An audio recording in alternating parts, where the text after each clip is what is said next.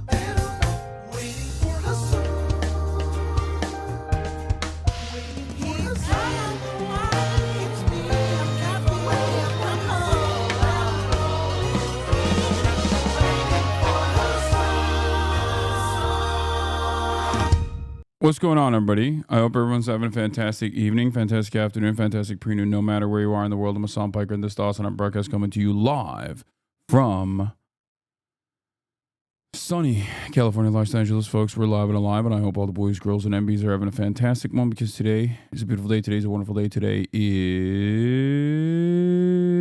Tuesday, February 18th, 2025. And I hope everyone is having a great one. It's Newsday, Tuesday, ladies and gentlemen.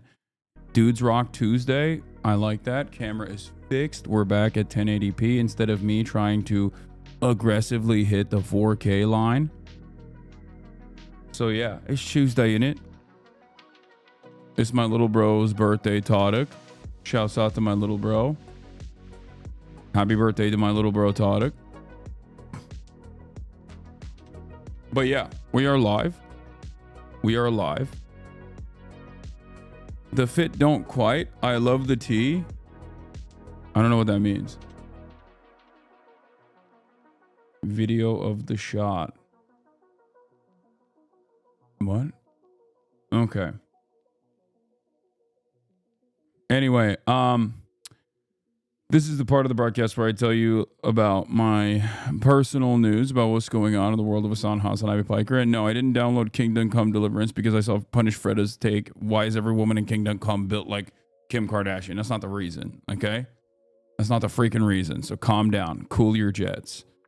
Even though I did see that. And also, that could be a very good reason for why people would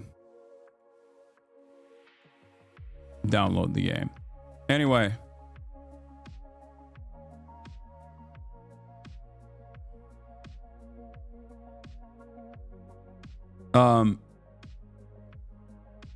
personal news wise, I ended the broadcast last night after only playing like 10 to 30, let's be real, almost an hour of gaming. And the reason for why is because the Hasanabi gaming team ironically was here to fix the mistakes of the past. To fix basically yesterday's issues with the camera. We figured it out. It's because Lumix cameras, for all intents and purposes. Hold on, I'm gonna like change some stuff around here a little bit. Lumix cameras, for all intents and purposes, unfortunately are not very good at, I mean, they're very good at broadcasting 4K, or not broadcasting, they're very good at filming 4K footage. They're not necessarily very good at live broadcasting 4K footage. Like, there's a difference between being able to film 4K footage onto your memory stick. Okay.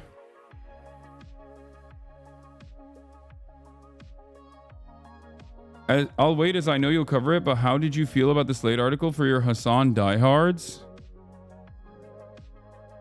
What do you mean? What does that even mean? I gave, that was a profile done with my knowledge.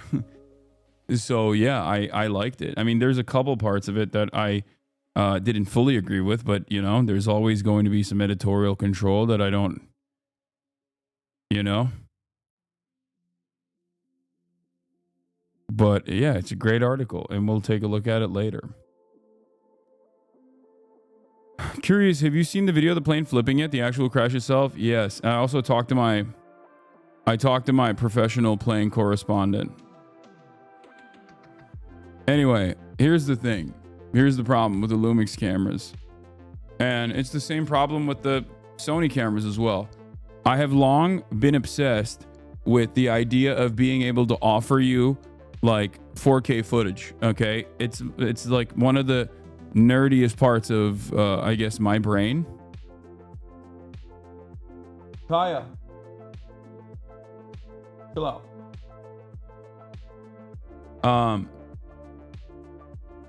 New cams, great cameras, but you definitely want something better for streaming. What are you talking about? There is nothing better for streaming.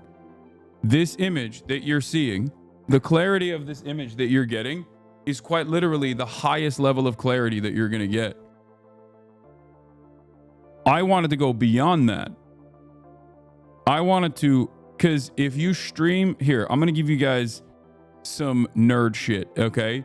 If I had these cameras tweaked at 4K, the SDI cable and the HDMI on those cameras are not actually created specifically for clarity of vision in real-time broadcasting. It's not, these cameras are not designed for live streaming. Many cameras are not. None of the professional cameras are actually designed for live streaming. They're actually designed for filming. So when you film things, it's different, right? They're designed, their internal mechanisms, their machines are designed to basically give you the best possible footage available in the format of an SD card. Okay? That's it. They need to be tweaked a bit? No, they can't be tweaked. This is it. This is...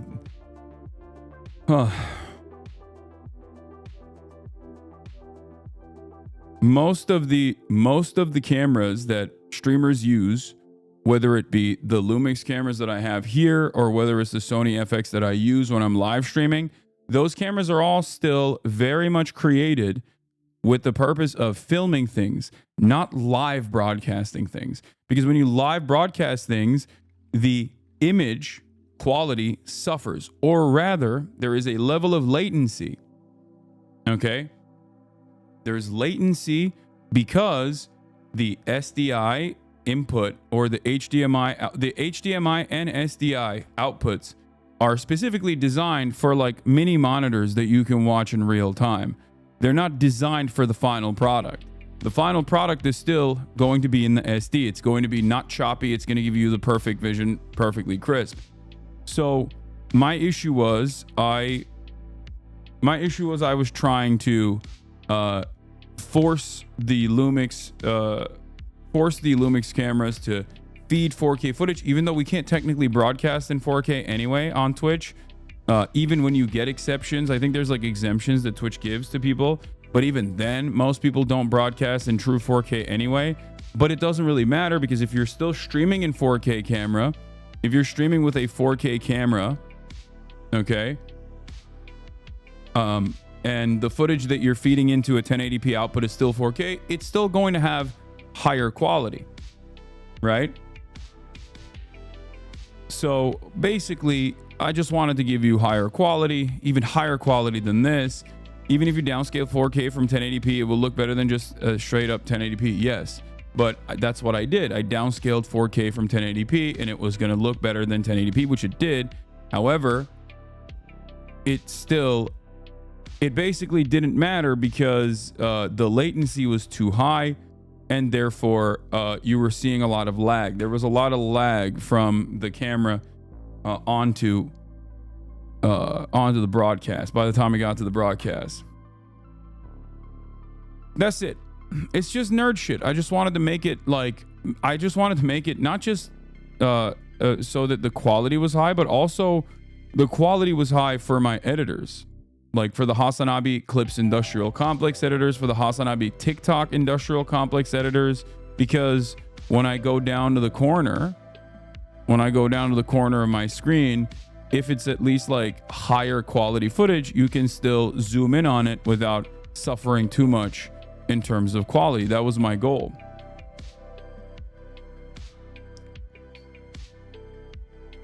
And while that was my goal, this is still good enough. Okay? This is still good enough. You feed the AV nerds in your audience so good and they still complain? Yeah. And it seems that this is an issue that everyone is aware of, because, and it's not like that big of a problem, because most people are perfectly fine with either one, live streaming from 1080p, because most platforms don't even have 4K accessibility anyway. So it doesn't matter. Does that make sense? Do you understand? Hopefully that was helpful for all of you. Chad has no idea about video. 4K coming in is better for downscaling and anti-aliasing. He has less compression, artifacting, etc. Get a clue? No, I know that. And that's why I wanted to do it. But the problem was that these cameras are great for filming 4K footage to an SD card, but they're not great for live broadcasting 4K footage.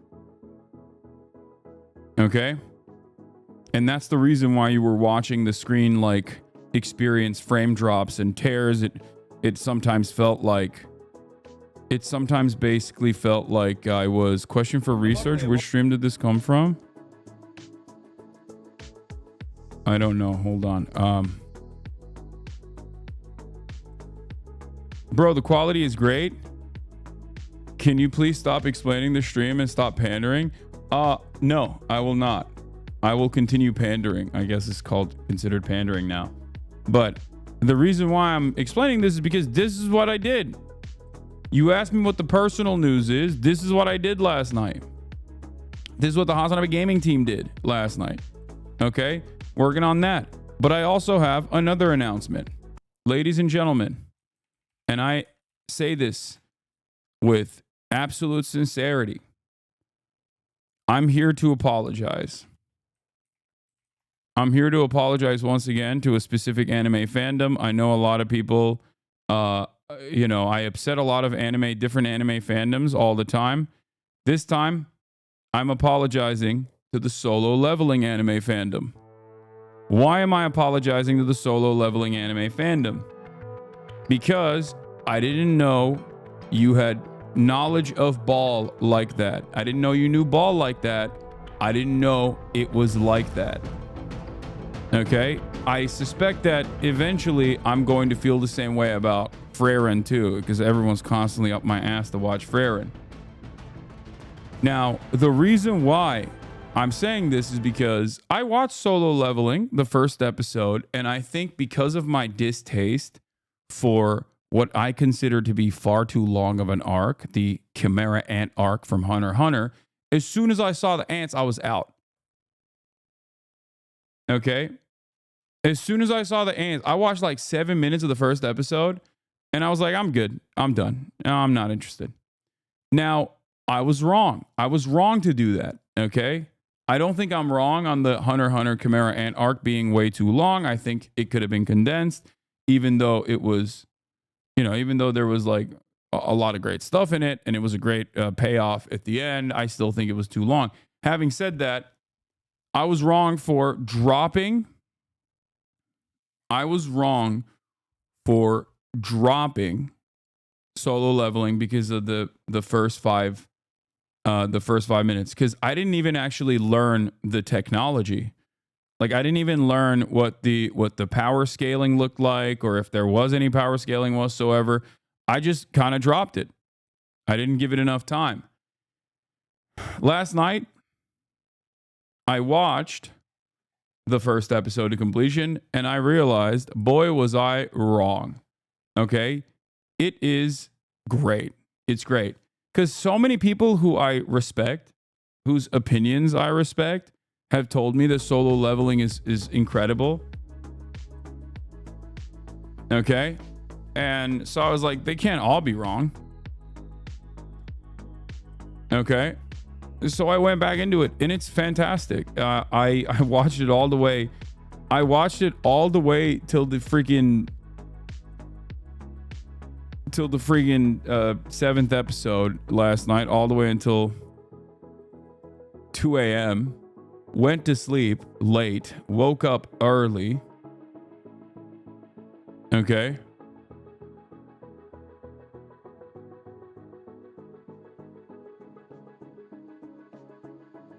And I went and I bawled. I bawled freaking hard. I read the Slate article this morning. Okay. I read my Slate article that just came out. We're going to be taking a look at that in a second. And I also bawled my freaking face off. This time I was able to do it with the boys. Okay.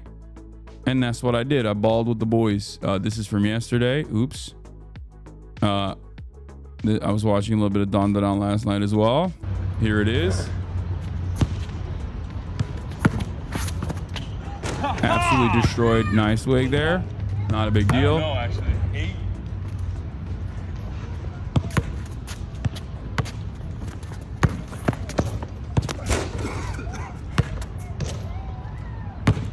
I gotta start getting better with my left again. This is crazy.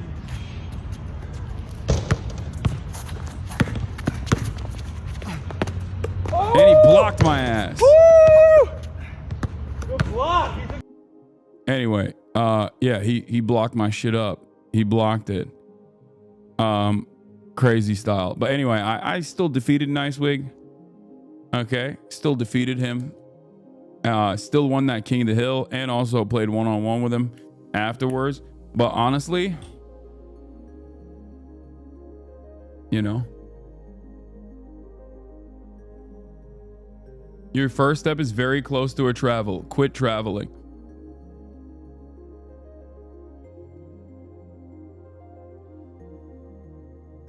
Who's afraid of Hasan Piker? He's hot. He's dangerous. Young men are actually listening.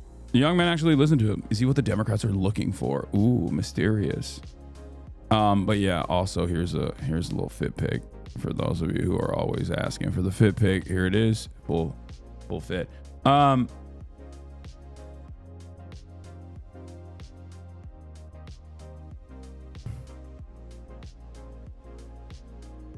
I'm gonna be honest. I always thought Nice Wig was just Ludwig, but when he's off stream and being nice, that's fucking amazing. No, that's not the case. Even though, unlike Ludwig, Nice Wig is very nice. But yeah, so that's what's happening in the world of Hasan. Hasanabi Piker had a couple meetings, couple big business deals. You already know what it is, and I'm finally here. What is this? This video. Luckily, I've always been a pleaser. Like, I'm obsessive with that. That's the best way to get off for me. What stream was that from? That's from like 2019, chatter, or maybe early 2020. Bro, this chatter has asked me if I would ever be interested in learning CPR and first aid, either on or off stream. I'm a firefighter, paramedic, and a CPR instructor for the American Heart Association. No. The answer is no. Okay? You've asked me so many times, chatter. Please stop spamming. I've literally told you in the past that I don't want to. Okay? I don't want to do that. I want to do that. You ask me every day. Bro just wants to kiss you? Oh my God. I didn't even think about that. Is bro just trying to kiss me? You got clowned on by your TikTok editor? Yeah, I just saw that literally a second ago and liked it. As a Hasan Piker TikTok editor, I too know what it's like to join Al Qaeda for credit. I joined Al Qaeda because I was 19 years old and there wasn't any other venue to take part in politics. Also because I want skills and experience. I already built all government institutions in Idlib before the offensive. This ensures we can immediately take over and prevent anarchy. What is going on right now? Like, actually, some real weird stuff is happening in independent media, and some real weird stuff is happening with like American foreign policy. It genuinely is it like I don't know like what it like. I know ISIS was pretty big into I know ISIS was like really invested in the whole doing social media shit, right? Like they were really invested in social media, but I also don't understand how like now we got reformed ISIS, like former ISIS, former Al Qaeda, also doing social media, but this time it's like, but this time it's also being presented by like professional outlets as the as a normal thing that's happening. Which is kind of wild because people literally will yell at me and say, Hasan, you interviewed a Houthi and you glazed them. Is a 19-year-old who's not a Houthi, okay? Like, not a part of the Ansar Allah movement at all, not a part of the Houthi, like, family structure anything like that. But then like nobody freaks out about literally a guy who beheaded people, who was like high up in Al-Qaeda, who is now functionally the leader of Syria. Like he is responsible for the government, the new government of Syria. And he's over here talking about Al-Qaeda like he got an internship. You know what I mean? He's like, I really wanted to go to the big four, right? You have your Price Waterhouse Coopers, you have your McKinseys, you have your Bains. But honestly, I wasn't able to go to any of the big four firms, so I chose Al-Qaeda. And I quickly rose through the ranks of Al-Qaeda. And it was a wonderful experience. Lots of great guys, lots of great guys. You normally don't think that when you join Al-Qaeda, you're gonna have such a great work-life balance. But these guys, they really care about time on and time off, if you know what I'm saying.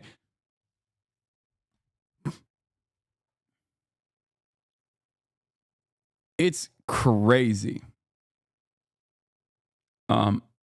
Yeah, great benefits package.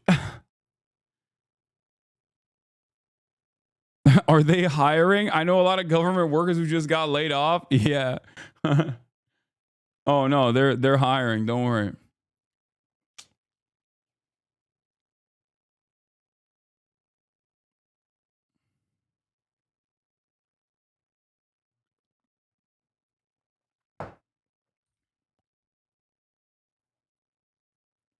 Anyway, you're just giving the clip chimp so many bananas, Lamau. I mean, I don't care. What are you talking about? It's very obvious that I'm criticizing this insanity, okay?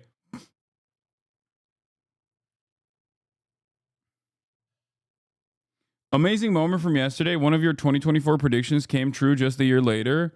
COVID and science denialism is back. Yeah, I mean, it is, yeah.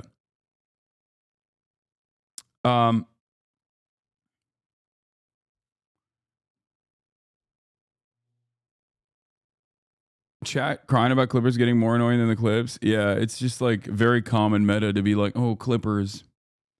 Do you know the podcast called Conflicted? One of the two guys is a former Al-Qaeda bomb engineer, and he's so unique.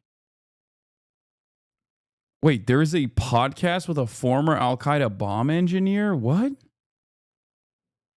Look, I'm Mr. Rehabilitation. Okay? I'm Mr. Rehabilitation. Okay? I love a good underdog story. I love a good story about, a person who might have done some heinous crimes in the past, turning it all around and being like, I'm conflicted. And I no longer believe the former stuff that I advocated for or I did, but we really got to stop people from using podcast mics, I think. You know what I mean? Like I think we've done too much. We've done too much podcasting. I truly, truly believe there needs to be an end to the podcasting. Your mod said bomb Tua.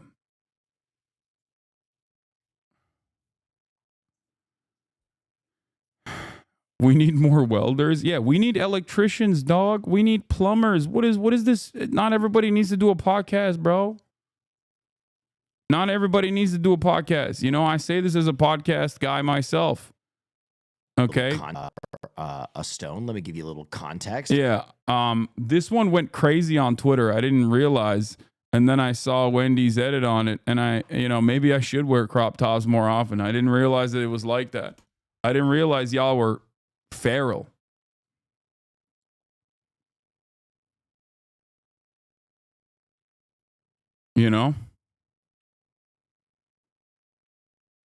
Don't say that until you watch the new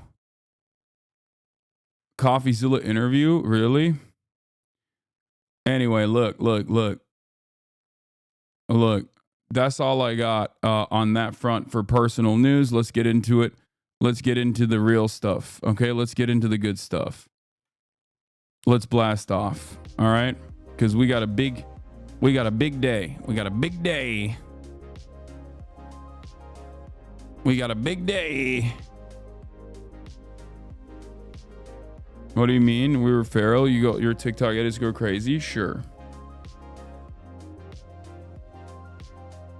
Any reason why your stream same time as Asmongold? I've been streaming at the same time, like this time, every single day, 7 days a week for the past 6 years, literally without break, with the exception of travel. It's been 6 years.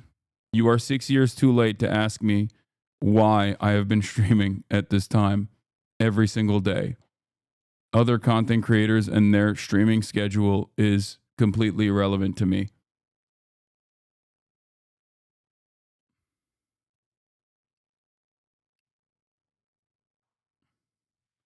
But that's pretty funny. Anyway, I stream. I'm so dedicated to streaming at around as close to this time as possible that I literally streamed at this time or around this time in Japan. Like I would wake up at 4 a.m. specifically so that I could be live by 5 a.m. Tokyo time so that I could be live at this time. Anyway, if multiple streamers stream at the same time, maybe there's a reason for that. Maybe streaming is peak at that time a little bit, maybe. Technically, it's a better time frame for me to stream at would be much earlier, like 9 a.m. I think like 9 a.m. Eastern would probably be the best time to stream, I suspect, but I don't know. But let's blast off. All right, let's blast off. Let's get it popping. Don't get it twisted. PST is not the best, but I'm just not gonna wake up.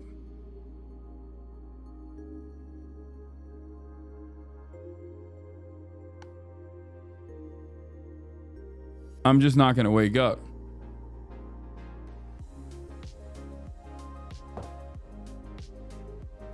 Brother, 9 a.m. would be horrible. I need to get work done. Okay. I'm just saying in general. Yeah. 9 to 7 EST is peak for the news circuit. Yeah. Exactly. There's a rumor going around that Mitch McConnell is dead. I don't know if that's the case. I did not sense a disturbance in the force, you know what I mean? But maybe.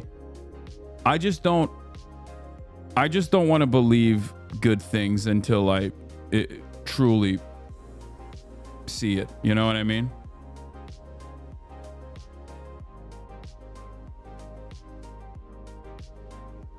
All right, let's blast off. One might think Mitch McConnell's been dead for years, and they're just kind of rolling him around and keeping him functionally alive in a vat. I am one of those people. I believe that conspiracy. That's a conspiracy that I believe as well. All right.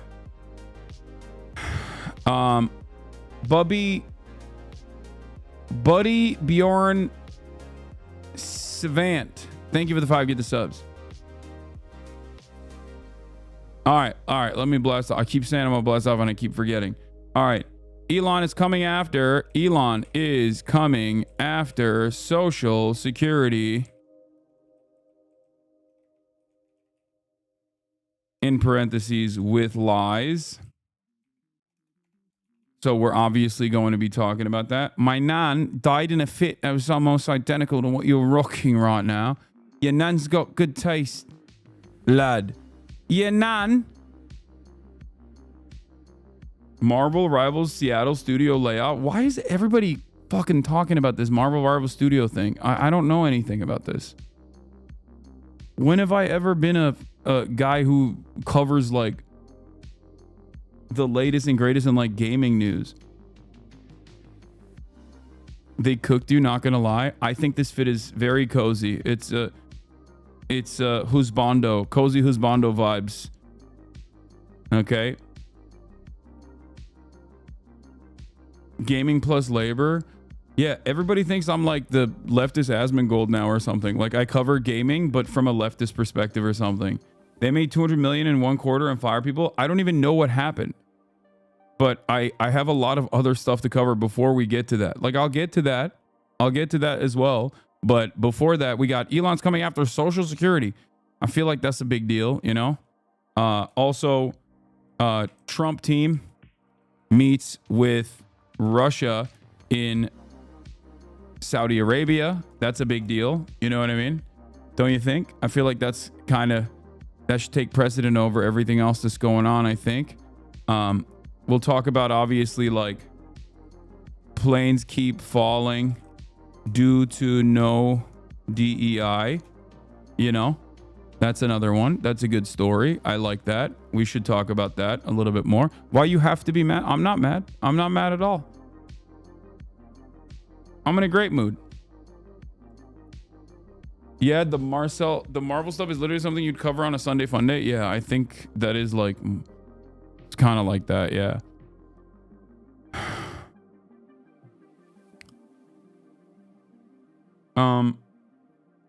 What do you think about Saudi Arabia trying to pull a Qatar in terms of being a mediator? They ain't got no motion. Okay. I will admit I am partial to Qatar, and it's not because, you know, the royal family is Hasanabi has or whatever, which I've heard might be the case. I don't know if it's real or if it's a meme or not, but also because of Al Jazeera, obviously. Saudi Arabia will never have the Al Jazeera motion because they just don't have, like, Al Jazeera is the premier soft power capability that Qatar has. It is a genuine benefit.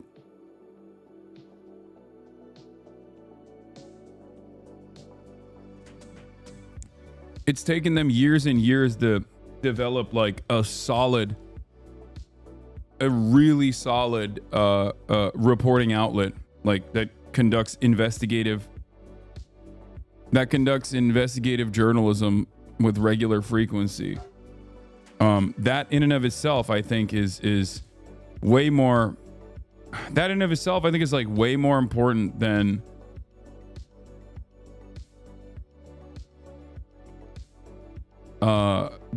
just having a lot of oil money and buying a bunch of stuff. You know what I mean?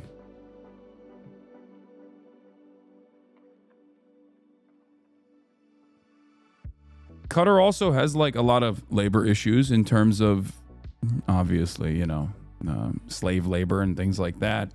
But it has like a it's almost like seen as a Switzerland style in the region. Like, Qatar practices slavery, you know that, right? Many of my Indian brothers and other people died during the construction of the Qatar football stadium and FIFA World Cup. They took away those labor repositories. No, I'm very familiar with it. I routinely talked about it, and I routinely shit on Qatar for doing that.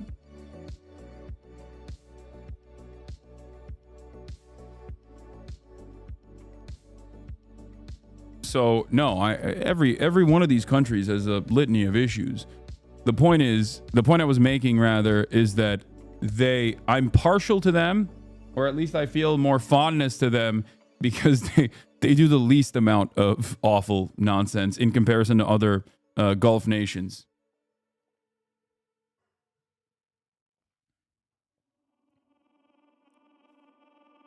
And also simultaneously, they have a really, really solid Western reporting and regional reporting in general. Just don't ask them about like shit that's happening in the country. It's a state. It's still very much a state broadcaster, right? It's still a state broadcaster. But it's kind of funny because like I also like Channel 4, for example, but nobody's like, well, India has this or India, what am I saying? England does this or that. Like, it's the same principle, right? I like Channel 4. Channel 4 is better than most other state broadcasters. Okay.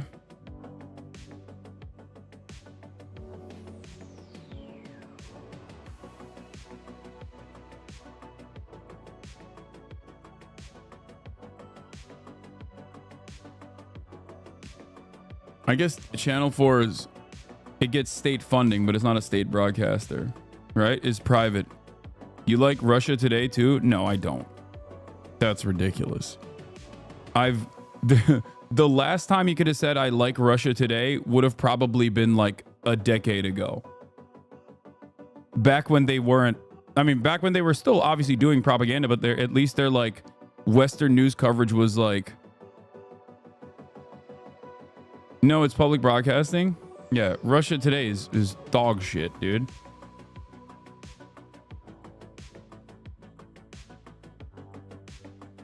Russia today hasn't been good for years.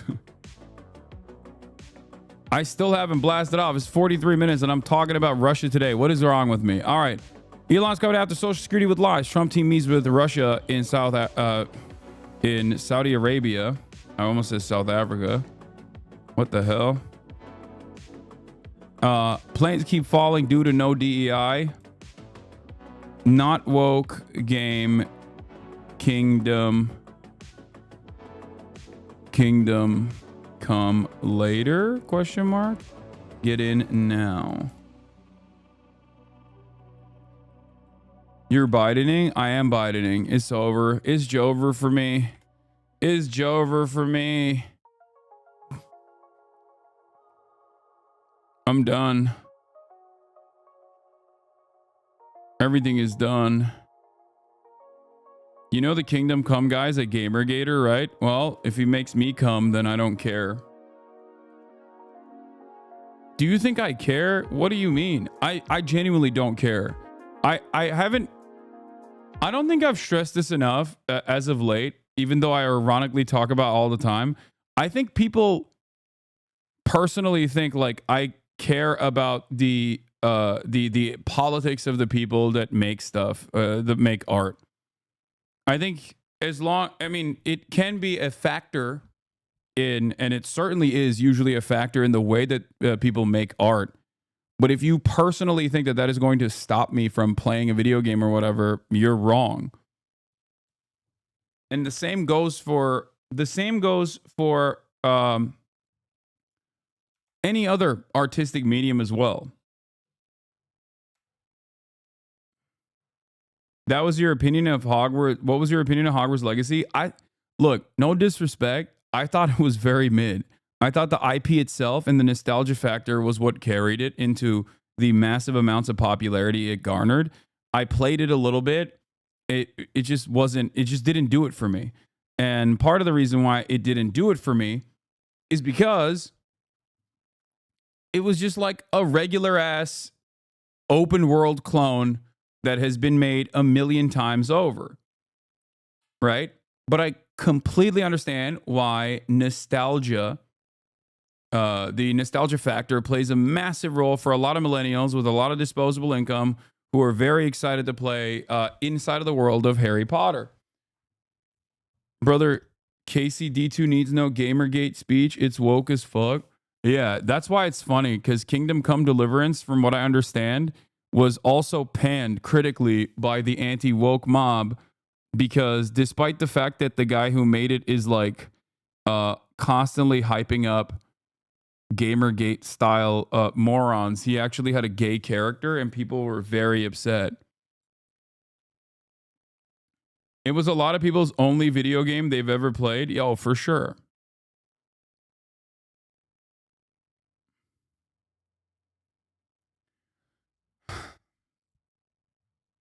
My point is, as long as something is good, I don't care. I've seen a lot of non-corpo devs all of a sudden said they are non-woke after seeing Wukong's success. They also make tutorial really long so gamers cannot refund it past 2 hours.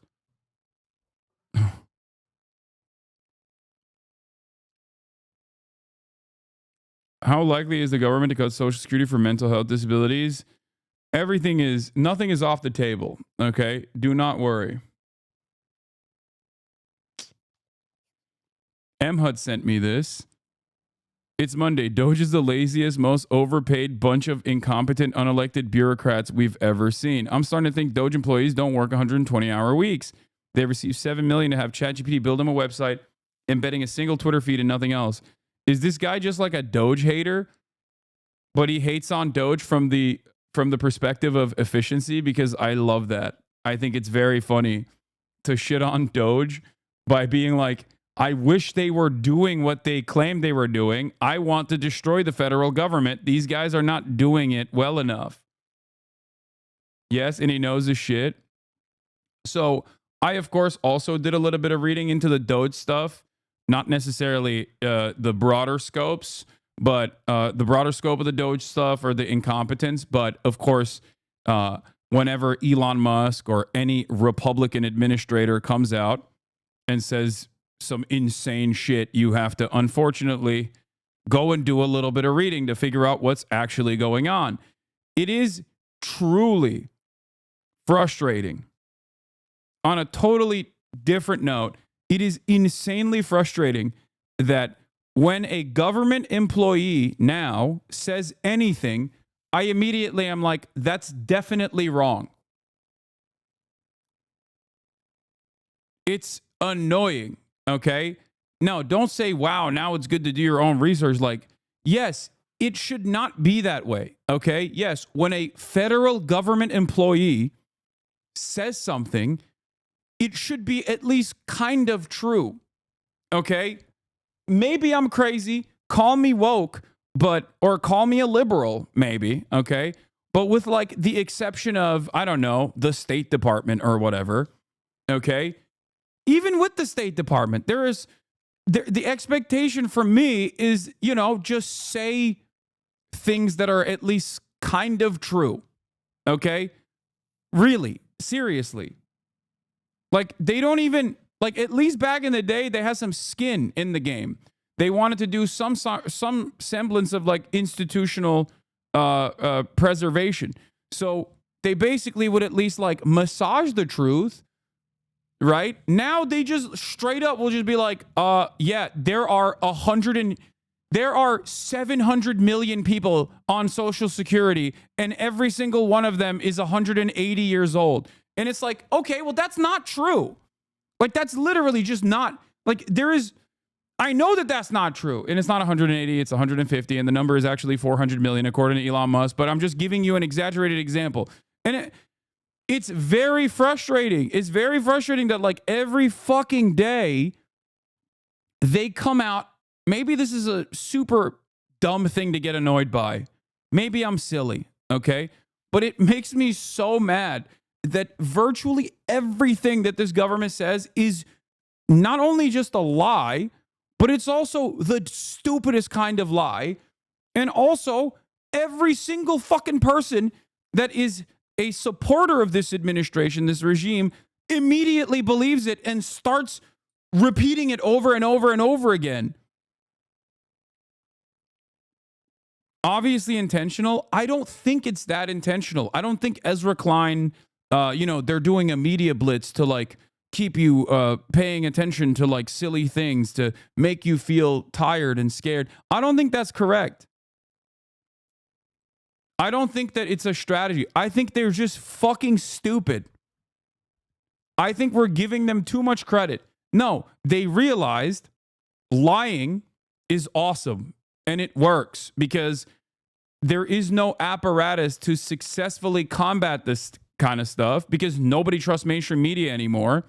So they just lie. That's it. You don't have to be super brilliant to lie, especially in the way that they lie, because the way that they lie is not even, like, in any way, shape, or form giving credit to the previous liars of previous administrations, whether they were the government stooges of the past, such as, like, the George H.W. Bushes of the world, or whether it be people that at least cared about, like, the idea that the American government is a functioning body and that they will massage the truth, but they won't actually just straight up come out and be like, yeah, actually, Social Security was giving every trans person $1 million. We should kill the trans people now because Social Security was giving them $1 million. Who's going to check me? No one. You know what I mean? That's literally that is the modus operandi. That is how they're operating. Every fucking day, they'll come out and be like, yeah, we found out that Social Security was giving $1 billion to anyone who is of Guatemalan descent, actually, as long as they're undocumented. And then everybody believes it. It's like, how? What are you saying right now? That is the most insane thing I've ever heard.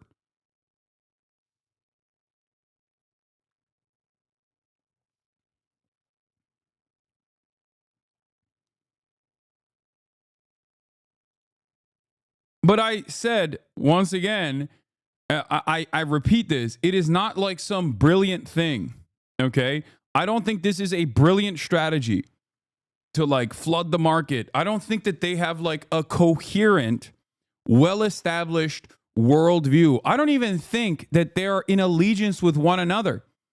I would say that broadly, there's like three different camps within the administrative state at this moment, okay? You have the Republican institutional defenders, like the Mitch McConnells of the world. They're a dying breed, but they still very much are represented in like even the Federalist Society, judges and justices and whatnot. Some of them do care about like institutional preservation. You have the billionaire fucking kleptocrats that don't care about anything, but that just want to do the Curtis Yarvin gutting of all institutions and create like this weird techno monarchy. Okay. And then you have the MAGA guys who are just loyal to Trump, and that's it. Okay. Broadly defined, I feel like there's three camps. There's three different camps in the Republican Party. None of them agree with one another. None of them want the same things. They're all just basically held together by resentment towards libtards. Okay? Pretty much. Resentment towards libtards, and the Republican, the institution defenders that are Republican, like the old school Republicans, obviously care about deregulation and tax cuts for the wealthy and stuff. So they're fine with the kleptocrats running the show. And the MAGA guys are too stupid to recognize that this actually harms them. This doesn't help them at all. So that's basically it. That's like how they've been able to create this delicate allegiance. But I don't think that they have like long-term plans that are, I don't think they have long-term plans that are directly aligned with one another. Okay? But at the end of the day, they're not putting forth like a brilliant strategy that requires a lot of forethought and is deliberately destroying confidence in the media or whatever, right? I think they're just straight up lying. That's it. Like a child. Like a child that learned the wrong lessons. Maybe a child who lied and then got benefits from it and realized, oh, there's no repercussions for this. I'm just going to keep doing it over and over again. And that's where we're at right now. Let's take a look at what Jesse Waters said in terms of, you know, the practical uses of lying. It's not really the same. Dana, we are waging a 21st century information warfare campaign against the left, and they are using tactics from the 1990s. They are holding tiny press conferences, tiny little rallies. They're screaming into the ether on MSNBC. This is what you call top-down command and control. You get your talking points from a newspaper, and you put it on the broadcast network. And also, one of the funniest aspects of the way they constantly do this, and there's like similarities with how like online drama amongst content creators work as well. It's always projection. It's the most annoying projection of all time. They're like, oh, you know, the notes come down from the big guys up top, and then MSNBC repeats it. Like, does that happen to a certain degree? Absolutely. Okay. Yes. MSNBC are the, you know, regime defenders when the regime is liberal, for sure. MSNBC also is comprised almost entirely of former Republicans and current Republicans. Everyone on mainstream news is a Republican. It's like, oh, did you work for George W. Bush at the peak of the war on terror? Did you justify torture? Please step right ahead. Be our progressive commentator, please. That's literally what it is. It's like the entirety of mainstream outlets are dominated by center-right and far-right psychopaths across the board. Okay? And yes, there are still exceptions, all right? Give me a break. Yes, Chris Hayes is not a Republican, okay? He's literally a Hasanabi head.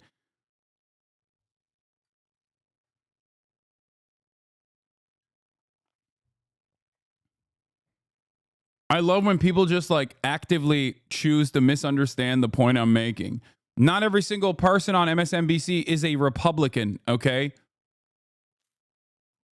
although they do align quite frequently with Republican strategies and Republican policies in general. Center right, you are so American, dude.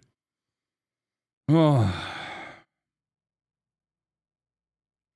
Yes. I 100% will stand by the statement I am making here. The modern Democratic Party's broader strokes are all center right. Okay? Kamala Harris ran against socialized medicine, even though Kamala Harris ran against socialized medicine, even though she initially in 2019 in her failed primary campaign was pro-Medicare for all. Kamala Harris ran towards a more muscular military. Kamala Harris ran towards muscular border policy. This is not a controversial take. These are center-right positions. Okay? Those guys are just right-wing at least, not center-right. What?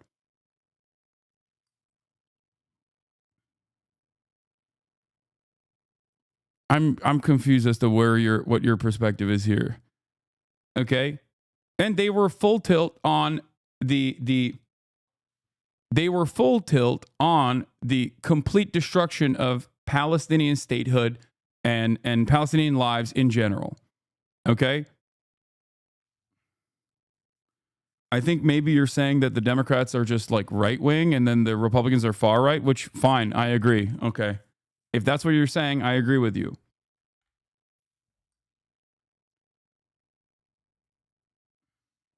Oh, then yeah, I agree with you. This is okay. I thought you were trying to say something different.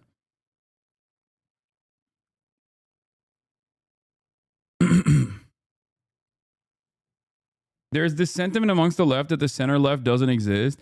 I mean, it kind of doesn't. It kind of does not exist. Okay? And I'll tell you why. It's because I think liberalism requires you to not really maintain any sort of hardline approach, okay, beyond, I guess, like some social progressive perspectives. But like you almost entirely agree with the Republicans on economic policy because the center, the fundamentals within liberals and Republicans, liberals in America and Republicans in America, the fundamentals are the same. It's like the protection of private property and never really actively pushing for any kind of like labor protections beyond like marginal improvements, and you're not even playing catch up at that point. You're basically trying to plug some holes to the best of your ability. Like this kind of stuff it's clearly not bringing about the material change that people want to see. Okay? Center left doesn't. It is just easier to say you're moderate, but given more left policies, most people would agree with them. Center left to me means you just don't follow politics too much.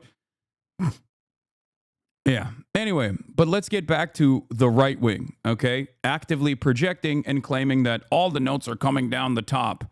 And that's why we have to do full-scale information war. And then it disappears.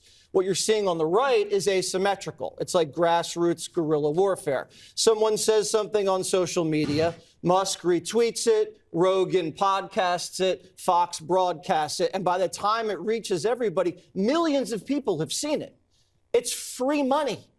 And we're actually talking about expressing information. They are suppressing information. It's not really the same. Dana, we are... Yeah, real grassroots, dude. I love when I explain a grassroots movement by explaining astroturfing and how it works and how it is entirely directed by right-wing billionaires, which is what's going on.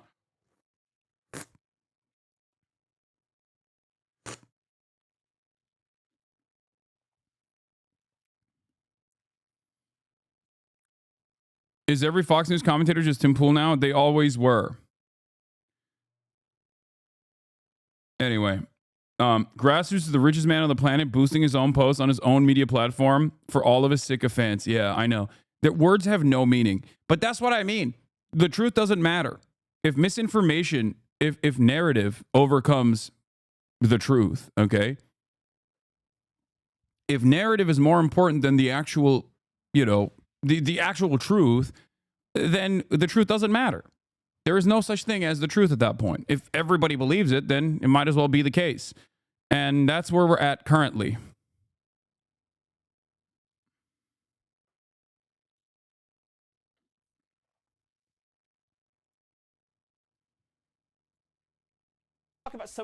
What is this? Why should there an entire class in this country that is immunized from prosecution for committing felonies? What?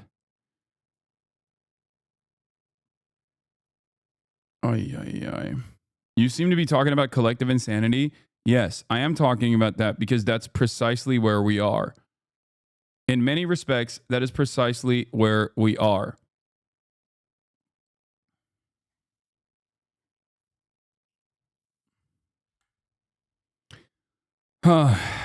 Anyway.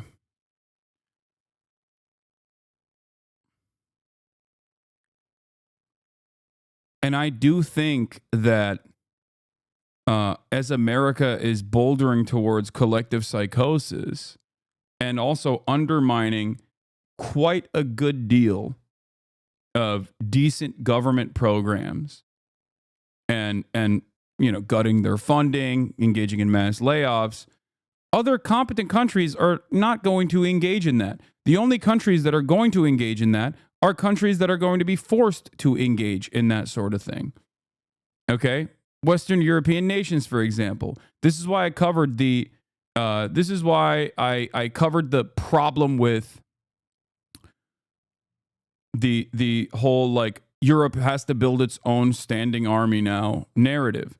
Because in order to build your own standing army, you're going to have to start doing austerity. You're going to have to continuously cut social safety nets in an effort to fund a military that is competent. Okay?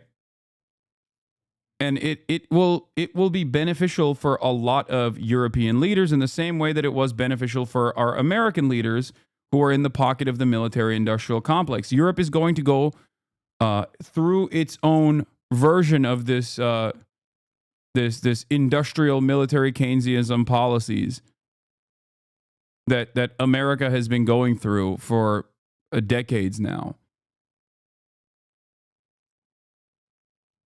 It's really, really scary stuff, I think, especially if you enjoy these life-saving programs for the most part. But speaking of saving lives, let's talk about DEI, diversity, equity, and inclusion.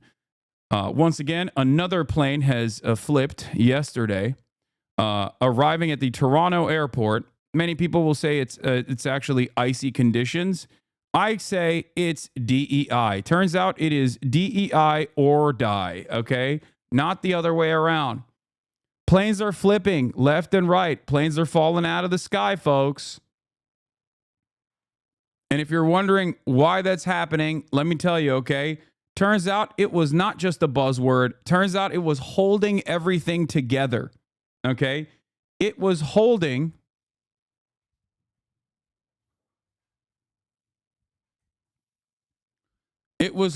what remains of our capitalist eroded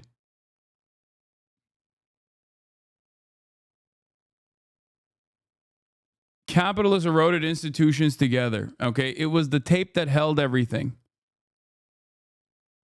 Pete Buttigieg and the gay sex he was having was literally making sure that transportation maintained, like commerce could flow. Okay. If Pete Buttigieg was a straight man, you guys thought Palestine, Ohio was bad. Okay. He held it together. Do you understand? And we had no idea. I was so wrong. And I apologize. Pete Buttigieg, I apologize to you, sir. It turns out you were keeping it all together. We were wrong. Me, but with pilots when I get on a plane now. How you doing, my man? What can I get you? My man. Yeah, can I get a large caramel sassafras, please? My guy, that's one of my favorites. My God, hold on, man, hold on. I'm not seeing no tote bag. Oh, I don't got one. I got a backpack. A backpack? Okay, it looks like you haven't dyed your hair in months. Are you stable? I've never dyed my hair. You've never dyed your hair. Yeah, no, we don't fuck with coffee shops that don't have at least one employee with a septum piercing, okay? And we don't fuck with airlines that don't have pilots that are at least in a polyamorous relationship. You understand me?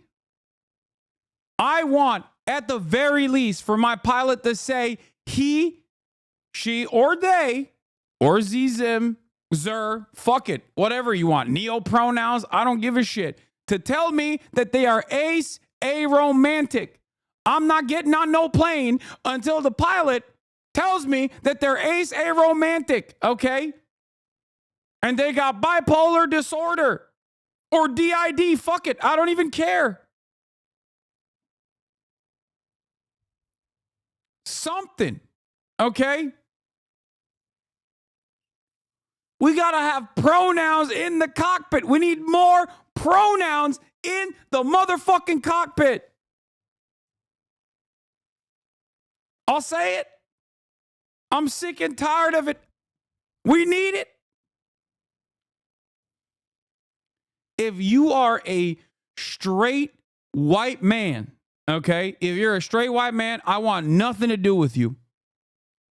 If you are a straight white man, you need to drop everything, okay? You are no longer allowed. You need to go suck a dick, okay? At least one penis before you can man the joysticks again, okay? You understand me? I'm done. No. Why? Hold on, brother. Are you straight? That's a weird question. Just answer the question, yes or no, are you straight? Yeah, I am. What? Go ahead and put that coffee down, brother. Go ahead and shut this whole operation down, brother. Why? My man, how am I gonna get a camera sassafras, no sass, huh? Huh? Straight as a board? You gonna make me a cup of joe? Get the fuck up out of here. What the fuck are we talking about? Yo, man, I need you to pick me up, man. Cause they got straight baristas in the coffee shop, man. I don't even know what the fuck is going on anymore. I mean, you're going to work, you want a cup of gay coffee. We got straight McGee here, fucking the shit up, man. I agree. But instead of baristas, I'm talking pilots, okay? We're no longer maintaining this position just for baristas. We're talking air traffic control. We're talking pilots. We're talking, you know, people who work in travel safety of any sort, okay? We're done. We're done with this whole no DEI shit. We're done, okay? It's like, what, a month in with no DEI? Planes are falling out of the sky every goddamn day. We can't do this. We fucked up. Bring it back. Bring it back instantly. We're going to begin this morning, though, with the incredible stories of survival after the terrifying crash of a Delta flight. Guarantee you've never seen anything like this before. Take a look. The video shows the plane as it skids, catches fire, and then flips upside down. That's right, a plane upside down on the tarmac as it lands at Toronto's Pearson Airport. I think it's pretty crazy, by the way. Didn't you say Toronto? Yeah, but it's an American flight coming in from the United States. It is a testament to plane safety that this right here led to 0 deaths. Just so you understand. Like, that is crazy. Okay, that's number one. Number two, Austin, well, my plane expert said that this was very likely due to pilot error. Don't know if the pilots were like, you know, gay, black, white, woke, all jokes aside, you know, the whole DEI narrative aside. This was most likely pilot error, it seems. 80 people on board when this happened on a flight. It started in Minneapolis. Many were injured, but the big news, the great news, the good news here is nobody died in this crash. Tom Hansen is at Toronto's Pearson Airport with more on this story. Tom, you've got 80 grateful people this morning. Good morning to you. Yeah, no doubt, Gail. Good morning to you as well. Well, the 2 runways involved in this crash are still closed this morning as the investigation continues. We're learning more about a couple of the people who were more seriously injured, a 40-year-old woman, a 60-year-old man, both in critical condition this morning. 16 other passengers walked away with minor injuries, but still there are so many questions about how this crash happened in the first place. I mean, the video New itself. video shows the moment a Delta regional jet crash landed at the Toronto Pearson Airport Monday afternoon. You see it catch fire as it skids across the tarmac before rolling. Pilot error, but like pilot had crosswinds, wind shear, and other factors to consider. Yeah, I mean, he came in too hot. There's crosswinds, and then over, surrounded by a plume of black smoke. TMZ obtained this angle of the crash landing. I'm done, dude. I'm done. I think this is. I'm done.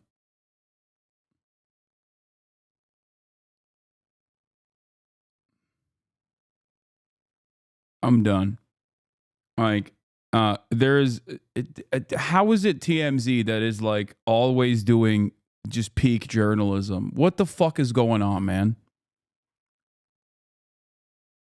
The aircraft serves. Never seen these plane crashes in all 30 years of my living. Yeah, I mean, look. Do you want my honest assessment now that we're done making jokes about DEI and stuff?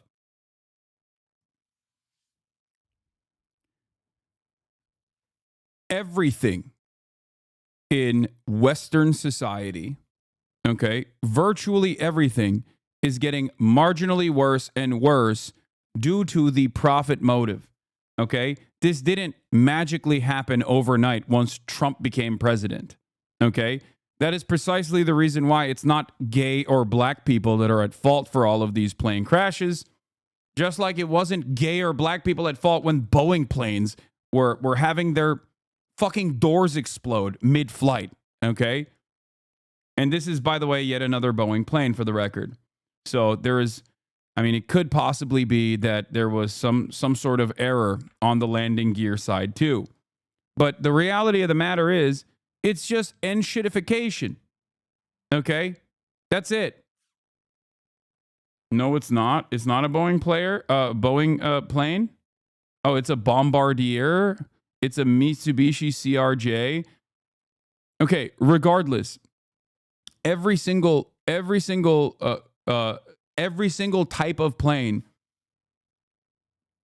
like every company that creates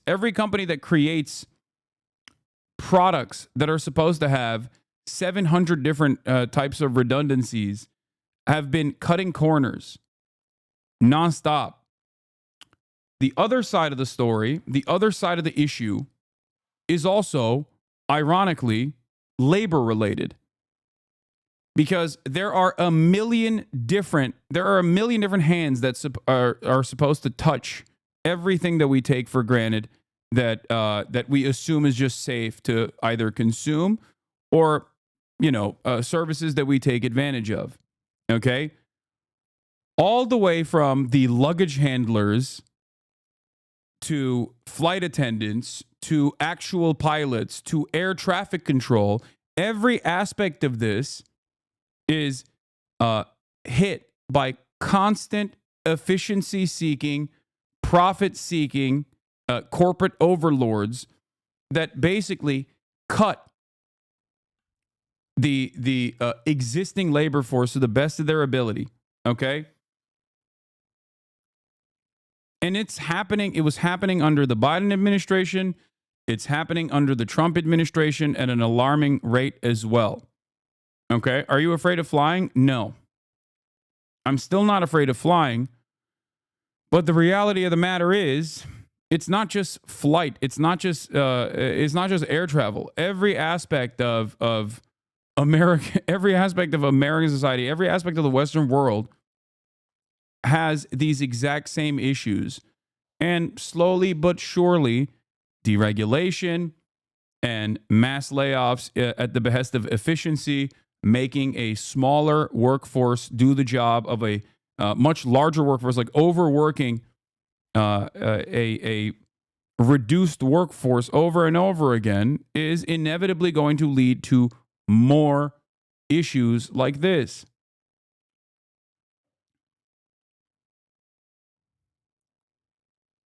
It's not just going to make air travel worse, it's going to make everything worse. And it already has made everything worse. Okay?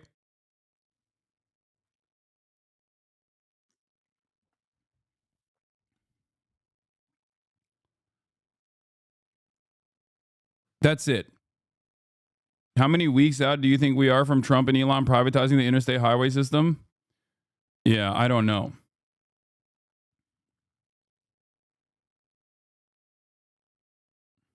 I don't know. You were right. Something is fucked up this year, mid-February, and already several aviation incidents. I think there's another part of this that obviously creates like more panic because more people focus on otherwise like commonplace incidents as well, and then they package them with like significantly larger problems. Like this story is a big deal.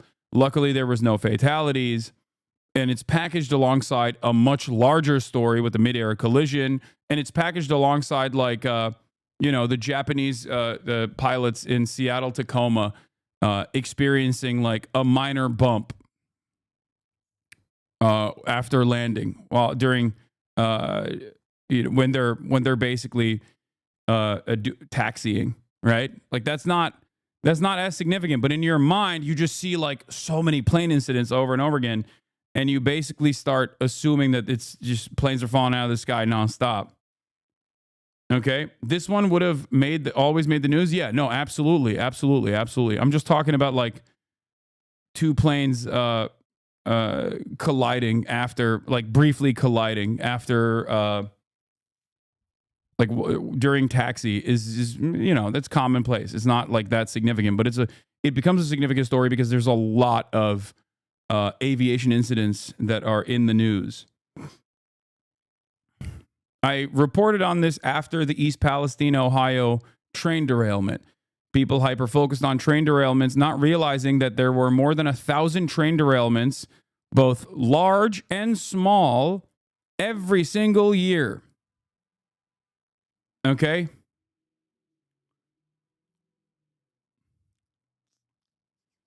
Are you saying incidents are not rising? No. That's not what I'm saying at all. There are definitely a lot of incidents that are high profile for good reason. But I think that still, if you're asking me like, is it truly terrifying? Is it truly like unsafe to travel? I don't think so. At least not yet. Like for me, what am I going to do? Not fly? Well, I have to. You know what I mean? Upside down and burning. Our plane crashed. Images of the aftermath show the plane upside down on the tarmac, its wings and tail ripped off, and its landing gear pointed towards the sky. Everything, drop it. Come on. Flight attendants and crew members rushed to help stunned passengers strapped upside down in their seatbelts escape the wreckage. It sounded, it was just cement and metal, Pete Carlson, who was traveling to a paramedics conference, was on the frightening flight. All of a sudden, everything just kind of went sideways. And then next thing I know is kind of a blink and I'm upside down, still strapped in. He says he knew he had to get off the plane quickly. Took my seatbelt off, which I had obviously left fastened for the landing. And as I took it off, crashed down onto the ceiling, which had become the floor. Passengers looked on in shock as emergency... Is this why you fly private? I mean, ironically enough, private aviation is significantly more dangerous than commercial air travel. So I've heard a lot of people talking about how like, oh, Elon's going to gut like the FAA or take control over the FAA or air traffic control. And, even Alexandria Ocasio-Cortez was talking about like, well, we should force Elon to like travel commercial then. And it's funny to say that because it doesn't really change the dynamic at all. Private air travel also relies on like the National Weather Service, for example, or air traffic control, and probably even more than even commercial air travel would have to rely on them.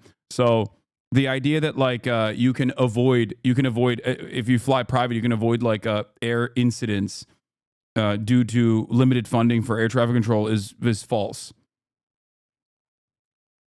Why are you so greedy if you're a socialist? I'm not. I love capitalism. Incidents aren't rising. Media is just hyper-focusing. Richest socialist. Ironic. Yeah. Thank you for your brilliant statement. I love capitalism. Okay? Can we get back to, you know, this kind of stuff happening now? Is that okay? Private is more dangerous than public. Yeah. Yeah. Private air travel is definitely more dangerous.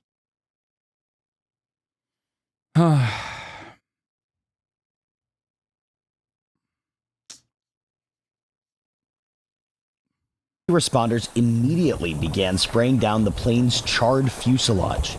Despite the devastating damage, officials say all 80 people on board, including 76 passengers and 4 crew members, survived.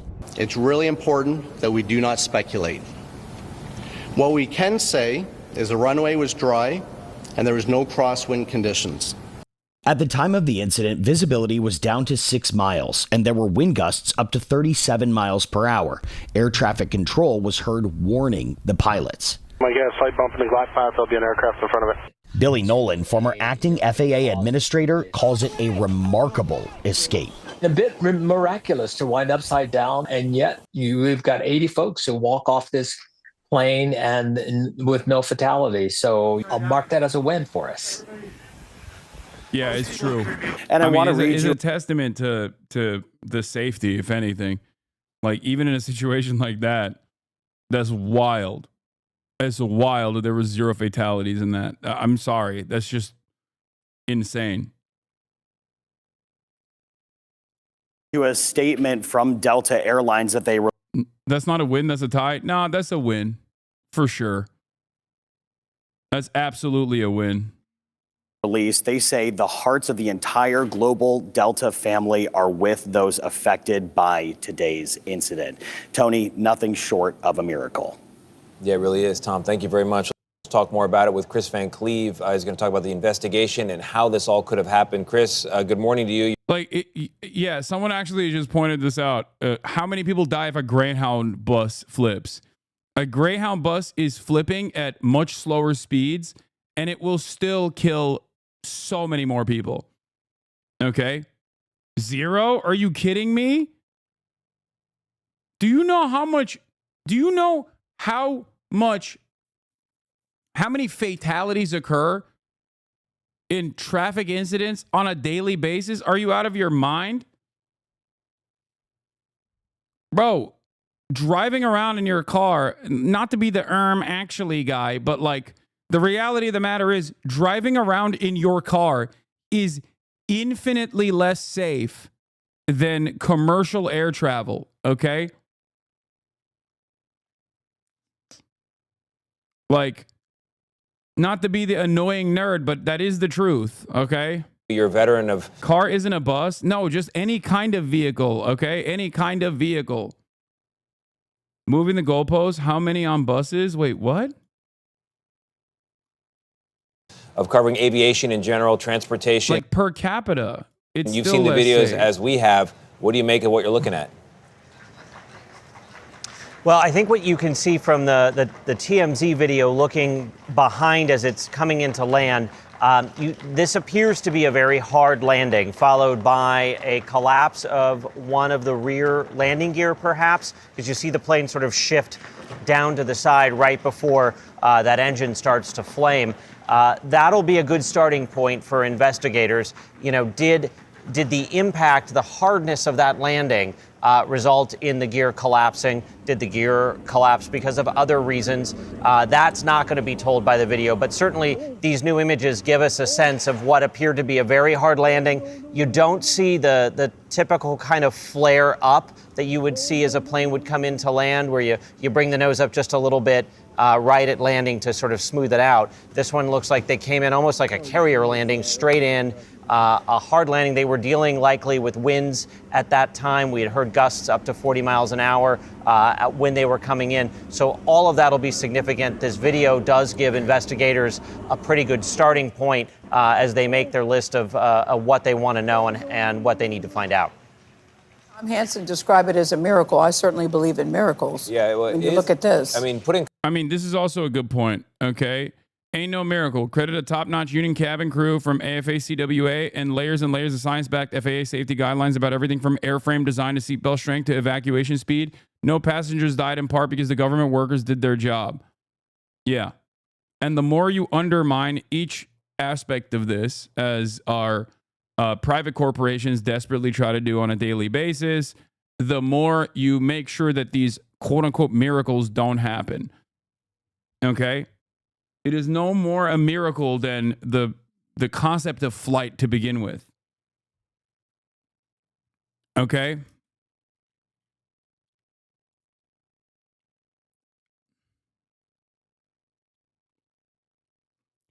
Understandably, air travel has to be unimaginably safe.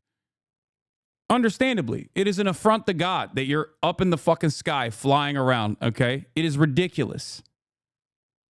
So obviously, it has to be incredibly safe. There is a tremendous amount of redundancies built into commercial air travel in general. There are also an insane amount of safety and regulation that comes in that is supposed to be working in real time, not just in the building of the equipment, but also in terms of like regulating air travel in general.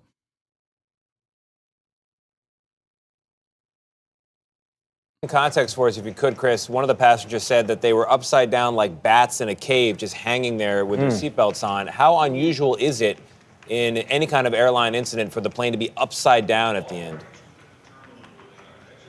Well, it's certainly very unusual, but clearly something that was thought about when they designed not only the aircraft, but those seats. The seats are designed to withstand many times the force of gravity. And if you ever wanted a lesson as to why people tell you to wear your seatbelts on the airplane, this was it. Staying. Bro, I'm keeping it $150. I'm never taking those off, dude.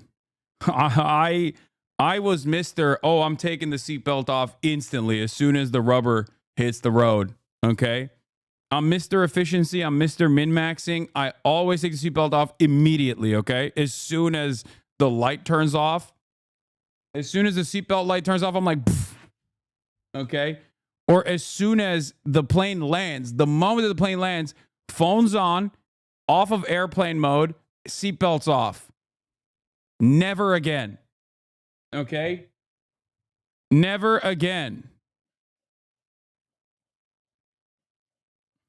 In those seats saved lives. The flight attendants, you hear when you're coming into land that they need to prepare the cabin for landing, and they go through and they collect glasses and everything else, things that could become projectiles. They tell you to put your bags away and your laptops away. The reason they... Yeah, I never fully understood it until now. You know what I'm saying? Like, I get it now. I totally get it now. I'm clapping for the pilots as long as they're gay, okay?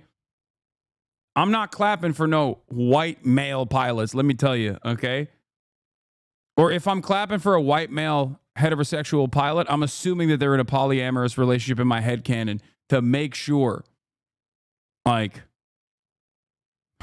they do that is for a scenario like this, where things go wrong and those items could be flying about the cabin and injure passengers. By securing them, it also means that there's not clutter on the way out of the airplane. In this case, the exit path was the ceiling. Yeah, that is such a good reminder, Chris. It really is. Oh, man. Great I hadn't thought of it that way, even though we hear it time and time again. Yeah. Great Really reminder. good, yes. Yeah. Thank you, Chris. Appreciate it. How did it happen? Investigators are still trying to figure out why a Delta Airlines flight crashed, flipped upside down, and caught fire after landing Monday at Toronto's Pier. The white male pilots are all cheating on their spouses anyway? Yeah, with me. We're gay now, okay? No more heterosexual pilots. No more heterosexuality. It's over, okay? It's done. Pearson International Airport. Everything. Someone has to suck these dicks around these parts. You understand me? Someone has to be engaging in the act of butt sex. Okay? For the safety of others. Do you understand? No more straights. Come on. It's done. It's over. We're done. Remarkably, all 80 people on board made it out alive. There were at least 18 people injured. Listen to this exchange between air traffic control and a medevac pilot just moments after impact. Where's the crash? It's on runway 23, right at threshold, right at this intersection there, 23 and 15 left. And like 1 minute back, just so you are, there's people outside walking around the aircraft there. Yeah, we've got it. The aircraft there's upside down and burning. When the plane Insane. came to rest, buckled passengers found themselves hanging upside down. At least one wing of the aircraft torn off, the plane on fire. It was mass chaos. I was Have to upside pee. down. The lady next to me was upside down. We kind of let ourselves go and fell to hit the ceiling, which is surreal feeling. And then everybody was just like, get out, get out, get out. We didn't really know anything was the matter, or at least I didn't, until like the second we hit the ground. There was no like real indication of anything, and then we hit the ground and we were sideways, and then we were upside down, hanging like bats. Absolutely incredible. Let's bring in CNN transportation analyst Mary Schiava. Mary, based on the footage and what we know so far, have you been able to draw any initial conclusions about what could have happened here? Well, yes, the footage and then also the air traffic control communications and the weather alerts, METARs, meteorological warnings that are specific to the airport. And so the plane was coming in. They did have warnings that the winds were 23 to 37 knots, which is pretty tough on a Canadair regional jet 900. Then they had crosswind warnings of maybe 30 to 40 knots, which depending upon the conditions at the airport can exceed actually the recommended performance for the Canadair regional jet. They were coming down, there was some variation according to publicly available radar and the ground speed and the sink rate. So that means they were getting gusts of wind as they were coming down, and they smacked down pretty hard according to the eyewitness or the ear witness reports and those people on the plane right at the end of the threshold of the runway. And at that point, what looks like might have happened from very grainy videotape from other cameras is the landing gear, the rear gear, might have snapped off at that point, along with the right wing, which with the left wing still on the plane, lifts the plane, causing a plane to roll and cartwheel. That's my best guess. It's only a guess at this point, and the investigators will have it real soon because they have the pilots to talk to, and of course the flight data recorders. Yeah, a true miracle. See the left wing once again working. The right wing destroyed. What does this tell you? What does this tell you? Are you grabbing your Steam Deck in this situation or not? No, I'm not grabbing the Steam Deck. But I am definitely grabbing my remote desktop setup and my IRL backpack. There ain't no way, especially the IRL backpack, I am not leaving that behind, okay?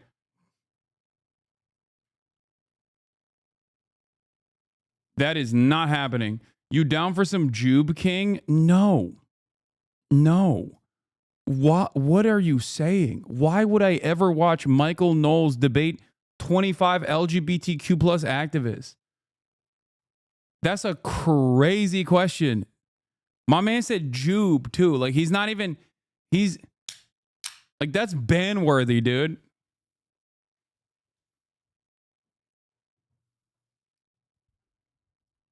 Like he likes Jubilee so much.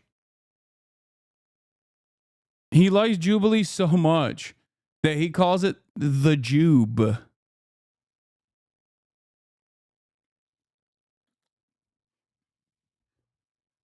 That there are so many people that they can interview about what happened because everyone survived this crash landing. CNN safety analyst David Susi drew some similar observations about what may have caused the crash, including some of those questions about the landing gear. I'd like to play that. Yeah, bro's not even on a first name basis. He gave it like a play nickname to Jubilee. So is that a no? It's not just a no, it's a fuck no. And get your response. There are a lot of clues that you can see right away. The things I'd be looking at right away are, was it a hard landing? We look at the fact that the landing gear aren't on the aircraft. So are they there, or did they get torn off in the accident? Or perhaps they weren't even down at the time. So there's a lot of questions, but I think a quick visual of the aircraft on site would give them a lot of clues as to where this goes. Mary, you mentioned the fact that you believe that the landing gear snapped off upon impact, but how could investigators prevent something like this from happening in the future? Is it a matter of de-icing the plane, clearing the runway, or simply not flying or landing in conditions as dangerous as the ones you were describing? Well, every plane has its own limits, and this one has more crosswind limits than, for example, a larger plane. But Toronto Pearson, that's a great airport. It operates around the year, around the clock, and they do have all the services to clear the runway. But you can see even the videotape there was tremendous blowing winds, blowing snow, etc. And that reduces the crosswind limits of the Canadair regional jet and all jets tremendously. So, for example, you might have a 37 crosswind allowance for that aircraft, but if the runway is not clear, if it's icy, if there's reduced braking, et cetera, that could fall to as low as a 15-knot crosswind. So what you have to do is every pilot and every airline has to make their decisions based on the operational limits of that aircraft. Mary, there are going to be questions, perhaps reasonably, about just the frequency of some of these crashes that we've seen with obviously different outcomes. But in just the last 30 days, you had the midair collision above the Potomac River in Washington, D.C. with 67 victims. You had the medevac flight that crashed outside Philadelphia with 7 victims. A Bering Air. Jesus Christ. I mean, when you put it like that, it doesn't feel too good. You know what I'm saying? Flight in Alaska that had 10 victims and, of course, miraculously just 18 injured in that crash landing in Toronto that we were just discussing. Do you see this as a coincidence? Do you see this in perhaps a lapse in safety, in personnel? Are there any dots that we can connect here? Well, with the last two, weather certainly played an important role, both in Alaska and in this crash. And it's, the tough winter conditions. What is this? I don't know who this person is. The Boeing 737 MAX. Turns out FAA are ignoring the fatal design flaw. Do not panic. News. Boeing is covering up another. Who is this guy?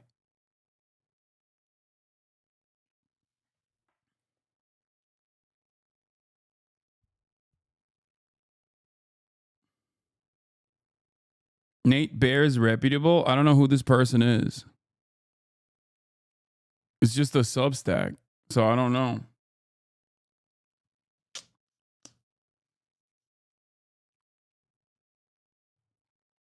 The litigation against the airlines in these multiple crashes is going to effectively kill the airlines. Do you think there's going to be another government bailout of the airlines? First of all, the answer is always yes. If you're asking me, is there going to be another government bailout? The answer is yes.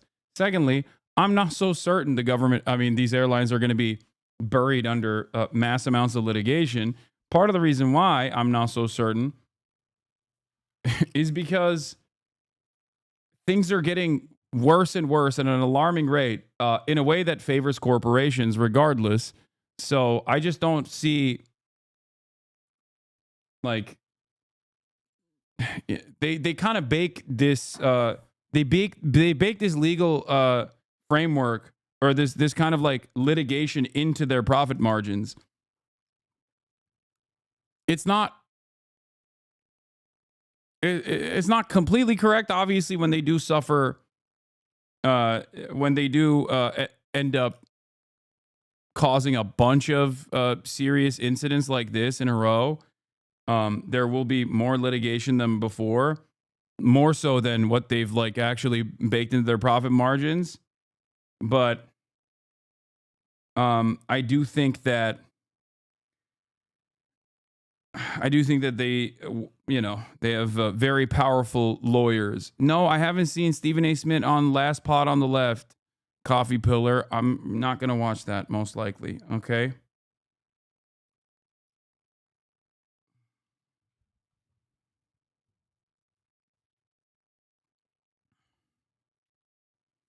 Is it about the oil intake during a bird strike event causing toxic fumes inside the plane through the AC system?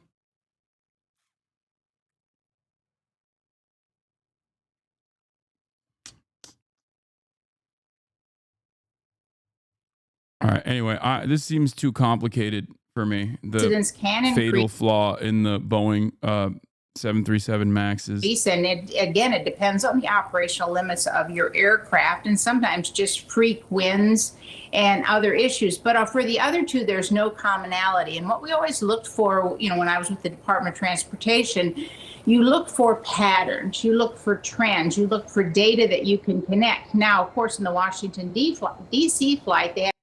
Anyway, listen.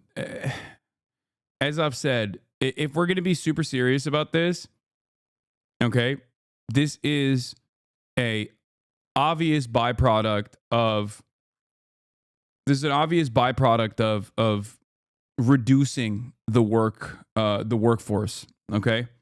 First and foremost, on every side, on the production side, when you're making these planes, constant profit seeking that causes companies or makes companies look for outsourced manufacturing on different parts of the plane that don't have the same standard and safety measures in other countries deliberately, so it's cheaper, okay? And in terms of like safety checks and inspections, you got less people doing safety checks, you got less people doing inspections, they're more overworked, they have a tendency to overlook, they're human beings after all. The only way to eliminate those problems is by making sure that you have redundancies, okay? A lot of people are so primed towards constant min-maxing and constant efficiency that they forget that there is one area where you cannot do efficiency, and that is safety, okay? You just can't do that. If you're maxing out profits, then you are going to hurt safety measures, okay? Airplanes in general are, or the process of manufacturing airplanes in general is something that I'm obviously very familiar with due to my familial relations with someone who has built airplanes in the past and now builds spaceships, as a matter of fact. And from all of my, from my understanding, these things are built in a way where there is a million different redundancies built into it, okay? All of those redundancies are points that are unprofitable. But the reason why there are redundancies built into it is because it has to be endlessly safe. Oh my God, this person is still fucking talking about... Okay, take a day off with the CPR class, please. You're being annoying. I'm giving you a day off timeout because you're being annoying. Like, you can have a correct point about everybody learning CPR safety and still be annoying and derail the conversation, which is what this person is doing, which is why I'm, giving you a day off, please. Had some very consistent data, and that is they had, I think, probably 100 or so alerts that the helicopter traffic was causing conflict, loss of airspace, separation with commercial air traffic. So that's a very important trend that somebody should have recognized long before this fatal crash in Washington, D.C. With the others, there's no commonality. So you're always looking for if there's a trend. There is a commonality. It's capitalism. It's profit seeking. Anyway, speaking of reducing the workforce at the behest of eliminating redundancies, here's another aspect where you simply cannot cheap out, okay, which is safety. FAA employee fired by the Trump administration expresses shock over removal. The Trump administration is also obviously in the... While all of these planes are falling out of the sky or, having all these like weird incidents over and over again, okay? On the other hand, our brilliant government is supercharging dreams of the Reaganite era of the past, or finishing the job that Reagan started, basically. All right, here it is. In this country, Trump's acting Social Security commissioner stepped down over the weekend. According to multiple reports, she had resisted letting Elon Musk's Department of Government Efficiency look inside the agency's most sensitive records. The White House is saying that DOGE is looking to eliminate waste and fraud. And this morning, Nancy Cordes has the story of one of the thousands of federal workers already fired since Trump took office. and I was in complete disbelief. Monica, who asked us not to use her last name, was hired by the FAA in December to be an aviation safety assistant at Dallas-Fort Worth. Yeah, if you know anything about the FAA aviation safety inspectors, we simply have too many of them, you know? When I think of aviation safety, I think the guys responsible for it, there's probably too many, okay? We need to make it less safe, please. That's what I think. Like, there is no world in which, especially on this side of things, but you can make this argument for virtually every aspect of the federal government, where there is need for less people, okay? No, there's need for more people. Understaffing is so commonplace everywhere, okay?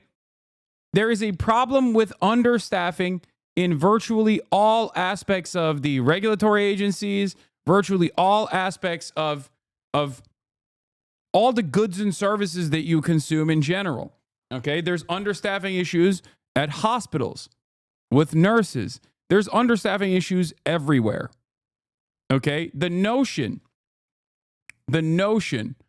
that we need less people, or fewer people, sorry, thank you, grammar Nazi, fewer people and not more people is ridiculous. Worth Airport. She was part of the team that filed inspections and reports on the American Airlines fleet. I personally did not feel that our positions were at risk for the simple fact that we are in the Flight Standards Safety Division. It says its name, right? Flight and safety. But on Friday, she was let go. With less than a year on the job, she had not yet received civil service protections. The stinging dismissal email blamed her performance and said, "You have not demonstrated that your further employment at the DOT FAA would be in the public interest."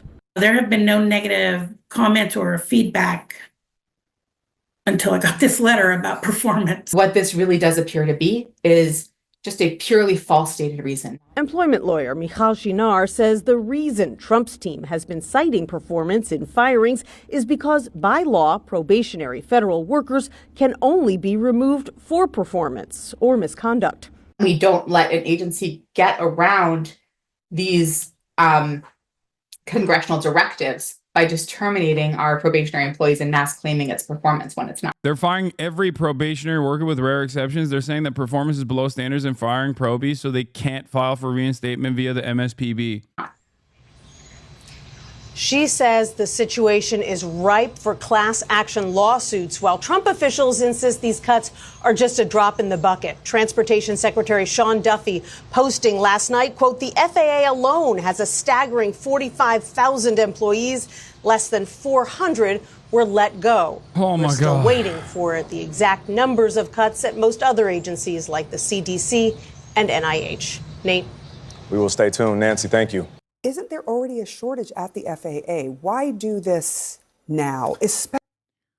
I want to look at something, okay? Number of federal government employees in, or let's see, year over year. Okay?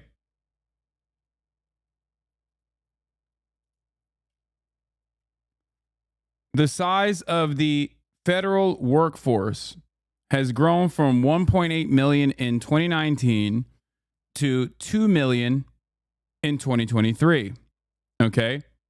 But there was a time and place where I feel like, maybe I'm wrong, but the federal workforce number was certainly larger. Federal workforce number, despite the fact that the American population has been growing. Okay?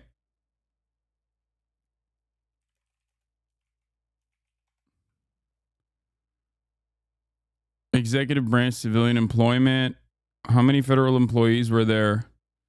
Yeah, in the 1950s, the federal government employed 1.4 million people. Wait, what? This is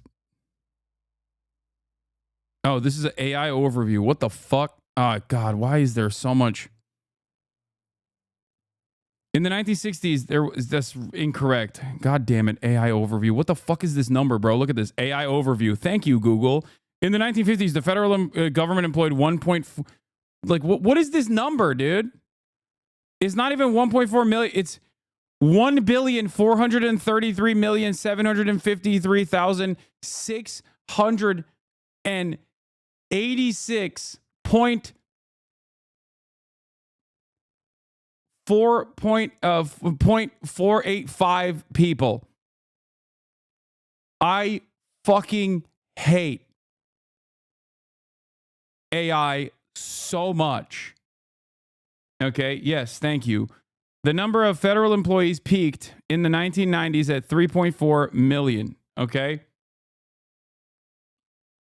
God damn it, AI is so stupid.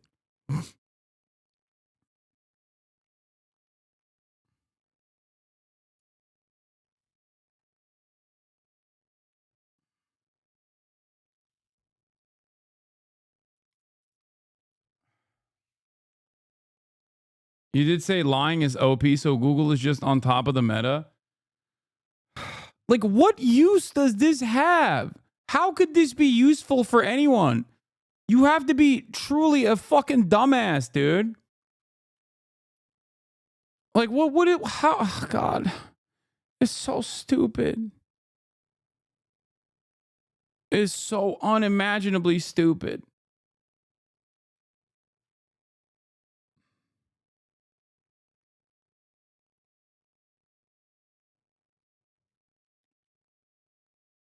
Here, this is what I was actually looking at, okay? From the 19 forwards onward, okay? Obviously, in 1943, there was one big peak at 3 million, and the peak of federal employment in 1990 was 3.4 million. And since the 90s onward, we have slashed the federal workforce in spite of the fact that the number of our civilian population has grown, okay? Our population has grown dramatically overall. So the federal civilian employee per population, per capita, has gone down, okay? So we have more people and less federal employees in that process. The little spikes are temporary census workers. Yeah. But overall, it grew and grew and grew. Like, and it, it was around 3 million, I guess. And then since then it has just gone down. Bill Clinton had a drawdown on federal staffing due to the Cold War. Reagan also had fired people, Patco workers, etc. 300 to 400,000 people were fired under Clinton. But the news is saying what Trump is doing is the same as Clinton. It patently isn't. Yeah, I mean, what Clinton did wasn't also great either, for the record. I hope you understand. So the government is more efficient now. It's more efficient in terms of, like, obviously readily available technology. Okay? Readily available technology makes every workforce more efficient. Like, what else has happened since the 90s? We have mass usage of the internet. We have smartphones. Obviously, it's more efficient, as in one person can do the job of many in significantly less time. That's efficiency. Okay? We have computers. Technological advancements unironically make things more efficient. But in that process, you're not supposed to fire the existing workforce. You're supposed to reduce their burden. You're supposed to reduce their workload. But of course, we don't operate like that because we're constantly fucking min-maxing. But especially when you pair this up with the explosive growth of the American population in that same time frame, you start realizing that perhaps we don't have enough employees for all of these jobs. And when you don't have enough employees for these jobs, you have shittier service overall. That's it. Firing them reduces their workload. What are you talking about? That's really funny. I'm talking about the existing labor force. Okay, Chatter, come on. Chatter has never worked, I don't think. I'm a fucking Twitch streamer, and even I understand. W Ragebait. Okay, good one. Yeah. And what a lot of people fail to understand is that, for example, when you go to the DMV and the service is ass, okay, even like the person that's working at the DMV, for example, is just angry all the time, seemingly, and you have to wait for hours. That is not because the government sucks. That's because they don't have enough employees, okay? That's it. It's always because of understaffing. I'll give you one example, okay? Luggage handlers. Luggage handlers is a great example. Airlines know full well when they're overloading their existing labor force, okay? But because of efficiency and because of cost-cutting measures, because labor is the most malleable aspect of all commodity production, okay? They just simply don't hire enough luggage handlers, okay? So when you go to the airport and you're like, why the fuck is my luggage not coming out? What the hell's going on? Why do I have to wait an hour and a half? I missed my transferring flight. I missed my connecting flight, okay? What is happening here? That is literally because the luggage handlers are overloaded, understaffed, and are doing shittier output as a consequence of that. You just see the shitty service there and you think, oh, these lazy pieces of shit. These lazy luggage handlers, man, they suck. Okay? But the reality of the matter is the reason why at the point of service, the reason why you're experiencing this this awful service is directly due to the company making these decisions at the behest of profit. Okay? Especially because most airlines, like in domestic travel, in domestic air travel in the United States of America, it's basically an oligopoly. And in some markets, it's basically a monopoly. So what are you going to do? Not fly to your destination when it's the only method of travel? What are you going to do? No, you have to sit there frustrated and wait. Okay? That's how it works.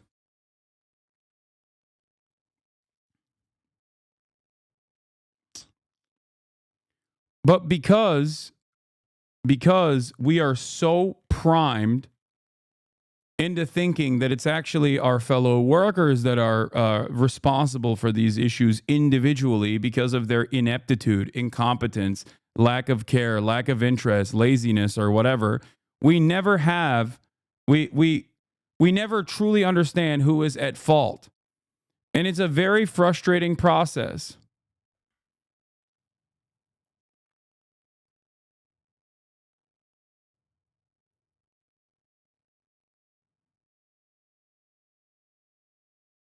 When the lines of the grocery store are too long, it's the employee's fault. When the line of the post office is too long, it's because the government's bad. I mean, when the line at the post office is too long, it's still a direct consequence of the same exact thing that we were just talking about. Okay? The line at the post office is long because the post office is understaffed. Everything is understaffed. These guys are still actively advocating for more understaffing. And it's very stupid to do this. It's very dumb to do this. It's not the employee's fault at the grocery store. It is still understaffing. So it's technically the people that are in charge of those decisions that have caused this service to be worse overall. Especially considering what's happened in the States. And now, of course, you have this other incident and a few others. Yeah, well, this one happened in Canada, but yes. I can only tell you what the Secretary of Transportation says. There are 45,000 employees at the FAA. We're talking about fewer than 400 people, and he says 0 air traffic controllers and critical safety personnel were let go. So if that's true, I don't really have a problem with it, to be honest with you. Yeah, I love this fucking dipshit, okay?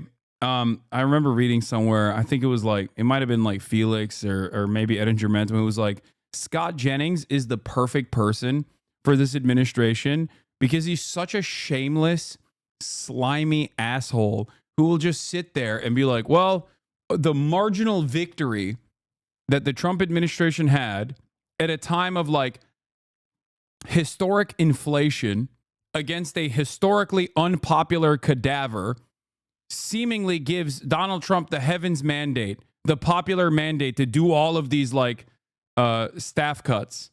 Okay.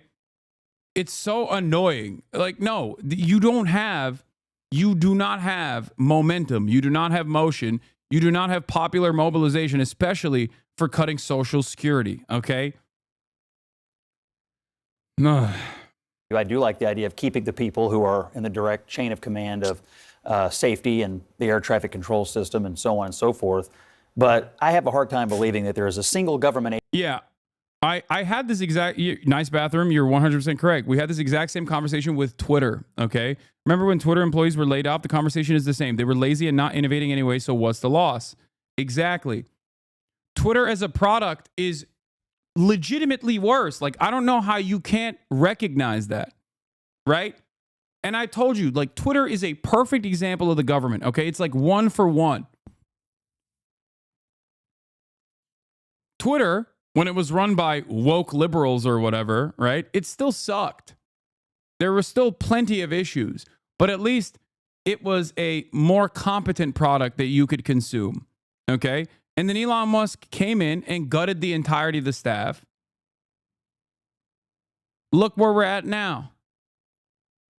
Like, it still works. Like, the skeleton is still there, and it still kind of works. There's still major issues all the time. So people go, oh, dude, it's fine. What are you talking about? Every aspect of Twitter is awful. It got significantly worse than the Twitter of the past when it was run by at least like to some degree of competency by liberals. Okay? It worse because it's not left. Holy shit, shut the fuck up. You guys had like all social media companies. Now the right have one and you cry like a bitch. First of all, that's not even what I'm talking about.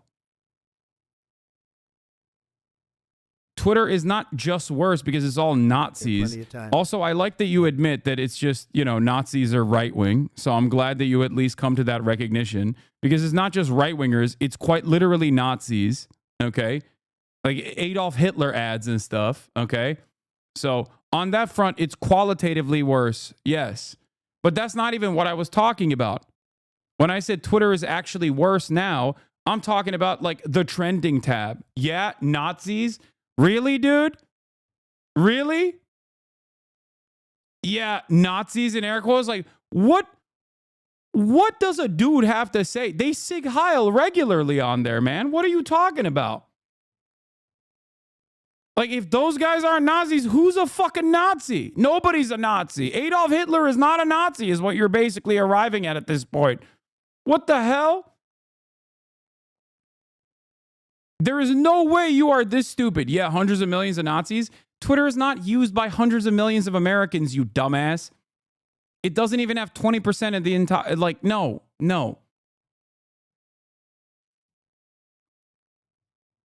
Hundreds of millions of Nazis. Yeah, no. You're in your fantasy, it's hundreds of millions of American patriots that are now rushing to use Twitter. That's not the case.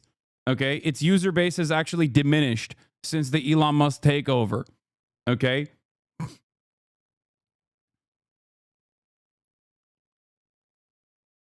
God damn, you are so dumb.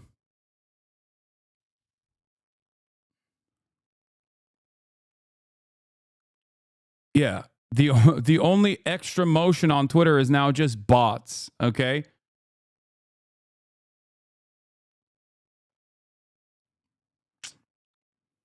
I wonder what this relatively small account that Elon Musk follows is. Oh, I see. It just posts porn and Nazism only. Yeah. Great stuff. He's like, oh, excuse me. Is this really a Nazi account? Yes. The answer is yes. Okay. Yes. They're posting swastikas. Yes. Wow. Look at this small account that Elon Musk follows.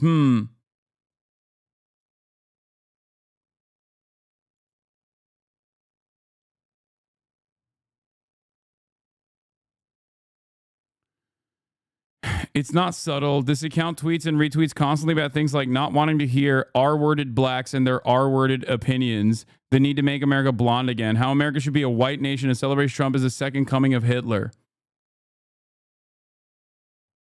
Make South Africa white again. Make America blonde again.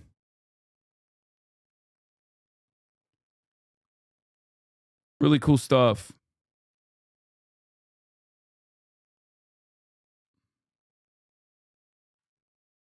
Wow, are you really saying? Yeah. What's next, Hasan? Are you going to say that this ad from Nixon Groiper is a Nazi ad? Imagine being born a Gentile in this generation on this continent located on an ocean away from Europe and viscerally hating this one foreign dictator from 80 years ago for no reason other than my teacher showed me Schindler's List, or the museum tour guide told us he turned Jews into soap, and still believing at the age of 30 or 40, Lamau. It's time to start reevaluating your perspective of history. That's just a pro-Hitler ad. Here's a pro-Hitler guy responding to Kyle Kulinski posting the pro-Hitler ad and going, Elon's site now has ads for Adolf Hitler, going, people are just asking questions, and rightfully so.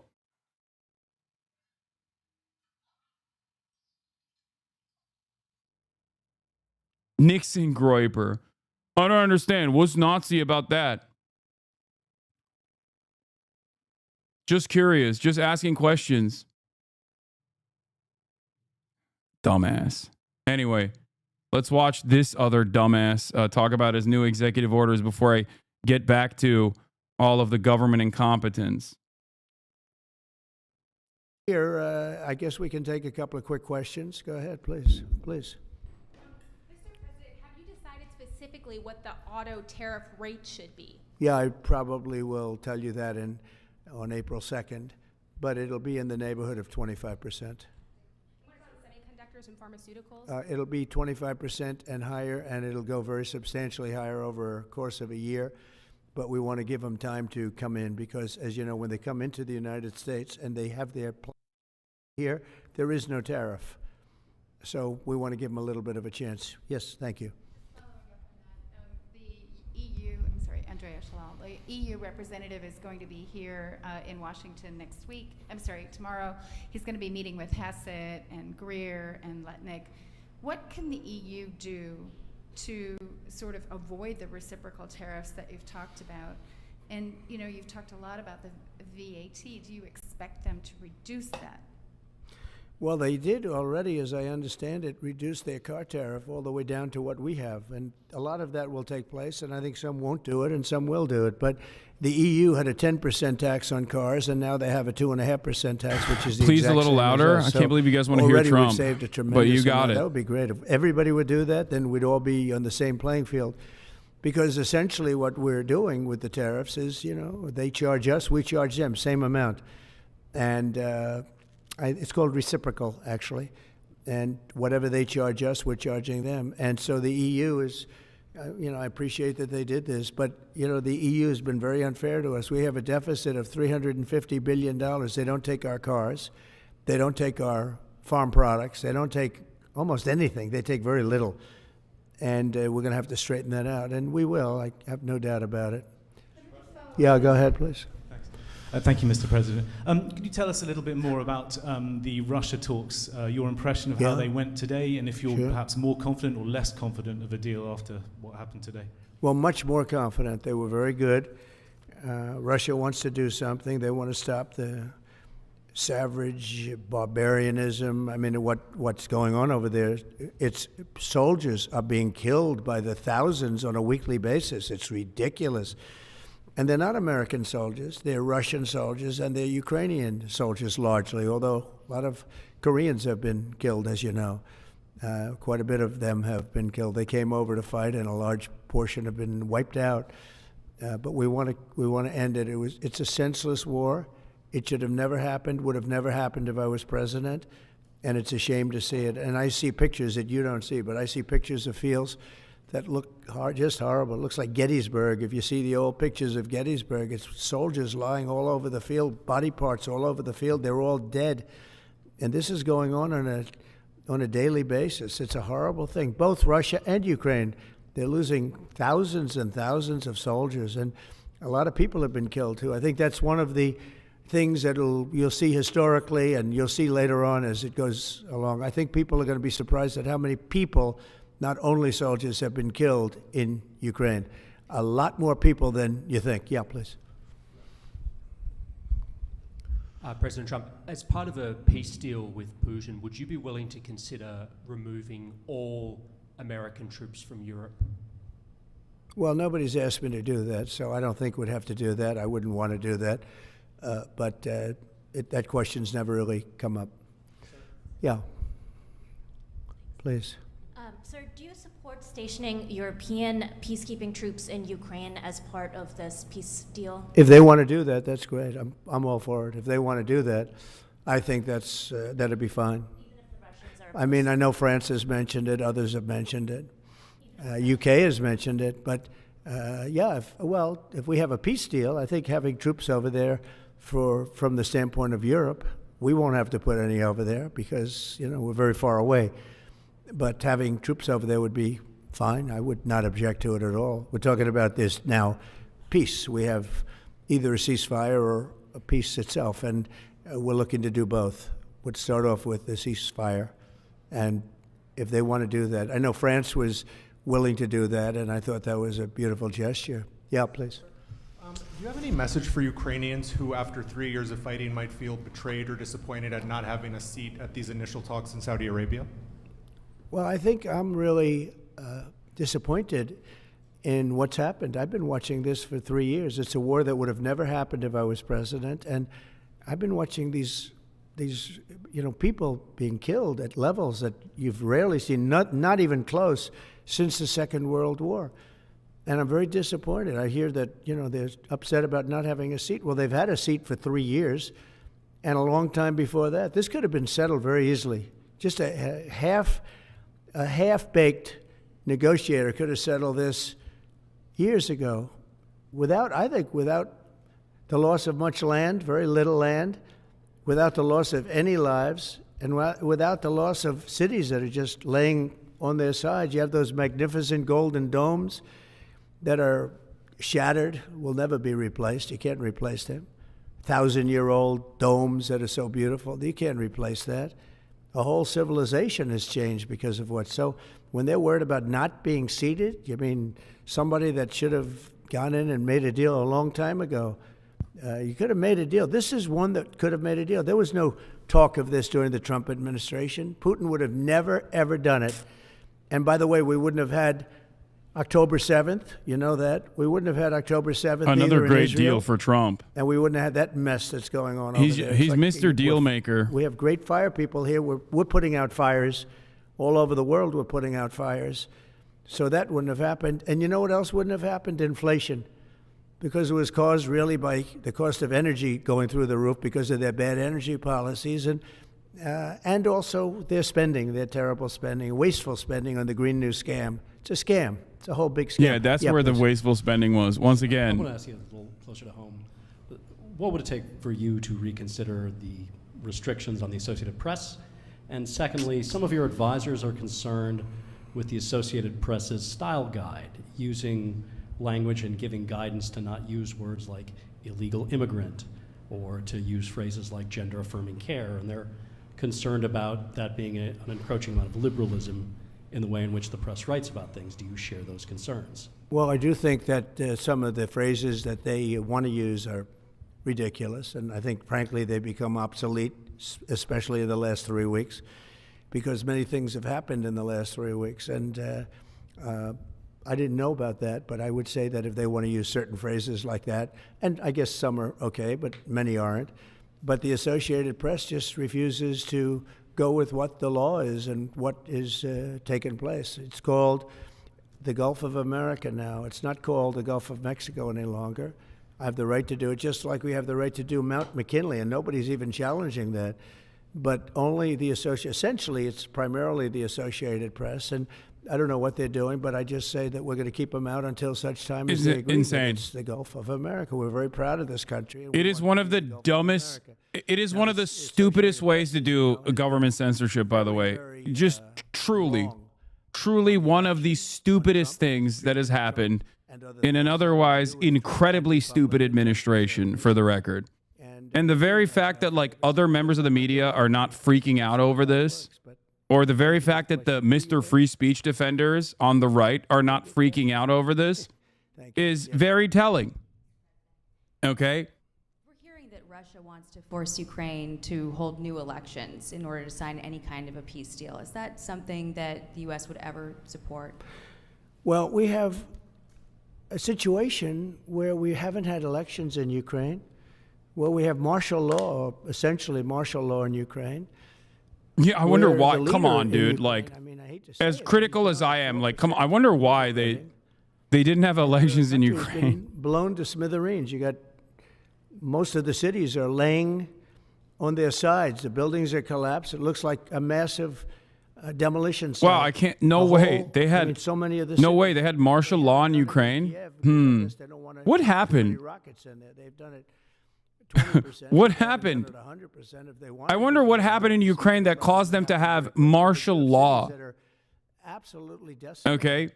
And before people say there were elections during World War II, please, dude, please. Say the people have to. Okay. The people of Ukraine have to say, like, you know, Please. It's been a long time since we've had an election. It is one of the few instances where it is permissible not to hold elections, okay? Like, come on. Come on, chatters.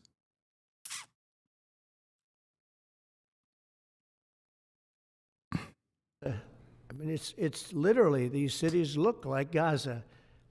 Actually, many have, percentage-wise, more buildings knocked down. Ironically enough, if Donald Trump actually was not a moron and wanted to talk about like the illiberal aspects of Ukraine, he would talk about like banning leftist parties under the auspices of saying that they're pro-Russia. Okay? That on its own, again, is a thing that the American government has also done in times of war, ironically enough. But that is, in my opinion, a greater indication of lack of liberalism, regardless of regardless of the war, the unjustifiable invasion of Ukraine or not. But he doesn't fucking care about that because that would require him to assume a stance that is openly partisan for leftist ideology, I guess. Okay? He's given $100 billion, and we've given, let's say, 300 plus. And it's more important for them than it is for us. We have an ocean in between, and they don't.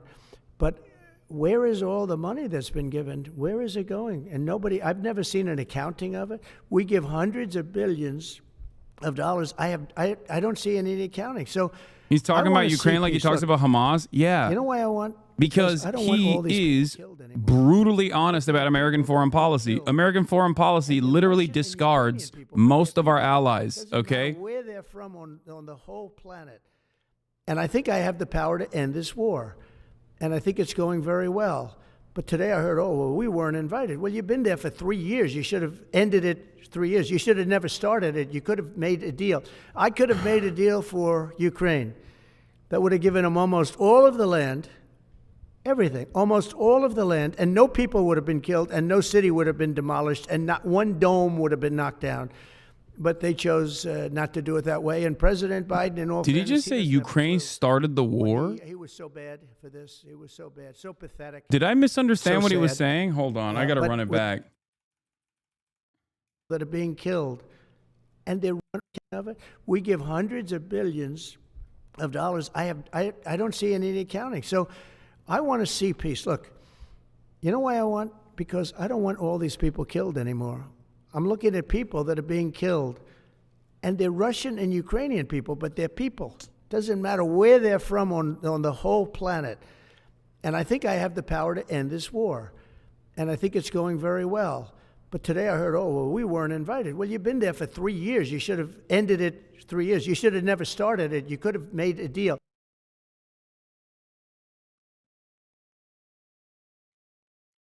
No, he did. Oh my God. He literally said Ukraine started it? What the fuck? I think he's talking about EU being upset that they hadn't been invited.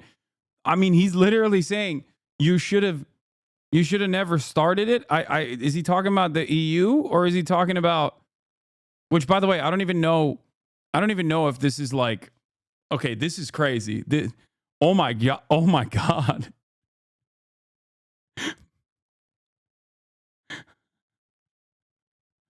Bro, this is crazy. What the fuck? Yo. Donald Trump is saying shit that all of my haters think I say all the time. Okay?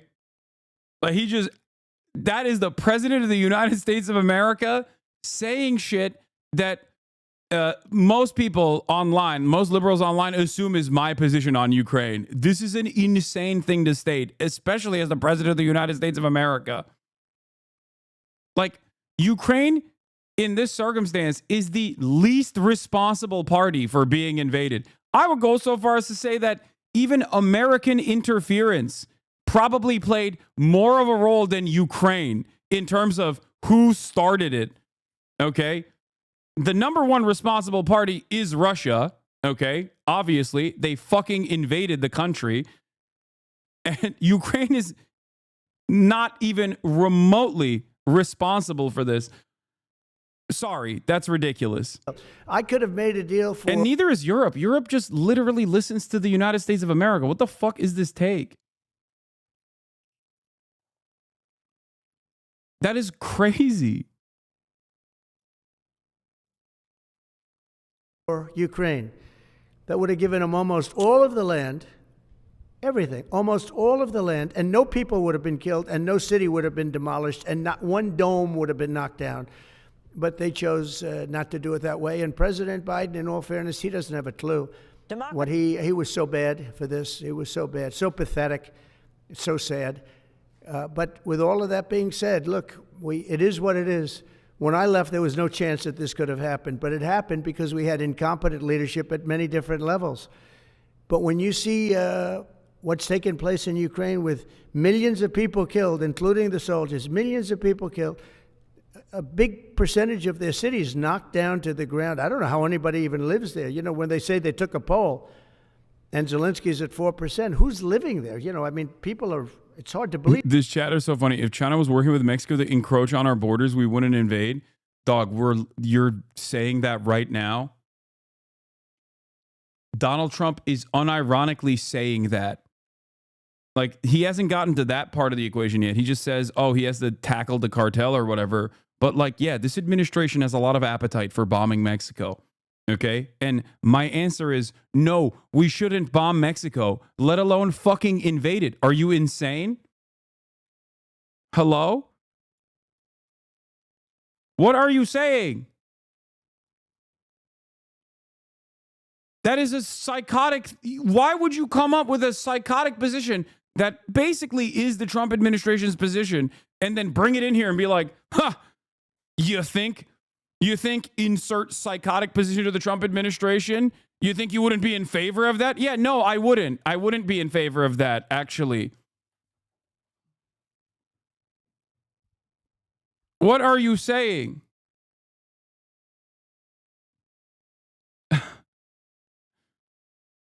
Insane. That would be a capitulation of some sort. How would you guard against potentially Russia installing a puppet government? And then finally, how would that new election have an impact on getting Zelensky to sign the rare earth minerals deal? Look, you have leadership, and I like him personally. He's fine. But not as much as he likes Putin, though. Jesus Christ. Getting the job done. You have leadership now that's allowed a war to go on that should have never even happened, even without the United States. Look, we had a president who was grossly incompetent. He had no idea what he was doing. He said some very stupid things, like going in for portions and all of the things. He made a lot of bad statements, but he's grossly incompetent, and I think everyone knew that. This is something that should have never happened, would have never happened. And I used to discuss it with Putin. President Putin and I would talk about Ukraine, and it was the apple of his eye, I will tell you that. But there was never a chance of him going in. And I told him, you better not go in, don't go in, don't go in. And he understood that. He understood it fully.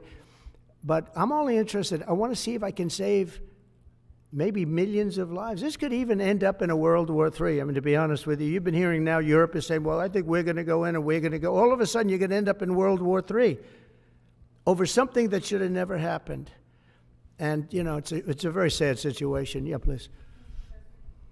In a court filing, the White House said that Elon Musk is not a DOJ employee and has no authority to make decisions. Can you clarify for us today well, Elon what his Musk, exact role is there? Yeah. Elon is to me, a patriot. So, you know, you could call him an employee, you could call him a consultant, you could call him whatever you want. But he's a patriot. I mean, look at the kind of things. I just said, just write it down, just in case that question got asked, right? And which I'm surprised it took so long, actually. But you know what? Ukraine's a bigger deal because people are dying by the thousands a week, thousands. But look at this, from 90 to 99, Social Security, 6,054,000 people. Well, that's okay, maybe that's possible. You know, 90 to 99, maybe it's possible. It's a lot of people, though, at that. But people that live to 100 to 109, 4,734,000. Wow, that's a lot. That means over 100 years old. They're 4 million people. I don't know too many. I know people that are doing great in their 90s, but not too many people over 100. But over 120, from 120 years old, people that are 120 years old up to 129, 3,472,000 people. Wow. You know, that can't possibly be because the record is like, I think it's one person, a woman, lived to 127, but they have 3,472. Okay, but now we're going really in. People from 130 I haven't even gotten old, to this part of the broadcast yet, which I'm going to talk about in a little bit. This is also incorrect. Once again, lying is so overpowered. Please nerf. Lying OP. Please nerf. This server is busted, okay? Lying is far too OP. Please nerf. Mods! 140 years old and beyond. Now we're really going because we're looking to break the record by 25 years. People from 150 years old to 159 years old. 1,345,000. These are in the, by the way, these are in the computer files. This is what they do well. The worst part about this is just like the government is run by incompetent morons, okay? And they're just actively lying, and people don't have any critical thinking skills and quite literally just go, that makes sense. Yeah, I hate the government. And my favorite guy is just saying this. And he's saying it in a way that like agrees with my existing biases. So I'm going to believe him. Fuck you. They're super. I asked Elon, who are these Doge people? He said they're super brilliant computer people and they love the country. It's simple. Wait a minute. People from 160 years old to 169 years, 121,000. So 160-year-old. I don't think he's actually lying. He actually fucking doesn't know or understand how that works. Yes, but 6, Elon is lying. Like, they're stupid, but they're still lying. They're lying to the American public. Okay? The idea that there are 400 million people currently getting Social Security benefits is wrong. It's just not correct. You are not interpreting the data correctly because you're a fucking idiot. Okay? There's an answer for this. And I will explain to you why this inconsistency is now being presented as what the government is doing. In 087. But now, let's go into the real numbers. From 200 to 209 years old. So now you're smarter than Elon Musk? 879 people. What? From 210 years old. I haven't met any of them. And if I did, I would bless them. I would worship the ground they walk on. I'm smart enough to understand. Years. I'm smart enough to understand that when a bunch of 19-year-old coders actually come to me and say that there are more people on Social Security payrolls than there are people in the United States of America, I'm smart enough to go, this seems like a false interpretation of the data. Okay? That's just a little bit of critical thinking. Okay? So clearly, I guess in this instance, and just this instance alone, the answer is yes. Okay? That's it. That's it. When someone talks about a person, for example, getting Social Security payments that literally from a time when Social Security as a concept didn't exist, okay? The idea that someone has been getting paid Social Security payments for a longer period of time than the existence of Social Security means that I am looking at the data falsely, okay? I am interpreting the data incorrectly.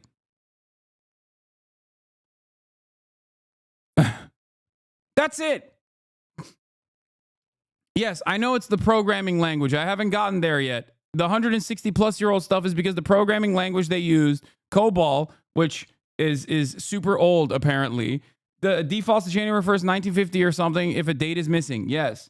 There's incomplete data, and it automatically, if there's incomplete data on the dates, it automatically assumes that it's 1875 or something, okay? Or 1850 or something. Yes, I know. I read the Wired article as well. My point is, your haters gonna eat good with that clip? Wait, what? What clip? Haters are gonna... I'm done. Okay, if anybody fucking brings up haters and how clips are gonna be clipped out of context and people are, people are gonna eat good with that clip, I'm just gonna start banning you guys for a week. I don't care, man. What are you talking about? What the fuck does that even mean? Please. Jesus Christ, it's so fucking annoying. Stop being cowardly little weirdos about what the haters are going to say. Yes, dude, I get clipped out of context all the fucking time. You know this already, all right? You know this. Move on. Stop fantasizing about what the fucking quote-unquote haters are going to do. Jesus Christ. It was 800. So annoying. And 66. From 220 years old to 229 years old, 1,039. And then 90% of the time, it's not even something that is like clippable. 249 years old, one person, and there's one person that's 360 years old. That's just that. And then, where's the money being spent, right? Let's go into that for just a second. $520 million for a consultant on the environment. It's called Environmental Social... 1850 is year zero in the meter convention. Thank you. In governance, investments in Africa, and mobilize private sector resources, $520 million. Somebody got $520 million for an environmental... Sounds like an environmental study. I've always been one that paid a lot of money for my environmental studies, but I paid like $50,000, not $520 million. $520 million. It's 1875, 2025 minus ESG. 1875, 150. Next year, there'll be records of $25 million 151-year-olds. to promote biodiversity, conservation, and promote licit livelihoods by developing socially responsible behavior in the country of Colombia. Well, it's nice. $25 million to go into Colombia for something that nobody ever heard of. $40 million to improve the social and economic inclusion of sedentary migrants. $40 million. $42 million for Johns Hopkins, great place, to research and drive social and behavior change in Uganda. $42 million. What about us? What about social change in our country? $70 million for a center at Purdue to research university-sourced, evidence-based solutions to developmental challenges. I mean, these are massive numbers on things that nobody ever heard about. $10 million for Mozambique voluntary medical male circumcisions. $10 million for circumcisions in another country. $9.7 million for UC Berkeley to develop a cohort of Cambodian youth with enterprise-driven skills. In other words, let's teach them something about enterprise. What about our people? Can't we teach them about enterprise? $2.3 million for strengthening independent voices in Cambodia. $32 million to the Prague Civil Society Center, which is a very liberal group of people. Wonder how much of that money These came guys back are to the so... people that He's so approved it. dumb. $14 million for He's so improving dumb. public procurement in Serbia. $486 million. I wonder what the usage... I wonder what the reasons for why we have these civil society organizations that we are funding. Much to consider here. Maybe because we want to make Serbia woke, I think. Money, they're one of the highest taxing countries in the I world. wonder if we'll talk about Israel at all in this process, by the way, in terms of I have expenditures. a lot of respect for India. I have a lot of respect for the Prime Minister. He just left, as you know, 2 days ago. But we're giving $21 million for voter turnout. It's voter turnout in India. What about like voter turnout here? Oh, we've done that, I guess. We did 500 million, didn't we? It's called the lockboxes. $20 million for fiscal federalism in Nepal. Listen to these numbers. This is all fraud. $19 million for biodiversity conservation in Nepal. $1.5 million for voter confidence. We want to give them confidence in Liberia. $14 million for social cohesion in Mali.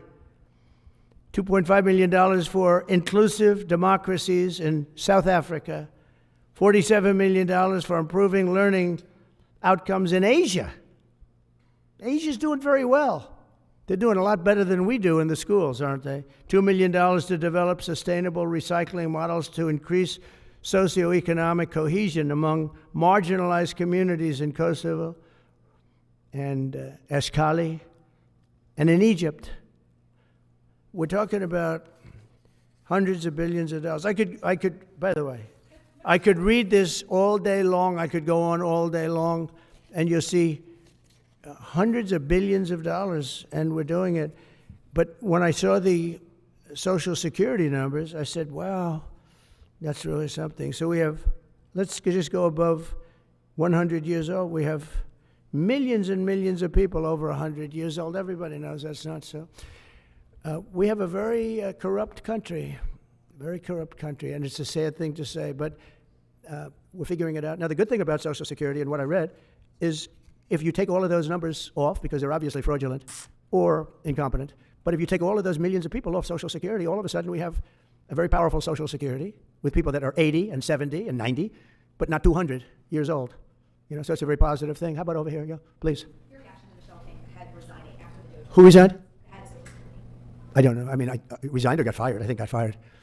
You know, when you fire somebody, they always resign, and then they say, we resigned. But when you have numbers like that, I think really it's got fired. They have to get fired. Who would keep them? How could you have numbers like this? Now, the big thing is, how many of these people got paid? Were they getting paid? Were they getting paid? How many of them were getting paid Social Security? Because if that's the case, it's a massive fraud. We'll have to call those great Palm Beach police into the situation, right? You guys would figure that out very quickly. But how many of them are being paid? I mean, maybe millions of them, but it's a total fraud. Also, a lot of illegal immigrants are in Social Security that shouldn't be there. Yeah, please, go ahead. Mr. President, there was a big wave of probationary federal workers who were fired over the weekend. Some of these workers focused on nuclear weapon security were immediately rehired. Do you have any concerns about how these terminations have No, gone? not at all. I think we have to just do what we have to do. It's, you know, you're going to, it's amazing what's been found right now. It's amazing. If we feel that in some cases they'll fire people and then they'll put some people back, not all of them, because a lot of people were let go. Don't forget, I got elected on the basis of making our government stronger and smaller, because we have millions of people that obviously they're paying millions of people that shouldn't be paid. And that has also to do with workers. Yeah, please. No, go ahead. Axios, New York Times. Sorry. Mr. President, given your concerns about corruption, you said that if there were any conflicts of interest with Elon Musk, you wouldn't let him anywhere near it. That's right. Doge and SpaceX employees are now working directly at the Federal Aviation Administration and the Defense Department, agencies that have billions of dollars in contracts with Musk's companies or that directly regulate his companies. How is that not a conflict of interest? Well, I mean, I'm just hearing about it, and if there is, and he told me before I told him, but obviously I will not let there be any conflict of interest. He's done an amazing job. They've revealed, in fact, he's going to be on tonight, a big show called Sean Hannity at 9 o'clock, and he's on and I'm on, and we talk about a lot of different things. And any conflicts, I told Elon, any conflicts, you can't have anything to do with that. So anything to do with possibly even space, we won't let Elon partake in that. Yeah, please. On immigration, sir, you said you would be sending the worst of the worst to Guantanamo Bay. What we're finding out is that there are a lot of low-risk migrants who don't have a criminal background who are also being sent. Are you thinking about this differently now? No, they're going to be brought back to their countries. And with some persuasion, every one of those countries, everyone in the, as you know, every country is taking the people back. So some of them are going to be brought back to, many of them, any of them that are low risk, as you say, are going to be brought back to their countries. Yeah, go ahead, please. Can you give us a bit of an update on where you stand with Venezuela? Yeah, it's sure. real. There's basically a monthly license that can soon Well, you know, we had Venezuela on the run, and it looked like that was going to be very good. And when Biden came in, as he always does, he screws it up. And they started buying millions and millions and millions of dollars of oil, billions of dollars actually, of oil, and it gave them a new life, a new really lease on life. But we'll see. We had some pretty good discussions with a lot of people within our government, in the United States government, that are involved in that. And Venezuela's a little No, bit you don't early, understand. Biden has been the shadow president in perpetuity. taking the beautiful, as I call it, liquid gold. We have more than anybody. They started paying a fortune to Venezuela, and we're looking at that actually. Why did they do that? Why were they doing that? Why would they go to the enemy and give them billions and billions of dollars? Now, with that being said, as you know, Venezuela has said very strongly they will not take any any illegal immigrant, any of the people that they sent over to us. They sent their gangs, probably the worst gang anywhere in the world, as bad as MS-13, maybe worse. And they came out of the jails of Venezuela. They emptied their jails into our country. And they said, we'll never take them back. Well, they took them back, and they're taking them back, and they are taking them back rapidly. They were sending a lot of people to Venezuela. They said they wouldn't take them back, and they are taking back. But we're looking at Venezuela very seriously, and we're going to be able to, don't forget, I've only been here for 3 weeks. Yeah, please. Just a little clarity on, are you inclined to continue to allow Venezuela, through I think Chevron and other oil companies, to export those petroleum products, or are you Maybe trying not. to pull back? Yeah, maybe not. We're looking at that now. I just got here. When I left, they weren't doing anything. They were ready to go. We give up. And then Biden came along and he gave them literally billions of dollars. I couldn't believe it, actually. And we have so much under our feet, liquid gold. We have so much, and it was pretty amazing. So we're looking at that whole situation, why he did it. But how about one more? Yeah, please. President, what can you tell us about the CIA drone flights over Mexico? Is this the next step in the war against the cartels? Well, we're going to see. Should they have authority to take legal action? Mexico's allowed a tremendous number of people to go through their country into ours, and even people coming from Mexico, and illegals, totally illegal. They've allowed people to empty jails into Mexico and then let them come through with this totally ridiculous open border policy of the Biden administration. So millions of people have come in, and hundreds of thousands, and actually millions, are criminals. They came in from jails all over the world. They'd release them into Mexico, and they come into our country. And they also came in from Canada, by the way, large numbers through Canada. In fact, when we closed up the one border, they came in through the other border. So Canada is not an uninterested party. But I will say this. We're dealing with Mexico. I have a very good relationship with Mexico, but I think Mexico is largely run by the cartels, and that's a sad thing to say. And if they wanted help with that, we'd give them help. But Mexico, if you look at what's gone on with Mexico for years now, but now especially, it's run by the cartels. And they've allowed millions of people to come into our country from jails and prisons of other countries from all over the world, not just South America, Africa, Asia, all over. A lot from the Congo in Africa, a lot. They opened their jails. They came in through Mexico. And we have some of the worst criminals coming in from the Congo and other places. So it's not just South America, and it's not just Venezuela, but they open their jails. And you know, the crime rates in Venezuela and other places all over the world has gone way down. You know why? Because they've given us their prisoners, they've given us their drug lords and their gang members.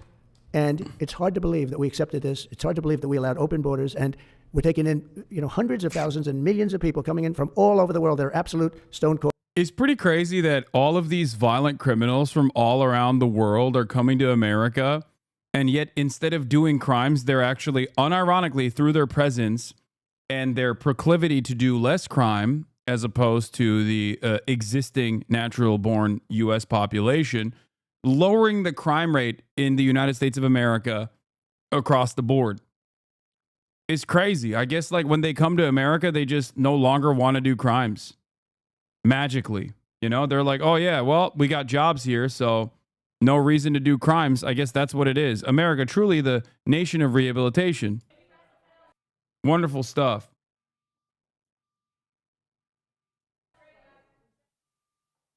Anyway, yeah, they de-aggro when they come into the American server. I guess we're rehabilitating them. Anyway, Kevin O'Leary, Doge isn't whacking enough with cuts. We're going to talk about some of these lies from Doge in general. The Doge team is finally posting examples of where they've cut spending. This one claims $8 billion in savings, bottom figure, but if you look at the fine upper print, the contract instead is valued at $8 million.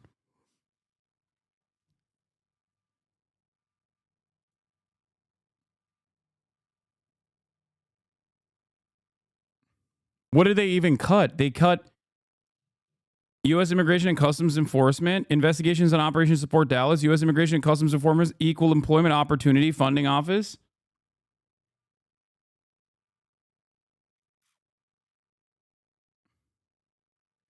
Okay, I'm going to be honest with you. Once again, lying is OP. Lying, especially due to incompetence, is doubly OP, because when you are stupid, you don't even realize you're lying, which makes it easier for you to lie.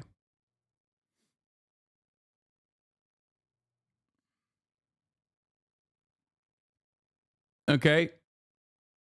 Because if you're like aware that you're lying, that's going to be kind of difficult. That requires you to at least demonstrate some semblance of skill. When you know what the truth is, okay? It makes it more difficult to lie. If you're stupid and you're lying, you can believe the lie, okay? You can believe the false information. Anyway, here's a momentum chaser that we were going to look at. After several delays, Doge has finally posted its purported savings. Why did it take so long to create a simple web page with a 1,000-row table? Who knows? Let's dig in. Headline number, 55 billion saved. They list the savings per next contract. This should be easy to verify then. First thing I did is add up the saved column for all canceled contracts and real estate. The numbers are 16.5 billion and 0.14 billion respectively. Odd. Since almost all the purported savings come from contracts, we'll focus on that. Single biggest ticket item is a DHS contract listed at saving $8 billion. Wow, that's a huge contract. Actually, no, it's $8 million. They must have tried to automate scraping the FPDS form and failed. That means we're down to 8.5 billion in savings. So they claim 16 billion in savings, okay? And it turns out it's not. It's just, I guess, across the board, 8 billion. Boom, half of it is gone.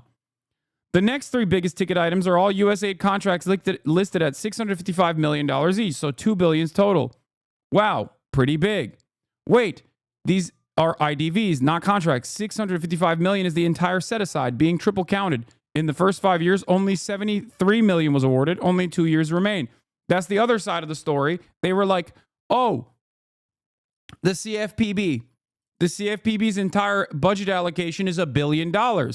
But how much of that $1 billion budget has the CFPB, the Consumer Financial Protection Bureau, utilized so far? $200 million, which means they haven't used $700 million of their budget yet, more than $700 million.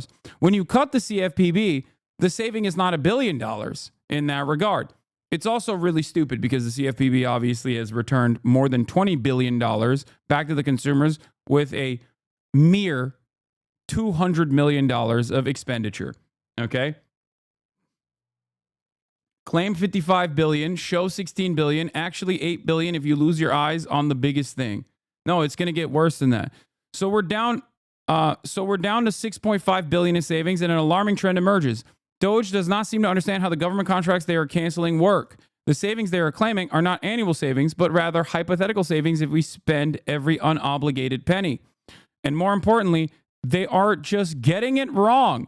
With alarming consistency, these numbers are erroneous. This select group of geniuses has not double-checked even the largest items accounting for the bulk of their claimed savings. This is a sad, pathetic farce. Here's the next biggest item. An IT services contract for the Social Security Administration worth $1 billion. That's a lot of savings. Well, again, this contract spans 6 years. 80% has already been spent. Well, more like $240 million in savings spread over the next 3 years. $80 million a year. That's assuming it's not deliberate. No, I think you guys are attributing malice to how unimaginably incompetent these people are. I don't think that I think that the negligence is malicious, certainly, like their lack of care is due to malice, but you have to understand that they are legitimately stupid. Okay, this is not to abdicate them of responsibility or morality. Because the end result is still the same. People getting fired, people being misinformed. But it 100% is also incompetence. Okay? Incompetence is, in my opinion, playing a major role here. This is kind of like here, I'll give you an example of Israel. Okay? Israel's operations inside of the Gaza Strip. There is a breakdown of command with respect to appropriate kill targets in the Gaza Strip. But that chaos and that disorder is actually deliberate. Okay? That chaos and disorder is deliberate because what they want to do is create killing fields. And if you were to actually try to directly tell people to go out and engage in killing fields, well, then you don't have plausible deniability. So a lot of Israeli operations always look very incompetent, like when they've shot the convoy of the World Central Kitchen aid workers, right? But the real reason why that happened is because there is a breakdown in command that is deliberate because they have corridors where they engage in mass killing. It doesn't matter. Because the overarching goal of the entire government's military operation there is to engage in as much killing as possible. Okay? They are weaponizing incompetence. it kind of goes along with what I was saying earlier. It's easier to lie if you are too stupid to understand that you're lying. It's easier to lie if you're too stupid to recognize that the information you're working with is incorrect. Okay? The difference here, however, is that they have no interest in correcting the record. Okay? Like, this isn't like a, oopsie, we got this wrong, but we'll fix it. It's more so, oopsie, we got this wrong. Everyone is yelling at us, but what the fuck are they going to do about it? Because the outcome is still the same. Do you understand what I mean here? It's not necessarily that, like, this is being done because they're deliberately going, ooh, let's just add an extra zero to this contract to make it seem like we actually eliminated so much more of the debt than we actually did. Right?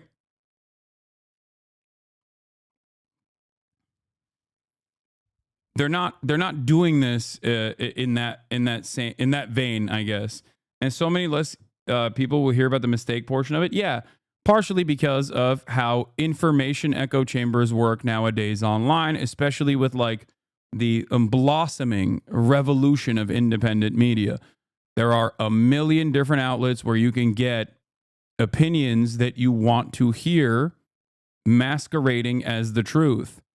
Okay?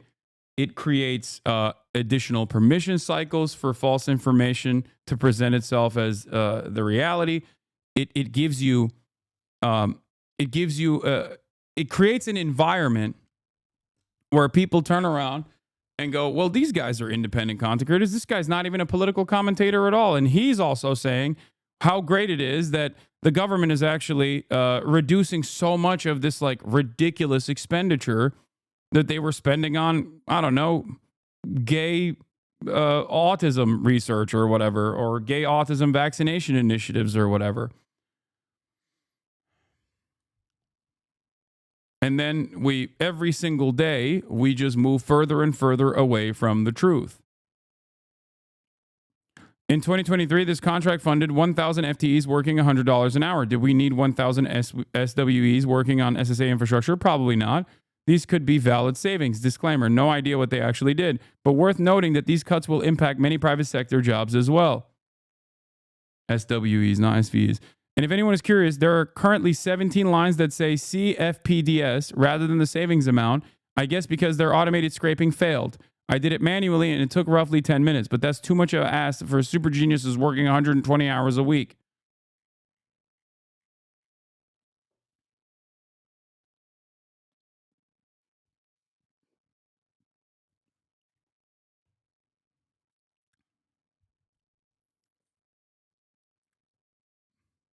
If you look at the website, there's a toggle between contract value and savings, and so many of the savings line items are $0.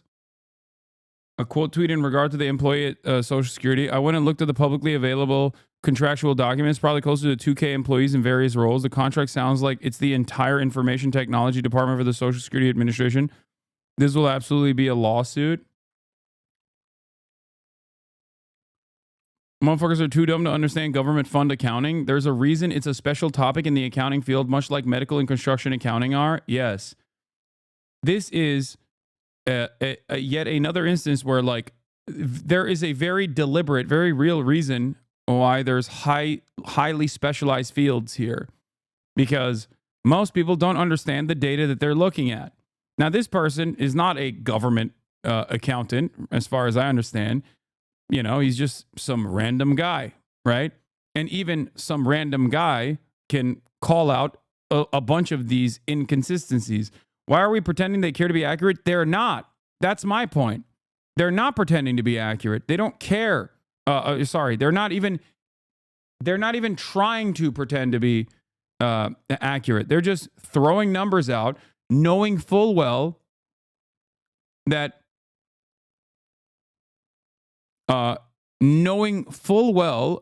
there is no way to counter this kind of misinformation. Okay? That's simply it. There are very few outlets that are like actively trying to correct the record. And even then, it is very difficult. It is very difficult for them to do that because this is an unlimited faucet. Okay? It's an unlimited faucet of misinformation, like Twitter, for example.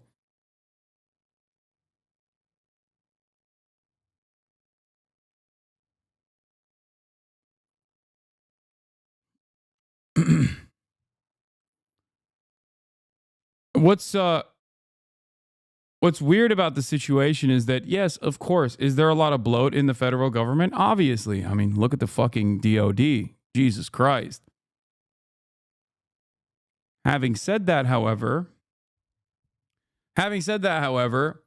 every competent Democrat should currently be matching up the FAA layoffs and the linking up with like the unions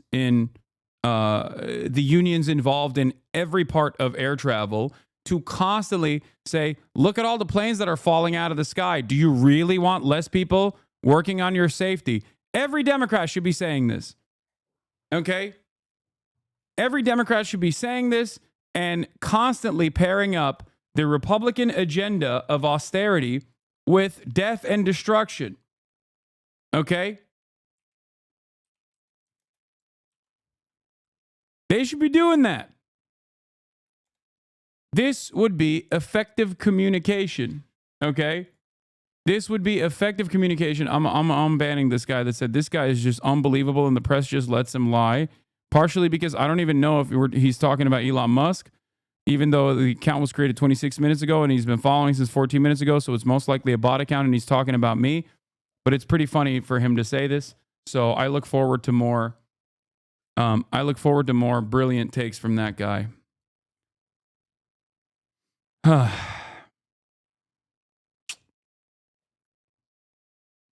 I'm a sniper.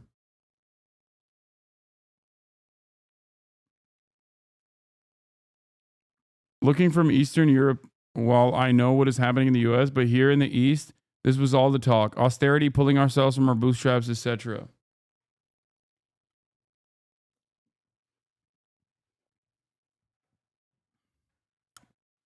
And some of that bloat is necessary because you can't hyper-optimize the government. Shit happens. Healthcare is the biggest one that comes to mind. You let them off the hook when you chalk it to incompetence. It is deliberate. No, it is weaponized incompetence, okay? I'm just simply stating what I think is the truth.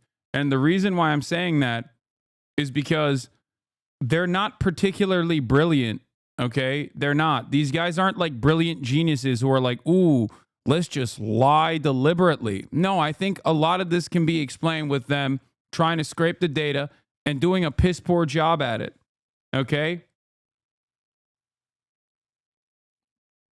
What is this?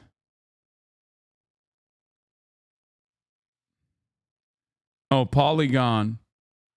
Twitch's Hassan Piker wants fellow listeners to know having fun isn't bourgeois decadence. A new book excerpt from Stream Big dives deep into Twitch's top stars. Is everyone overpaying for certain social services? Yes. Is the social service thus effectively useless? No. Austerity that we force upon the third world countries ruin them on so many economic parameters, and that is by design to keep them in servitude through debt.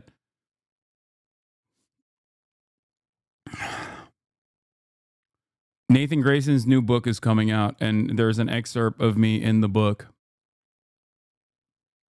And I think that's why he wrote for Polygon on this article. But we'll get to that as well. That's not one puff piece, but now two puff pieces in a row. Puff pieces in a row.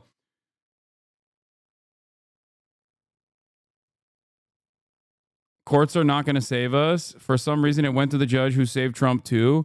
Just in, Judge Tanya Chutkan denies a request for temporary restraining order, TRO, which would block Elon Musk's access to certain government systems and limit Doge's capabilities and make changes in reducing government spending.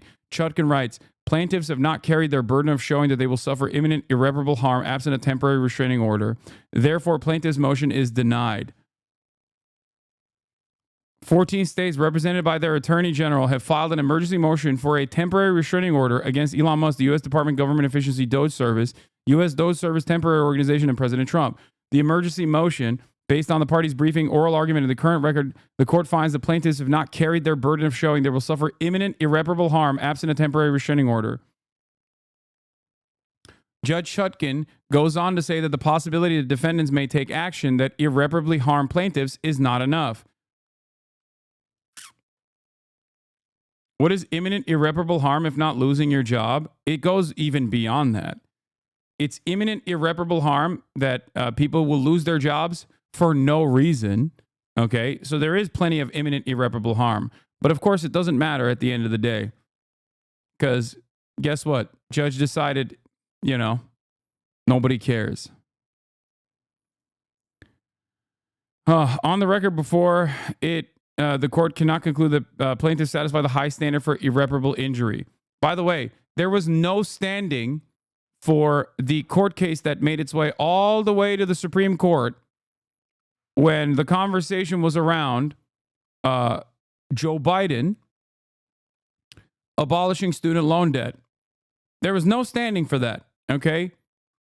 And yet, seemingly enough, it made its way to the Supreme Court, and the Supreme Court actually favored the people that brought the court the decision to begin with, or allowed the Supreme Court to make this decision to begin with. Yeah, no standing, but it didn't matter. They still stopped the Biden administration from doing something that is within his powers, okay? Which was to permanently throw to the future all matter of student loan debt, engaging in universal student loan debt relief.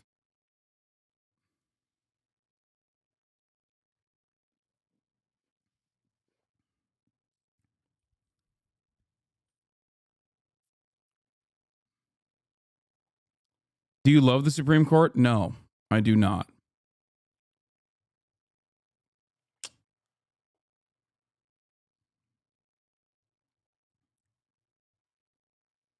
One was a private student loan debt collector that wanted the loan forgiveness. Yeah, there was no standing because they actually sidestepped the actual harmed parties. The Supreme Court does this all the time. They don't care in terms of like not having standing doesn't stop them from taking on certain court cases. They will overlook that fact, or they'll act like there is standing.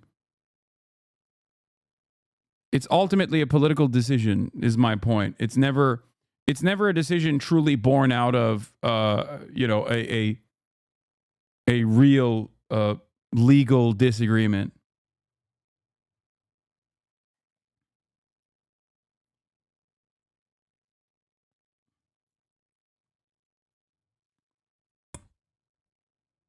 There's some copium out there about the judge just being pedantic about the legal standards between a TRO and a preliminary injunction, that she might rule in favor of a preliminary injunction after more discovery.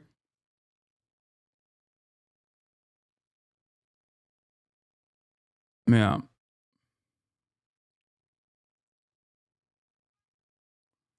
Chuckin wrote that if she were considering the merits, Musk's position likely violates the appointments clause. These people believe in formal legal rules, so I wouldn't read too much into the denial of the TRO. Okay, well, I don't know enough about Judge Tanya Chutkin's background. Okay. I think that would be more instructive in terms of what her look, what is more instructive for you to understand, like where a certain how a certain judge will decide. If you want to truly understand like what's more instructive, look to who appointed them or what their allegiances are. So if they're an Obama appointee, then it's not copium. Then there might be a separate, I guess there might be a separate case.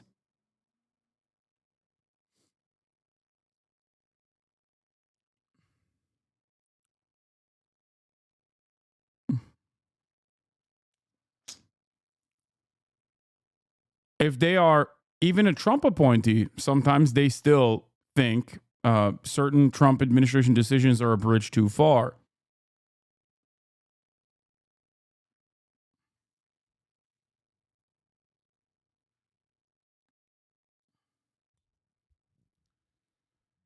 What is a TRO? A temporary restraining order. To me, this reads like a district court judge that doesn't want to be successfully appealed on a record that wouldn't be shaky to grant a TRO.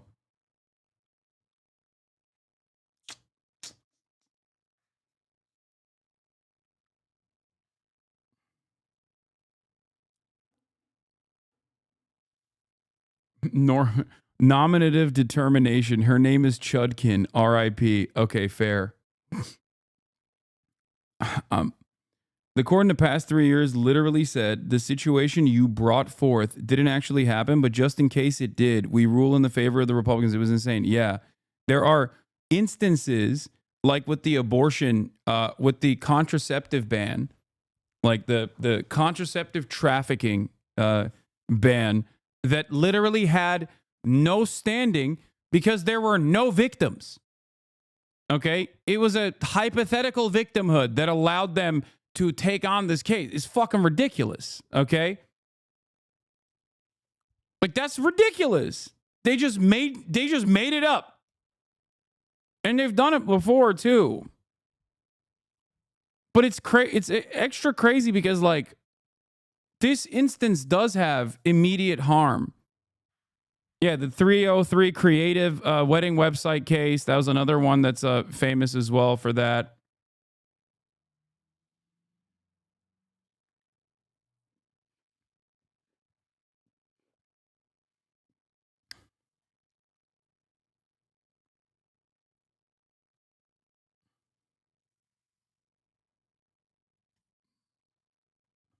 Anyway. It was like the lady, yeah, that's what we're talking about. It was like the lady that made a website for a gay couple, but it was actually she never did, but the Supreme Court still took on the case. This isn't standing, it's irreparable harm, can't be remedied by compensation later.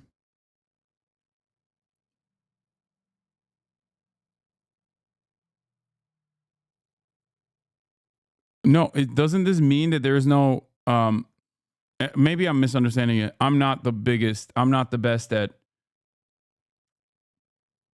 Is there a difference between this two? Like saying that plaintiffs do not carry the burden of showing that they will suffer imminent irreparable harm absent a temporary restraining order. Is there a difference between that versus like what it means when they say that there is no standing? Call Lolo. I can't call him right now. Please stop. I am no big city lawyer. I thought that's what standing implied.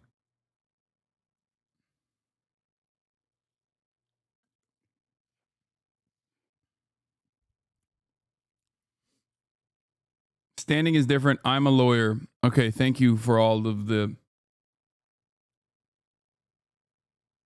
I watched 9 seasons of Suits. Hold on, let me get my glasses. It's a higher burden of proof, not whether they can bring a case or not. Standing is being able to bring the suit in the first place. Yes, but in terms of standing, like when they make an argument as to why this should be brought forth to the courts, the argument needs to prove that there is irreparable or immediate harm, right? Like, isn't that the same exact argument? The harm for standing doesn't have to be imminent and it's a lower standard is what you're saying.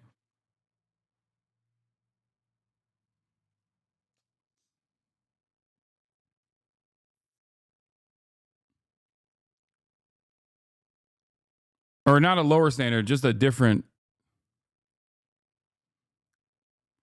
standing. You need injury, in fact, causation, and remedy. I haven't read this complaint, but maybe it's an element to bring the suit.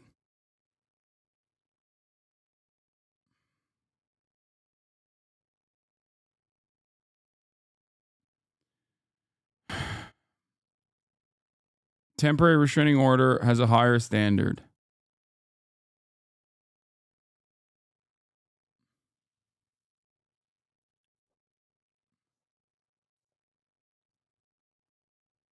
The immediate / irreparable harm is the standard for a temporary restraining order. Am a lawyer.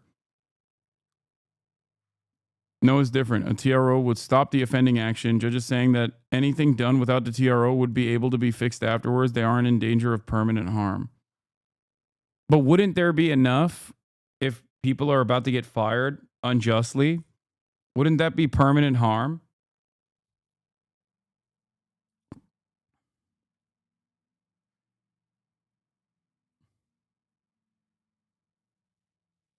Is this because it was the states that brought it? But it's identical to the instance where right-wing attorney generals brought forth the fucking student loan debt relief case. No, you can always back pay technically, no perma harm. They can get reimbursed for lost wages.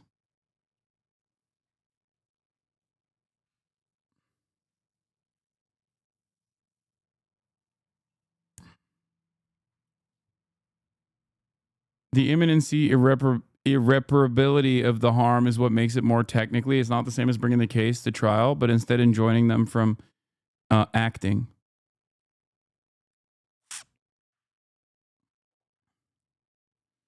Then you'd be able to do a TRO for any merger or layoff. I mean, shouldn't you be able to do a temporary restraining order if there was like a completely ridiculous layoff happening? Like, wouldn't a union be able to do a temporary restraining order? I guess not.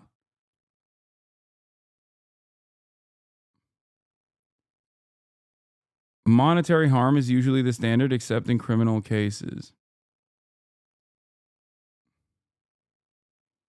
The plaintiffs have standing to bring the suit. If they didn't, the judge would have thrown out the case. It got rejected because they failed to meet the burden of proof for a temporary restraining order.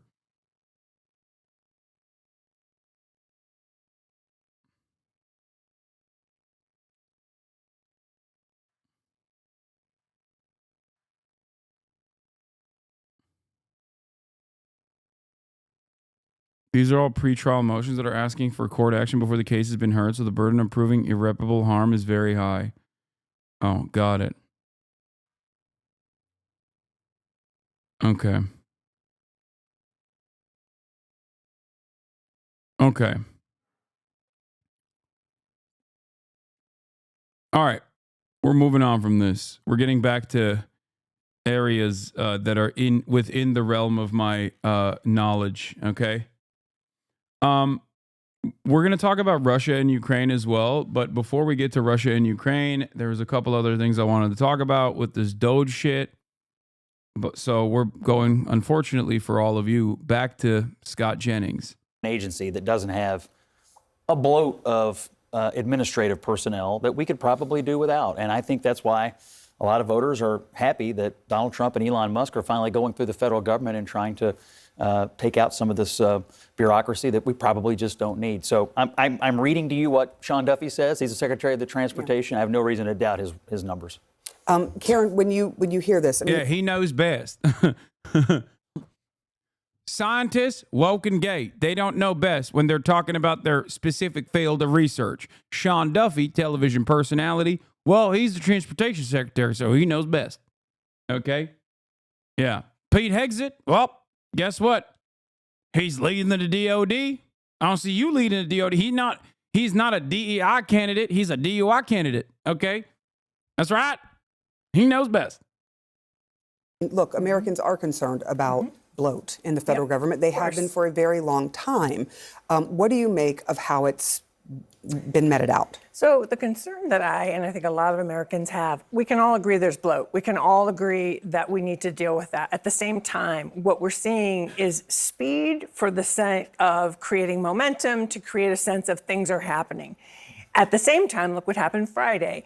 We had nuclear scientists fired, and then they said, oops, we need those people because they have a technical skill that nobody else has. So the problem that I have with the way they're doing it is and I went to the DOJ website to see if they would say anything about, look, we are conducting this process to make sure we don't harm American safety, their health, or take money out of their wallets. They don't say that. And we're finding out the consequences and the impact of some of these things.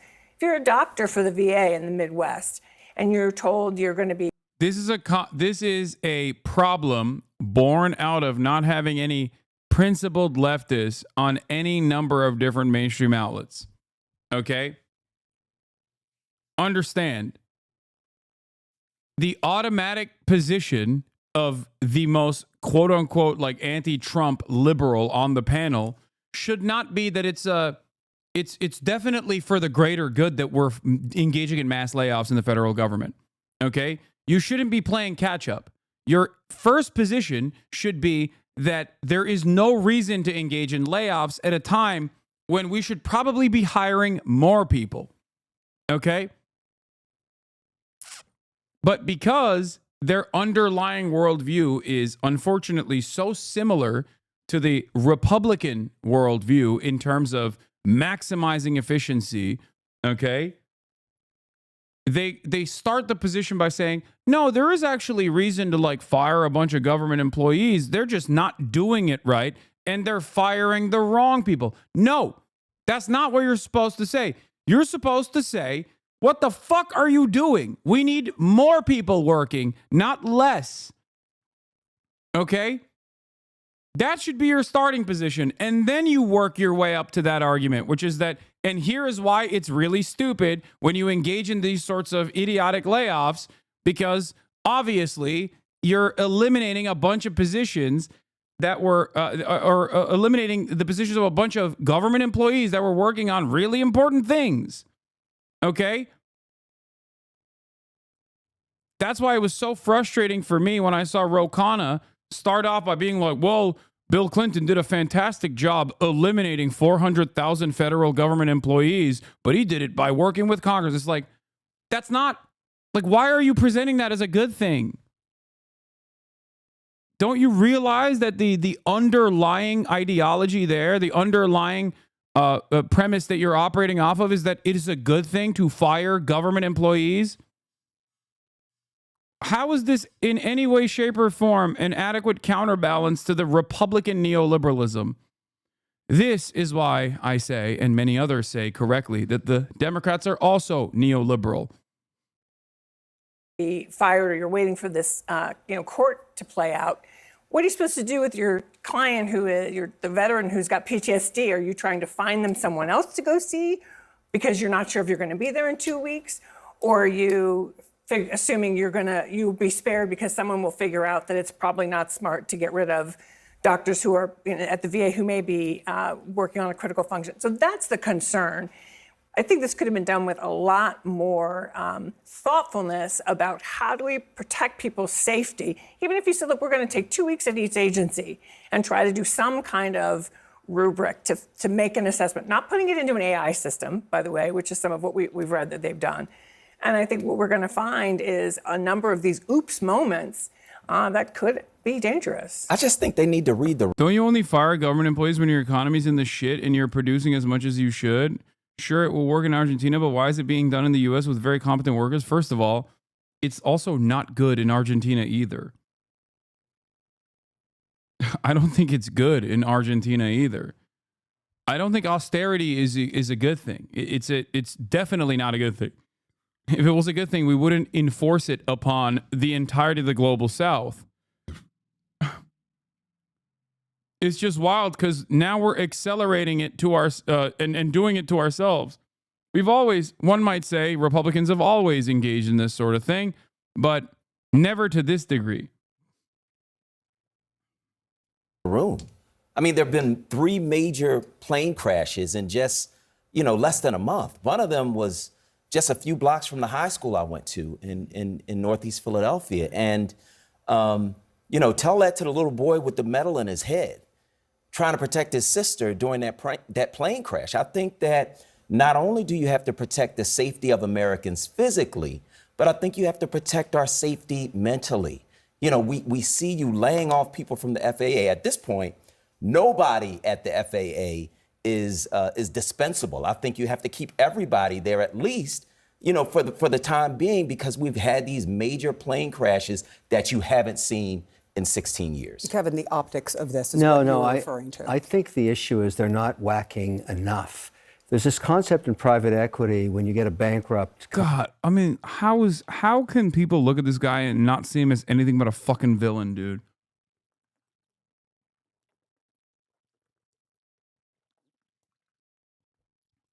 First of all, you're Canadian. Excuse me, ICE, this bald fuck right here, okay? What is his productive output on U.S. soil? You know what I mean? Get this guy out of here. Pack him up. What the hell is this? Send his ass back to Canada.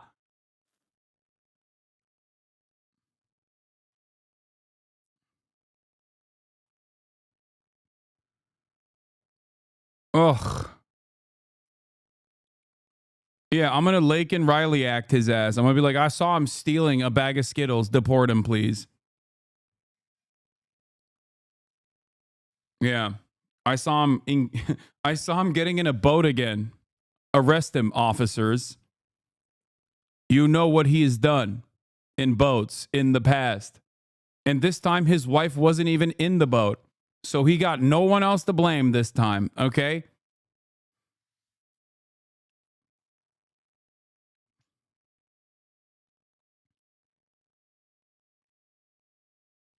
Same guy. Wealth, this is according to Oxfam, of the world's 85 richest people is equal to the 3.5 billion poorest people. It's fantastic. And this is a great thing because it inspires everybody, gets the motivation to look up to the 1% and say, I want to become one of those people. Yeah, dude. I'm a child born in Rwanda, okay, with a genetic disorder. I can't wait to look up to the 1% and feel the aspirational goals. I'm feeling my bootstraps right now. I can't see with my eyes. I'm feeling with my hands the bootstraps that I will be tugging on. Fantastic.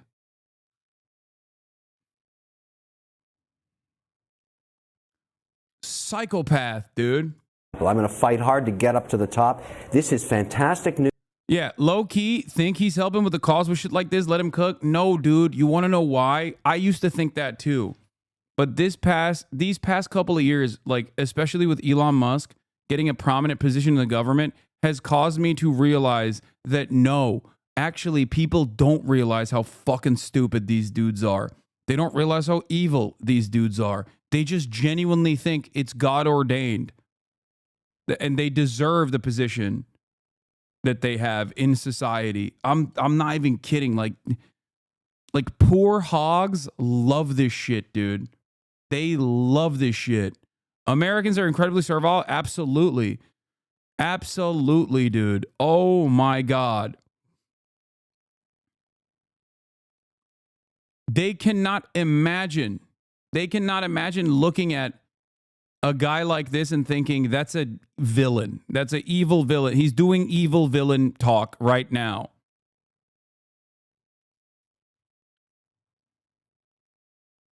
News, and of course I applaud it. What can be wrong with this? Really? Yes, really. So somebody living on I celebrate capitalism. $1 a day in Africa is getting up in the morning and saying, I'm going to be Bill Gates. That's the motivation Only everybody thing needs. between me and I'm that not guy against is charity. She's right. She should have cooked his ass. Damn, look at the CBC, bro. Yeah. Someone living on $1 a day in Africa is gonna look up to Bill Gates and be like, thank God, one day, me too.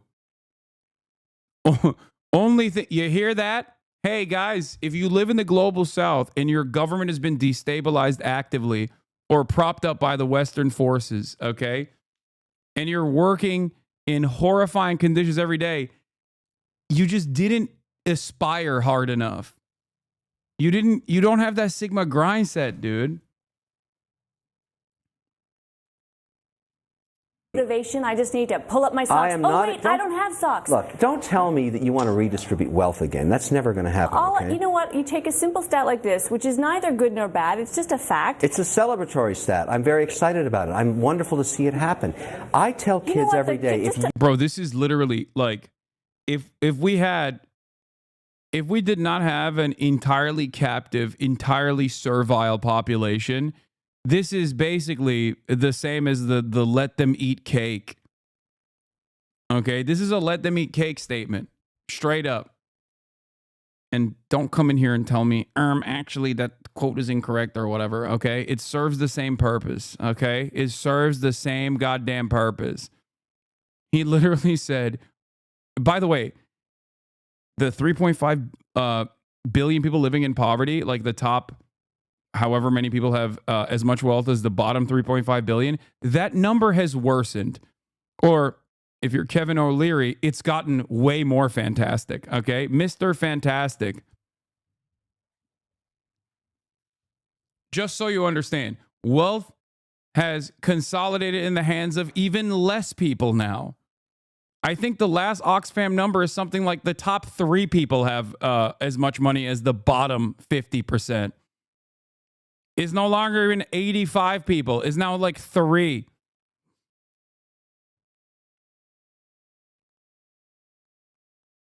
Asking my landlord to raise my rent to motivate me to grind more next month. Yeah, Sigma grind set, baby. I'm just going to. What's wrong with comes this? up at a cocktail party. No, Amanda. What's wrong with this statement? One possible response If you to it. work hard, you might be stinking rich. We're talking about people in extreme abject poverty. Correct. 3 richest dudes in the U.S. have more money than the bottom 50%. Oh my God. That's how you get $3.5 billion. No, we're not. You were just talking in about this really category. rich people. No. Oh my God, I hate this person so much. I have so much disdain in my heart for him and just all of these guys.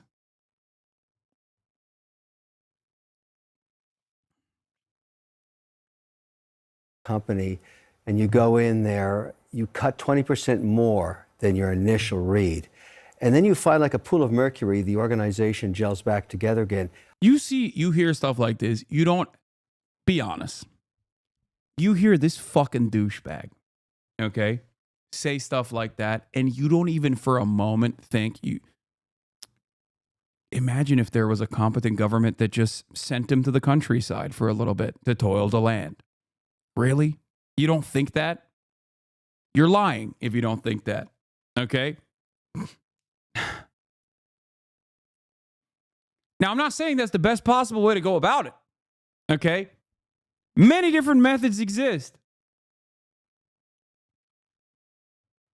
Seizing his assets? You know what I mean? Oh, yeah, that's funny. That's cool, man. Oh, you think poor people deserve less? You think it's awesome that hundreds of thousands of federal government employees are about to be, hi, are you still pro-terrorism? Hi, checking in here. Are you still pro-terrorism? That's so funny. Don't ban this guy. Anyway, it's extra funny because I was in the process of talking about like sending this guy to the countryside, and this dude is like, hi, are you still pro-terrorism? Anyway.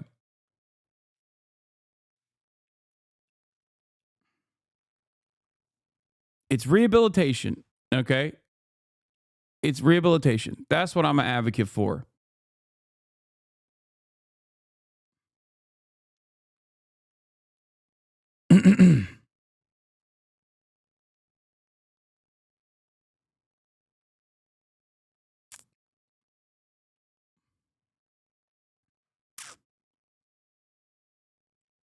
Expropriate is the most beautiful word in the English language. Maoist Trump.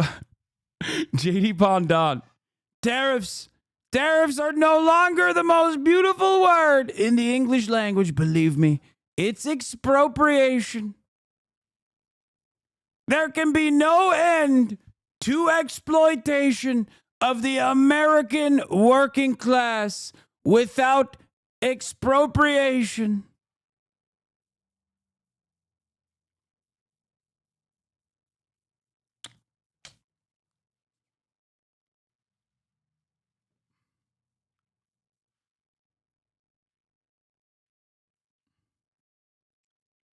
Anyway.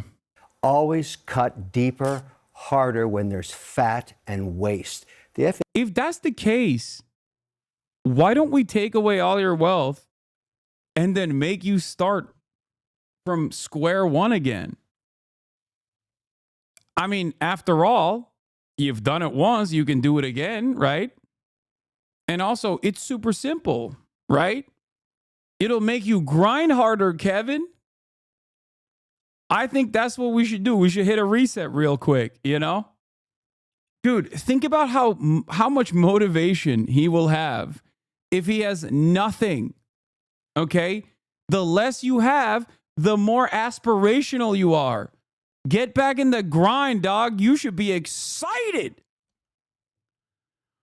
Oh. FAA, it's not the people. The code is cobalt. It's from the 60s. It needs CapEx put into it for the technology to be upgraded to make it safer. Fat like a chicken. All of these agencies are like big fat chickens dripping over barbecues of fat. This is the best barbecue I've ever seen, but I don't think it's happening fast enough. They're not cutting enough. Keep slashing, cobalt. keep hacking while you have a Yeah. The new old coding system, cobalt.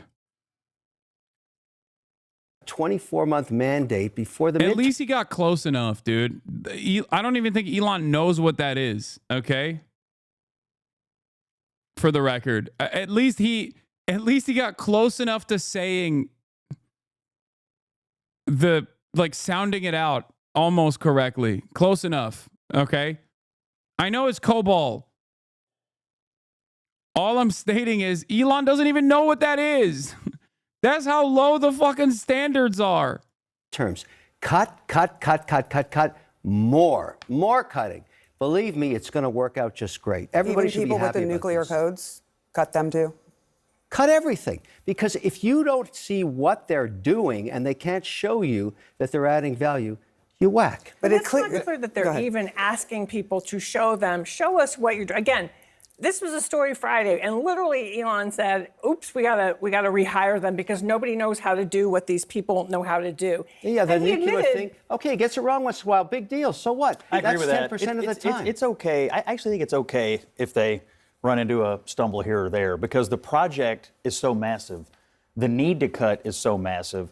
The government is so massive. It's inconceivable that you wouldn't make a mistake here or there. But I think that's acceptable if the greater goal is achieved, which is a smaller government, more efficient government. Trim the fat. Even if someone dies, or even if someone, because Are we're you talking alleging about, that someone has died from this? we don't know. I'm talking about when the rubber meets the road. I'm talking about, for example, Kansas City, 30,000 government employees might be laid off. It will destroy the economy of Kansas City. That's okay. Why do you say that?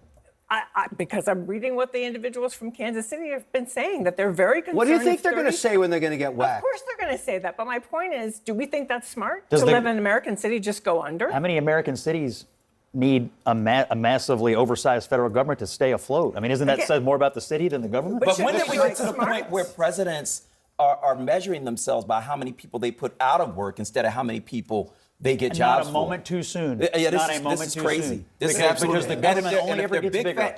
Yeah, of course. Oh, God. I hate this. I hate this so much because under normal circumstances, everyone should understand the position that he is advocating for, which is mass layoffs. He doesn't have to care about it because his job relies on him being careless about that sort of thing. He probably doesn't have any immediate family members that will be impacted by this. Okay? This is at the heart of so much of the conservative commentary, just being a smug, out-of-touch asshole. Incredibly frustrating. Incredibly frustrating. Chickens, hopefully they lay some eggs and maybe then we can afford it. This strikes me as something that was done just for the sake of doing. And I think I already talked about this before with Alabama, the state of Alabama. In the state of Alabama, the University of Alabama is the second largest hiring body in the entire state. Okay, public sector jobs that'll be lost in that process. Okay, they rely on those grants. Cut those grants, you have to cut those jobs. A lot of those people that are being cut on the overhead side are going to not necessarily be woke and gay college professors or whatever, even though that's also ridiculous, right? To cut those jobs is also ridiculous. But they are going to be, janitorial staff and things like that, okay? It was a tone-deaf move. It wasn't a big enough cut to do anything. It was a completely tone-deaf move. I mean, I find people are always interested in efficiency as long as it doesn't affect them. And it's strange to me that we got enough people to go and ride around the racetrack. Yeah, that's not just the case in Alabama. It's almost every state public sector is a top employer. Behind the presidential limousine and such, and to guard 3 residences. And we're never cutting people from there. But to come now and make sort of a tone-deaf move to cut the FAA is again, this is an image thing, and they want to be seen as doing something. Now to President Trump and Elon Musk's latest moves to reshape the federal government. The top Social Security official stepped down after Musk's team requested access to sensitive personal data about millions of Americans. Senior political correspondent Rachel Scott is tracking it from Mar-a-Lago. Good morning, Rachel. George, good morning to you. And this is just the latest official to leave after clashing with Elon Musk and his Department of Government Efficiency. And it comes as federal workers are bracing for more layoffs and firings today.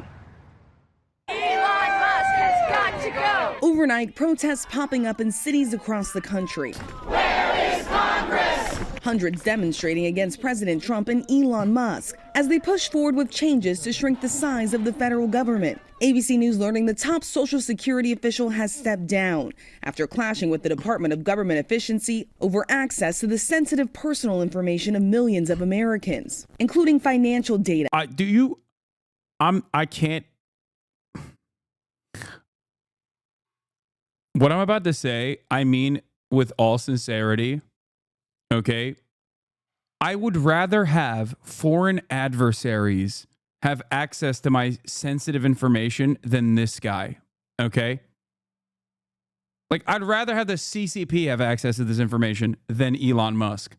That is how little I trust Elon Musk, okay?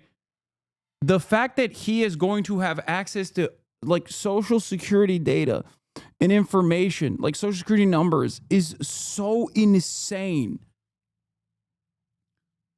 What's, I guess, the most shocking aspect of this is that he also looks like a villain. He sounds like a villain.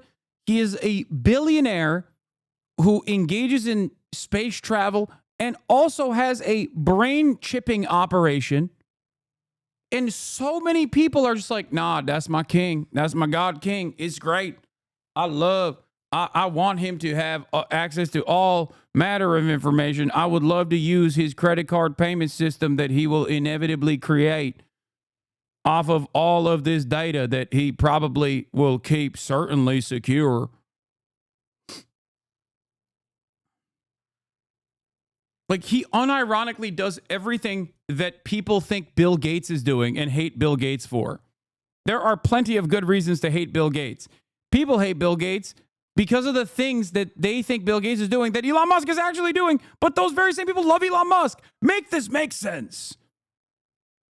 And employment information. President Trump has directed Elon Musk and the Doge team to identify fraud at the Social Security Administration. Musk's team has also requested access to a data system at the IRS that retains Americans' personal tax information and includes their tax filings and bank statements. Democrats pushing back. If you think there's fraud, then why did you fire all the inspector generals? Okay? If you think there's something we can do here, then let's do this the right way. Across the federal government, firings touching more than a dozen agencies, from the CDC to Veterans Affairs, and even the Federal Aviation Administration. At the Department of Housing and Urban Development, the union warning they expect a 50% cut to the workforce by May. Sources tell us 15,000 workers at the IRS have been identified for possible termination, with tax season just around the corner. Victoria tells us she was laid off from the Forest Service in Montana. Elon Musk doesn't even know my job exists, right? But like, we do a lot. I mean, I'm a public servant and I do this job because I love it. So yeah, I'm devastated, and my whole community lost their jobs, and I don't know what I'm going to do now. Other government workers like Elizabeth Anaskevich, who works for the Consumer Financial Protection Bureau, says she doesn't even have enough information to file for unemployment. We were just basically tossed out on the streets, and so that has been.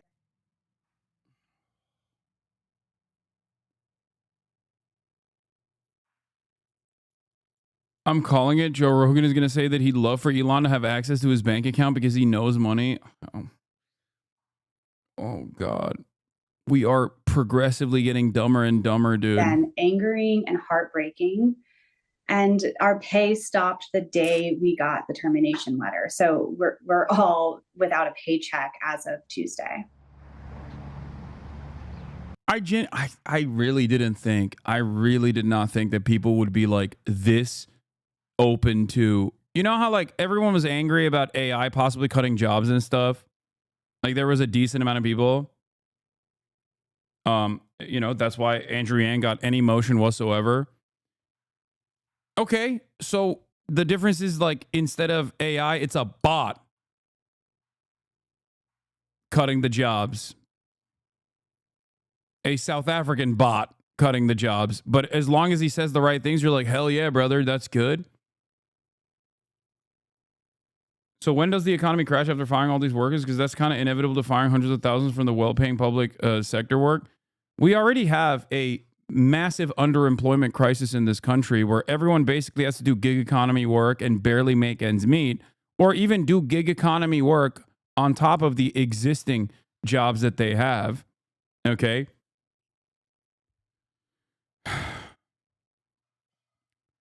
And in spite of all of that, the last remaining like middle class jobs that are readily available with like decent benefits that still don't pay a lot, mind you, are going away. America is just going to be a collection of, you know, maximum 100,000 millionaires and billionaires. And then everyone else in the country is going to be straight up the underclass, the permanent underclass.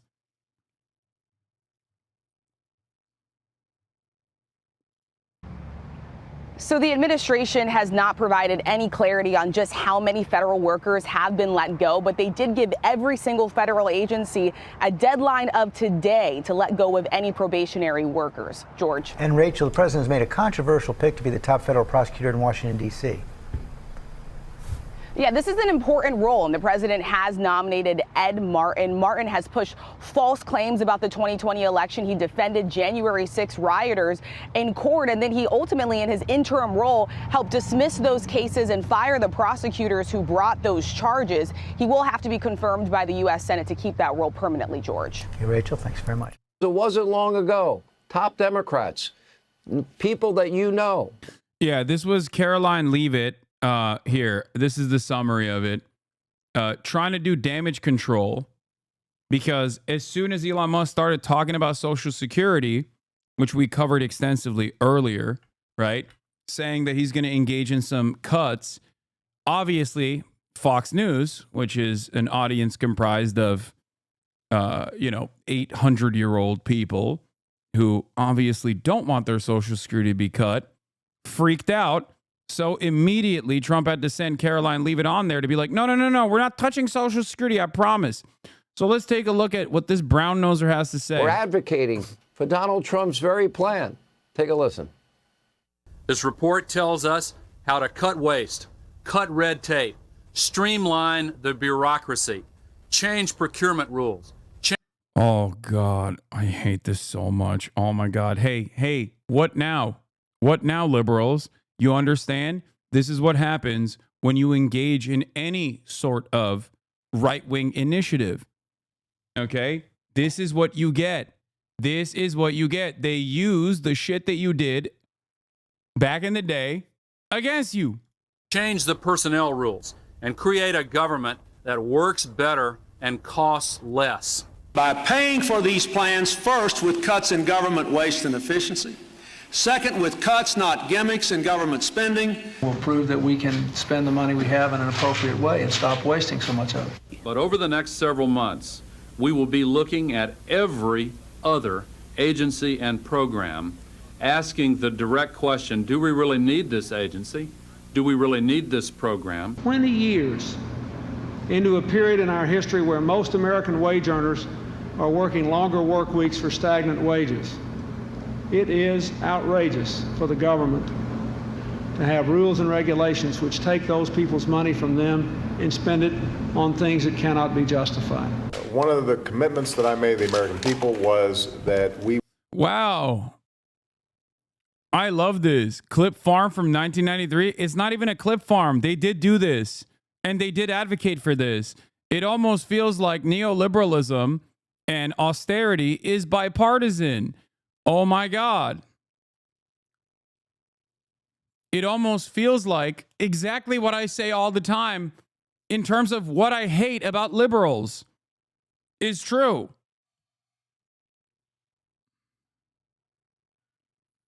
Obama also said that cutting the DOE is a terrible mistake. I know it's gotten worse over time. But if your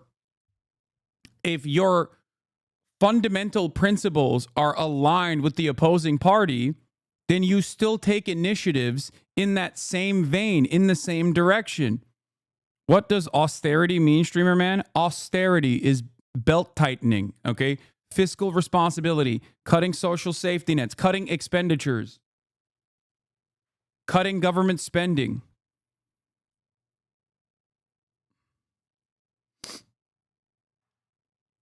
You know, things that the Democrats have also done.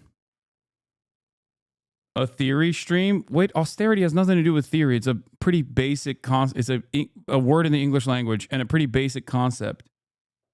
Isn't it not that black and white, though? What Dem cut is different than what Republicans cut? No, across the board, I do not maintain a position that federal worker cuts are good, okay? I don't think it's a good thing. It's a bad thing. These guys, do you think, let me ask you this way, okay? Do you think that these guys, when they were pledging to cut government waste, okay, when they were saying that, do you think that they were like, yeah, there's a lot of wasteful spending in the government? Or do you think they actually were saying the exact same thing that Trump is saying right now, but because they're liberals, you just have this assumption that no, they are actually doing this for the greater good? It's the same exact shit. It's just a different party. Same suit, different tie, but you automatically assume, oh, this might be actually for good purpose. It's not. It's just the same shit. Unless you legitimately think that because Trump became president, that all of a sudden planes started falling out of the sky. Unless you legitimately think that, which I don't. I know I joke around about this a lot, but these are issues born out of austerity and born out of layoffs and born out of corner cutting, cost cutting measures that were set in motion many decades ago. This kind of stuff doesn't happen overnight. We would do a better job here in Washington in rooting out wasteful spending. And in that process, now you understand how the Republicans get to move even further right on this issue. Why do the Republicans get to move further right on this issue? Because the Democrats move right on this issue. This video, this collection of videos is a perfect example of this problem that liberals have. Okay? This is it. This is the ratchet effect in action, right in front of your eyes. This is why I am so angry all the time at the things that the Democrats do, because that's supposed to be the party that you can kind of change. That's supposed to be the party that's supposed to exist as a counterweight to Republican initiatives.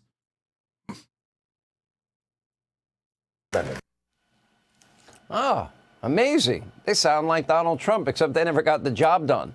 How times have changed. Now, tonight there are They did get the job done, by the way. Sean Hannity is wrong. Reports of a collective panic in the Washington swamp, a flood of new real estate listings as Trump dismantles the Washington bureaucracy at a rapid pace, which brings us to our Hannity Washington brief with Caroline Webb. Yes, Mind Drive, which is one of the biggest liberals in this chat, is 100% correct.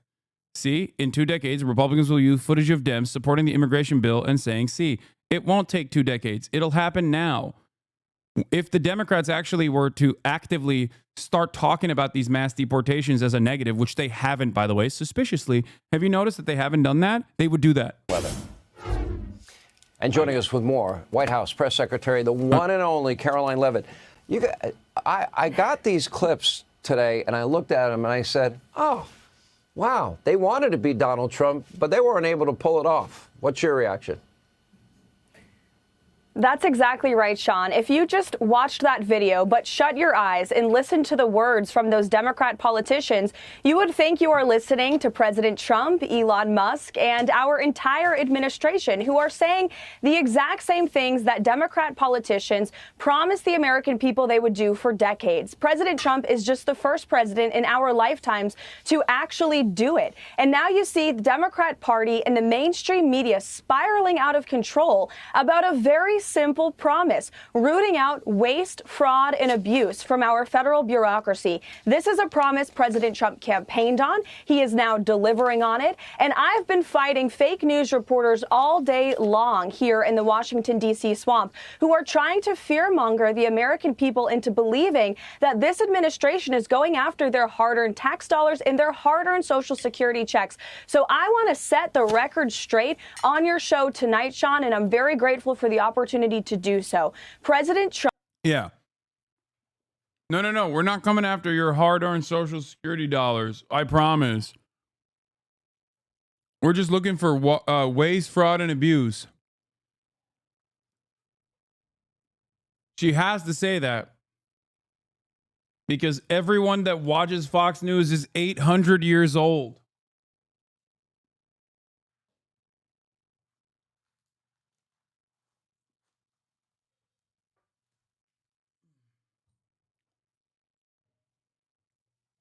Trump has directed Elon Musk and the Doge team to identify fraud at the Social Security Administration. They haven't dug into the books yet, but they suspect that there are tens of millions of deceased people who are receiving fraudulent Social Security payments. And so their goal in going into the Social Security Administration is to identify three things. Number one, to identify duplicate payments and to end them. Number two, to identify payments that are going to deceased people who are no longer living and should no longer be receiving that money. And number three, to protect the integrity of this system for hardworking Americans who have been paying into it their entire lives. So rest assured to all of the people watching your show tonight, if you paid into the system honestly, you will continue to receive your Social Security checks. Do not buy into the lies from the legacy fake news media who are trying to fear you and scare you into believing otherwise.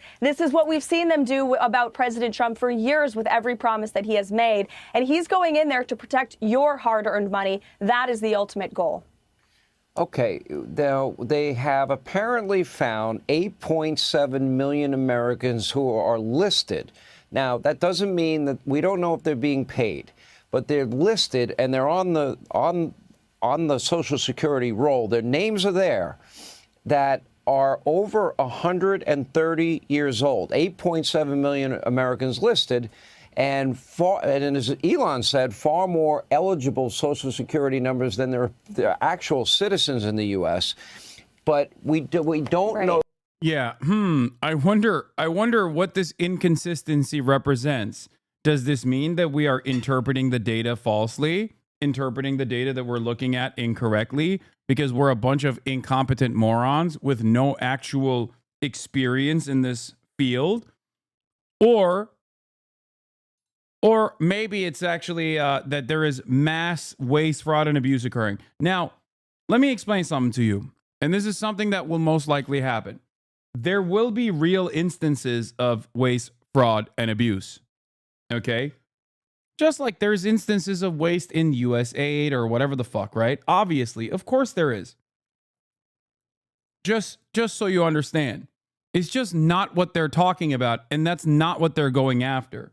But they will use real examples to package up this broader narrative that there is 150 million Americans that are over the age of 200 or whatever. Okay?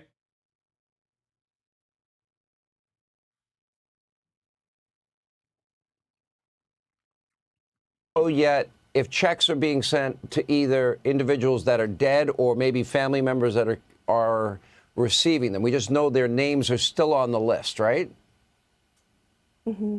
Yes, that's exactly right. There are a lot of unanswered questions, but that's exactly why these Social Security employees, I may add, are digging into the books and going line by line because past administrations have refused to do this very time-consuming but necessary work. And I want to emphasize that these are Social Security political appointees. With every change of a new administration, you have new political appointees, just like me and my colleagues at the White House, who onboard to serve the elected president. That's called a democracy. And for far too long, we've had a bureaucracy that has been running these agencies. And look at what has resulted in. Tens of billions of dollars in waste, fraud, and abuse every single year that we know of. And so these DOJ employees, these Social Security employees are onboarding as Social Security Administration employees, political appointees, and they have every right to administer President Trump's agenda. And that's their main focus with this effort, not just at Social Security, but of course at every agency, as you know. I don't want to give away the interview tomorrow with President Trump and Elon, but I can give a few headlines. There's no conflict between them. There's no power struggle. There's no ambiguity as to who the president is. And what I observe both in front of the camera and behind the camera are people that had a great relationship. I don't want to give too much away. People will decide for themselves. You were there for a lot of it. You agree? I definitely agree. And I witnessed this relationship firsthand every single day in the Oval Office and at the White House. And President Trump has tasked Elon Musk with administering his America First agenda. Oh, my God. This is going to be a spectacular failure. Oh, Sean Hannity is basically Sean Hannity having to say this ahead of time. Oh, my Lord. Yeah, why is this something that you feel the need to address, I wonder? The very fact that you feel the need to address this speculation means that there is probably either on the Trump side or someone else saw all of this narrative, all of this rhetoric, and got upset enough to want to address it. Just like the rest of us who serve at the pleasure of the president, but most importantly serve the American people. More than 77 million Americans re-elected President Trump to promote monumental, fundamental change, to shake up the Washington swamp. And there's nobody better than Elon Musk to do that. He is a once-in-a-generation business leader. He sent rocket ships to space. He's far smarter than many of the people who are grunting and moaning on Capitol Hill about these efforts are. And he's the perfect person to help President Trump with this effort. The mainstream media wants to drive a wedge between their relationship, but they are failing. And our entire team is unified behind President Trump to deliver on the promises he made to the American people on the campaign trail. All right, that is this week's Hannity White House briefing with White House Press Secretary Karoline Leavitt. Caroline, great to have you as always. Thank you. You're both aware, you have to be keenly aware, that the media and the punditry class, not that, I think you've proven they have no power anymore because they threw everything they had at you and they didn't win. And that was, the New York Times, Washington Post, 3 networks, every late night comedy show, 2 cable channels. They just. Is it loud? They threw everything, lawfare, weaponization. Sure. And now I see they want you two to start, they want a divorce. They want you two to start hating each other. And they try, President Elon Musk, for example. You do know that they're doing that to you. Oh, I see it all the time. They tried it, then they stopped. That wasn't, they have many different things of hatred. Actually, Elon called me. He said, they're trying to drive us apart. I said, absolutely. They said, we have breaking news. Donald Trump has ceded control of the presidency to Elon Musk. President Musk will be attending a cabinet meeting tonight at 8 o'clock. Oh, he hates it. Oh, he hates it. Oh, my God. Oh, hell yes. He hates it, and Musk loves it. And I say, it's just so obvious. They're so bad at it. I used to think they were good at it. They're actually bad at it, because if they were good at it, I'd never be president. Because I think nobody in history has ever gotten more bad publicity than me. I could do the greatest things. I get 98% bad publicity. I could do, outside of you and a few of your very good friends, it's like the craziest thing. But you know what I have learned, Elon? The people are smart. They get. Wait. You think so? Are you sure? Are you coping? No, I think so. the very fact that they're addressing this implies that the narrative is obviously being discussed behind closed doors. Donald Trump is Mr. Marketing. He's also a very narcissistic and oftentimes very emotional man. Okay? He's super thin-skinned.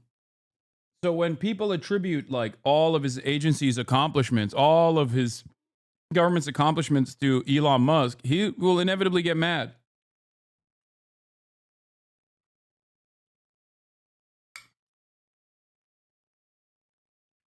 This is the one area where we need liberals. Liberals are so good at this stuff. They will constantly talk about how, oh, they're doing gay stuff. They're having gay sex in the White House. Like, that's like, I get that. I guess I just see more internal stability than his first go around when people were getting fired daily.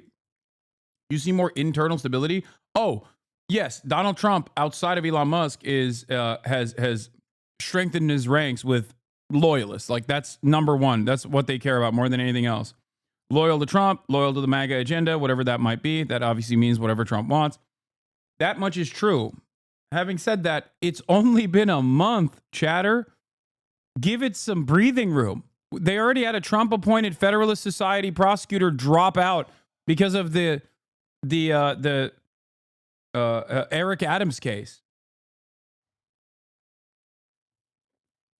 That was a Trump appointee. Get it. Yeah, they do, actually. They get it. They really see what's happening. Yes. You're going to rescue astronauts. And now, and again, you do all of this. I would think liberals would love the fact that you have the biggest electric vehicle company in the world. Yeah, I mean, I used to be adored by the left, you know. Yeah, not anymore. Less so these days. He killed that, huh? I mean, less so. I really didn't. Well, I mean, this whole sort of like, you know, they call it like Trump derangement syndrome. Yeah. And I didn't, you know, you don't realize how real this is until like you can't reason with people. You don't realize how real this is? Dog, you literally thought President DeSantis. You were in the tank for Ronald McDonald DeSantis. Did we just collectively experience amnesia? He kept shitting on Trump, saying he was old as dirt, saying he was incompetent, and that Ron DeSantis will lead the new charge. Did everybody forget about this? I feel like you guys also forgot about this.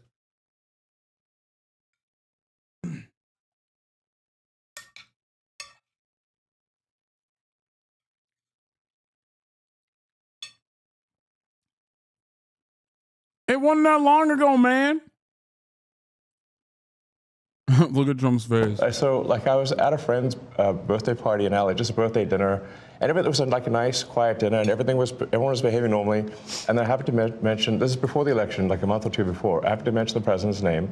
And it was like they got shot with a dart in the jugular that contained like methamphetamine and rabies. Okay, and they're like, "Wow!" And I'm like, "What is wrong, guys?" Like, oh, he hates when he does the autistic dinosaur move, dude. Look.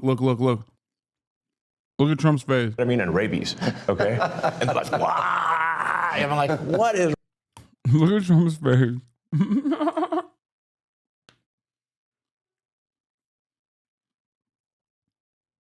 Okay, here's another lock. I think Trump is going to start saying the R word behind closed doors to talk about Elon and then accidentally let it slip in public. No, he's not going to call Elon the R word in public, but I think Donald Trump is going to publicly say the R word because he's been using it more frequently, because he's constantly talking about Elon with that word.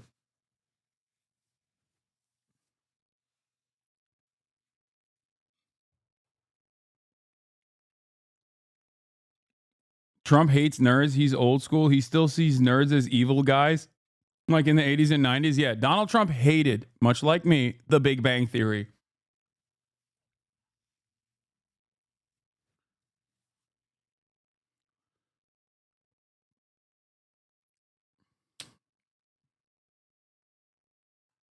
Yeah, that's my goat right there. That's my catty bitch. Guys, like, you just can't have like a normal conversation. Yeah. And it's like it's like they become completely irrational.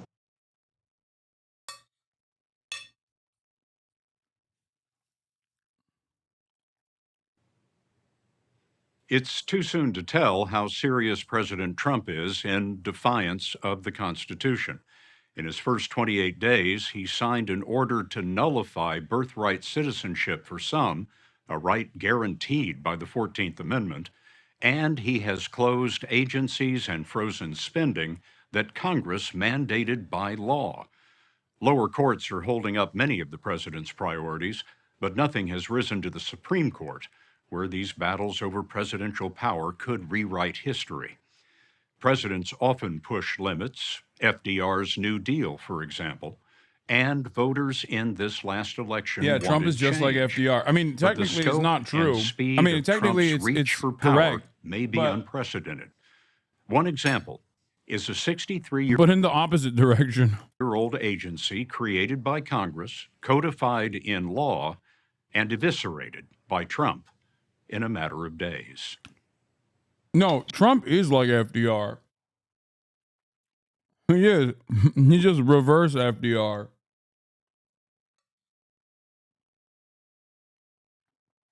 He's reverse FDR in the sense that everybody gets polio. He's reverse FDR in the sense that he's going to undermine all of the initiatives taken under the leadership of FDR. He's also very similar to FDR in the sense that, like, he is basically operating like a... Like he's doing a lot, okay? That's it. It's motion. He's got a lot of motion.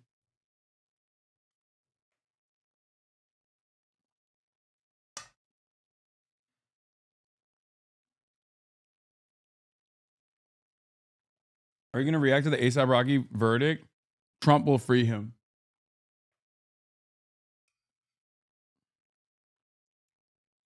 Trump freed him once. He'll free him again.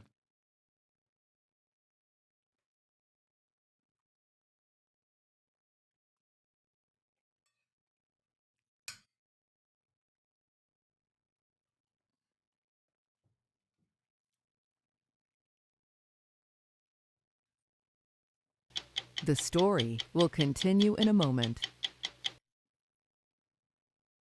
People are really scared. I think that, 12 days ago, people knew where their next paycheck was coming from. They knew how they were going to pay for their kids' daycare, their medical bills, and then all gone overnight. All gone overnight for Christina Dry and Adam Dubard. You reacting to this or what? No, Jay Mershon. I am not going to be reacting to the Jube. Okay? I don't care that other people are going crazy over it. I don't care to hear from Michael Knowles. Nor do I care to watch as that other chatter called the Jube. That was funny. Hey, Hasanabi, are you going to react to the Jube today? The Jube. You gonna react to the Jube vid?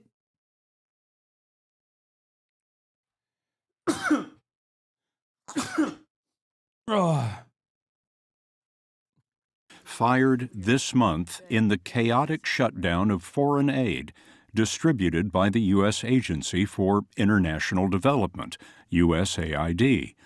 More than 8,000 USAID I'll watch the Sam employees Cedar were episode. sent It's the home only one I'll by watch. the administration. They're not looking for competency. They're not looking for if you're good at your job. They're looking for pure loyalty tests. And if you don't give it, you will be punished. And they had to leave the building. And these are folks who had decades and decades of public service serving USAID across administrations, from, George Bush to Obama to the first Trump administration. And they were never able to walk back in the building again.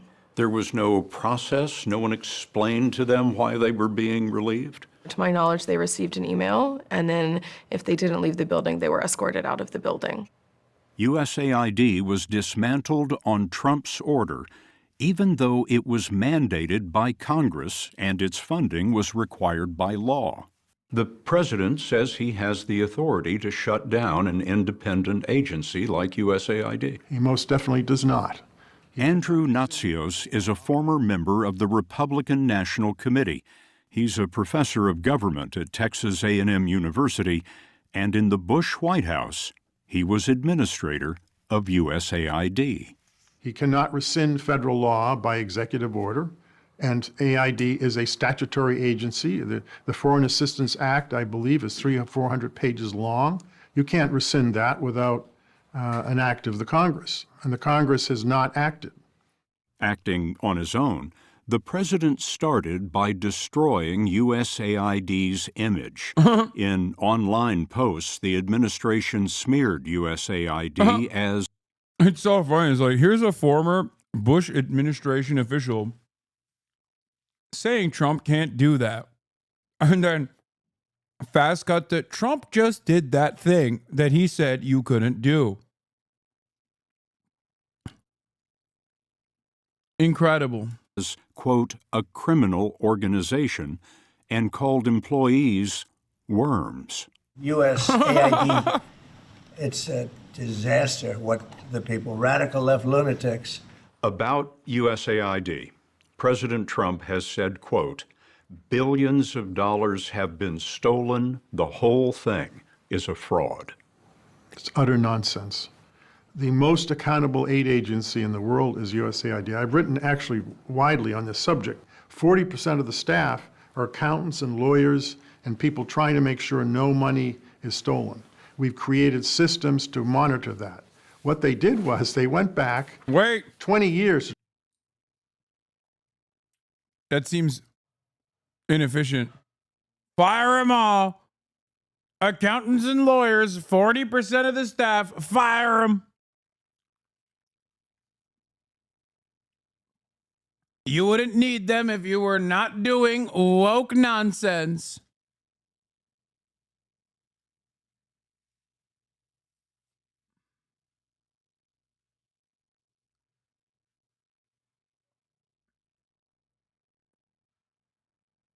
To try to find things. If you have to go back 20 years to find abuse, that means there isn't that much abuse. USAID spending in 2023 was $38 billion. That's less than 1% of the federal budget. Natsios told us there is waste and occasion. Stop, man. It's just stop. Just don't say his last. Just refer to him by his first name. It's hard. It's hard for me to pay attention when you keep calling him by his last name, which sounds like what I would call Axios.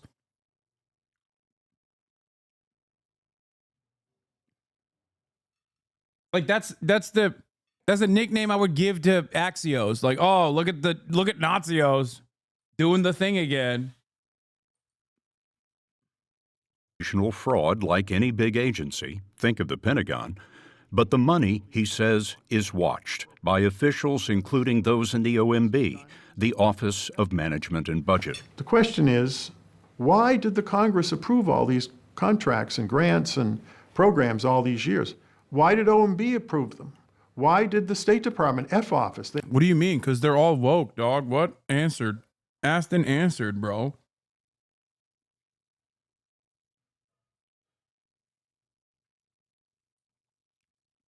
Because they're also gay and woke.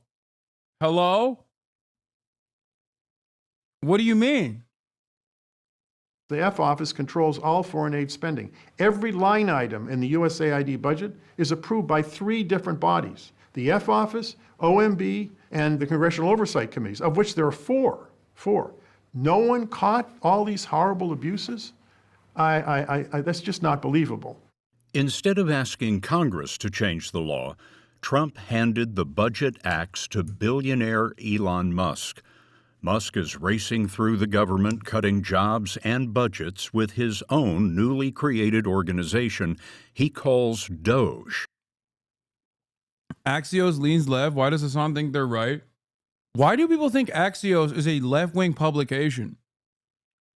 They never have been a left-wing publication. They are a center-right publication. What the hell is going on? This is not the first time I heard this, too.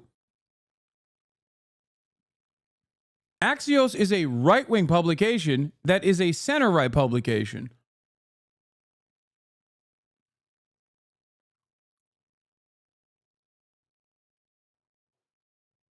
Is it because of that COVID interview with Donald Trump? Is that why? Where are these people coming from that think Axios is a left-wing or like a left publication?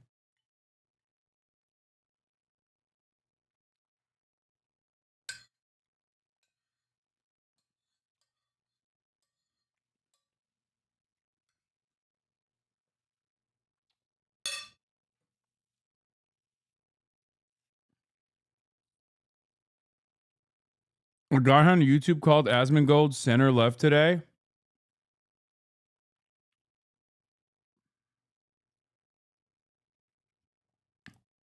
If Asmongold is center left, then I make Stalin look like an anarchist. Like, what are we talking about?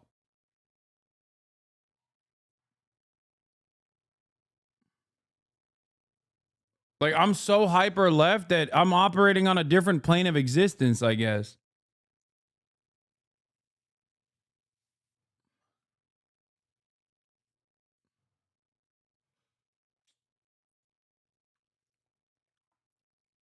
Are these people out of touch, or is the window shifting? Leftistly cozying up to the State Department establishment? Who's doing that? If Asmongold is center left, who's right wing? Like, what is right wing then? Asmongold is center left. His favorite politician, Donald Trump, also center left. Adolf Hitler, center.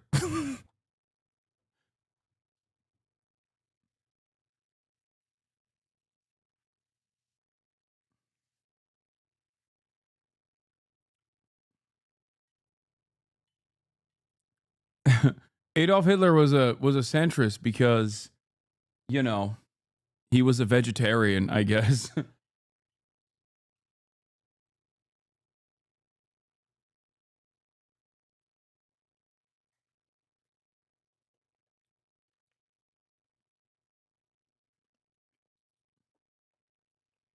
Or the Department of Government Efficiency.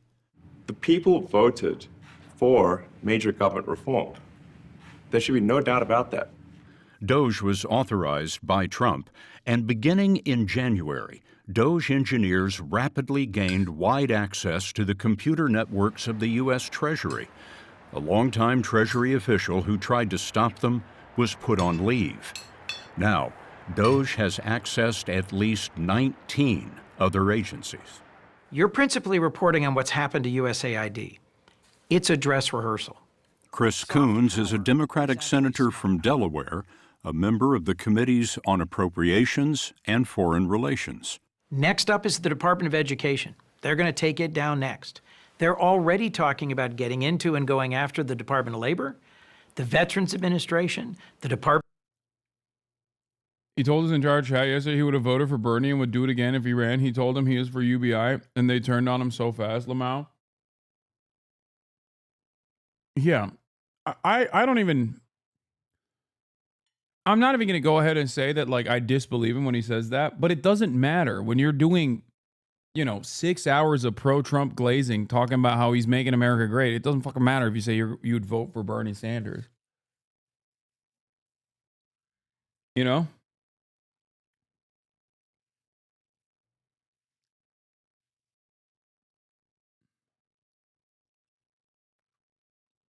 Why is it bad to have had the take that the U.S. tells everyone what to do? They do whatever we say, like you said. That is how you felt, but didn't say much. Why do you have to hide that take? Just wondering. I felt the same. What? Dude.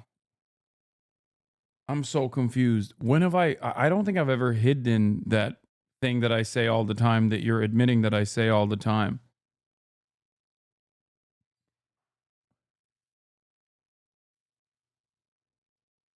Why does he completely hate your takes if you actually had Bernie Sanders on the stream and we're agreeing with each other practically the whole time?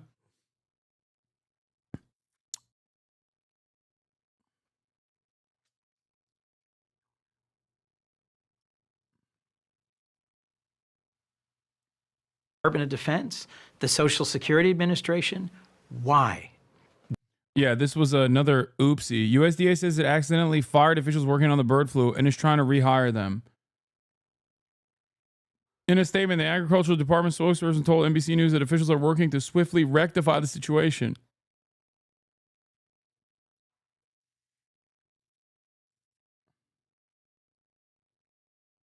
Oops.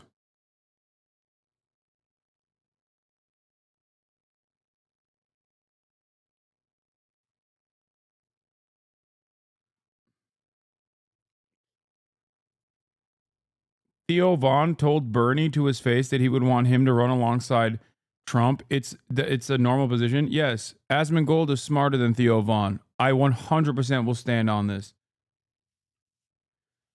You guys forget, Asmongold worked at the fucking IRS, dude. What are you talking about?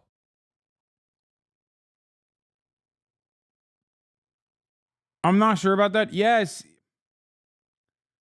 Asmongold worked at the IRS.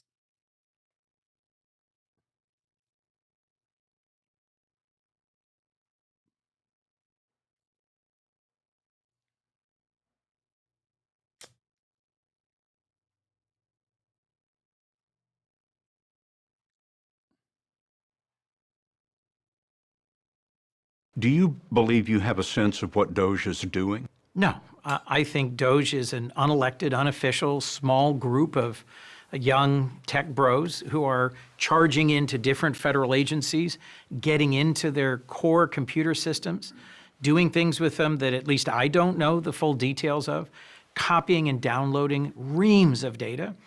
What does it matter that Doge has access to U.S. government computer systems? What matters is that the U.S. government has information about you, about me, our Social Security information, our Medicare, Medicaid, veterans benefit payments, things that matter to us, obviously our tax filings. And if they have access to it and control it, they can change it.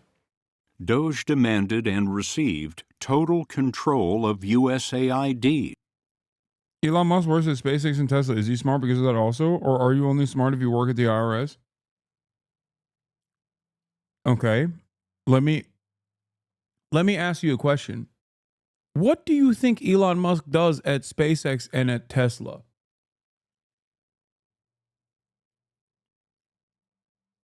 A better comparison would be if you said your friend with a master's in like aerospace and mechanical engineering works at SpaceX as an engineer working on, their latest rocket technology.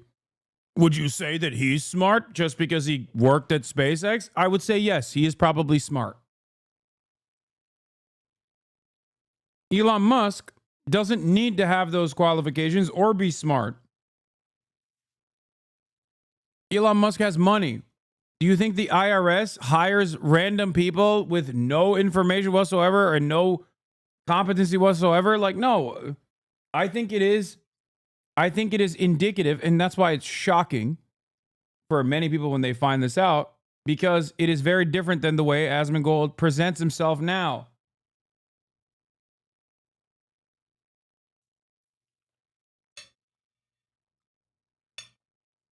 There's a reason why that fact is so shocking that some of you are having a hard time coping with that reality.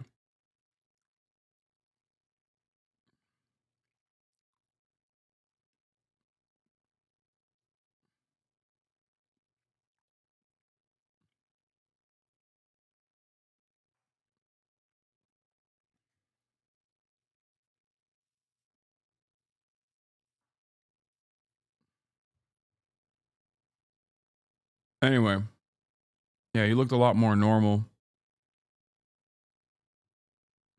Also, I like that I simply said that Asmongold, I think, is probably smarter than Theo Vaughn, which is like an insanely low bar to clear.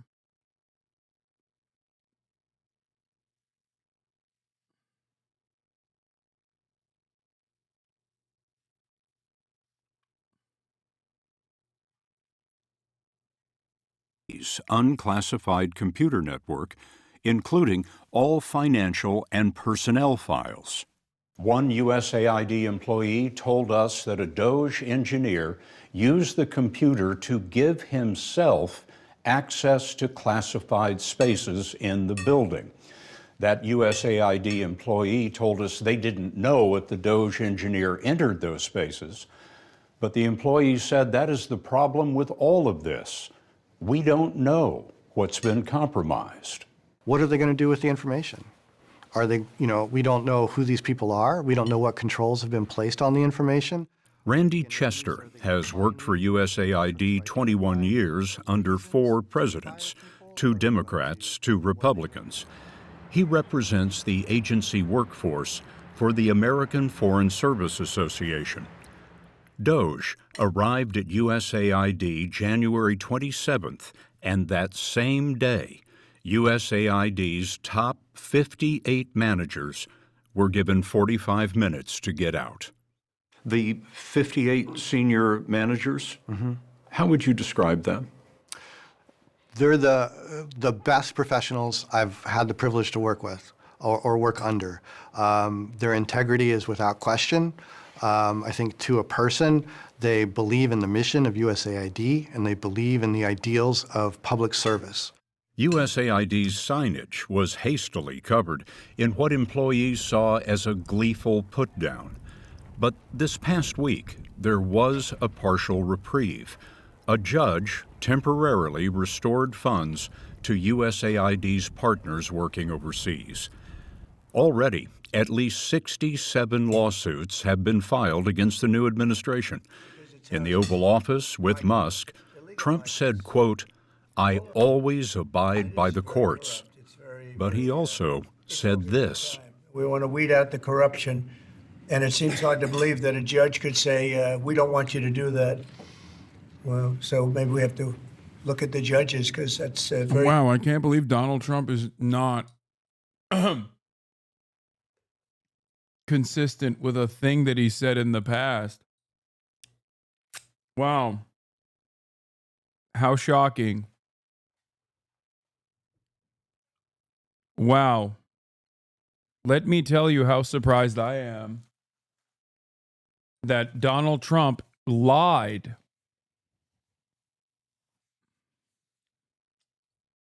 Very serious. I think it's a very serious violation. We've seen flashpoints in these fights before. We've never seen this fight unfold across such a broad front and at such a basic level where a president is claiming so much of Congress's constitutional powers. See, that's the reason why they're doing it through Doge, by the way, chatters. Because I know that a lot of chatters are like, why doesn't he do this through Congress? Because no congressperson would ever let this happen. And yes, that includes Republicans as well. Okay. And number 2, it is a part of their agenda. Okay. It is a part of their agenda to not ask for permission. They are doing this deliberately. They are trying to, and successfully, making the power of the executive office far grander than it ever was before.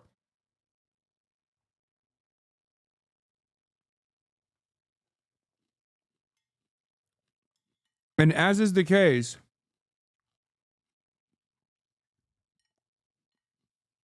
this is not a new concept. Trump is not an aberration. He is a logical conclusion. That's precisely the reason why.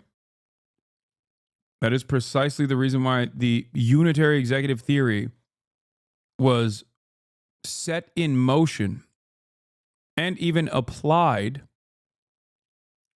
and greatly expanded on far before Donald Trump even had aspirations for government. Okay? That's it.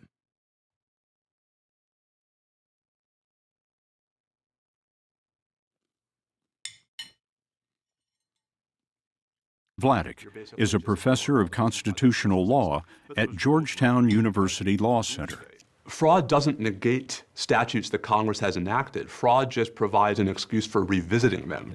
And so the problem is that you see these claims of fraud by President Trump, by Elon Musk, that really feel like they're fig leaves. If it's a fig leaf, what are they covering up? I think what we're really seeing is a consolidation of power. And so fraud provides a plausible sounding reason for running over what had been historical constraints, whether they were statutes or norms, limiting the president's ability to centralize power. The end game here seems to be controlling every single apparatus of the federal government directly out of the White House. And that's just never been how we've understood. Yeah. Another thing that they're going to do is,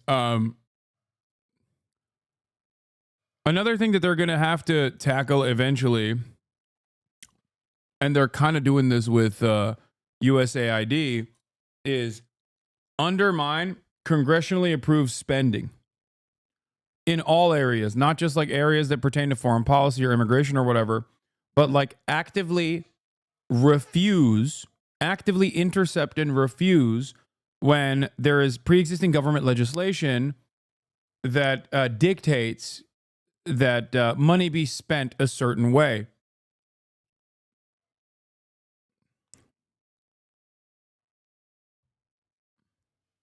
That is what's up next.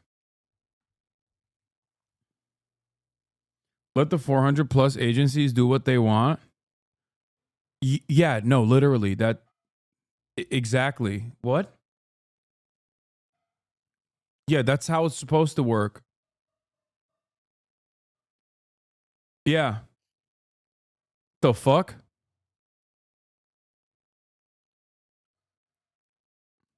Yeah, there is a division of labor and a division of responsibility in the regulatory bodies. And that's not a bad thing. It's a good thing. And that's why they hire scientists. What?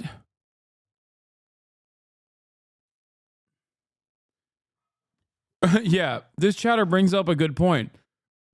Look up the word agency, like the definition.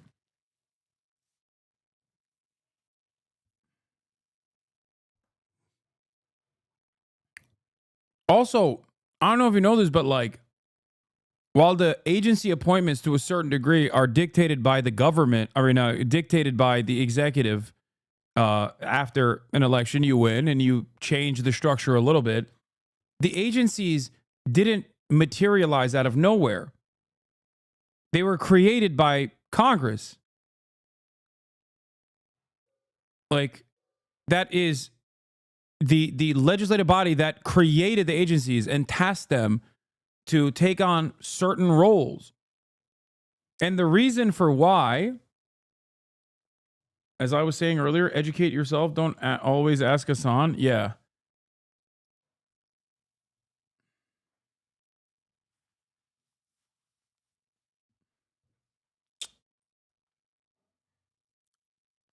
The congressional veto override is absolute constitutional proof that the president does not have the power to pick and choose what congressional spending he will allow. Yeah, I don't think they care about that. They're trying to, I forget what they're trying to use, but Republicans are very good at finding like some random 19th century provision to be like, see, this law actually allows us to veto expenditures. What did they call it? I forget what it's called. Impoundment. Is that what it is? Yeah. Now, obviously, the overarching goal is the same, right?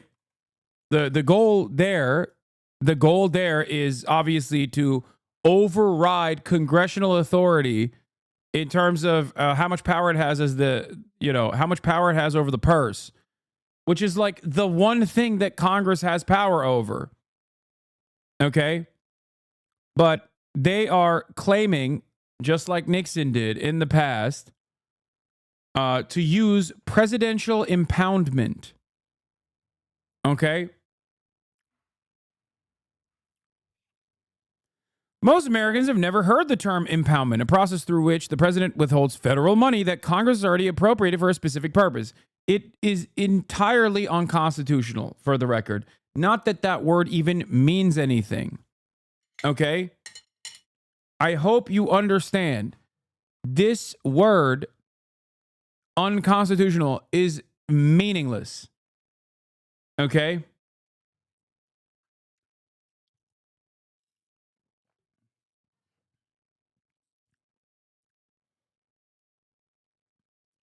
But for anyone following the events out of Washington recently, the term has been in news frequently. In fact, the issue is potentially one that might produce a major constitutional crisis in the coming months. Will it? I don't know. President Donald Trump has been hell-bent on using the executive authority to cut as much of the federal agency spending as possible. He's already gone after a number of targets ranging from the U.S. Agency for International Aid Development on the National Institute to the National Institutes of Health. He asserted the president's long recognized impoundment power and vowed to use it to squeeze the blood of federal bureaucracy for massive savings. Yeah.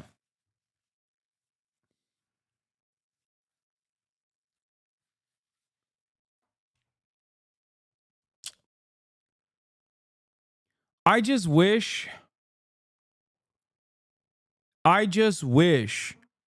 that the Democrats operated like this as well, by the way, because I am not I will use, as long as institutions exist, as long as legal hurdles exist, when the Republicans are in charge and they want to do something awful, I will always demand that the Democratic Party use them. But if there was ever a real Labor Party, if there was ever a real left party, I would tell you, I don't give a shit about any of these institutions. I don't give a shit about any of these fucking norms, okay? I'm just letting you know. That's why I always say I wish the Democrats truly cared about working class Americans and actually operated, at least in terms of politics, like the way that the Republicans do. Find some random, ridiculous rule in the book from, 1812 to be like, hey, sorry, America, we have to, we have to have permanent full employment. Sorry, and the government has to create these jobs. They just don't do that. West Wing fantasy works better. No, I'm just saying, they could technically try and do this. They just don't have any motivation to do this because they get paid by the same corporate benefactors. Okay?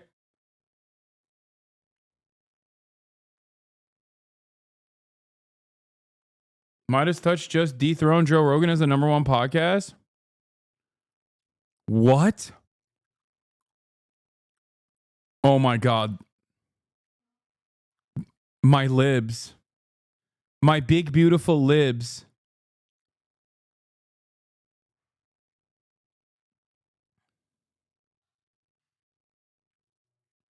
Can you give an example of one of those laws from 1812, or are you just making it up? Yes, no, I'm making it up. I don't know if there's any laws specifically that means you have to have full employment in 1812. Okay? Dude, my point is, it doesn't even fucking matter. You think impoundment is legitimate? No, it's clearly unconstitutional. They are inappropriately trying to slot it in to basically undermine the power of the purse that Congress has. Democrats have nerds too. You think Democrats don't fucking have... You think Democrats don't have nerds? Like constitutional law scholars and shit? They do.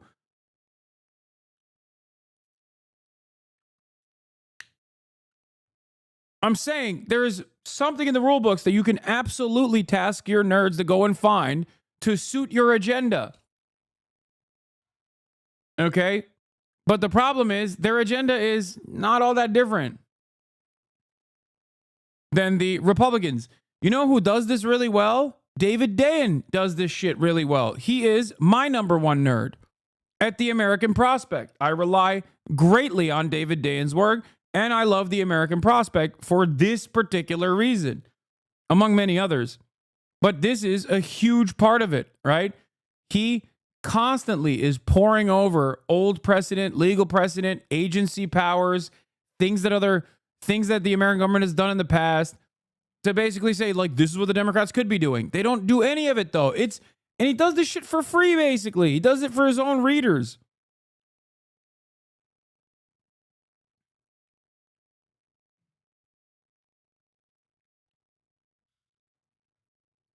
What is this?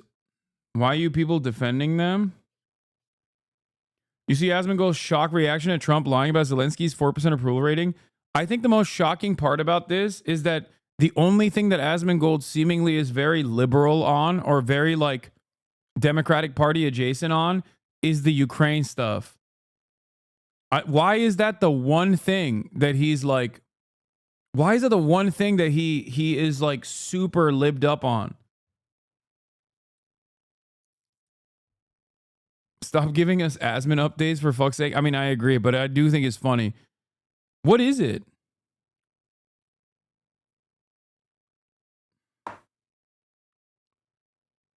Oh my God, is it because of Reddit?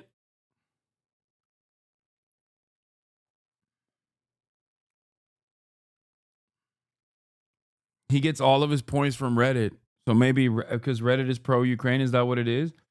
It reminds him of Star Wars. Okay, shut up. That's literally not. Then he would be pro-Hamas. Like, what do you mean? It reminds him of Star Wars. It's not.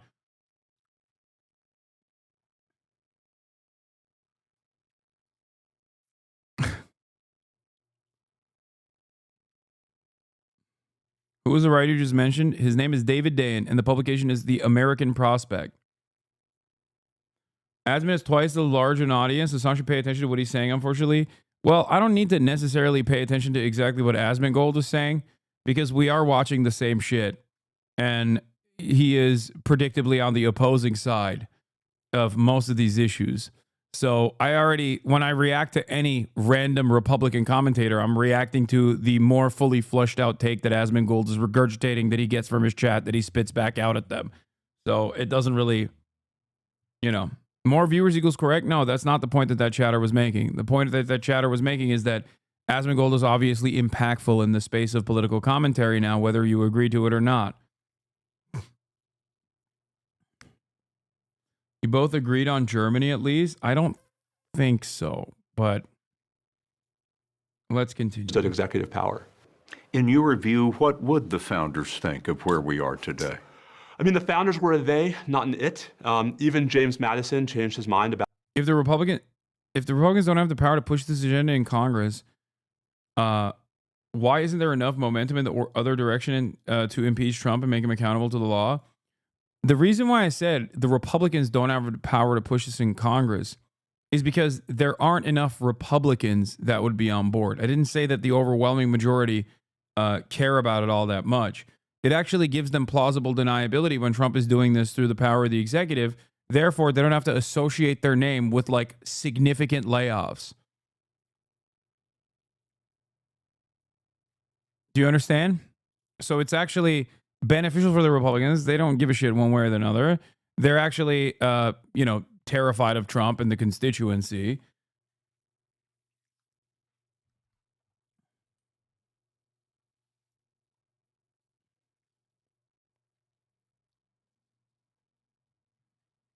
So they're playing cover for him? Yes.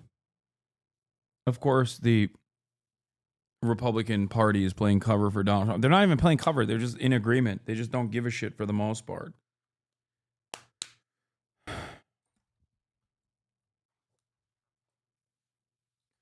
Does this eventually make the GOP so toxic with the general electorate that they start to push back on Trump? In normal times, I'd say yes, but yeah, I don't think so. At least not yet. What is this? Trump's team allegedly offered Putin 1, Ukrainian territory, 2, no NATO membership for Ukraine, 3, no U.S. soldiers in Ukraine, 4, the withdrawal. Okay, 2 and 3 are not like crazy things that he gave Vladimir Putin, by the way. Who the fuck thought that there was 2 and 3 was ever happening? The withdrawal of U.S. soldiers from Europe? Okay, that's insane. And I don't think that that's going to happen. Including from front lines? Yeah, this guy's out of his mind, dude. What? Professor of political science, U.S. ambassador to Russia 2012 to 2014. Is this guy...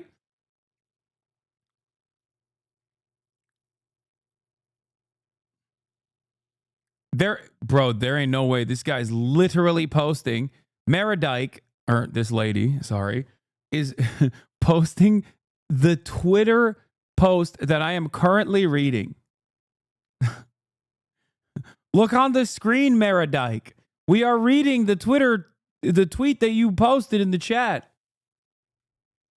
Yeah, I don't think that number 4 is happening. That seems genuinely insane. Okay.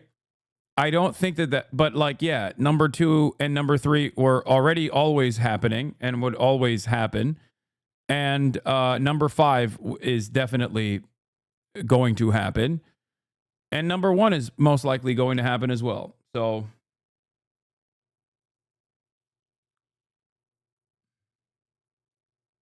you just said he wouldn't do that.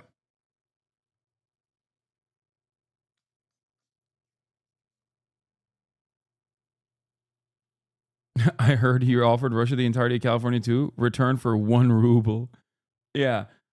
Let's get into the no NATO thing. Is like every other policy with the carrot of Schrodinger's membership is no longer there and replaced with just the stick of deal with it and we will make you a colony now. Yes.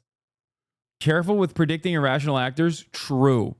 There's no longer one irrational actor that I'm supposed to be predicting on now. There's 2 of them. So I don't know. No predictions. You know what? I've learned my goddamn lesson, okay? I've learned my goddamn lesson making predictions on what irrational state leaders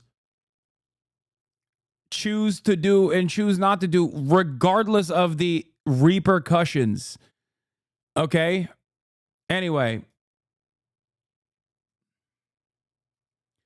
A victory for Putin. Jeffrey Sachs and Matt Does debate U.S.-Russia talks to end the Ukraine war.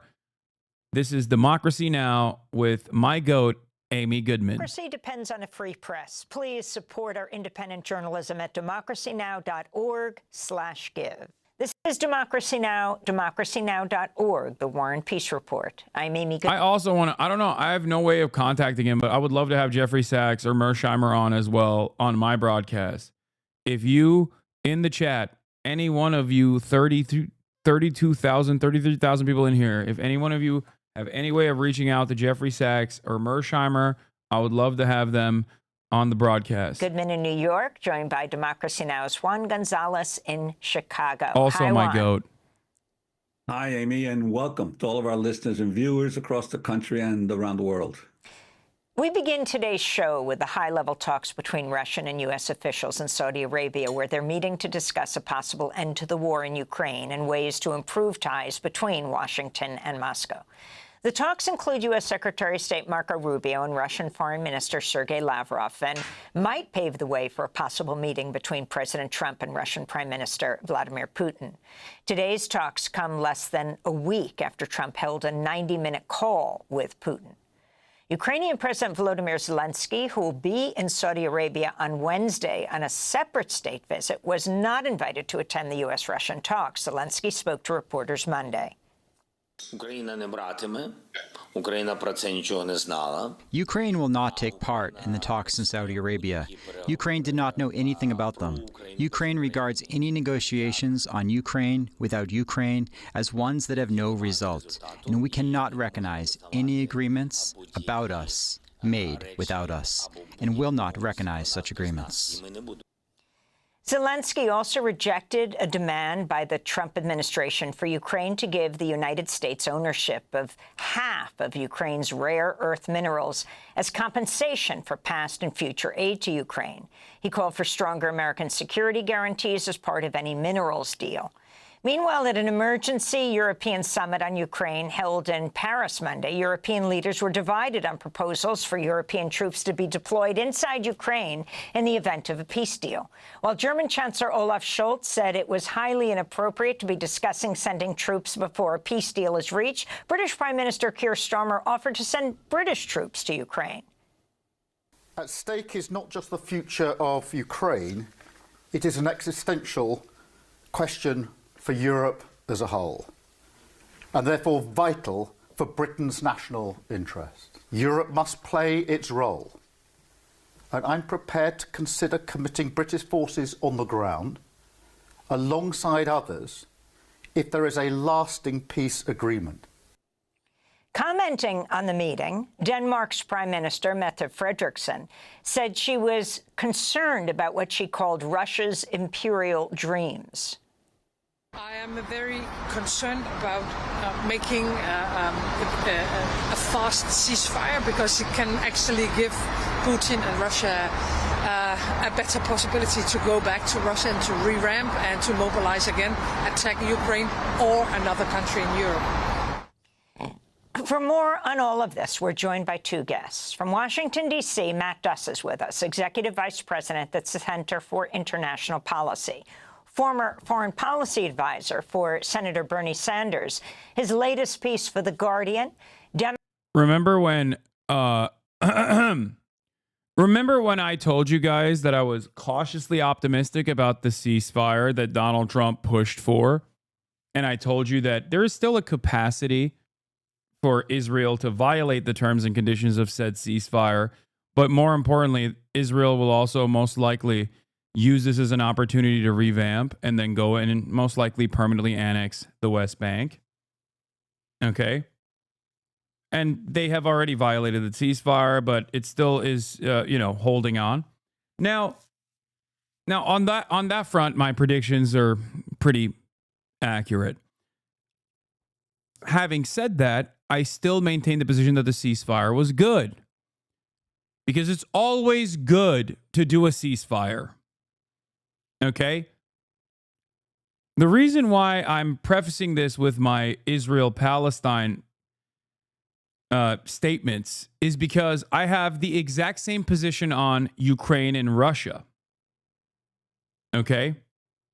And yet when I say the same things for Ukraine and Russia, a lot of people who are well-intentioned people, okay? A lot of people who are well-intentioned people who are pro-Palestinian and pro-Ukrainian misunderstand this as, oh, you love Adolf Hitler, okay? Just understand where I'm coming from. That's why I wanted to stress that this is not contradictory. My statement here is not contradictory. Democrats have become the party of war. Americans are tired of it. Matt Duss's recent foreign policy piece is it's time for Ukraine to make the best peace it can. And in Brussels, we're joined by Jeffrey Sachs, director of the Center for Sustainable Development at Columbia University, president of the UN Sustainable Development Solutions Network. He served as advisor to 3 UN secretaries general, is now a Sustainable Development Solutions advocate under Secretary General Antonio Guterres. His piece for Common Dreams is headlined "The War in Ukraine Was Provoked and Why That Matters to Achieve Peace." Let's begin with Professor Sachs in Brussels. You're going to be involved with an event in Brussels tomorrow, the geopolitics of peace. I'm sorry, dude, but it's a bad position. It gives Russia the upper hand, which is bad. I'm sorry, dude. Ceasefire for Palestine is bad. It's a bad position. It gives Israel the upper hand, which is why it's bad.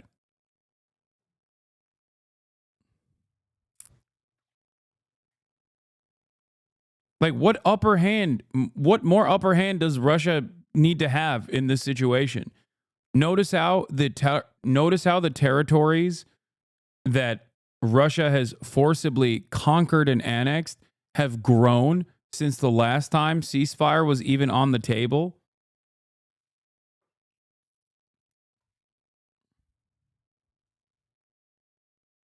Should we wait for more territory? You know? You said Crimea was a part of Russia? Yes, Crimea is different than Eastern Ukraine.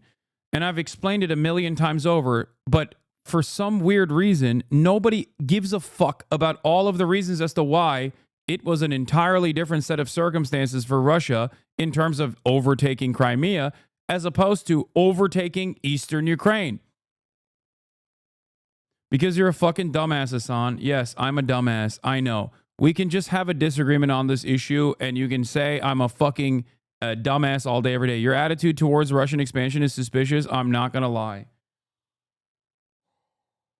If my attitude towards Russian expansion was suspicious, then I would be in favor of Russia expanding into Eastern Ukraine. I would be in favor of all of the actions that have taken place in the past 3 fucking years. I am not. Notice how what I was in favor of when Ukraine had significantly more leverage was still the same process. And if they had actually conducted that 15-point plan, okay, if they had conducted that 15-point plan way back when they had the opportunity to, plenty of additional territory would not have been seized. You've said Russia is the aggressor, but your attitude towards Ukrainian sovereignty is just odd.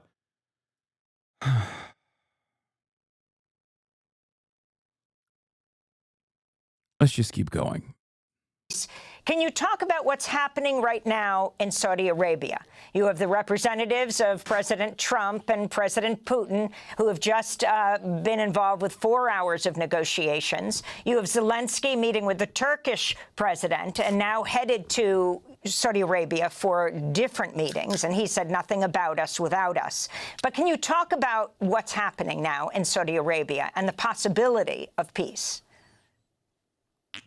Good morning, Amy. Good morning, Matt.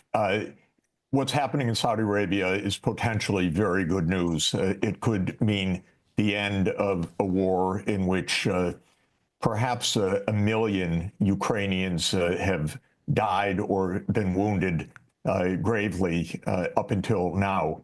This is a war that never should have happened. It came about because of several provocative U.S. actions over 30 years, notably the expansion of NATO eastward against commitments made back in 1990. Ukraine could have pushed for peace at any point. Zelensky made a terrible mistake at the beginning when he made it clear that he would never negotiate with Putin. If you think that this was entirely in the hands of Zelensky and that Zelensky wasn't actually just actively assuming and regurgitating the American State Department position, I also have a separate bridge to sell you. Zelensky is not like an independent actor to the. I know that everyone is going to get very mad at me for saying this, okay? But he is, for obvious reasons, born out of the Russian invasion, a desperate man desperately trying to save what remains of his country, okay? And in that desperate moment, he will do anything that the United States tells him to say and do, okay? It wasn't up to Zelensky to not negotiate with Putin or to say he's never going to negotiate with Putin. It does not matter what he says in this process. If America, I mean, you'll see it's unfolding in front of our eyes right now, which is why it's so funny when people are like, no, you don't understand. Zelensky was operating autonomously and it's his fault. When guess what, dude? You think Zelensky wants to sell $500 billion of natural resources to the United States government? No, he doesn't want to. Does Zelensky want Ukraine to be an American colony? I don't think he's in favor of that. It doesn't matter. It doesn't matter what he's in favor of. Ukraine is desperate, but Ukraine doesn't hold the cards here. America does.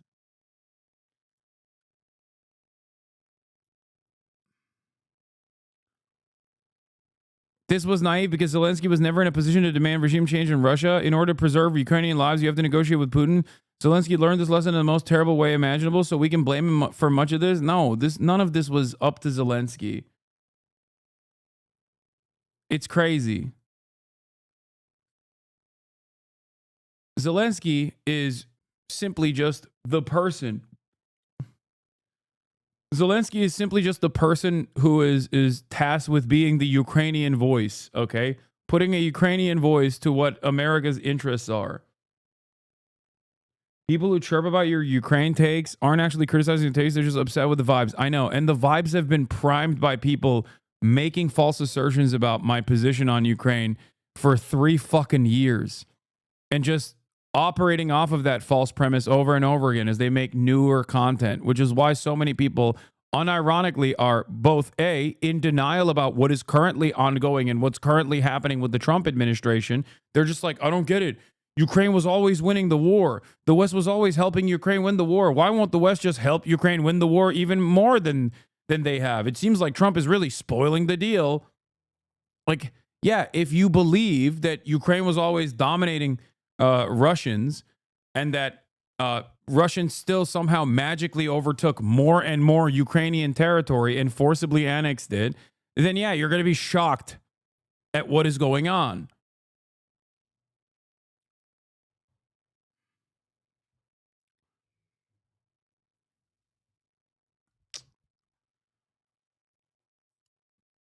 The only reason why you need to give the full argument about self-determination and make the Crimea comparison with Taiwan in regards to who gets self-determination for people to understand your stance. Normies won't understand without the background lore and will keep misunderstanding your position, in my opinion. That's interesting that you say that, because I have actually personally talked about that a million times over. They simply say that it doesn't matter what the Western polling indicated in Crimea in terms of like seeing themselves as Russian or wanting to be a part of Russia before the Russian annexation, and that the subsequent sham trials that took place under Russian occupation were also built around falsehoods. They will also then say it doesn't matter that Ukraine's reaction to Crimea's annexation was to destroy the waterways that were built under the USSR that actually that brought water from Ukraine into Crimea in a final act of desperation, which is not something that you would do if you actually cared about the safety of the citizens that was now under Russian occupation. Except they don't care about any of those things. They probably don't know many of those things that happened. And even if they did, they still wouldn't care, because it's much better to just simply assume a narrative. That's why I try to hit this from the angle that is the most easy to understand, which is, why is it that it has taken 3 years and tens of thousands of lives for Russia to take inches of fucking Ukrainian territory, as opposed to how easily Russia overtook Crimea, virtually without a single shot being fired? That's why I asked this question, with the hopes that people will think about that a little bit, okay? That's why I also explained to people how major of a mistake it was, aside from the violence, if we were to talk about this from the perspective of states and how states operate, because they don't care about the morality of fucking violence and bloodshed, okay? How bad of a mistake it was for Vladimir Putin to invade Ukraine, specifically because all of the territories that might have had any kind of sympathy, like all the cities like Kharkiv, that might have had any kind of sympathy for Russians or felt any sort of like ethnic allegiance to the Russians, now despise the Russians, because guess what? They came in and they fucking blew up all of the apartment complexes. Why the fuck would you be in favor of that nation any longer after that happens? Anyway, and when you say Crimea is primarily Russian because of colonialization, though, you're absolutely correct. It's not colonialization necessarily, but it's Russification of Crimea, where they forcibly excised the Tatar, the indigenous Tatar population from Crimea. That happened a very long time ago, however. That is unjustifiable, for sure, but make no mistake. That happened far before Ukraine and Russia became, post-Soviet nation states.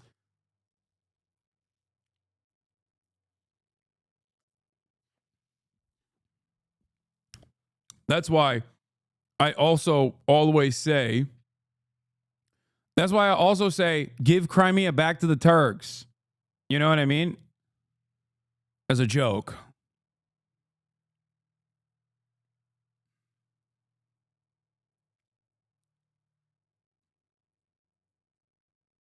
This is what Hasanabi deals with every damn day. What a legend. Yeah.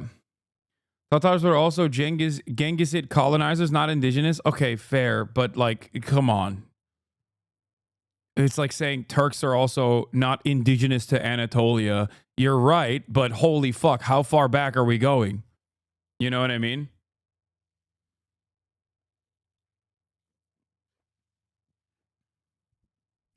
Also, the chatter that made fun of me for saying Genghis, that's actually how you're supposed to say it, but we're not even going to fucking get into it. Giving Crimea back to the Turks would be like Israel's state taking Judea and Samaria. Yeah, I'm fucking joking, okay?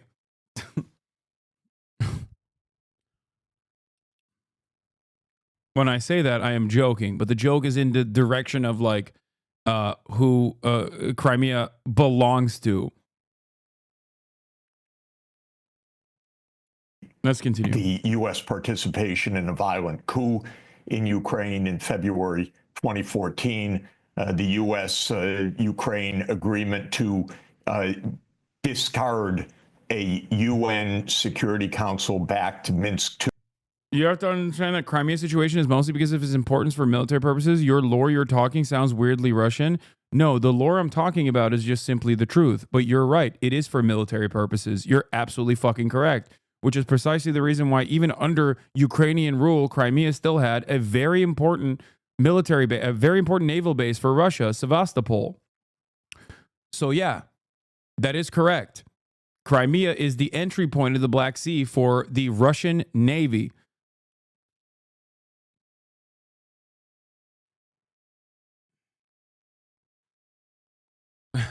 Also, this isn't lore. It's just history. What the fuck? You're making it seem like I'm just telling a story, like lore. Agreement and the failure of the Biden administration to negotiate with President Putin in December 2021 and January 2022. I was personally involved in watching closely all of those events over the past 30 years. This war never should have happened. It could have been averted at many times. It could have ended in negotiation in March 2022, saving the lives of hundreds of thousands of Ukrainians. I urged it. The Ukrainians walked away from the table because I urged it too. And everybody said I was a fucking pro-Russian stooge. The British and the Americans told them to. This is so tragic, and everyone will understand this as the historians make all of this very clear. I flew to Ankara in the... Ukraine walked away. I mean, look, the details on this is murky. And didn't Biden literally met with Putin and told him not to invade, and Putin ignored? I don't remember. He might have, but that kind of beefs up Trump's narrative on the matter, doesn't it? Pretty sure they would live better under Turkey than with Russia? Fuck no. Okay, this isn't to say that the Russian Russian rulership over Crimea is good. I'm just simply saying that the Turkish government is not great. Okay, holy fuck. Al birini vur ötekini amına koyayım. Yok sikmeyelim Ukraynalıları.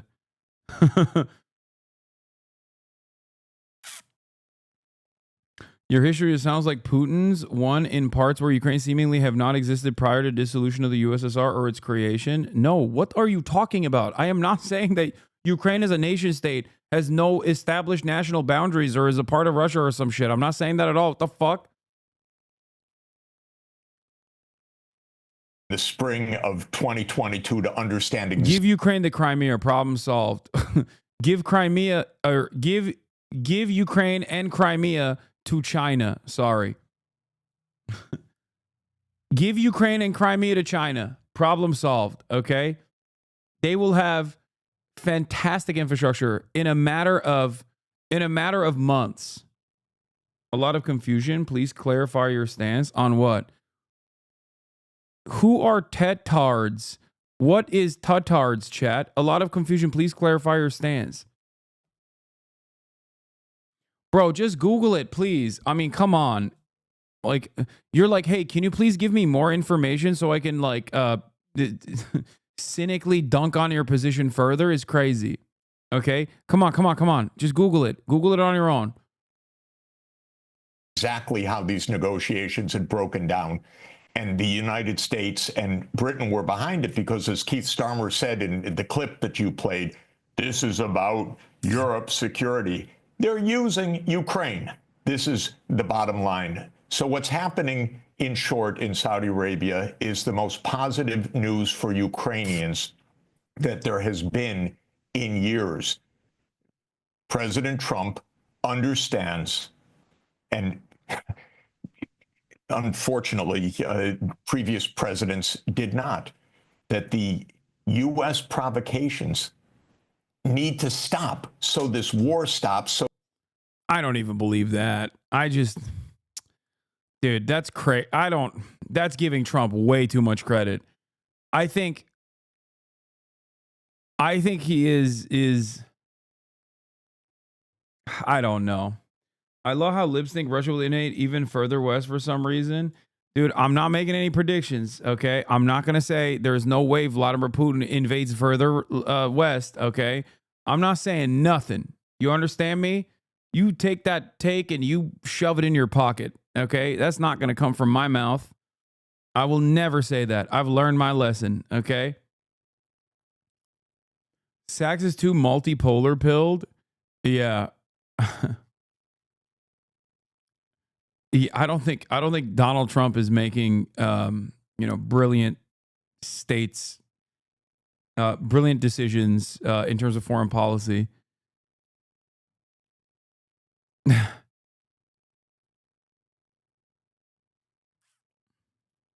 So the deaths stop.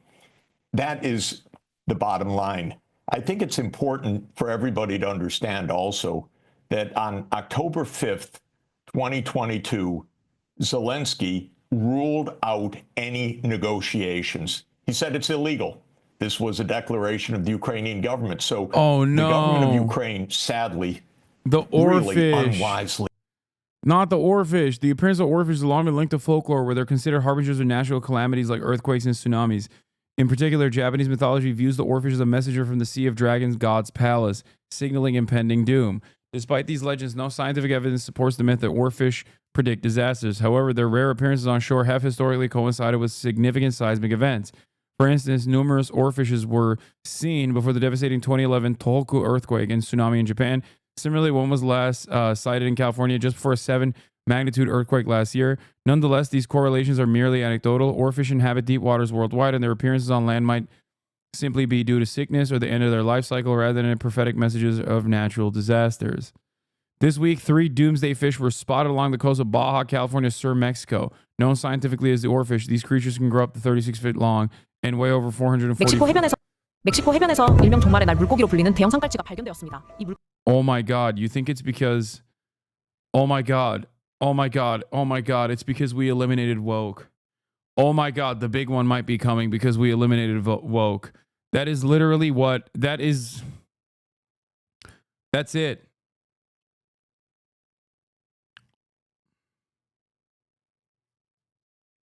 God is punishing us because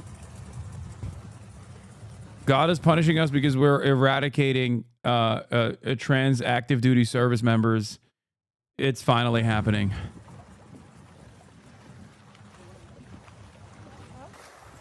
USAID Oarfish program canceled.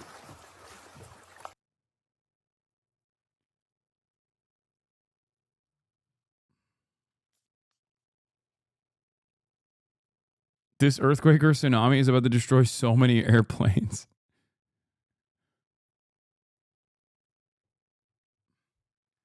America was being held together by ticker tape.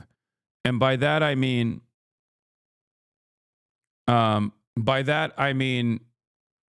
woke. That's the thing. That was the glue that held everything together.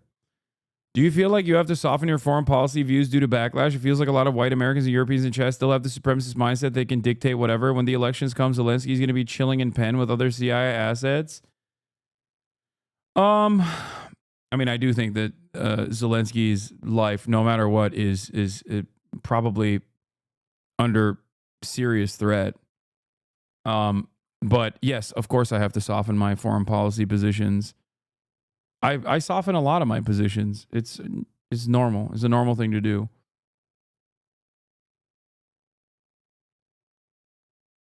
This message is a lot to unpack. The oarfish, or the fact that pronouns were keeping the airplanes in the night sky from falling like shooting stars. I could really use a wish right now. Wish right now. Wish right now.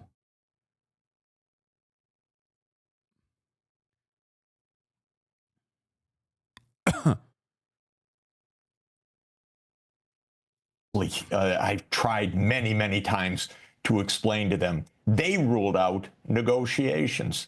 They ruled them out until today. This is tragic for them. Now they say we want a seat at the table. They said we don't want any table all along.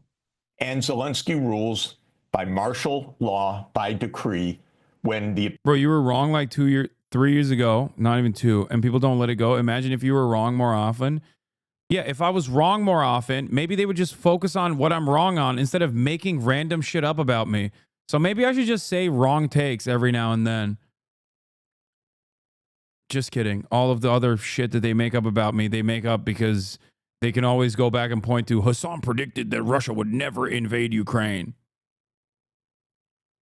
Opinion surveys show that a majority of Ukrainians want peace right now, even at the cost of territorial concessions. So my bottom line, Amy, is that while the Trump administration does some pretty weird things like demanding mineral rights, this is absurd. This is completely bizarre. At the same time, the Trump administration, for the first time, is telling the truth about the fundamental causes of this war and how it can end. And that is the best news possible for Ukraine, first and foremost, and for the United States, for Russia, and for the world, that peace could come to Ukraine very, very shortly. So this, I think, is the bottom line. Why does anyone care about Ukraine prediction? You're just a streamer. Who cares if you got it wrong? A lot of people, whether that's good or bad, and I think there's some good and some bad there.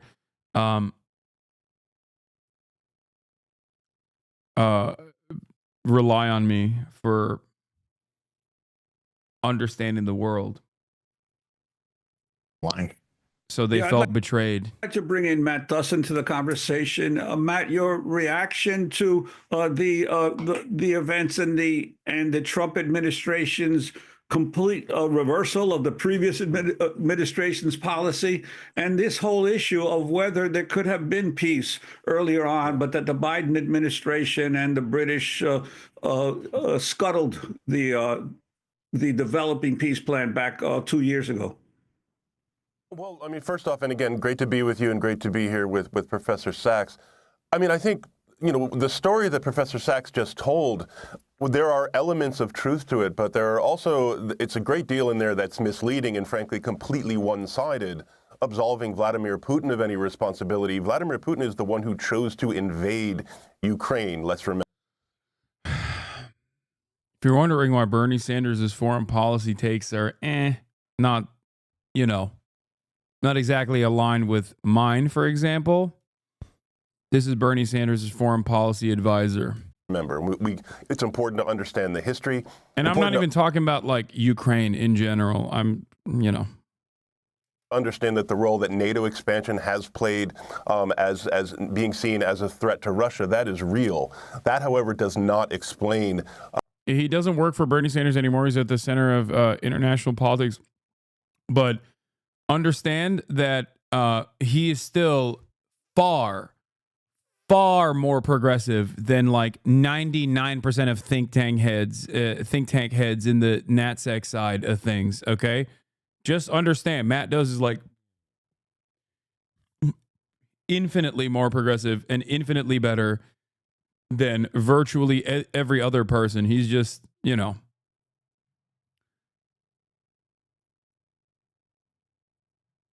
He's just, I don't know. He's a little bit more, you know, I mean, Matt Does is pretty good, just more liberal, but anti-interventionist. Yeah, he's just a little libbed up. Vladimir Putin's decision to illegally invade, annex, and occupy parts of Ukraine. Vladimir Putin himself has told us multiple times what his vision for Ukraine is, and that's to retake Ukraine and make it once again part of the larger Russian imperium. So again, important to understand the historical context, but I would really warn against seeing, you know, Vladimir Putin as some kind of innocent victim of American machinations here, which is the story that Professor Sachs seems to be trying to tell. And lastly, it really denies the Ukrainians any agency, any responsibility for their own independence, for their own democracy. The Ukrainians are not simply being treated as instruments of American power here. The Ukrainians have made decisions on their own. Some of them have been wise, some of them very admirable, some of them less so. I think we can discuss that as well. But they have played a major role here, and I think that is what's concerning about these talks going on Saudi Arabia is that they're not there and they're not included, and they have said, President Zelensky has said, that they will not be bound by any decisions made without their participation, which I think we can all agree is quite a legitimate position. Now, having said that, this is not the first time you've had a U.S. administration engaging. I think your take on Ukraine's situation is incorrect. Ukraine right now at least has the attention of the Western world. A ceasefire would diminish the amount of aid it's getting, kind of to whatever Western journalists / Russian propagandists were saying is Kyiv will fall in 3 days. Speaking as a Russian here, what? It was getting no attention when Russia was fucking pummeling Eastern Ukraine. It literally became it became an unpopular but necessary realm of support a year in, and then after October 7, it was done. Okay? After October 7, it was completely done. If you think that, like, support for Ukraine, I can't speak for Europe, okay? But as far as, like, in the United States of America, people don't necessarily give a shit about Ukraine at all. I'm sorry. They don't care about anything. Americans are incredibly selfish. That's why Joe Biden was trying to be like, but see, we're making artillery factories in Scranton, Pennsylvania. It's good. And Americans were like, shut the fuck up, okay? Fix the potholes. Shut the fuck up, old man. Fix the goddamn potholes. I don't give a shit. Give me health care. Americans care about money and bloodshed? No, American foreign policy is both uniparty and also far away, okay? You have to understand this. American foreign policy is so far away, much more far away than European foreign policy is. And that is precisely why the attitude is always going to be different in Europe as well, because they're much closer in proximity to the refugees, much closer in proximity to the actual states that are warring with one another. Okay? American foreign policy, due to America's position on the planet, literally, okay, is super fucking far away. So therefore, Americans can simultaneously fancy themselves to be peaceful doves who hate war and reap all of the benefits, or at least the limited amount of trickle-down benefits that they get from destabilizing the global south. This also presents an opportunity, however, because there isn't much pro-war propaganda, with the exception of 9/11, post-9/11 war on terror. Americans themselves fancy themselves to be fucking pro-peace. So a person who comes out and says, I'm pro-peace, can actually use that to their benefit electorally. And guess who did that? Donald fucking Trump. He lied. Okay? But at least he lied when the other side, the Democratic Party, was like, no, we love war. We're going to keep doing more war. And look how well that turned out. Donald Trump is president again.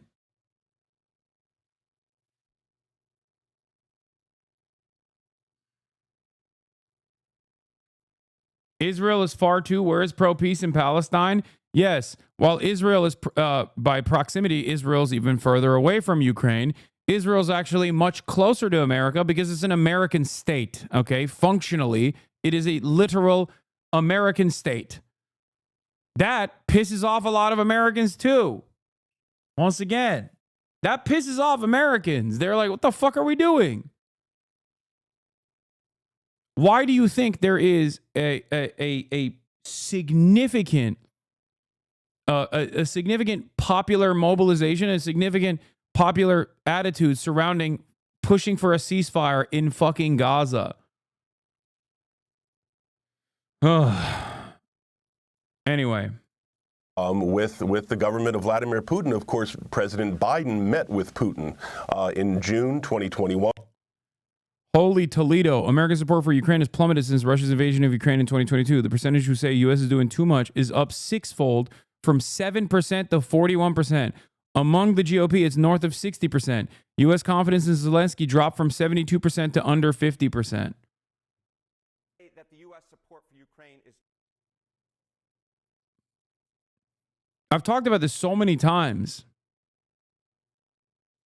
Holy Toledo. Look at this trend line here. U.S. support for Ukraine is too much. Back when the war began, back in February of 2022, it was just 7%. up like a rocket ship. My goodness, up now in February of 2025 to 41%. And the clear majority of Republicans, and of course Republicans are in charge of the U.S. government now, 62% of Republicans say that the U.S. support for Ukraine is too much. What a difference from just 3 years ago. I can remember, John, all those backyards in the United States with those Ukrainian flags. Far fewer of them today, as Americans' opinions on Ukraine have changed dramatically. What about opinions of the Ukrainian president? Imagine anyone trusting U.S. assurances after they promised Ukraine a NATO membership and it ended up with them potentially losing territory nowhere near NATO. Like, what's the sauce to get the U.S. to support you like they support Israel? Okay. Have significant more. Never mind. Forgot about AIPAC. I mean, AIPAC is one aspect of this. America does not trust Israel all that much, but it trusts it a whole lot more than it does Egypt, Jordan, Saudi Arabia, okay, and every other country in the region. Also, the United States never really gave actual assurances to Ukraine in terms of joining NATO. That was always bullshit. And I kept saying that that was bullshit, and everybody fucking yelled at me and said I was pro-Russia. Will those people go back and maybe think, okay, maybe we were wrong and Hasan was right? No, they won't. They'll continue saying I'm pro-Russia over and over again. Right. You know, obviously, if you would expect changes amongst the public on feelings towards Ukraine, feelings towards Zelensky have changed also dramatically. Look at this. Confident Zelensky will do the right thing when it comes to world affairs. Back in 2022, it was the clear majority, 72% through the floor. Through the floor by 2024, just 48% of Americans say that they're confident that Zelensky will do the right thing when it comes to world affairs. I think this also doesn't, like, this right here is not proof of anything other than manufacturer consent and its power. Okay? Like, not only was Zelensky in charge of the wronged party, it made Americans obviously feel like for once they were on the morally righteous side, even if it was for the wrong reasons, they could shut you the fuck up. Because they could be like, no, we're on the right side for once. But also, that's the reason why the media fucking pumped the Zelensky stuff everywhere.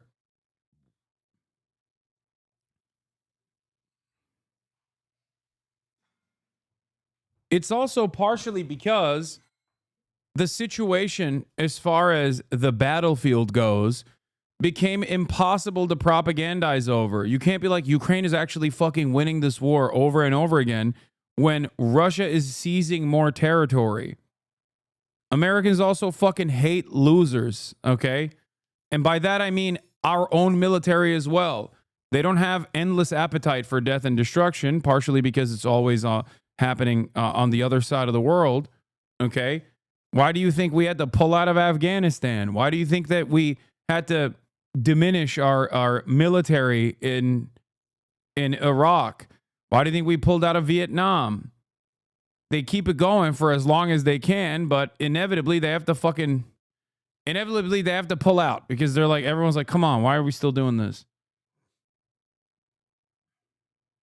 Affairs, and GOP confidence has also plummeted dramatically. Now the clear majority of Republicans are not confident that Zelensky will do the right thing when it comes to world affairs. Really a real trend line, ones you rarely see in the American public when it comes to Ukraine and Zelensky. Confidence in both going down through the ground. Look, some allies of President Trump have targeted Zelensky with harsh criticism over the last few years, and it could be that that's having some impact here. Absolutely. The Republican establishment, the Republican electorate has moved as the Republican establishment and Republican leaders have moved on. All right, let's talk about the idea of a peace deal. And again, the way you ask this matters, but go ahead. The way you ask it is important, so we can talk about this a little bit. So the poll question essentially is, do you support a Russia-Ukraine negotiated peace deal? The vast majority of Americans, this is what they want. 78% say that they support this idea versus just 16% opposed.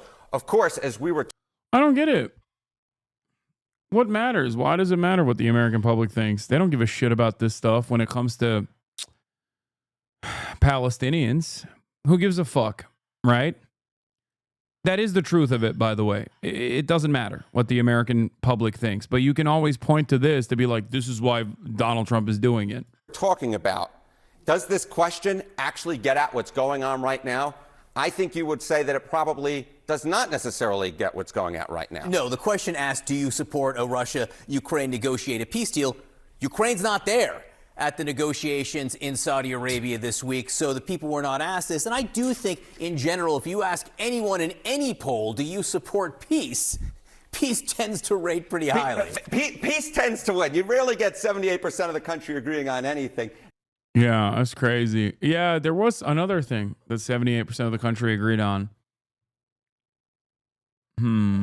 They do agree on the idea of a negotiated peace deal between Russia and Ukraine. Whether the majority would agree on a Russia peace deal with Ukraine where Ukraine has nothing to do with it, that might be a different question. Hard to know. Harriet, thank you. Thank you, Mike.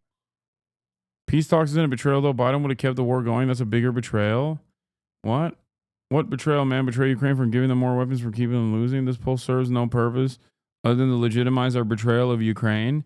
Yeah, I mean, it is. It is a betrayal. What the fuck? Look, there was never going to be like a NATO membership, but the fact that they even had the audacity to dangle that as a carrot in front of the Ukrainian population was gross. And also, obviously, every single person that said that's not going to happen was treated like a fucking Adolf Hitler supporter. Oh, you love Pootie Poo. You love Pootie Poo. Is this shocking to me that Trump is doing all this? Fuck no. You want to know why it's not shocking? Because this was inevitable. That's why I always say, if you come in here, it's not going to, you know, events that unfold eventually, especially as it pertains to American foreign policy, will not be shocking to you, with the notable exception of Vladimir Putin will never invade Ukraine, because that is a historic failure for himself and incredibly violent for everyone else. One, they had a summit trying to address some issues of. Also, another part of this process that I will at least admit I was wrong on is the fact that the Vivek Ramaswamy sentiment and the Tucker Carlson sentiment about we must use Russia against China is unironically the position. Is unironically the fucking position that these guys are like trying to say is the next step forward for foreign policy. Tension in the U.S.-Russia relationship. And I think this also goes to the point that President Biden did not seek a conflict with Russia.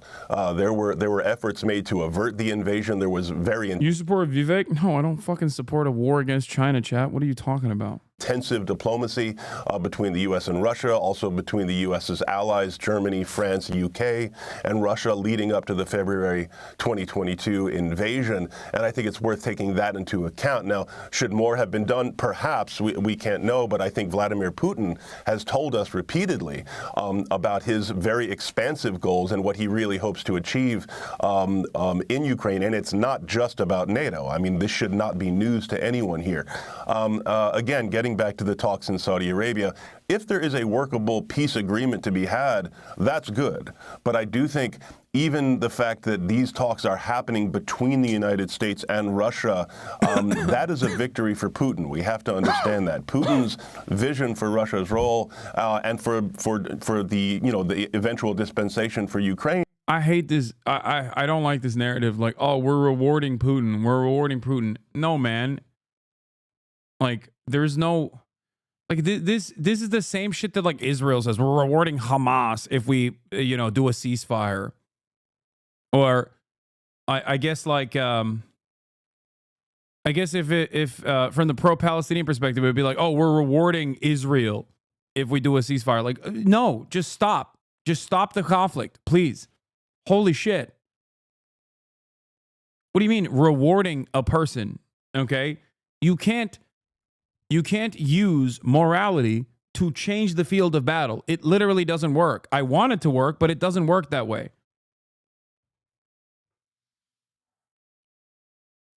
But your whole solution seems very short-sighted. I can agree that Ukrainians deserve no more fighting, but what does that do when Russia just knows they can go in anywhere? Honest question. It's a great question, and I don't know what the answer to that question is. I genuinely don't know, okay?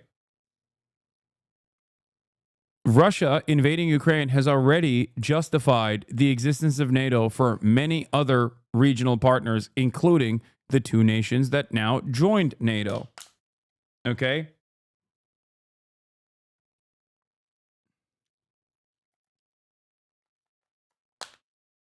I think if I'm gonna close my eyes and think like how this unfolded this way, I think that Vladimir Putin is smarter than Donald Trump. And as a person that is smarter than Donald Trump, that knows that Donald Trump reveres him to a certain degree, he used that influence he has over Donald Trump to his advantage by actively making him undermine Ukraine. Donald Trump was already ready to undermine Ukraine because there is a lot of appetite within the American Republican population in terms of cutting aside any sort of allegiance or loyalty that Americans have to Ukraine. And that's the reason why Zelensky is not a part of these talks, because at the end of the day, you're the United States of fucking America. What do you mean Ukraine doesn't get a seat at the table? If you wanted to, you could have brought Zelensky there and put his nutsack on the fucking table. Do you think Vladimir Putin would say no Zelensky if America truly wished for Zelensky to be at the table? That's what I think. I think that Vladimir Putin wanted to optically fuck over Zelensky to potentially further destabilize Ukrainian politics, to make Ukrainians, by force, understand the reality that they have no say in this process. And Donald Trump being someone who is definitely, I think, persuadable, especially by the likes of someone like Vladimir Putin, played ball, thinking that he was going to get a great deal out of this. That's what I think. Okay? That's what I think. Because whether Zelensky is at this table or Zelensky is not at this table does not change the dynamic of this back and forth, okay? It's still very much in the hands of the United States of America to decide how this is going to happen.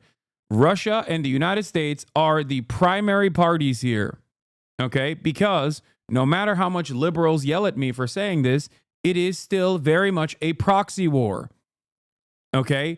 And it's not just me saying that. Whenever the likes of Senator Blumenthal or Liz Warren or Lindsey Graham or numerous other foreign policy liberals and Republicans both repeat the reality that this was a fantastic bargain for us because for 5% of our military budget, we were able to undermine a foreign adversary's military by 50%. I'd say that's a great deal, especially when you consider that not a single American soldier had to die in the process. They mean it. They mean that shit. Okay? The American military-industrial complex was able to offload a lot of weapons in the process. American businesses were able to take advantage of the fire sale that took place inside of Ukraine. And they will continue to gut Ukraine for all that remains in this process. They took the maximum advantage. America won out like a fucking bandit from Vladimir Putin's mistake. They won, beefed up loyalties for NATO, justified the existence of NATO, brought two other nations into NATO. Number two, were able to cut off Europeans from utilizing Russian gas, undermining their economy, just completely destabilizing them without any care whatsoever, and then forcing their hand to purchase American gas. Okay? And of course, last but not least, most significantly, they were able to sell offshore a bunch of fucking weapons. That's it. America is the party that makes out like a bandit here, okay? Far more than Russia did. Having said that, if you think that like whether Zelensky is at this table or not changes the dynamic of the back and forth, you're wrong. Okay? You're wrong. That's not. This was still always going to be whatever America says goes. But I do think the reason why they cut Zelensky out of this equation was to give a symbolic W to Vladimir Putin. And Vladimir Putin, one, was able to very successfully create pro-Russia sentiment amongst the dumbest of American hogs, who for their entire lives despised Russia and the red commies, only to get brain broken by one fucking Telegram group, okay, and develop loyalties for Russia somehow. But also, they were able to take advantage of the lack of appetite many Americans have due to their selfishness in many instances, to constant war that's happening and constant destabilization that's happening. They were able to also create a massive inflation crisis in the United States of America through OPEC Plus, which the American oil manufacturers, oil producers also played ball with, because, as they openly stated time and time again, that they had no interest in doing what was best for the American population, despite the billions of dollars in subsidies that they were receiving from the American government, and that OPEC Plus's limitations on oil barrels was actually to their benefit. And it really was to their benefit. They made more money in this process. So they were able to destabilize America and create a lot of anger and resentment towards Biden, create a lot of, understandably, which Biden did to himself as well, because he's just an incompetent fucking cadaver. They were then also simultaneously able to basically get Donald Trump to play ball this way and even symbolically fuck over Ukraine, because America was always fucking over Ukraine. But now it's in broad daylight.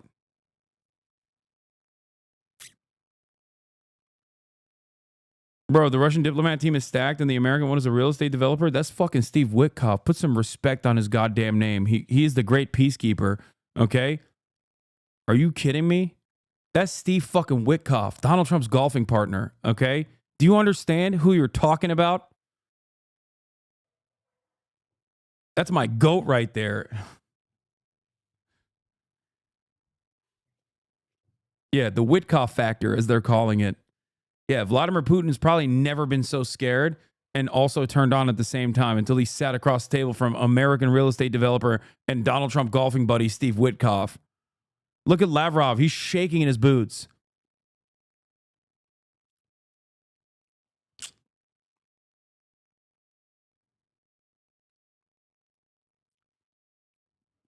He does not know the brilliant mind of Steve Witkoff. He will learn. Is that this is something to be worked out between Russia and the United States, between these two great powers. He sees Russia as a rising force. Again, he's trying to kind of reestablish Russia as a great empire, a great force in global affairs. And his vision of how global affairs should work is that the great powers make decisions and the lesser powers just have to deal with it. Their concerns are of very little concern. And unfortunately, I think that is something we've seen from the Trump administration too, whether it's Ukraine, whether it's Gaza. It's that the powerful make decisions and the weak just deal with it. I mean, that is what it is. That's what America's always done. I'm sorry, Matt does. What the fuck kind of nonsensical world are you existing in at the Center for International Policy, or CIP, which is a pretty good think tank, by the way, overall. But like what? That is the case. That's just the case. What do you mean? Look at the Kurds. Look at everywhere that we have had conditional allegiances with, okay? I mean, what is it, the Sean McCarthy or whatever, I mean, there is a reason why this exists, okay? Gaddafi went from foe to ally. America's lost ally. Brave warrior, brave anti-Soviet warrior fighting for liberation. Noriega. Manuel Noriega, from U.S. friend to foe. Anti-Soviet warrior puts his army on the road to peace. Osama bin Laden. Exclusive. CIA files prove America helped Saddam as he gassed Iran.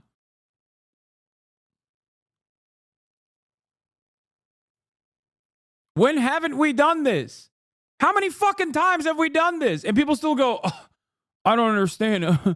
I thought America was the most moral nation. What the fuck's happening? What? I thought we had moral ambitions in Ukraine. This is so shocking to me. What are you, a fucking baby? Are you a child? Do you have a baby brain? When has America been a good friend?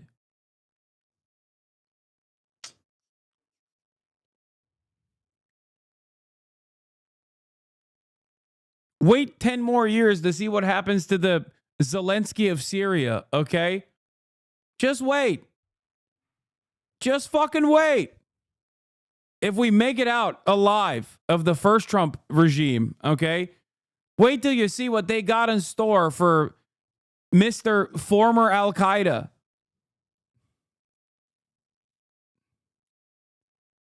So strange how this always happens, dude. How does this always happen?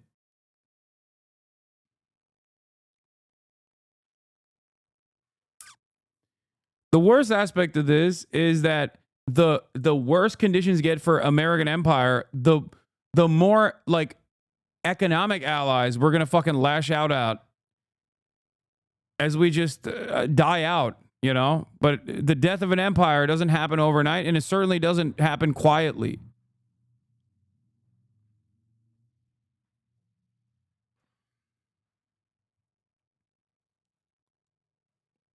I really did think the one guy we could put on this list was maybe Benjamin Netanyahu, but he is held strong, baby. Holy shit. That's just, and more importantly, I don't think that's going to lead to a sustainable peace. So listen, if they do come out of these talks with a workable and sustainable and durable peace agreement for Ukraine, one that protects Ukraine's democracy, one that protects Ukraine's sovereignty, we should all support that. But without the participation of Ukraine, I'm very, very skeptical that we're going to get anything like that.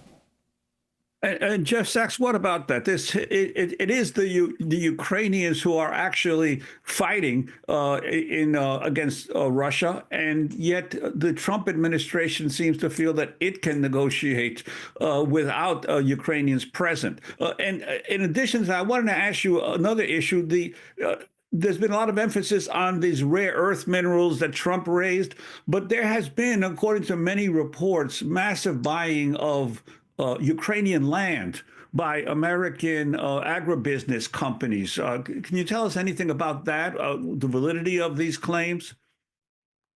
Sure. The American role in this has been quite sordid for a very, very long time. The goal, starting back in 1994, was to expand NATO and surround Russia in the Black Sea region. President Clinton signed off on that in 1994. Zbig Brzezinski wrote about it in the Grand Chessboard in 1997, explaining it, and explaining in a chapter that is completely wrong when you look back at it, said Russia will not be able to resist any of this. In 2002, the U.S. destabilized the relationship by unilaterally abandoning the anti-ballistic missile treaty. In 2008, the United States invited Ukraine and Georgia to join NATO. Basically, that's my goat, George W. Bush, baby. GWB. Still the #1 bad guy. Like, actually, his administration is still the worst. Still worse than Donald Trump, which is crazy because Donald Trump is doing a lot of stuff that might put him above W finally. Because he didn't come anywhere near close to W's death and destruction and destabilization the first time around. But it's kind of crazy because a lot of people forget all the stuff that GW did at the end of his tenure. Okay? Obviously, you had the housing market crash and stuff too, which kind of made people forget this. But like, George W. Bush is literally, George W. Bush's administration destabilized the Palestinian position even further by forcing them to have an election when their own guys Like the Fatah people were like, we're not ready for an election. The Palestinian population hate us. We will lose this election. And they did. They lost to Hamas as the American-backed Fatah correctly called out. Then George W. Bush was like, oh shit, you guys lost? Okay, well, all right, I guess it's time to do a coup. Which then caused Hamas to solidify their position. Okay? That's the Palestine stuff. Okay? That's the Palestine part of the equation. On the other side, George W. Bush, on his way out, literally said, we should let Georgia and Ukraine into NATO. Okay? That's what he said. Just leaving office, he's like, you know what would be great as my final act after so much death and destruction, so much destabilization. Okay? We should let Ukraine and Georgia into NATO. And then, of course, predictably, Russia hearing that was like, fuck no, you won't. And then they immediately took a part of Georgia. Immediately. Like right after. And they were like, no, that's not fucking happening. Here we are. Over strong objections by the Europeans, but the Europeans went along in the NATO Bucharest summit in 2008 over Russia's brightest red lines. This was all known, understood provocations. All of the diplomats knew it. European leaders knew it. I spoke with them at the time. Everybody understood this. In February 2014, the United States participated actively in a violent coup to overthrow Viktor Yanukovych, the president of Ukraine, who favored neutrality. This is very important to understand. The coup took place on February 22nd, 2014. Again, I saw some of this with my own eyes. It was ugly, the U.S. involvement in this coup. U.S. forces paid for this coup to an important extent. They stirred up this coup. This is all well understood. Now, in 2015... I mean, I don't know if he was in favor of neutrality. I think he was... Ukraine has been stuck between the Western sphere of influence and Russian sphere of influence with no real pathway towards actual absolute sovereignty in perpetuity. Okay? While there are certainly state elements that took part of the revolutions that were happening all around the world, and certainly in Ukraine as well, there was also plenty of anger and resentment towards Yanukovych as well. This is something that I mention all the fucking time. America does not have like magical mystical powers of just like automatically creating resentment amongst the population. No matter how much US aid funding and no matter how many NGOs and civil society organizations that they run, own, and operate inside of countries that they want to influence, there has to be real anger and real resentment. Okay? It's not magic, it's just the CIA. No, I think this is the left position that I think deserves more nuance, that leftists also automatically give so much credit to CIA over. Color revolutions are not as simple in the way that a lot of leftists claim they happen. Okay? Like, I guess I'm a centrist in this regard. Okay? I'm a centrist when it comes to color revolutions. In the sense that there are real resentments, real anger, real frustration from the population, and then the CIA or other State Department elements, or, sometimes it's a homegrown reactionary movement that overtakes these movements and uses them in the interests of American empire. USA adds fuel to the fire. It does not create the fire. Exactly.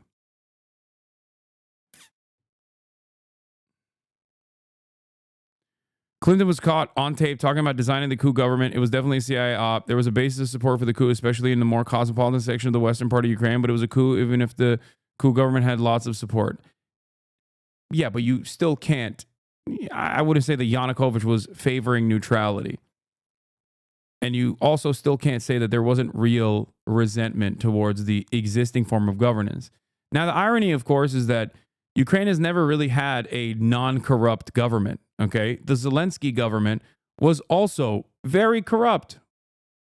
And this is not my assessment. The only reason why I know about this shit is because at the time, before the invasion of Ukraine, there were plenty of pro-West foreign policy papers that actively talked about how corrupt the Ukrainian government was. Of course, all of that went away when Vladimir Putin did the unthinkable and the absolute immoral move of invading Ukraine.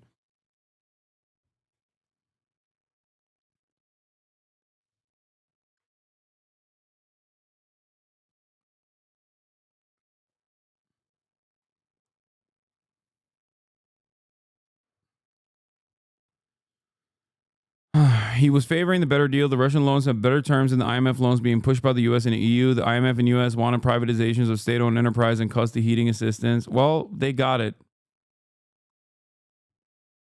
They got it. The West ultimately won, partially because articles written by Russian-bought propagandists, articles written by Russian-bought propagandists like Foreign Policy Magazine or I don't know, even fucking Voice of America, which is literally operated by the CIA, was talking about how fucking corrupt. The Center for Investigative Reporting, or what is it, the International Consortium of Journalists and ProPublica are not Russian-bought propagandists. They're just actively the Panama Papers were not fucking Russian-bought propagandists when they investigated a million different investigated all of this corruption and offshoring that both Zelensky and his administration and many other governments were engaging in. Okay? The idea that like nobody wrote about Ukrainian corruption before and the only people that wrote about it were Russian-bought propagandists is ridiculous. Okay? Voice of America, nothing compared to the evil of RT. No, they operate in the same exact way. What are you talking about? They are literally the same. Yeah.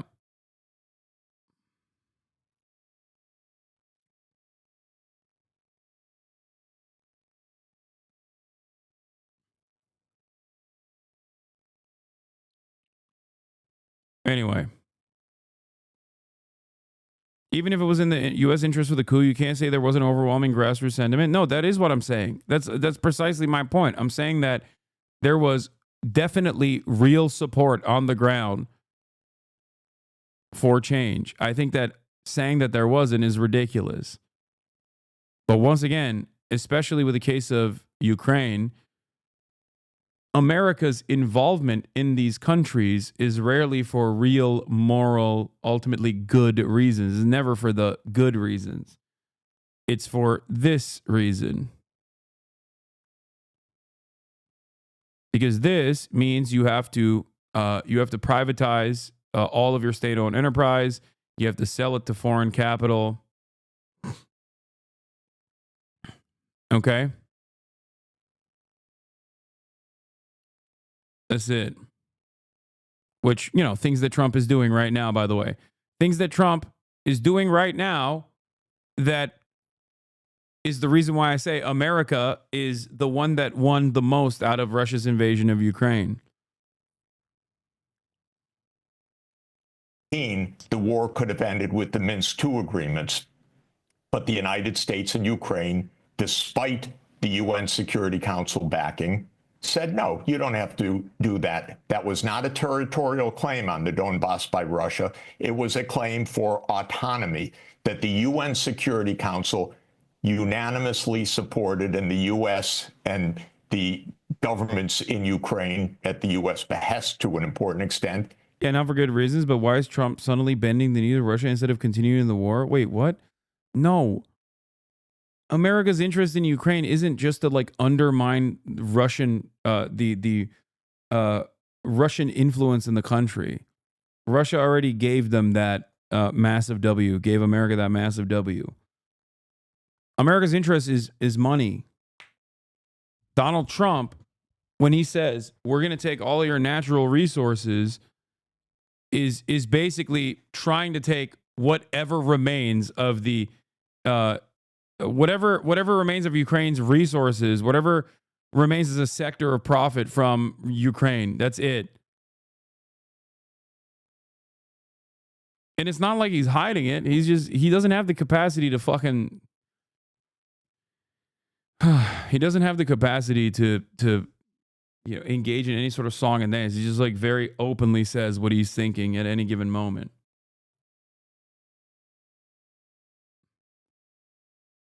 If Ukraine still had more manpower to throw at the problem without truly collapsing, because they now have to draw from much younger population of men, then Trump would have continued the war. It's that simple.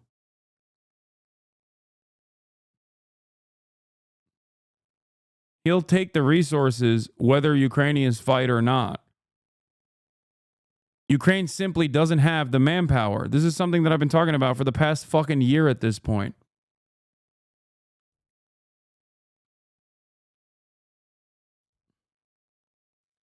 Doesn't that benefit Russia long-term wise?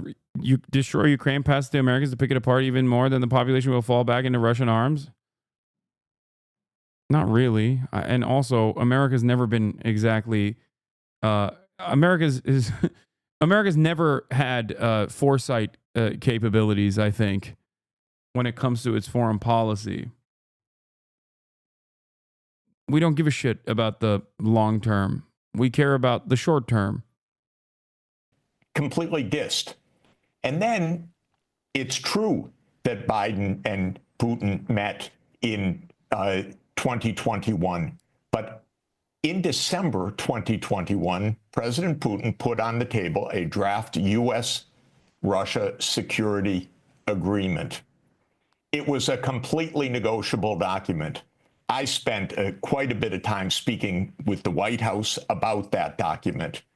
There should have been negotiations. The U.S. rejected negotiation over the central point, which was non-NATO enlargement to Ukraine. Biden knew what he was doing. It was a terrible mistake of the Democrats, let me say, and of President Biden and his team. Then in March 2022, just days after the start of Russia's invasion, but by the way, the war had been going on for years, but this escalation in starting February 22nd, 2022, just days after that, they went to the negotiating table. And they came very close to an agreement until the U.S. and Britain stopped it. Boris Johnson, one of the most irresponsible politicians in our modern time, explained it explicitly later. He said this is a war about preserving Western hegemony. Yes, this was a proxy war against Russia. This was the plan all along. And the U.S. and U.K. told Zelensky, basically, leave. Now, again, as I said earlier, I went to Ankara to discuss this in detail with the diplomats. I know the details of what happened. Ukraine left the negotiations. The Boris Johnson argument is still being spewed. I've never heard a decent counter to why Boris Johnson was not simply reasserting America's position to Ukraine. Like, and how that played a role. Like, what's the counter to that? That like Russia was never interested in the ceasefire at that point at all? Is that what it is? I don't know why people always get mad at that.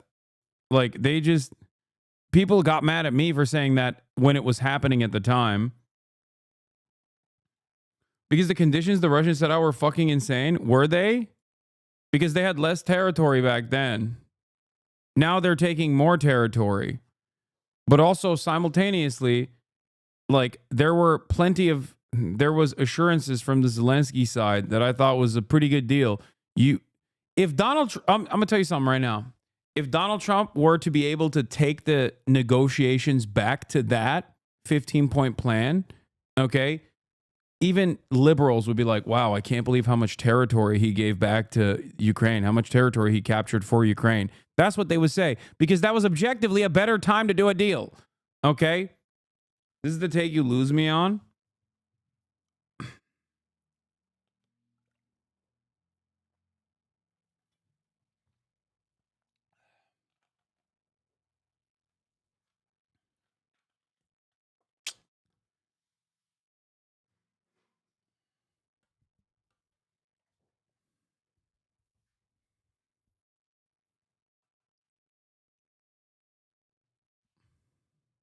Chatters never follow up back to this.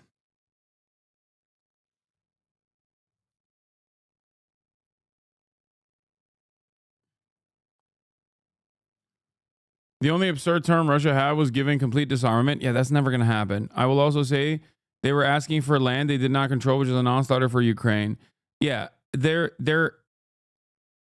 didn't even fucking finish the talks. Like, the talks never actually came to fruition. Yes, there are non-starters on the Russian position for sure. It doesn't matter. It's meaningless. Yeah, of course Russia's going to say that. That doesn't mean anything. Could have ended this in March 2022 with few deaths, and instead there have been nearly 1 million deaths since then. This has been, unfortunately, a game of the United States for 30 years that Zbig Brzezinski spelled out in 1997. The U.S. thought that... Bad take. So let Russia have land that don't belong to them. When did I say that, man? What are you talking about? He even said that he would hold a referendum 15 years later about Crimea, which is a way to basically push the conversation back to a position where, without like conceding that he's fully giving up on Crimea. Okay? Is that what you guys are talking about in terms of like land acquisition that doesn't belong to them or some shit?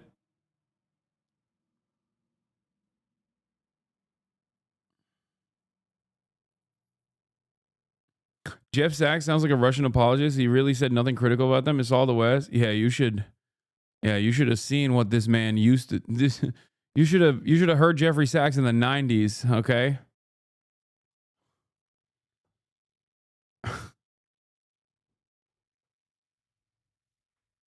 This man is perhaps most responsible for what came after the collapse of the USSR. They had the upper hand at every time. It was the economic sanctions or the weapons that were going to bring Russia to its knees. It was incredibly naive. I said so for many, many years. Professor Sachs. I said Ukraine. Everyone knows Hasan is a Putler dick rider. What did he say again before Putler invaded? Ask yourself why you have to point to something which was an incorrect prediction from 3 years ago and not anything else in the 3-year framework. Do you think that this is an appropriate way to analyze my position or, or any number of different things that I've said and done before and after? Ridiculous. I said Ukraine will become the Afghanistan of Europe, and so it has. Now, today in Saudi Arabia, maybe Ukraine can be saved from what the U.S. deep state set along the path of the last 25 years. And this is the biggest hope of today. Professor Sachs, Matt Duss said he agreed with a lot of what you said. And I was wondering... You've always said this is Putler invading and taking back Ruski lands. Okay, well... Yeah, never mind. I didn't realize this chatter was just...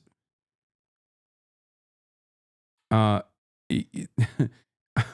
didn't realize this chatter was just simply hallucinating. If you agree with him in condemning Russia's invasion in 2022.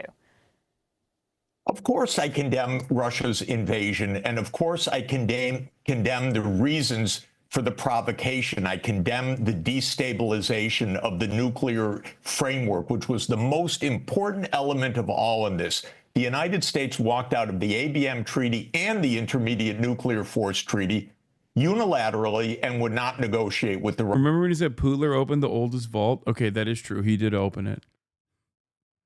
That's facts. Russians over this. The United States overthrew a government in Ukraine. The United States refused to negotiate with the Russians over basic security issues. This is a tragedy, but the core of the tragedy is U.S. unipolarity assumed by the neocons as early as 1992, put in place by Clinton starting in 1994, and it's been a consistent U.S. policy up until today, basically. And Trump is actually, amazingly, it seems, trying to change it, which is unbelievable for us. I voted for Biden, of course. I was also an advisor to Bernie Sanders. I just want to be clear. This is a shock to me that it's coming from this side of the American politics. The Dems became warmongers. Matt Period. That certainly also reverberates with your title about the Democrats becoming the party of war. The latest news out of Riyadh, U.S. Secretary of State Marco Rubio says officials at U.S.-Russia talks agreed to restore embassy staffing, create a high-level team to negotiate peace in Ukraine. Peace. Okay, Matt Duss, do you have any answer to this? Biblical icons depicting Jesus, the Virgin Mary, Abraham, or King David with dark skin. If not, it's time to look beyond Europe, as Russia has recently unveiled biblical icons featuring darker-skinned figures. You might be wondering if Russia has its own unique interpretation of these biblical characters, but the Russia opens its centuries-old vaults to reveal Jesus was black and other biblical Israelites. truth is quite different. These icons represent a factual and untouched reflection of history, as real as the unexplored horizon of time. They are not merely artistic anomalies. They hold deep meanings that shed light on hidden truths, sparking profound questions about history, faith representation, and the unexpected aspects of religious art. Let's delve into the most recognizable figure in the world today, Jesus. Why do you think Africans on Twitter love Russia so much? Shit like this is aimed at them. Moldova Mama Liga. I think the loyalty, or rather the support that people in Africa have for Russia has very little to do with this kind of misinformation. I'm sure it's part of it, but has a lot to fucking do with the fact that, you know, they might have had some resentment towards Western powers. Okay? Unless you think China also is doing this kind of thing and they're saying Xi Jinping opened up the world's oldest vault and found out that Jesus was black. I think a lot of people living in the global south just fucking despise Western superpowers. I don't know, for some reason. And they probably look at Russia as like the only country that's fighting back. Now, are they correct? No, I don't think they're correct for this assessment. Okay? I'm just explaining to you what their assessment is. Okay? Do you see what I'm saying? As stated in Mark 4:22, for there is nothing hidden which shall not be manifested, neither anything kept secret that would not be brought to light.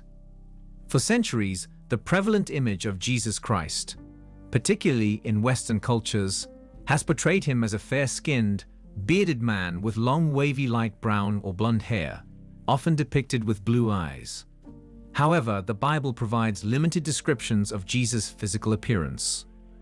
Most of our knowledge about Jesus comes from the first 4 books of the New Testament: Matthew, Mark, Luke, and John.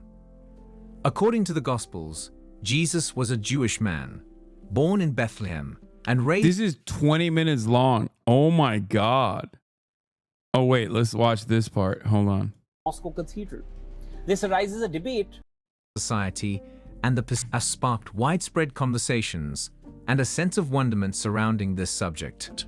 Russian President Vladimir Putin has decided to move one of Russia's holiest icons from a museum to a Moscow cathedral. This arises a debate around Putin's growing reliance on the church. Emphasizing on the importance of the holy icon, Putin ordered Andrei Rublev's Trinity be transferred to the Russian Orthodox Church from Moscow's Tretyakov Gallery for a year. The relocation of Russia's most well-known icon highlights how closely the war has intertwined politics and religion. The icon depicts the Oak of Mamre, where the three angels visited Abraham in the book of Genesis. Have you observed a remarkable aspect about the icons showcased here? They are all predominantly black in color. These icons, originating from the 14th century, have been gathered from private collections throughout Russia. They represent... I love this shit, dude. This is a 20-minute AI video. This is a 20-minute AI video talking about something that just simply did not happen. Like Vladimir Putin opens the oldest vault to reveal that Jesus Christ was actually black.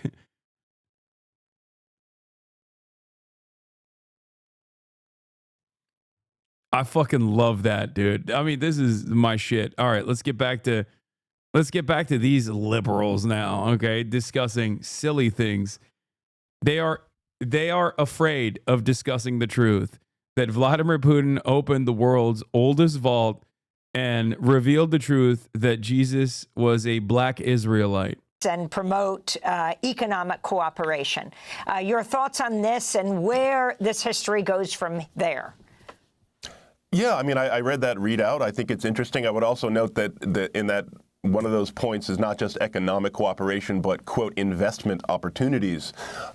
So, again, it really does seem like the Trump administration is not just trying to make peace, but trying to, talk about potentially dividing the spoils with Russia. And that is very concerning because I don't think that's going to lead to a sustainable and durable peace agreement. But, again, in basic terms, it's good and fine that the United States and Russia are talking. We need to talk to our adversaries more generally. I think that's always true. But the details will matter. And again, Ukraine's buy-in is absolutely necessary for this. This is not an agreement that can be made over their heads. And I do want to step back and just respond to a couple of things that Professor Sachs said in the kind of history that he laid out.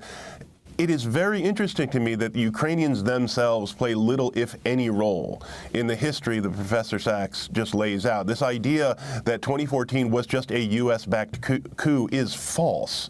Yanukovych was overthrown after one of the largest demonstrations in Ukraine's history, known as the Euromaidan. It was not the case that Yanukovych simply wanted to make Ukraine neutral. He wanted to draw Ukraine closer to Russia in a way that an overwhelming majority of Ukrainians reject it. So we need to understand the history in all its complexity here. The Ukrainian people played a major role in that event. They played a major role in the decision to resist quite admirably. Guys, please stop yelling at Mad Dust for...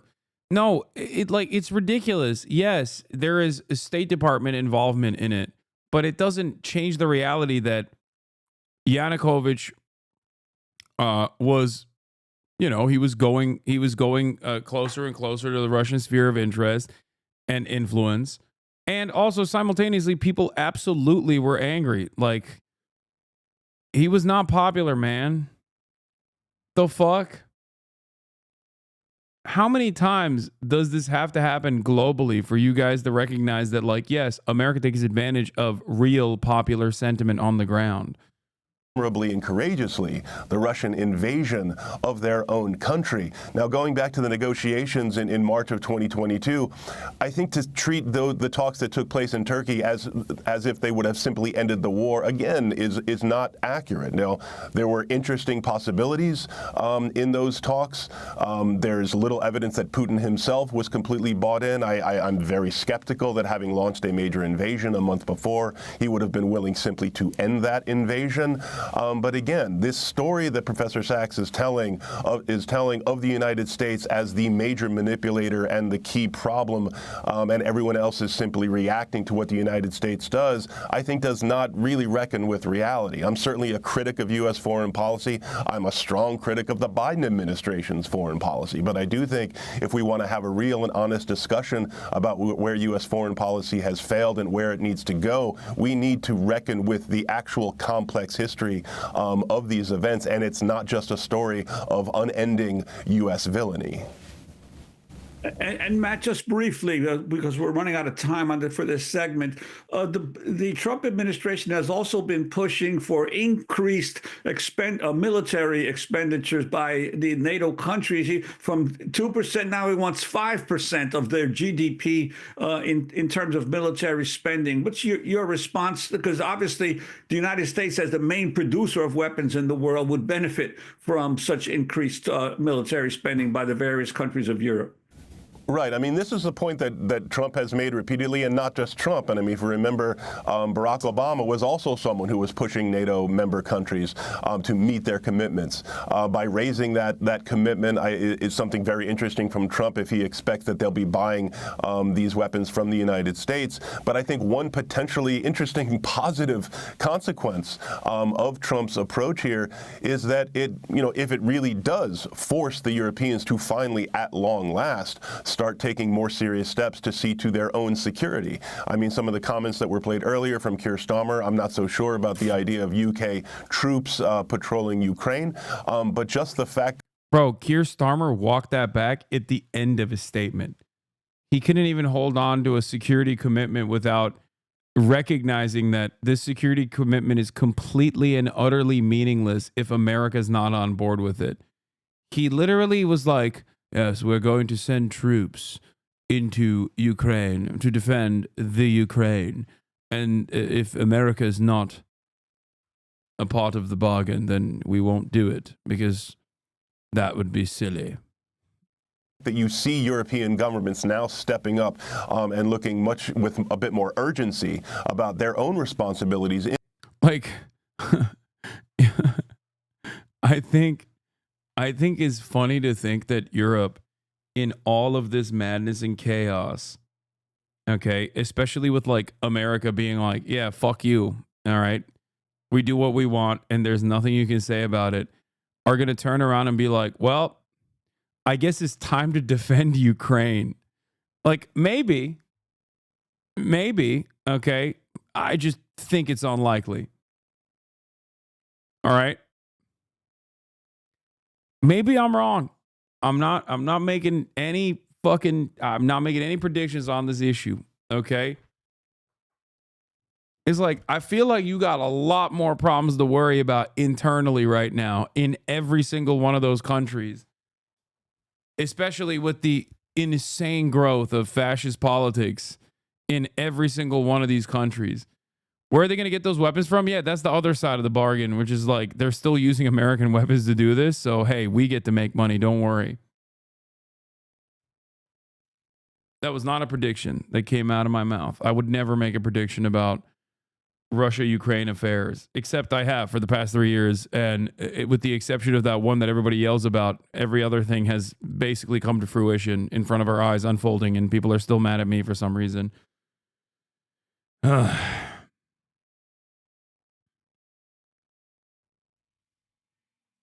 In their own neighborhood. I do think that could have potential, positive consequences for the United States, given the way that, the U.S. Security architecture in Europe is something that helps buttress our own military-industrial complex and diminishes and, I think, really corrupts our own democracy. So anything that weakens the military-industrial. I think one of the funniest arguments I remember at the time was because people were trying to turn this into like a fuck Hasan thing, like Russia's invasion of Ukraine.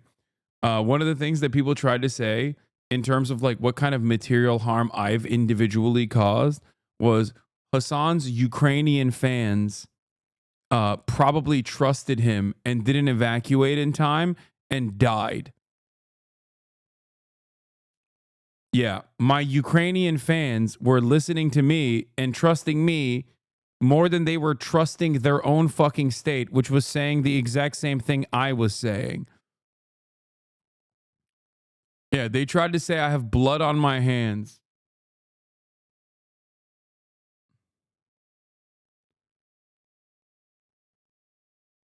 Yeah. No, they were probably listening to, you know, Ukrainian media and also Ukrainian politicians who were also saying the same things that I was saying. My haters always make it seem like I'm materializing just like false information and not like, you know, responding to what Ukrainian resources were saying as well.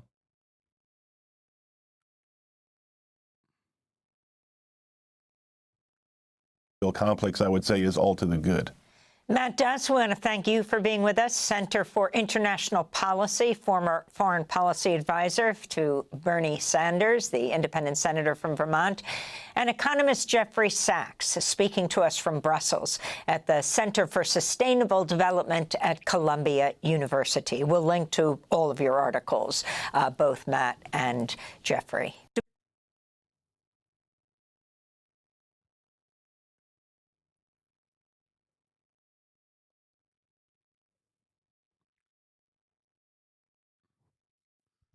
The last thing found on thousands of Ukrainian screens was the Hasanabi broadcast. I mean, there were Ukrainian chatters, and there still are Ukrainian chatters of this fucking community. They like, what the fuck? And they all now know the truth about Vladimir Putin opening up the world's oldest vault to uncover the truth about Jesus. Parts of West Africa. Subsequently, they were sold as slave individuals mentioned in the Bible. But this video is so awesome. What the fuck is Money Johnson? It's just a Facebook post from Money Johnson. Because black people are in the Bible, that the Americans turned white men, that they told the stories to us, but Russians didn't get the memo. They went off the real story. Songs of Solomon. But when the stories were conveyed to Americans, they were whitewashed. However, Russians seem to have disregarded this alteration and pursued genuine historical accuracy. Johnson references the Songs of Solomon 1-5 and Revelations 1:15 in the Bible, urging others to verify this information for themselves. Wait, I want to see the Biden part. Who were black. He further criticizes the United States, labeling it as a great deceiver. Many people inherit incorrect narratives from their ancestors, which become deeply ingrained, turning lies into perceived truths. However, Johnson asserts that the real answers are right in front of us. Who is Money Johnson? What do you mean Johnson asserts? Wait, what is this? Depictions of black people in biblical scenes, which is knowledge that is not taught in the American educational system. However, debates concerning the authenticity of these... Okay, we're done with this. We're done with this. Anyway, yeah. Trump tells Ukraine you should have never started the war. You could have given up land. Yeah. Trump's statements today were pretty fucking insane. Especially considering, like, you know, you're the president of America. You can't say that. It's like, that is an insane thing to say. Trump has said that he believes he has the power to end the war in Ukraine. He was speaking after talks were held today in Saudi Arabia, where Russian and American diplomats discussed ending Russia's 3-year campaign. More on those talks in a moment. But first, let's go straight to Washington and to our North America editor, Sarah Smith. Sarah, what more did the president say? Well, he said he thinks he's the only person in the world who can end this war, as well as saying that he has the power to end it, and also repeating that if he had been in the White House 3 years ago, this war would never have begun. Now, he's said that before, but he's always implied that that was because Vladimir Putin would not have dared to invade Ukraine if Donald Trump had been the president of the United States. But speaking a few minutes ago from his Florida residence in Mar-a-Lago, he seemed to be blaming Ukraine for not having made a deal with Russia Russia prior to the invasion. He seemed to be saying that if he had been in office, then he would have forced the deal that anybody, he said, could have negotiated a better deal where they would have given up a little bit of land, not too much, and been able to avoid this war. Have a listen to what he had to say. I think I have the power to end this war, and I think it's going very well. But today I heard, oh, well, we weren't invited. Well, you've been there for 3 years. You should have ended it 3 years. You should have never started it. You could have made a deal. I could have made a deal for Ukraine that would have given them almost all of the land, everything, almost all of the land, and no people would have been killed, and no city would have been demolished, and not one dome would have been knocked down. But they chose not. That's my goat, dude. He's just different. Art of the deal, baby. Art of the deal. He would have given him almost all of the land. Not all of it, but almost all of it. If only Ukraine hadn't started the war by just kind of existing there. Not to do it that way. Like, America has more responsibility in this process than even fucking Ukraine does. Now, of course, when he was... Yeah, this is my favorite pro-Russian argument, by the way. Ukraine government and military shouldn't have slaughtered their Donbass population on and off between 2014 and 2022. Yeah, they should have let the Russian military do that instead to virtually every part of eastern Ukraine. I'm so glad that Russia saved all of those ethnic Russians in eastern Ukraine by invading eastern Ukraine and turning every fucking city into rubble. That's not what I'm saying. Okay. Yeah. Even if that's your position, once again, who is goading Ukraine at that point? You think the Ukrainian government is doing that on its own? No, of course not. That's why it's fucked up when Donald Trump says shit like that. Was saying that Ukraine was complaining about not being invited. That was because they were not part of those talks that took place between America and Russia in Saudi Arabia today. Now, from the State Department, from Marco Rubio, the Secretary of State, we heard that those were not negotiations about how to end the war. They were simply initial talks between America and Russia, who will now put together top teams who will speak to each other about the parameters of how the war might end. And the Secretary of State was... They were shelling Donbass for 8 years. What the hell are you talking about? You think I don't know that? Yes, I know. 14,000 people. I know that. Okay. Thank God Russia liberated those places. Thank God Russia liberated those places by basically blowing up every other surrounding city as well. They did such a good job by killing literally 10x more minimum. It's very clear. He said if they do get to the point of actually negotiating what a peace deal or a ceasefire might look like, at that point Ukraine will be brought into the talks and some European nations will be consulted. But for now, those talks are very much... The most important question about the peace talks, will Turkey be at the table? No, I'm actually very upset with Donald Trump about that. Nothing else, just that. They went to the Saudis. They went to the Saudis instead, and I personally think that's gross. Okay? Turkey is not at the table. Turkey is the table. Okay? We are the table. It's really messed up. Between only the United States and Russia. Thank you very much, Sarah Smith there in Washington. What does Israel do here now that America and Russia are publicly buddy-buddy? What?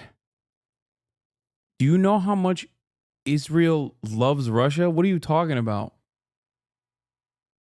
What? Oh man, it's going to be really sad when all of the Russian-Israeli dual nationals will be able to freely go back and forth again now that their assets are not threatened with seizure, or rather, all of the Russian nationals won't have to use their Israeli passports to freely travel to Western Europe now. That's what's going to happen. Like,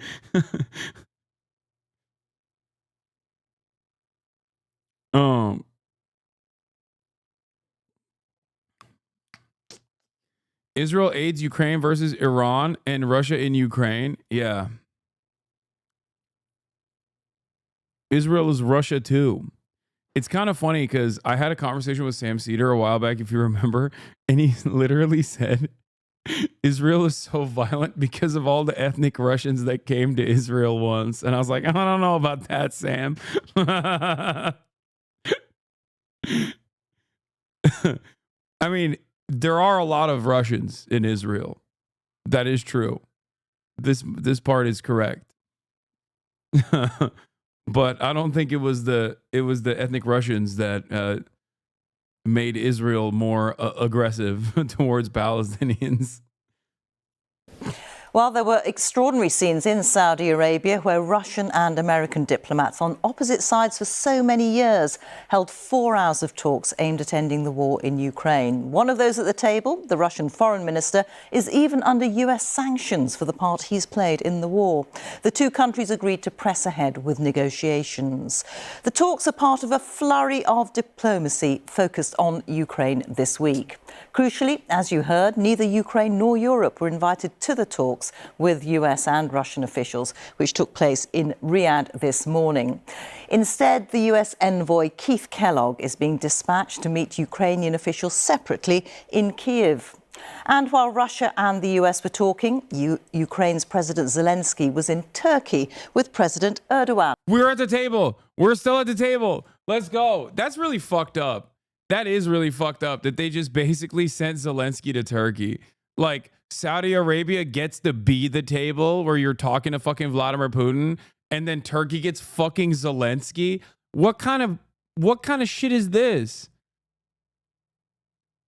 This man literally facilitated the demise of the Assad regime, and this is how the Trump administration pays him back. Okay, they're like, here's a consolation prize. We don't want him anymore. You go play with Zelensky. Make yourself feel cool. It's fucking bullshit, man. It's bullshit. I mean, seriously, the fuck? One of the greatest W's for the American foreign policy came as a consequence of that fucking dipshit right there, okay? He gave it to you. Major W, okay? Major fucking W. And instead of doing another plan in Turkey, you go to Saudi Arabia? The fuck did they do? They just have oil. What did they do? We have the best watermelon salesman, okay? It's actually racist. It's actually anti-Turkish discrimination. Once again, the goddamn Angloids betray the Turks and think that the House of Saud is going to be more helpful in their desires for the region. Constantly fucking undermine. I don't know that an ex-ISIS guy is a major W. No, it's not a major W for me or for the Syrian population, potentially long term. I'm just saying for American foreign policy, that was a major W. Donald Trump, the loyal servant of the West, unironically handed that to them. And what did he get? Oh, great. He gets to kill some more Kurds. Oh, wonderful consolation prize for him. You know what I mean? He doesn't even get he doesn't get a seat at the table? Really? Fucked up. That's fucked up. Yeah, also, he wasn't ex-ISIS. He was ex-Al-Qaeda. Get it right, okay?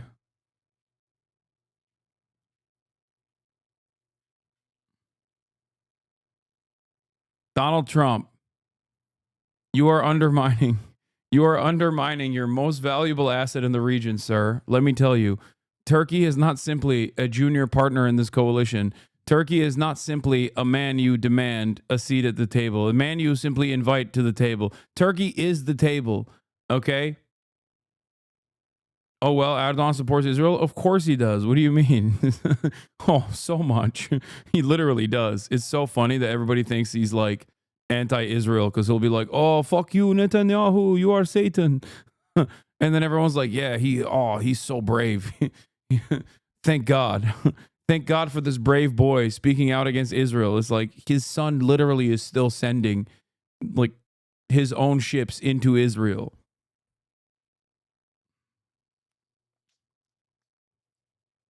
Anyway, everything I just said was a joke for the record about, well, not the Israel stuff. That was real. But the other stuff about Turkey being undermined and not being at the seat, not getting a seat at the table.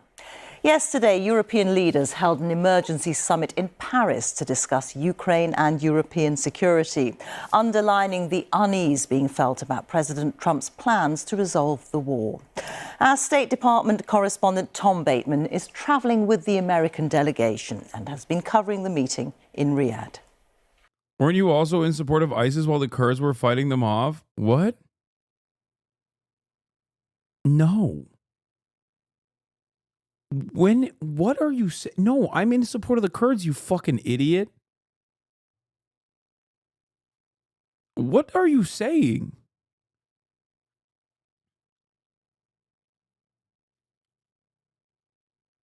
Oh, you said weren't they? I thought you were talking about me. Yes, they were, and they still are. What are you talking about? It's not ISIS. They have a different version. I'm sorry, I misunderstood what you were saying.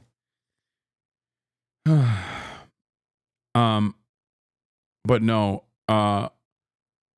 Turkey wasn't openly in support of ISIS. Turkey has his own Salafist brigades.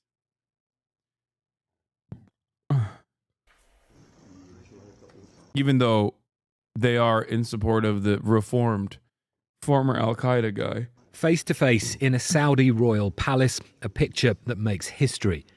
Here was the US, the biggest single backer. Do you want to watch the Elon Trump interview live in 10 minutes or wait for the YouTube video tomorrow? YouTube video Ukraine tomorrow. Sitting down with its friend's enemy, Russia. Both sides were silent and stony-faced for the media, but Vladimir Putin's team clearly happy that President Trump had ended their isolation. Yeah, clearly. Look at Lavrov. Look at how happy he is.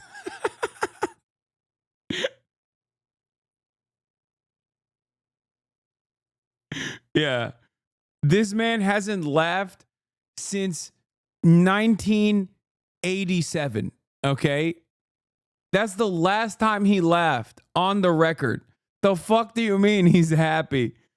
Trump had ended their isolation. How could he be happy? He's standing in front of a giant, okay? He's standing in front of a giant. Donald Trump's golfing partner, Steve Witkoff, famous real estate developer. Blessed he, the peacekeeper, the peacemaker.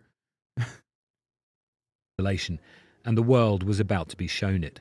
We were brought in for a short amount of time at the very start of the meeting. So the doors opened, the press brought in, and then we saw that extraordinary scene. The first time any such face-to-face meeting has taken place at that level in 3 years. Amid the surging anxiety in Europe over these talks, I shouted questions for Marco Rubio. Yeah, Marco Rubio is honored, okay? Honored to be in the presence of a real foreign policy demon. Teach him a thing or two, Steve. Give it to him, Steve. Little Marco, you're going to learn a thing or two. Is the US sidelining Ukraine, Mr. Secretary? What concessions will there be asked of Russia, Mr. Secretary? There was no answer, and the doors were firmly closed. If the US was demanding any concessions of Moscow, they weren't telling anyone else today. The Americans called the talks upbeat and constructive. They even had time to eat with the foreign minister they sanction. After this break, there was a working lunch, a symphony of scallops and ribeye steak on the menu. I came away today convinced that they are willing to begin to engage in a serious process to determine how and how quickly and through what mechanism can an end be brought to this war. Whether we can ultimately reach that outcome will obviously depend on every side in this conflict's willingness to. I don't know why they didn't let Pete Hegseth show up to this one. I feel like he could have played a formative role in these talks. They should have brought him too. Fuck it. I mean, you brought Steve. The fuck is Steve Witkoff doing there, man? What the fuck does he know about Israel, Palestine? What the fuck does he know about Ukraine? What is Steve Witkoff doing there? God, if Trump wasn't real and we were simply watching this as like a televised event, it would be so funny. Like, it's just, that's his little guy, okay? That's literally his guy. He's just like, that's my little guy. That's my Steve. I like him. So he's going everywhere in my stead. That's all this is.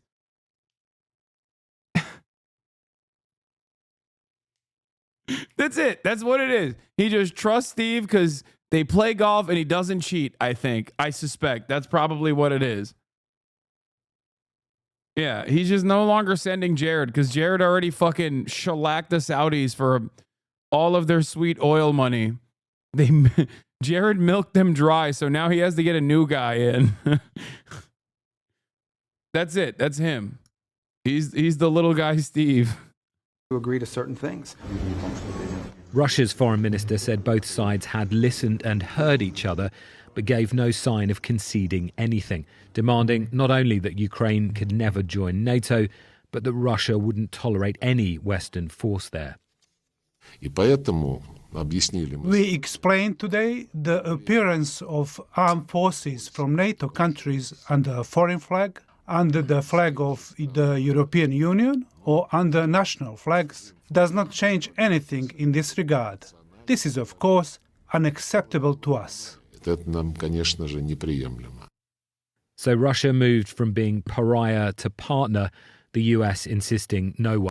You think they talked about how Vladimir Putin opened the world's oldest vault and proved once and for all that Jesus was black?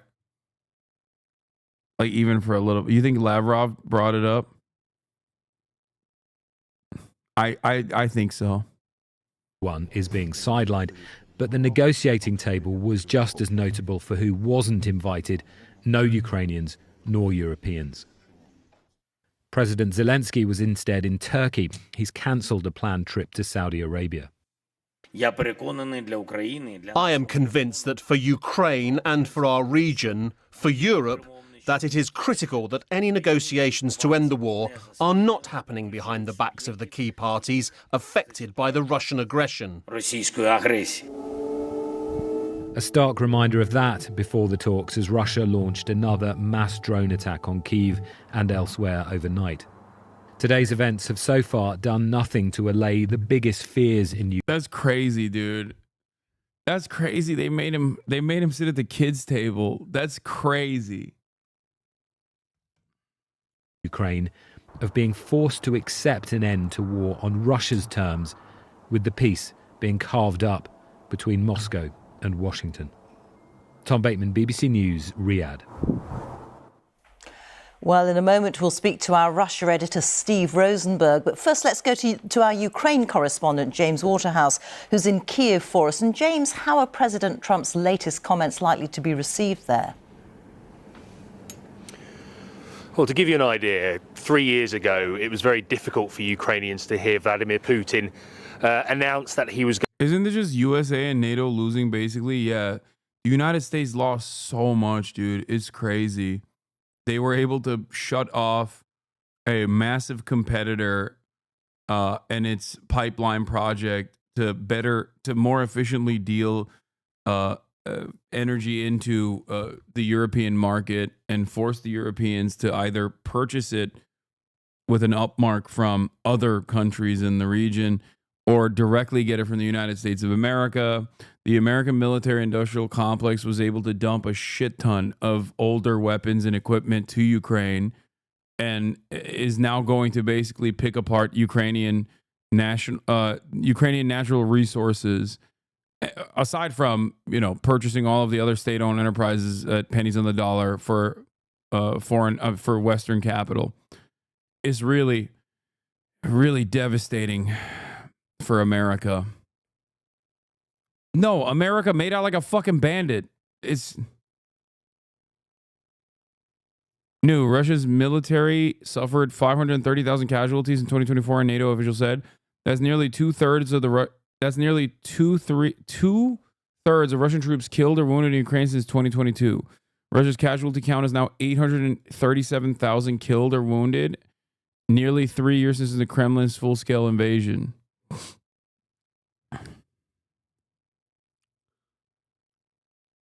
I don't know what this fucking information is, man. I never know. You just don't know. I don't trust anybody's numbers.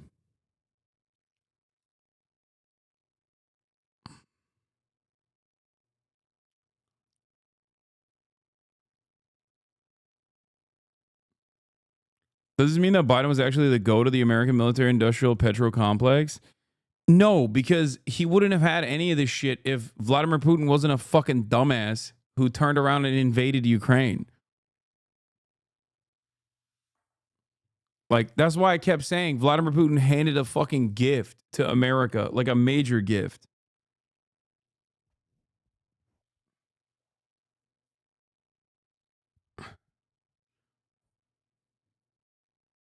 Yeah, I did know that Biden doesn't even have a PhD in foreign policy. He's just that good. Sure, Russia lost 1 million soldiers and are still winning. I mean, I don't know if they actually fucking lost 1 million soldiers, okay, wounded or dead. I don't know if that's the truth or not, but it doesn't matter. Of course, Russia fucking lost a shit ton of soldiers. Like, regardless of whether it's 1 million or not. They did.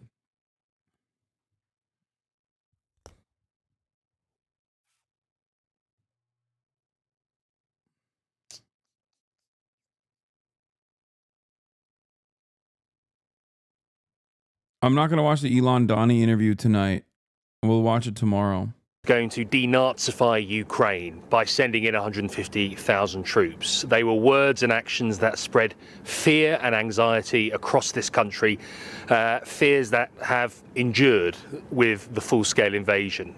Most Ukrainians do not believe the assertion that Russia is ready for peace, despite America and Donald Trump coming to that conclusion repeatedly over the past week as it asserts its new foreign policy. We've just been in the shelter for an hour on another common night where dozens of drones have been launched across Ukraine. Now, we have heard Donald Trump tonight say Ukraine shouldn't have started this war. That it should have traded land early on, as you have heard. It was Russia that launched a full-scale invasion off the back of 8 years of aggression towards Ukraine when it seized Crimea. These are words that you would expect to come from the Kremlin. Donald Trump talked about elections not being held for a while. It is close to repeating the Kremlin's false claims that President Zelensky is an illegitimate leader when elections have legally been postponed under martial law enshrined in Ukraine's constitution. I think the words of Donald Trump reflect the fewer places Ukraine has to look as it continues fighting this invasion. President Zelensky says he can't do it without weapons. He can't do it without America's help. In Turkey today, he looked visibly irritated, tired, and he argued that you can't have negotiations about Europe and Ukrainian security without either party being involved. And Steve, by contrast, Russia must feel that this is all going their way. Yeah, the Russians are delighted, I think, by how things have gone today. I mean, they believe that they've already scored a diplomatic... There's no good reason elections haven't been held. It happens in wartime all the time. No, I think it's understandable. That's the one thing that I disagree with. I think in terms of like banning political parties by claiming that they have sympathies for Russia is one thing. That I think is undemocratic. But it does make sense that they wouldn't hold an election, especially when there's plenty of fucking territory that is now literally annexed by Russia. What are you supposed to do?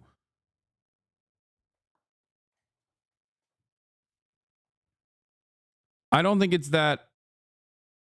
Yeah, there's also so many Ukrainians that are literally not in Ukraine either. You hold elections is what you do. I think that's a weird thing that people constantly push for.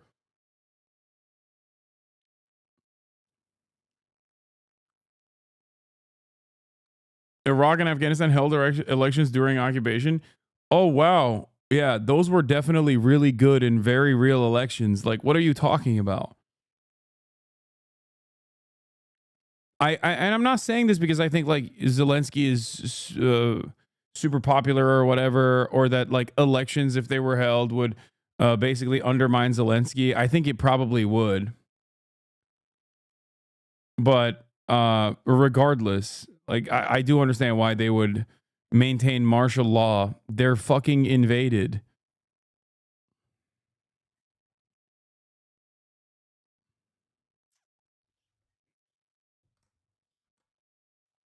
Having a fair election seems democratic. I think it's really funny that a lot of these people say, like, a lot of these people are like, oh, why didn't they have an election? But I don't know what the current Ukrainian politics looks like, but I don't think that, like, the process of democratic elections in this instance would bring forth a figurehead that is better for Russian interests or better for anyone, really. Like, I just don't think that it would be a fair election regardless, especially when you have half the goddamn population not in Ukrainian borders at this point, and a decent chunk of the population that is under Russian annexation. Like, that's the one thing that I don't agree with, where I'm like, come on, it's an understandable predicament to not hold elections in this situation. Victory, the fact that US I think that's just the talking point.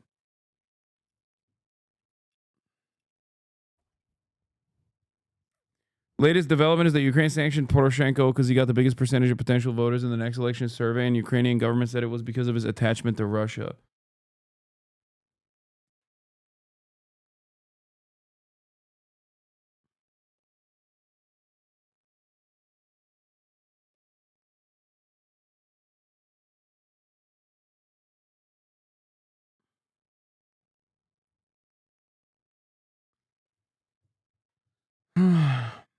I think the country is not in a state to hold elections is correct. And not only that, but also, I think Ukraine is cooked with or without elections. Like, they're so fucking cooked. It is a powder keg waiting to explode.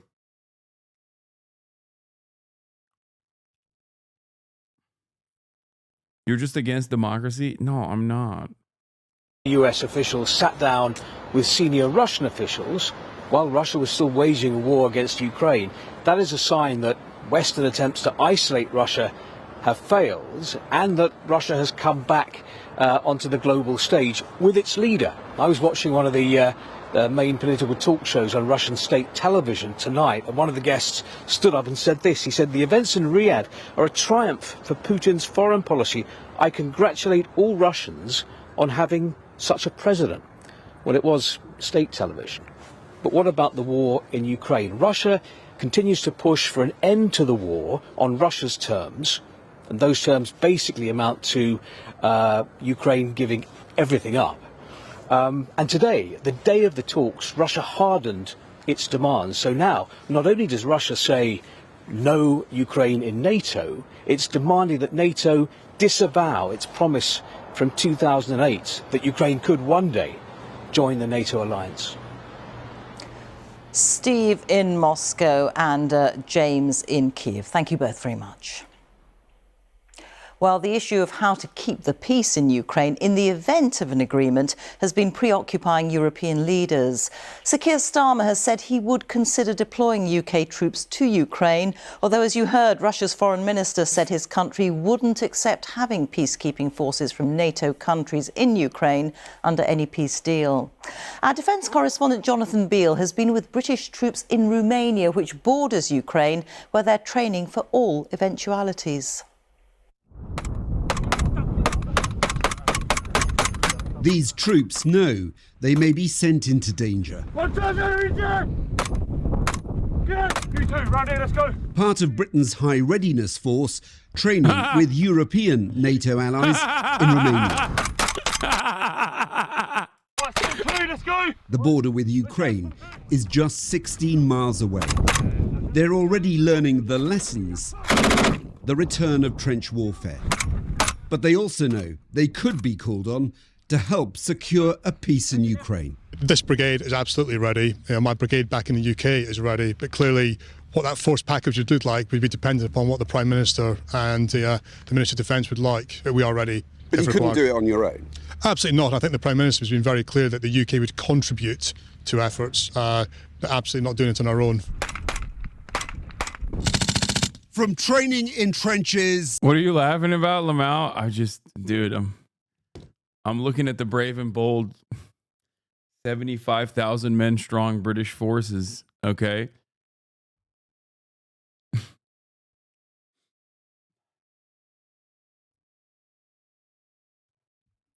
They're going to do it. In Romania to potentially real ones in Ukraine. Keir Starmer has said he's ready and willing to put British troops in harm's way if necessary to secure peace in Ukraine. But the question is, does Britain, does Europe not just have the will, but the numbers too? This is NATO's largest exercise of the year, involving 10,000 military personnel from 8 European countries. Bro, they're playing make-believe, dude. That's crazy. Okay, I'm not gonna That's say just 10% of the numbers that many defense experts say will be needed to police any ceasefire in Ukraine. The US, NATO's most powerful military partner, is not directly involved in the exercise. And the Trump administration says it won't be putting any US boots on the ground in Ukraine either. A worry for allies. In the end, it is only the US that can provide the deterrence to Putin that will prevent him attacking again. Afghanistan was the last big... Nah, you're clueless. You don't get it. 21st century will be the UK century of prosperity. Oh, yeah. Bro, stop laughing. This is serious. NATO troops, they're ready to fight for European land. Yeah.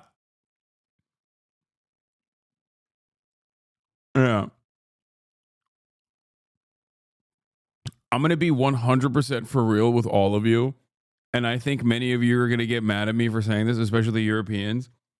Without the Turkish military force, this is nothing. Okay? There's a reason why Turkey gets to do whatever the fuck it wants in the region. Okay? Part of that is because it has nukes, American nukes. The other part of that is because it has the second largest standing military force in the in NATO, with a lot more experience, a lot more combat experience. Okay? These guys, on the other hand, are constantly just like fucking running around. Second largest after the United States of America, of course. Like, conscript armies are trash. Yeah, it doesn't matter. It's a conscript army that actually sees active combat.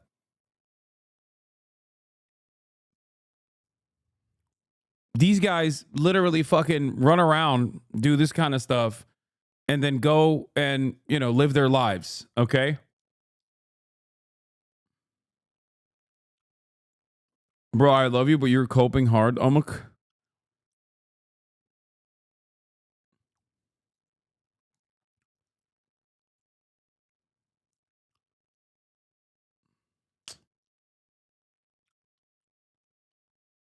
Like, this is like expecting Redditors who talk about Russian orcs must be genocided. This is like making them go out and fight.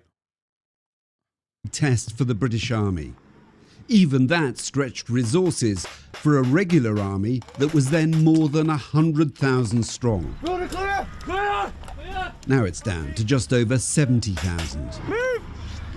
But if the call of duty comes, it might help turn around its current struggle Call of Duty with recruitment and retention. You wouldn't worry about going to Ukraine? No, I think I'd be okay. People have joined the army for a reason. You'll see by talking to people here, everyone's more confident. Ukraine might be a wake-up call for European nations, now being urged to spend more on defense. Support for Ukraine comes with a price. Jonathan Beale, BBC News, Galat. You know, I remember listening to some of Dr. King's Oh, yeah. He said growing calls for him to step down are a modern day Mein Kampf. My goat. Okay.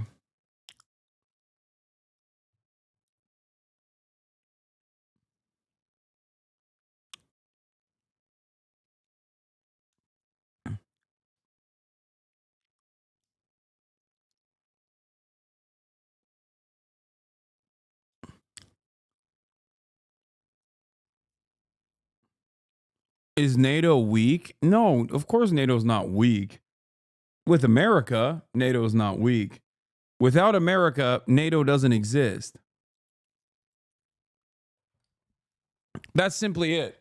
That was why I was laughing. They weren't a part of these combat readiness operations, and there's a reason for that. Because the great peacekeeper, Donald Trump, is involved. Russia sending people into war with 2 weeks of training, but sure, let's laugh at UK soldiers. Yeah, of course we laugh at UK soldiers. There's 75,000 of them. Russia is literally giving rapists an AK-47 from literally 4 decades ago with 8 bullets and then going, yeah, go to town. And they're doing that a million times over. What are you supposed to do in that situation? Have you not heard from any of the on-the-ground, real-time reports from Ukrainian soldiers where they're like, look, we have the equipment, okay? And at this point, we have the experience. But yeah, at the end of the day, even one fucking Russian soldier with an AK-47 establishing a position is still going to be a problem for us.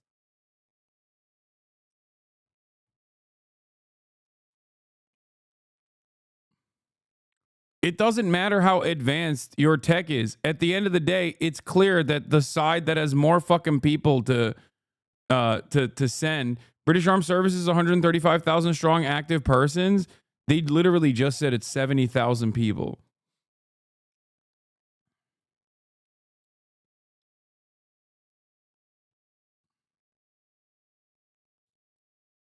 Like, what do you do in that situation?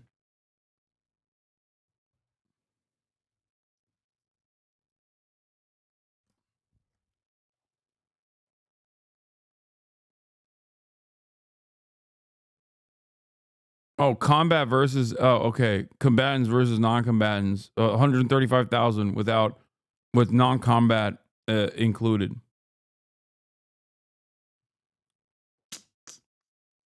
Why are your detractors acting like you paid for puff pieces now in terms of your Slate article? Because they're fucking insane and think the world revolves around me. And even funnier, they think the world revolves around them. Okay? They simply cannot comprehend that, like, after the election, a bunch of journalists wanted to write about one of the largest figures on the independent media side on the left.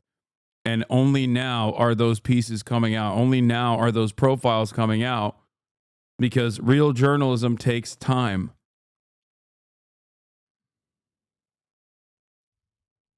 Speaking of which, let's cover that real quick because I got a Slate article.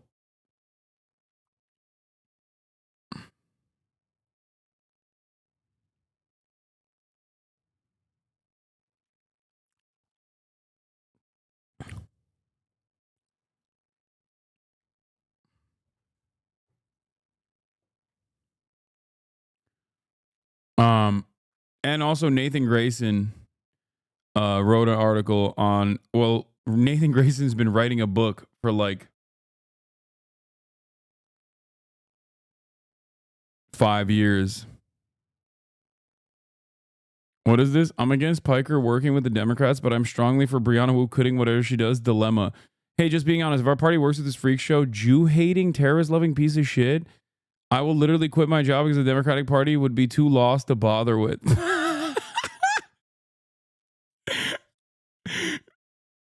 Yo, I'm literally going to work with the Democrats just so that Brianna quits her job. I think I'm just going to work with the Democrats for like one season. You know what I mean? I'll put my hat in the ring for one season.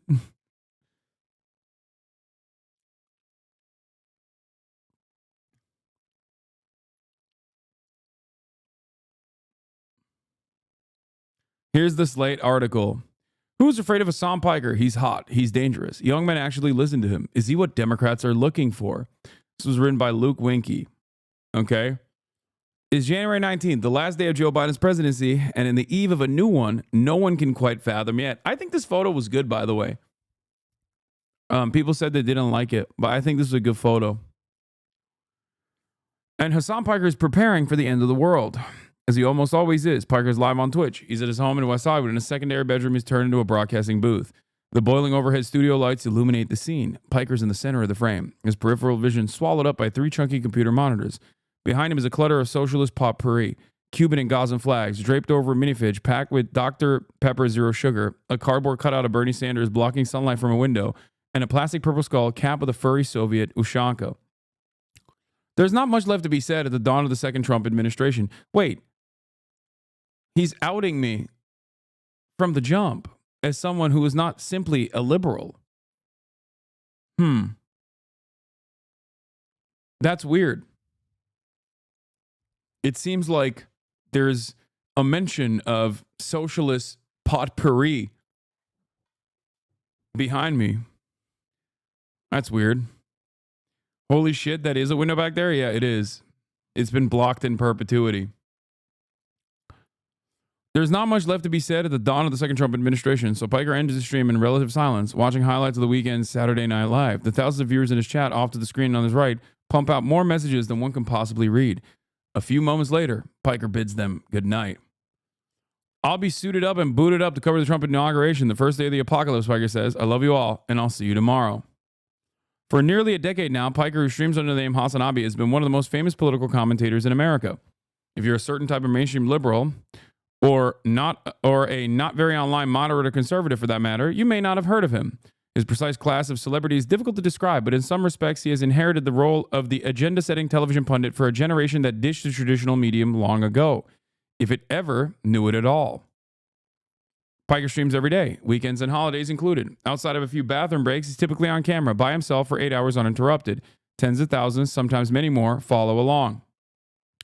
Other channels on Twitch, the Amazon-owned live streaming platform, tend to focus on Fortnite stunts and other video game feeds. Piker doesn't play too many online video games live.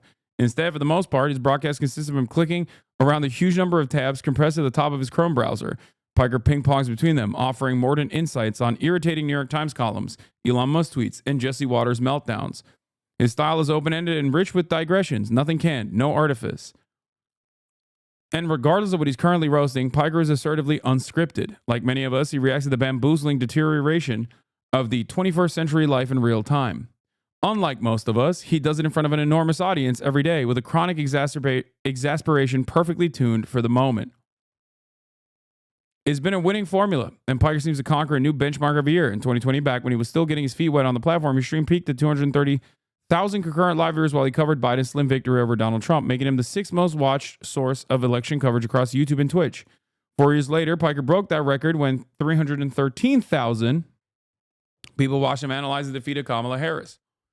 In a digital news apparatus that is sharply breaking right, Piker is one of the only leftists standing.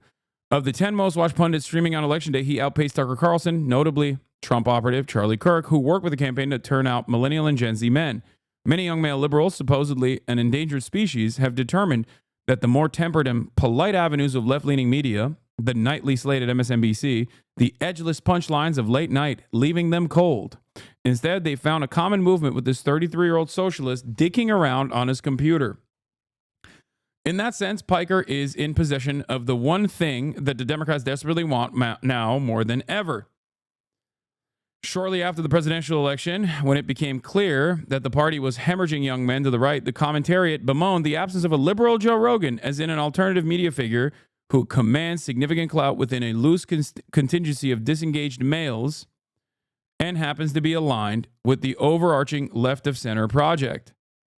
Who could be a bulwark against an increasingly radicalized Aiden Ross, Dave Portnoy, and Theo Vaughn? Well, here he is. Here is Piker. He stands 6'4" with a sharp jawline and ripples of coiled muscle. He's conservative in bodybuilding, gaming, anime, professional wrestling, and every other interest that tends to make up the media diet of boys of a certain age. His bulge and Calvin's thirst traps have started libidinal riots online. According to an unofficial census conducted by his community in 2024, his viewership is about 2/3 men. Slim majorities are white and hold a college degree, while 30% reported they hadn't yet lost their virginity. In the past year, oh, god damn. Yo, y'all are, dude, he outed y'all. He outed y'all as a bunch of virgins, dude.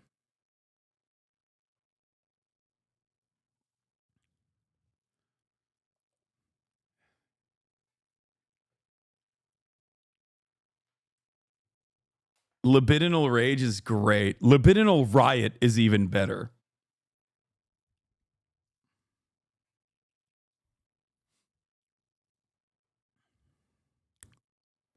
In the past year, he has welcomed both former Federal Trade Commission Chair Lena Khan and Representative Alexandria Ocasio-Cortez to the stream.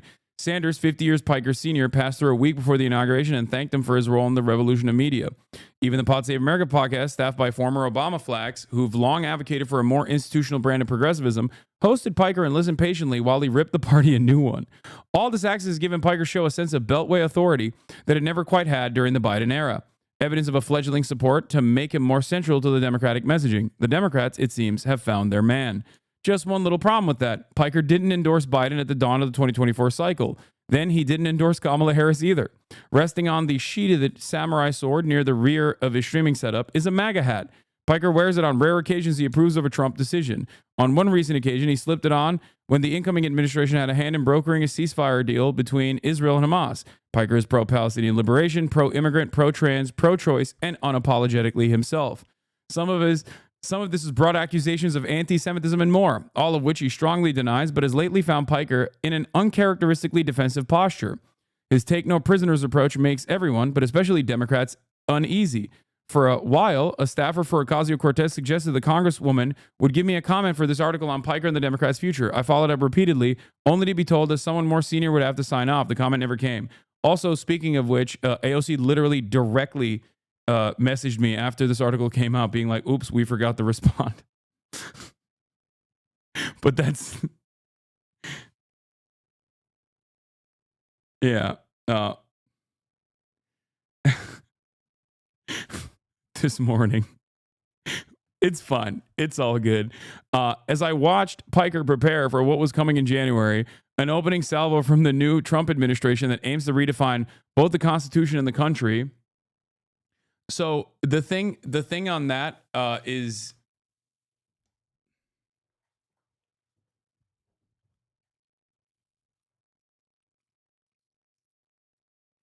I think they also messaged Ryan Grimm. He deleted his tweet about this. Oh. Yeah. Listen, she's got a lot going on right now.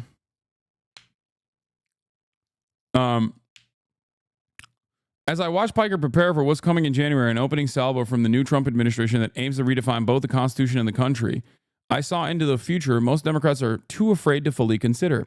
And as I've watched how the weeks since have played out, it's become clear how little time there is left to understand Piker's provocative appeal to a new generation of voters. The cost of ignoring figures like him is becoming all too clear.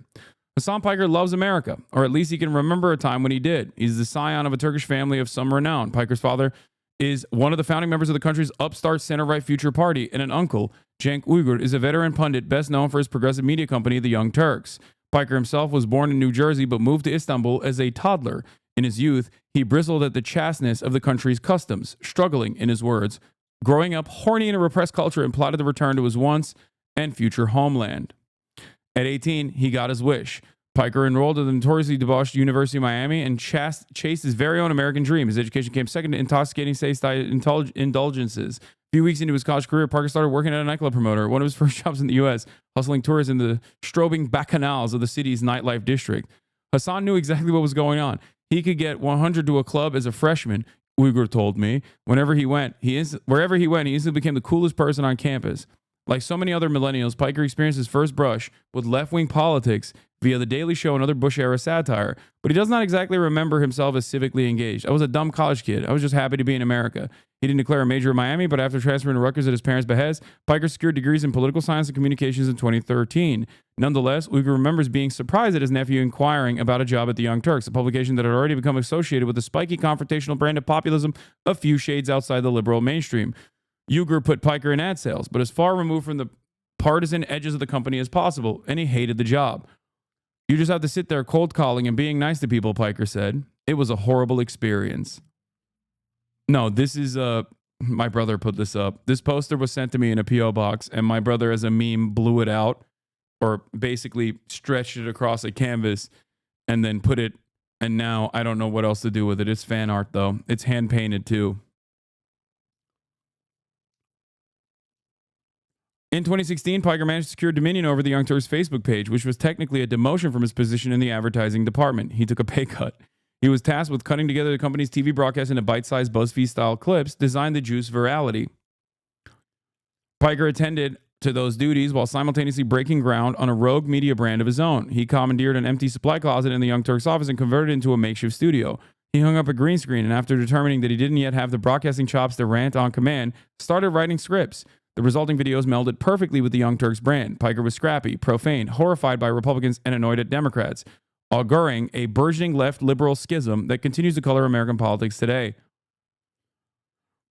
Piker began surreptitiously interlacing those uploads with the rest of the company's Facebook library. The first episode featured a noticeably stiff Piker standing in front of the camera, wearing a lavender shirt buttoned up to his collar. It was titled, 5 Things You Didn't Know About Bernie Sanders.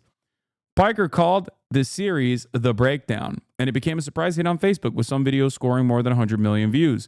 The success was a testament to Piker's content instincts. He was keyed in on generational distaste for Hillary Clinton's short-lived Democratic Party, and he also knew how to synthesize the various tendrils of social media during the shock of the initial Trump confusion. One of his most frequent targets was Tommy Lauren, an early MAGA star, who was drafting in a similar wave of engagement on the other end of the political spectrum. The breakdown embedded itself in the bones of the Facebook algorithm, and Piker leveraged the virality to promote his own Instagram, creating a raft of fans outside of the official Young Turks channels.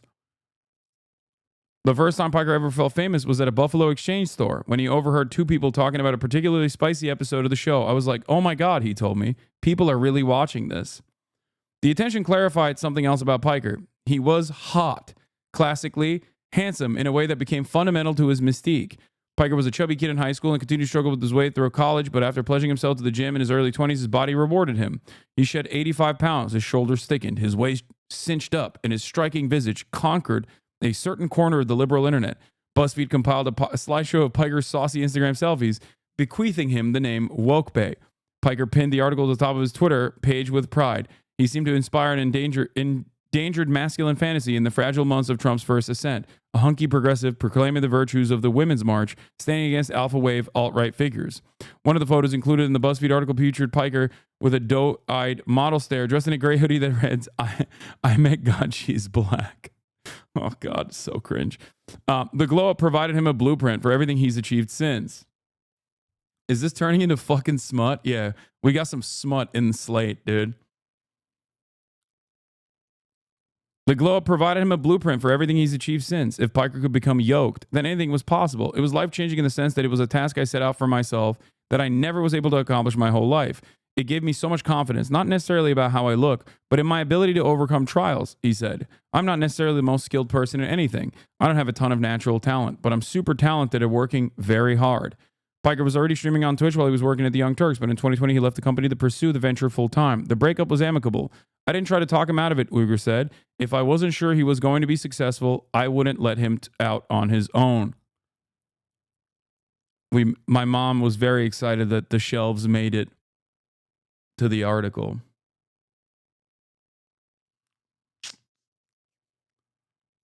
Piker regards his Twitch broadcast as a natural extension of the work he did on Facebook. Online leftism, especially since Biden secured the Democratic nomination in 2020, has earned a reputation for being dour and nihilistic, eager to cheer on the pratfalls of the Democratic Party.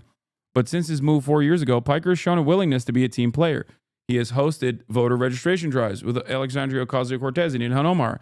And when he filled out his 2024 ballot live on air, he reluctantly pulled the lever for Adam Schiff, whom he referred to as Adam Shit, owing to his staunch pro-Israel stance.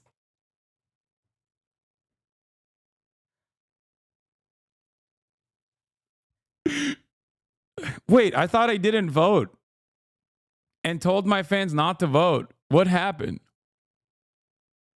I thought I actively told people to never go out and vote. That's so strange that...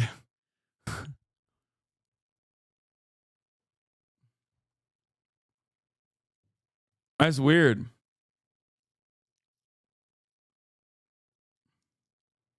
Felix Biederman, a friend of Piker's and one of the hosts of the notoriously ribald leftist podcast Chapo Trap House, compared his influence to something like The Daily Show's cultural apex, which, tellingly, occurred when the Democratic Party was adrift following Bush's defeat of Kerry in 2004. Is Piker a tad vulgar? Does he engage in some heterodox thinking? Sure, but as Biederman puts it, that presents comparatively little risk to a pretty good reward. Piker's house is oddly quiet when he's not streaming. He's made the place into a palatial bachelor pad, all honoring his unique strain of bro-friendly progressivism. Bookcases pack Naruto manga next to revolutionary scholarship. An oil painting of Bernie Sanders depicted as leather-clad punk.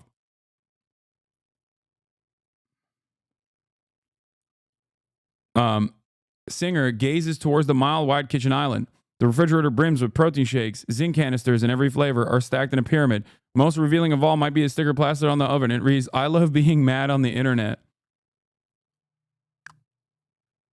In 2021, he purchased this house, the one that he and I are currently sitting in, for $2.7 million. It's undeniably lavish. 5 bedrooms with 5.5 bathrooms with high ceilings, polished countertops, hardwood floors, and a stately patio on the bank of a lap pool.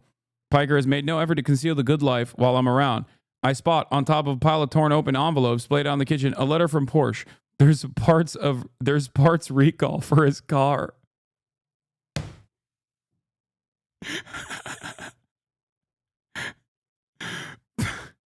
Some 50,000 people pay a monthly fee of $5 to subscribe to Piker's Twitch channel, allowing them to tune into Piker's stream ad-free.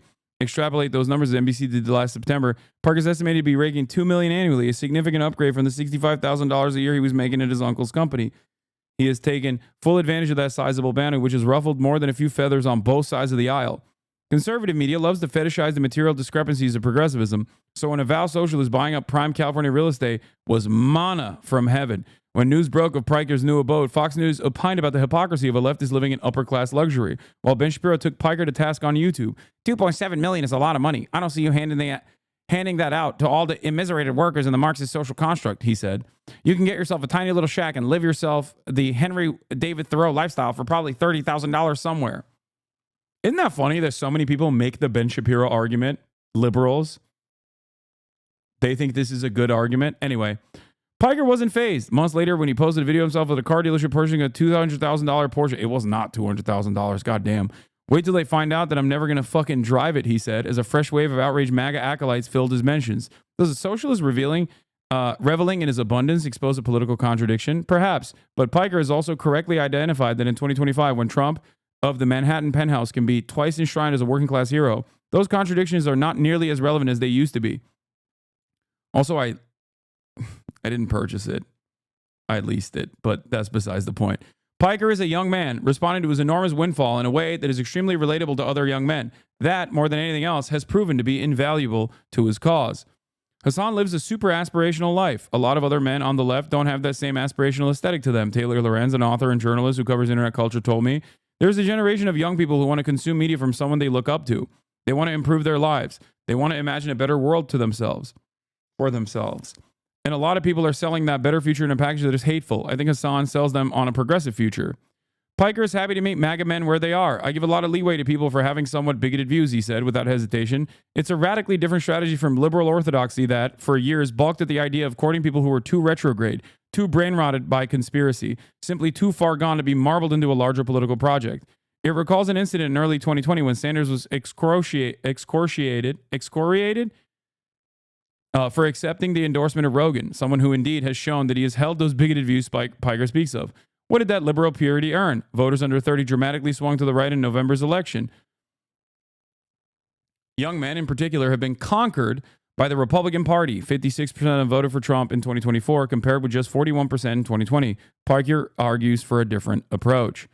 A few weeks before we met, Piker spent a day filming content with a fitness influencer named Bradley Martin, who has 4.2 million followers on Instagram and who voted for Trump in November. Piker talked about housing justice and the vagaries of private healthcare on Martin's podcast.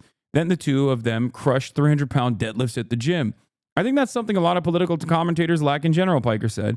They're not real human beings. What I do requires a tremendous amount of charitability from the audience. I speak in opposition on a lot of issues that people take for granted, issues that people have been socially conditioned to believe are the norm, and that the alternative is scary and dangerous. So people have to be open to hearing me out. It might make them more open-minded in my commentary and the way I see the world. Piker has reason to believe it's working. On the r/Hasan Piker subreddit, home to 151 thousand Marxist Chaz, there is a thread titled, "How'd you come across Hasan?" Some chime in to say they fell in love with his videos from the Young Turks or via a shout out from AOC, but scores more accredit Piker for either their radicalization or de-radicalization. An avowed centrist recalls being fearful of the stigma of socialism until he watched a video of a guy who was young, sexy, and strong, debunking a right-wing talking point on a systemic racism. They've swung left ever since. Another poster recalls going down a much darker path. They were watching Shapiro and Steven Crowder and found themselves sympathizing with white nationalist rhetoric. Over time, though, the poster began turning into some of Piker's non-political videos. They found his personality charming, and it slowly drew them into the movement. By the way, that led me to where I am today and where I'm a democratic socialist, they wrote. And I'm glad I started watching him before I could vote. Let me explain something to you. This is why a lot of what like liberals do, this is why what a lot of like other liberal content creators do in terms of like disparaging what I have to say is somewhat damaging. And if they do truly care about like de-radicalizing or pulling people away from right-wing sentiment, the endless attacks against someone like myself unironically actually hurts their own personal agenda. Okay? That's because they don't want to like address any of the things that I talk about. They just hit me on my persona or personality, and they constantly say I'm like a bad person over and over and over and over and over again, and constantly seek out like clips that they can cut to be like, this is a bad person, you shouldn't follow this person, and they make up lies. Now that, of course, 100% ruins the charitability that random people might have towards me if their first introduction to who I am is completely fucking well poisoned by some dude who unironically hates me and wants everyone that is paying attention to him to also hate me as well. It sucks. They keep framing your person, not your ideals, and there ain't even nothing personal to disparage. You're almost squeaky clean in that regard, unless most who point at you. Yes, but it doesn't matter, because even if I'm not the one who is creating the drama, okay? Even if I'm not the one who's personally creating the drama, even if I try to be as like drama averse as possible, for people outside of my sphere of influence or whatever, they see that as drama. They see that as a guy who's constantly finding himself in the throes of drama. Do you see what I'm saying? They're like, oh, that guy's always in fucking some shit. And it sucks, but there's literally nothing I can do about it. So I've decided a couple years ago that it doesn't necessarily matter. Just I will keep saying the things I've been saying over and over again. And that eventually I think people, if they tune in, even if it's for hate watching purposes, if people tune in, they'll realize that like a lot of the stuff that people are saying are just completely ridiculous, completely made up. You know, when people say I'm a controversial individual, are there controversial things I've said? Absolutely. I'll take ownership of that any day of the week. But in most circumstances, they're not talking about like America deserved 9/11 or whatever. They're talking about made up controversies that get a lot of fucking play on Twitter or Reddit, mostly brigaded. Them being mean doesn't make you wrong.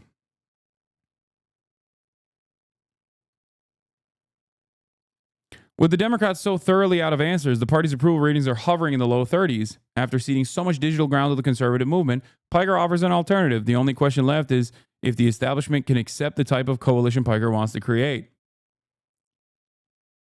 What? I thought you were like a Sargon of Akkad type guy until I saw you say you would drink the Liver King's urine to gain powers like his, and I was like, maybe this guy isn't so bad. So I tuned in and I was like, oh, this guy's politics are kind of the same as mine. Yeah. I think that's precisely the reason why there's a lot of people who come in initially as hate watchers and over time basically realize like, okay, maybe this guy's not a fucking piece of shit. Maybe I was lied. Maybe I was lied to.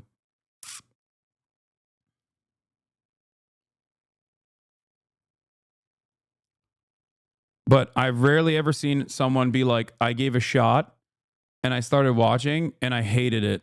Like maybe there are people out there who are just like incredibly brain broken by liberalism or conservatism in general, but you know,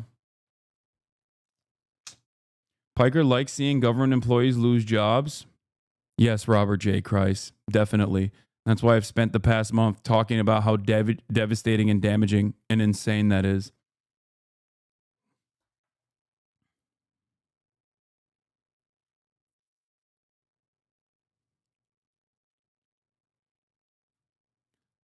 Uyghur, for one, has some doubts. I know exactly how this movie is going to end, he said. There's 0% chance Hasan is going to become a corporatist, and there's 0% chance the Democratic Party, as is currently composed, will not be corporatist. So they will have an inconvenient marriage for a while, and then they'll fall out of love with him. At the end of the day, he's not going to give the message that they want. I mean, he's right. I will not change. Some signs suggest otherwise. At his house, Piker told me virtually everyone running for the head of DNC has reached out to me, but I haven't had time to interview them. We were sitting in a studio while Kaya, his enormous bed, a massive weave through our legs. Well, except for Martin O'Malley, I think, or whichever one is the most corporate. Ken Martin eventually won the job. But he too had his doubts about how deep his influence can get in the current environment. I'm not changing. That's the thing. I'm not above admitting when politicians do good things, but that doesn't mean I'm going to be a Democratic Party operative. That's just not how I operate. Some people play catch up with the Democratic Party and defend everything the Democrats do on principle because they see that as a way to improve their social status. They're just careerists. But I have a real political opinion, a real way I see the world, and I genuinely believe that it improves the living standards of everyday Americans. I think that's not only good policy, but also good politics. If a day comes where I'm side by side with the Democratic Party, Piker added, that means the Democratic Party has changed its ways. This was the day before it would become clear just how badly the Democrats were prepared for what was to come. Last year, Piker briefly considered quitting his streaming career. He thought about going back to school, earning a PhD, and never again worrying about the scrutiny on his life or his politics. Piker began to feel this way after October 7, an event that forced him on and every other pundit to witness every day the escalating horrors of the war between Israel and Hamas. Piker was a steadfast pro-Palestinian voice, and during the war, he demonstrated sympathy for some of Israel's assailants. This often put him in reedy territory. In one memorable instance, Piker interviewed an alleged Houthi sympathizer who went viral on TikTok for his uncanny resemblance to Timothée Chalamet. Piker asked him if he watched the long-running anime One Piece. The teenager nodded enthusiastically. The incident helped catapult Piker to the forefront of the American anti-Zionist movement. I don't think this was what catapulted me to the forefront of the American anti-Zionist movement. It actually had no motion until everybody decided to yell about it like a couple months ago to try to get me banned to do because of that interview. Nobody gave a shit about it at all. Anyway, last November, the New York congressman and Israel hawk Richie Torres wrote an open letter titled "Hasan Piker is Dangerous," addressed to the Twitch CEO Dan Clancy. Torres called Piker the poster child of a surge in anti-Semitism since October 7, contending that the streamer holds a deep-seated animus towards Jews. Why is Twitch so untroubled by Hasan Piker's troubling Jew hatred, he wrote. If the KKK or the Third Reich were a social media platform, it would be Twitch.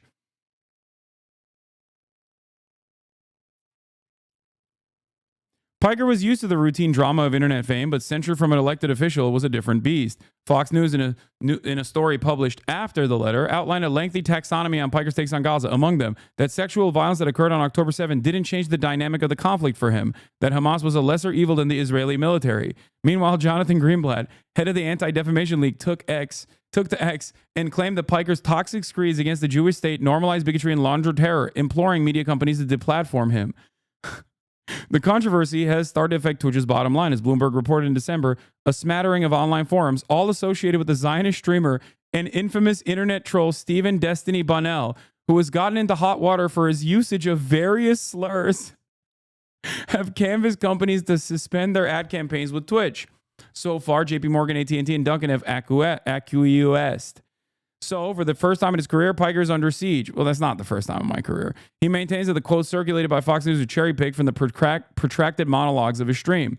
As someone who has sampled the entirety of these broadcasts, which are all far too self-reflexive to ever be reduced to a single talking point, I think that assertion is largely true. Still, for as much as he told me it's not great to be roped in with racists and Nazis by the Israel lobby, Piker does find himself wondering if all this fracas might signal a greater shift.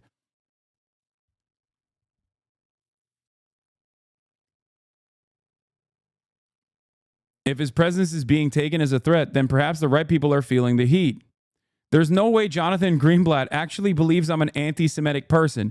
I think I'm more dangerous, said Piker, who indeed has called out anti-Jewish conspiracies on numerous occasions. If your project is to constantly propagandize a pro-Israel position, someone like myself who is openly against anti-Semitism and works actively to educate people on dog whistles and also happens to be anti-apartheid is more dangerous because I'm the one who's going to be radicalizing their nieces and nephews, and that's what's terrifying.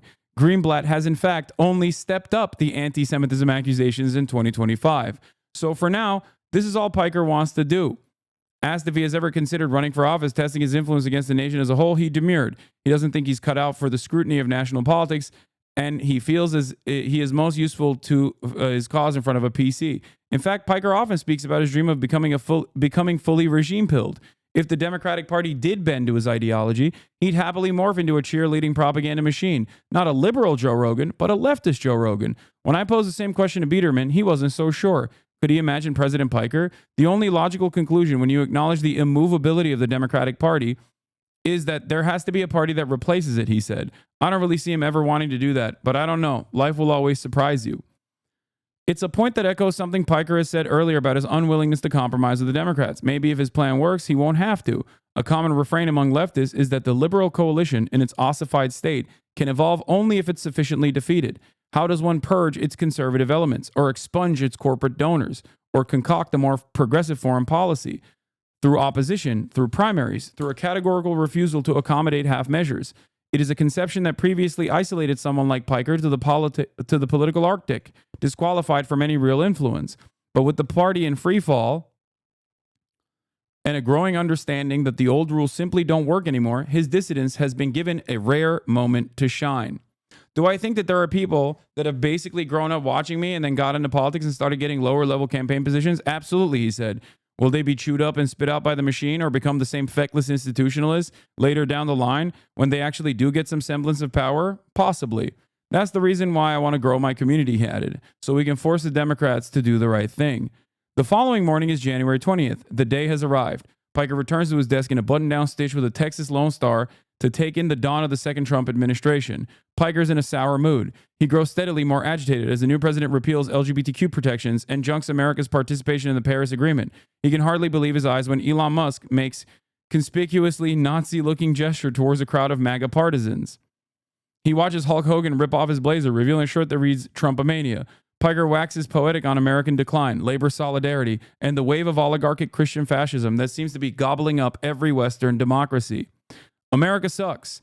And as a nation that sucks, we're going to have a president that sucks, he growled, visibly more despondent than usual. Democrats sold the country off. We're an embarrassing country, and I think that even Trump supporters are somewhat aware of the demise. In the weeks that follow, once it became clear that a second Trump administration is poised to be just as destructive as advertised, Democrats are once again mired in a communications crisis, with Musk slashing the administrative state to ribbons, the specter of destabilizing tariffs, and a renewed assault on the rights of undocumented immigrants. Where was the opposition? It was another stark reminder of just how overmatched the party appears to be, stricken by an enfeebling inability to summon the venom, the anger the base is feeling. Piker has never missed an opportunity to express his wrath. The day after the inauguration, he flew to Japan with plans of waking up in the middle of the night to broadcast on Twitch during his usual West Coast time slot.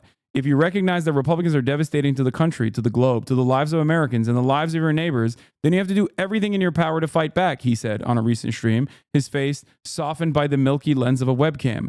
Piker was analyzing Trump's order to transform Guantanamo Bay into a detention camp for migrants, an action he believes is the first step towards far more heinous anti-immigration measures. It's a classic Piker fixation, the sort of thing that innervates his fury for the inert center of the Democratic Party. To him, ceding any policy territory to the conservative elements of your coalition is death. It only provides cover for the Republicans to push further, to savor more cruelty, to inflict more pain. I wonder how people that read this article, contend with the takeaway where they try to present me as a radical terrorism supporter or someone who is not actively trying to do right by marginalized communities. It's got to suck real bad. I guess nobody really reads, so they don't really care. But it's got to suck really bad if your entire project is to be like, Hasan is a bad guy. Please don't listen to him. I'm the actual true liberator of the marginalized populations.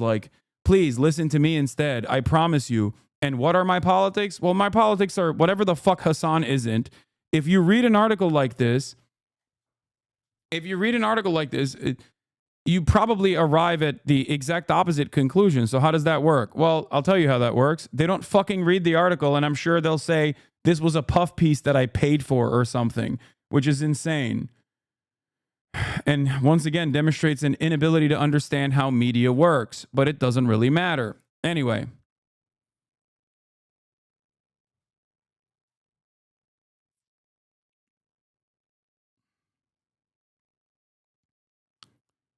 That's why I kept criticizing Democrats during the election cycle. This is why I kept losing my mind, Piker said. I was like, dude, I don't want Trump to win. And it seems like you guys want him to win, or at least don't care enough to do what is necessary to stop him from winning. And here we are. There are more days like this coming for Piker. More executive orders, more electoral defeats, more tepid reactions of the Democrats that he finds anemic or otherwise annoying. The terrible scale of this American era comes rushing at full blast through 3 computer monitors. On the other end is Piker and 30,000 people who want to believe in a better future. You have nobody to protect you but yourselves and your neighbors, Piker said at the conclusion of that inauguration stream. Who knows what will happen tomorrow, but I'll be there to cover it, as always.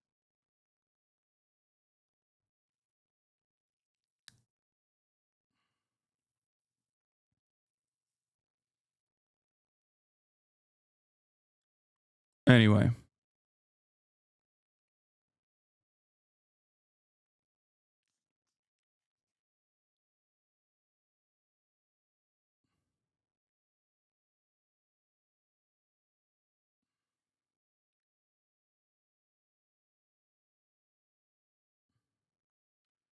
That's a good article.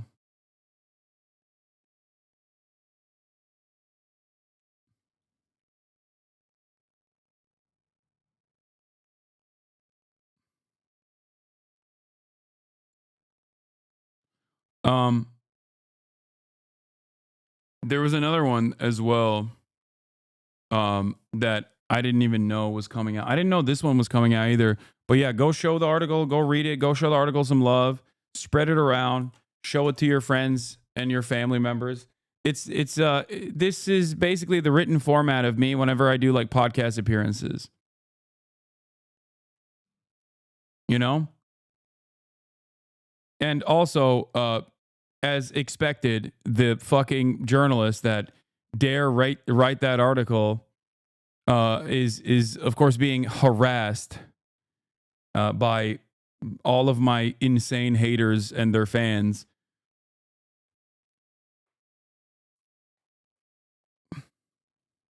This article pissed me off, but I see now it was mostly glaze.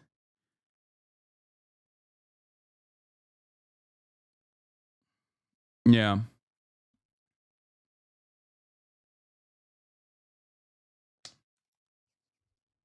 They do that every time. They literally brigade the comment section of every social media platform.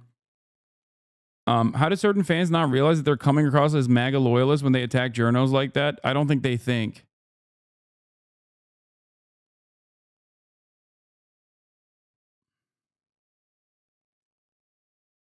That's what it is for the most part. There was also a Polygon article by Nathan Grayson, who's writing a book and wanted me to be a part of the book as well.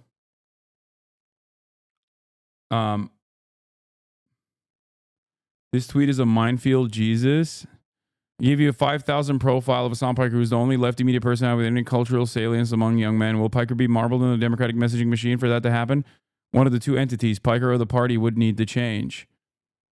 Yeah.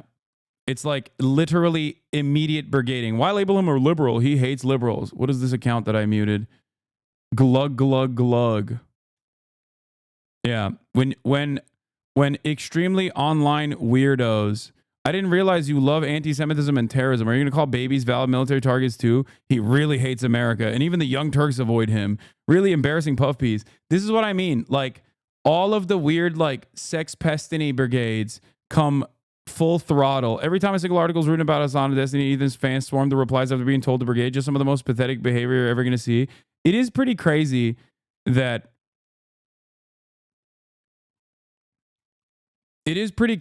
like, they actively do this. And it's funny because like I don't think they realize that doesn't cause the journalist to go, Oh, wow. Well, I've never been harassed before by people who hate the person that I wrote a profile on. They think that journalists exist in this like separate landscape, that they don't have any political opinions of their own, that they're simply oblivious to the ways in which like internet harassment and brigading occurs. Journalists, more than anybody else, know this reality. So when you do stuff like this, you only make your favorite content creator look like a fucking asshole. Okay? I don't know why people don't recognize that. Like, they think that they're doing a good thing to make their favorite content creator happy when they engage in this sort of behavior, but all they end up doing is they frustrate the journalist who obviously is aware of the way brigading works online. They're fucking journalists. They've been doing this for a very long time.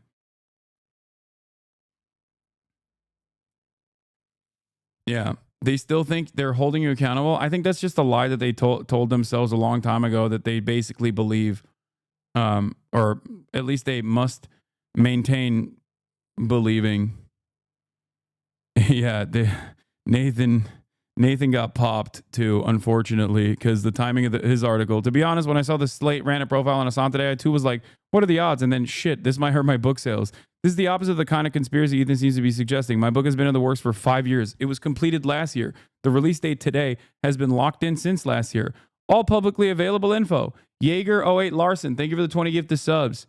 Polygon ran that excerpt today as a rant of a promotional rollout, which I've been planning for months. And of course, I talked to Hasan, in addition to at least 100 other streamers, for the hook, because he's one of the most notable people on the platform. Yeah. My professional opinion on Nathan is that he needs to chill the fuck out. Anyway. Poor Nathan.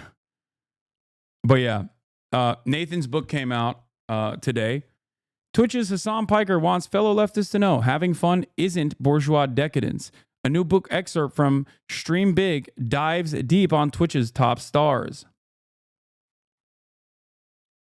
Games journalist Nathan Grayson, founder of Aftermath, where he also currently works as a reporter, has a new book out February 18th, which is today, that spotlights 9 different Twitch creators, their fandoms, how they got their start, and the culture of live streaming that surrounds each of them. You can read an excerpt below of Stream Big, the triumphs and turmoils of Twitch and the stars behind the screen, focused on Twitch streamer Hasan Piker, reprinted with permission of Atria Books and Simon & Schuster. All rights reserved. Despite a career focused on United States politics, Piker spent most of his childhood in Turkey, and despite popular misconceptions about the intent of political ideology, he feels no need to mythologize himself as the main character of a rags-to-riches tale, or a rags-to-rags tale, as critics regularly posit should be his ultimate goal. Instead, he says during a December 2022 interview from his home, he grew up relatively affluent in Turkey after being born in the United States. A switch from private to public school in 4th grade opened his eye to the cruel realities undergirding modern society. I saw the gardener's kid going to the same school as myself, right? And I was like, holy shit, these dudes are not living the same way that I am. I was taking this for granted, Piker says. And that is where I started realizing that there was something weird about the way we existed on this planet. Other bits and pieces of a childhood in Turkey further informed Piker's nascent political views.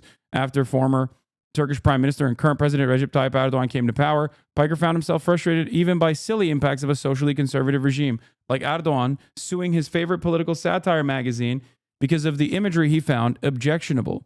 I thought that it was unacceptable for someone in a position of power to do such a thing, Piker says. During his early years, Piker's parents would bring him on summer trips to America, but it wasn't until college that he moved to the United States. This proved to be an eye-opening experience on several levels. He was so shocked, says his mother. He said, I can't believe these kids, Mom. They're bored. They had everything that all these people around the world would dream of, and they were bored. The more Piker observed, however, the more he realized the problem wasn't the people. It was that this supposed land of plenty was not providing for those with less. The American healthcare system, he says, ultimately served as the final rung on his ladder to leftism. I grew up in a different part of the world where I saw not the immediate impacts of American imperialism, but the secondary shockwaves, Piker says. But then seeing that this service that should be afforded to every single person unconditionally was paywalled, it really was insane. That was definitely the final straw for me to really tilt over in the anti-capitalist direction. And so Piker embraced socialism, a political ideology that encompasses a wide range of social and economic beliefs, but which fundamentally argues that workers or a central governing body should control the means of production, aka buildings and tools that create basic necessities, goods, and services instead of private companies, which generally prioritize profits above all else. Socialists like Piker believe more of the benefits of collective labor should be going to individual workers rather than companies and bosses who rarely, if ever, do the lion's share of the work. Socialists in the United States are often critical of both the Republican and Democratic parties, both of which they argue continually prop up corporate interests, even on rare occasions when their rhetoric suggests otherwise. Proponents of socialism often push for socialized systems like universal health care and a universal basic income, arguing that a society truly for and by the people should meet everyone's basic needs. Piker's path to Twitch was a little more circuitous than his one to socialism. He grew up playing pirated video games in Turkey, where legit copies of big hits were hard to come by. For a time, games functioned as his North Star. He regularly drew video game characters and aspired to become an illustrator for a video game developer. But Piker went on to abandon that hobby after his first year of college. Even during his self-described normie years, however, he maintained a familiarity with the gaming space. After college, Piker ended up getting a job with the Young Turks, a progressive-leaning online news program founded by his uncle Cenk Uygur. Around this time in 2014, a right-leaning reactionary movement within video games called Gamergate began to take off on platforms like Twitter, Facebook, and YouTube. Piker, who was producing leftist commentary videos for the Young Turks, found himself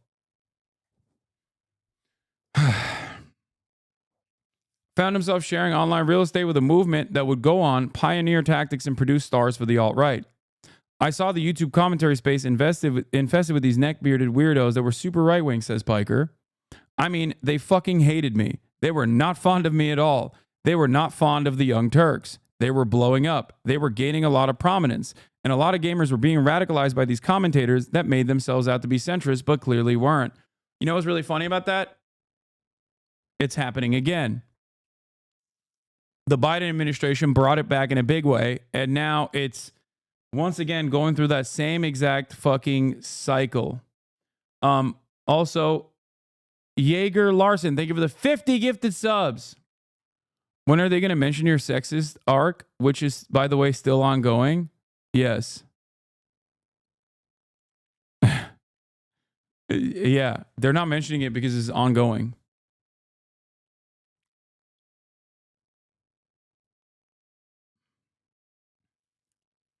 Hype Train, level 5. On the other side of the political spectrum, Piker was finding success with a Facebook show he'd created called Breakdown, in which he took a punchy, crunchy approach to analyzing buzzy topics like millennial entitlement and Trump's Muslim ban. But after a while, he began to feel he was hitting a ceiling. Piker is kind of irrepressible, I think is the right way to describe it, says Uygur, Piker's former boss and current / always uncle. As soon as he's doing great on Facebook, he's thinking, oh, I got to expand to a different thing that will give me a different skill set and bring in new eyes. Piker largely concurs with that characterization of events, with the caveat that his uncle's company wasn't paying him enough. They basically got other hosts on Breakdown instead of giving me more money to work with, says Piker. I had no control over that, and I felt that I was always going to be in my uncle's shadow no matter what if I stayed there. And I wanted to get better at speaking off the cuff because I was horrible at it. Piker wanted to build a living, breathing community, one united around his principles. He felt that in order to accomplish his goals, he'd need to meet people where they were at, not where po-faced political scholars wanted them to be. I wanted to show people authentically that you can be leftist and have fun, says Piker. It doesn't have to be about constantly woke scolding people and appearing as the biggest joy killer, as though having fun is actually bourgeois decadence. Others who followed in Piker's wake, like a smaller leftist Twitch streamer named Mike from PA Bayer, see this as a core element of his appeal. Piker is, in his person, a refutation of a lot of the stereotypes of the left, right? He's large, strong, attractive, funny guy who you want to be friends with, but he also has the values of the left, says Bayer, who was previously collaborated with Piker. He can just refute in himself a lot of the stereotypes about soy boy, blue-haired cringe, you know? The idea that if you vote for the liberals, they won't let you laugh at jokes. He just refutes all of that instantly. Marcus DJ Wheat Graham, a streamer since the earliest days of the medium and a broadcast journalism major before that, sees in Piker a continuation, not just of irreverent political pundits like Jon Stewart, but also shock jocks like Howard Stern. Piker is unafraid. I don't even remember this glazing session. What the fuck? Yeah, it's now in a book. Mike from PA Bayer. Like, it's not just in an article. Understand, chatters, that this glaze is literally written in print in a Simon Schuster publication. Okay? It's literally in print. It's in fucking print. They didn't even get your username right, which is even funnier. Okay, it is literature. It's permanent. It will never go away.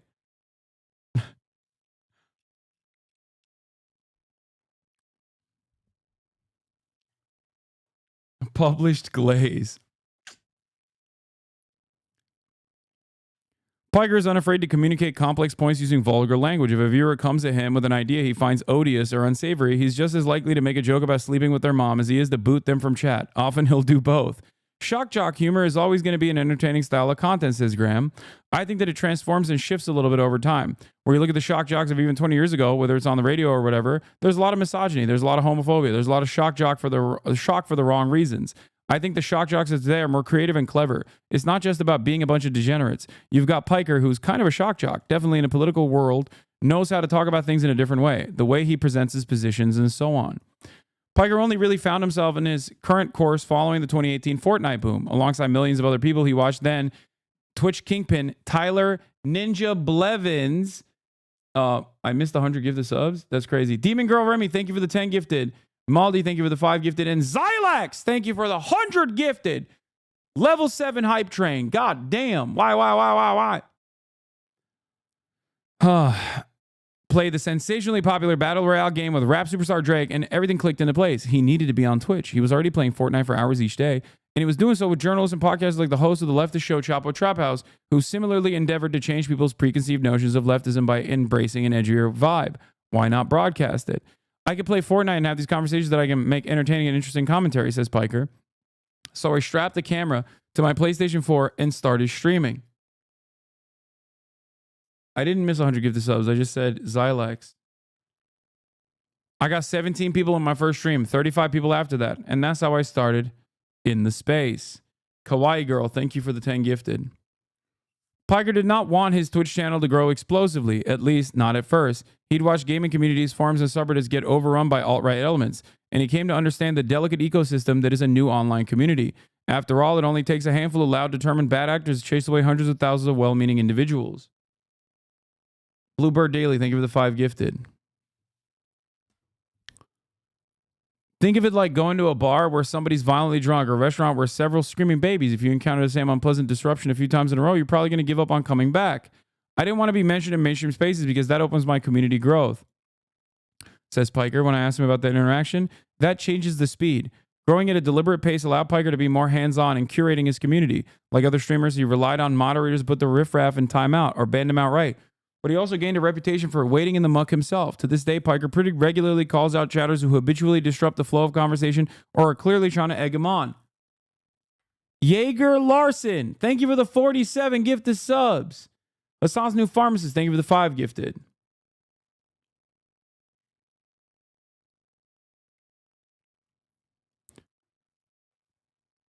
Consistently making examples of the worst, he believes, has allowed him to create an environment in which he's able to actually engage with chat, unlike many other streamers of his size.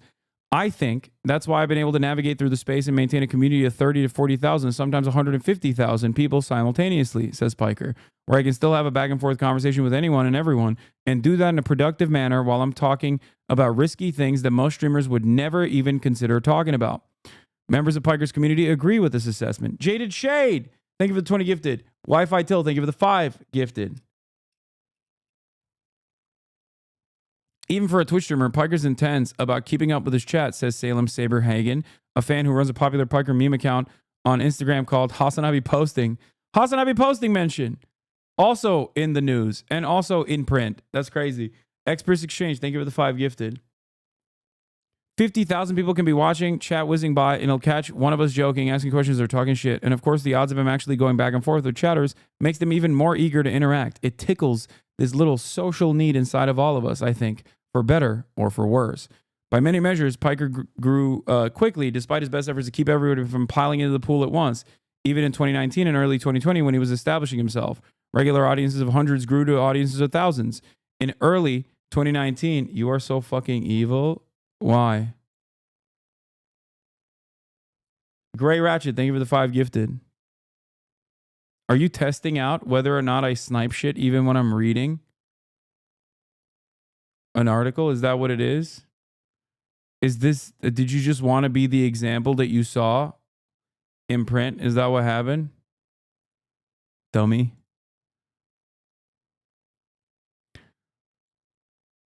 Before long, Hasan Scamcoin, thank you for the 5 gifted subs. Cap Dre, thank you for the 10 gifted subs.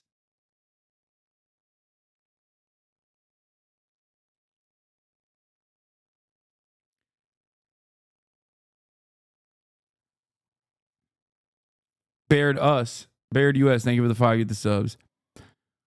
Before long, Piker and the Young Turks came to what Uyghur calls a mutual decision to separate due to both Piker's desire for independence and the potential for his unconstrained commentary to be associated with the Young Turks. Working outside the bounds of mainstream media, but still running a more traditional network than Piker, Uyghur now believes that his nephew's ascent was inevitable. The Young Turks were not as large as mainstream media, but we don't get the same leeway as Piker because we still have to be cognizant of advertisers generally and other companies. When you're a one-man shop on Twitch, you can say not only the things that are true like we do, but you can say it in an irreverent way that audiences and especially young audiences connect to. And so a guy like Piker was bound to arise. He's just particularly adept at it. So he was the perfect guy for the perfect time. Quick Draw Dan, thank you for the 10 gifted. By the time 2020 rolled around, Twitch audiences began to regard Piker not just as a worthwhile follow, but as indispensable viewing. I did look like a caveman back in the day. It's crazy how I went on for so long looking the way I did.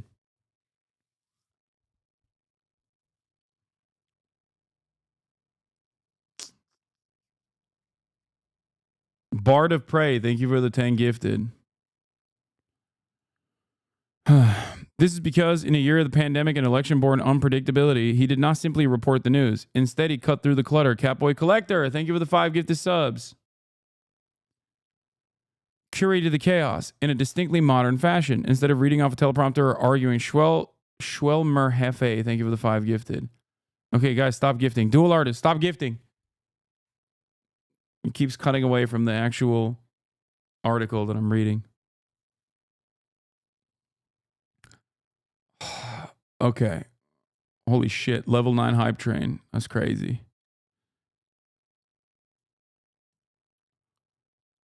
Curated the chaos in distinctly modern fashion. Instead of reading off a teleprompter or arguing with talking head. Tizzy Hustle, thank you for the 5. The Jeans, thank you for the 5. Dual Artist, thank you for the 5 gifted.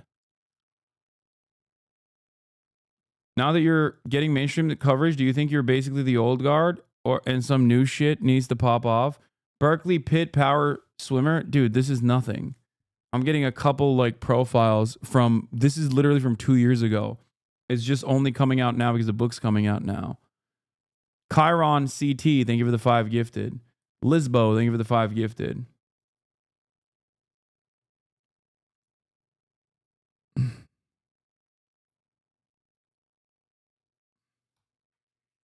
The Sov, Cape Sierra, thank you for the 10 gifted. Arania, thank you for the 5 gifted. Demon Girl Lemmy, thank you for the 10 gifted.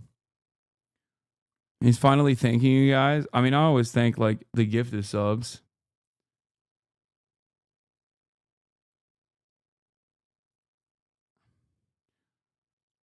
Yeah, I've had NBC and New York Times profiles. The Slate article does not put me in the old guard camp.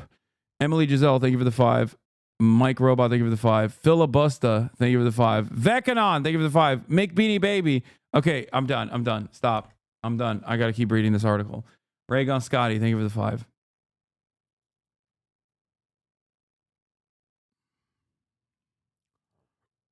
Instead of reading off a teleprompter or arguing with talking heads, he pulled information from a variety of sources, web browser bristling with links to breaking news on Twitter and YouTube, as well as networks like CNN and Fox News. He used the same tools any of us might have access to, and viewers saw what he was, his web browser, a chat panel, and a video feed of Piker himself. There was nothing fancy about it, but that was part of the appeal.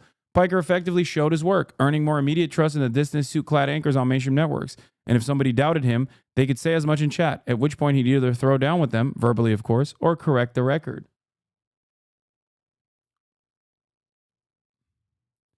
As Vice put in a piece about Piker's coverage of the 2020 presidential election, while your parents were most likely watching CNN's John King tap around the electoral map on a giant touchscreen, Piker sorted through exit polls and early reporting the same way I did, clicking frantically between tabs of different news sites, YouTube streams, and various chats. Last night, I watched Piker and his guests play for time as he clicked on the wrong tab in his disorganized browser at least 3 times. I saw myself and the way that I engage with politics and the news, in not just Piker's political opinions, but the way he uses the internet itself. Piker is able to identify and discuss that politician's tweet, the way that reporters analyze the news and comment on it in articles and on social media, and the raw polling data in a way that helps explain our current moment. And he does it in a way that makes politics legible and understandable, even at its most cruel and confusing. Baier believes old news media institutions are crumbling away precisely because they fail to take advantage of the sorts of tools to which Piker and himself have access. If there's breaking news, I have 4,000 people watching in chat, says Baier. Someone could bring me official stuff right away. I can also take that information that people are getting to me and try to teach my audience how to be less susceptible to fake news, to be skeptical, and how to interpret information and look at sources and who's saying things. And so I think the generation gap is the biggest reason that old forms of media are dying, because they don't take advantage of the opportunities and they don't provide the interactivity, which I think the younger generations want from their content. By the way, Michael from Pennsylvania said this again, and I repeat, 2 years ago. Okay?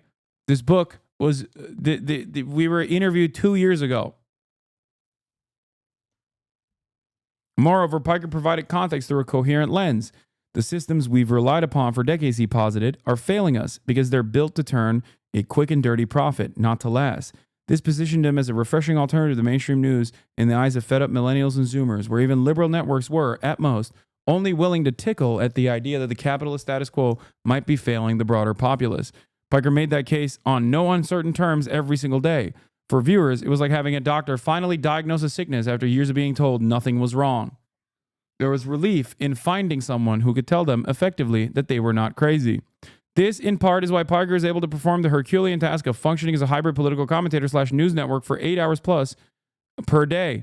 The principal characters might change, but the underlying causes of America's biggest problems remain the same. This is something I say all the time. Anonymous Gifter, thank you for the gift, 6 gifted subs.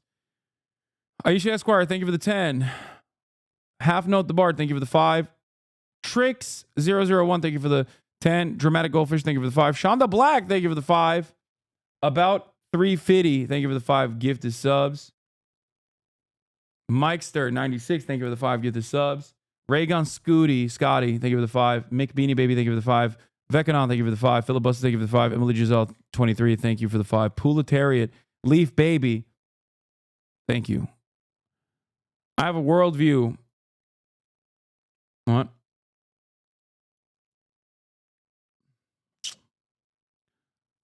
Whispers, thank you for the 10. I have a worldview and a foundation that I've built on what I believe in and what I want to say about any particular subject. The way things are in America and all around the world really is that these systems of oppression don't necessarily change. Sometimes I'll pull up a video from 2016 and I'll be like, this is the exact same thing I said in 2016 about abortion. And unfortunately, it's still the exact same thing I would say about abortion, police brutality, labor rights, wealth inequality, you name it. None of those issues have been solved. So I already have a lot of things that I've said and a lot of things I believe that I find myself repeating. This is not to say Piker is infallible, nor does he regard himself that way. He regularly tells viewers that he's just a normal guy, that if he can grasp a concept, anybody can. The rest is a collective effort. In some cases, he leans on his chat.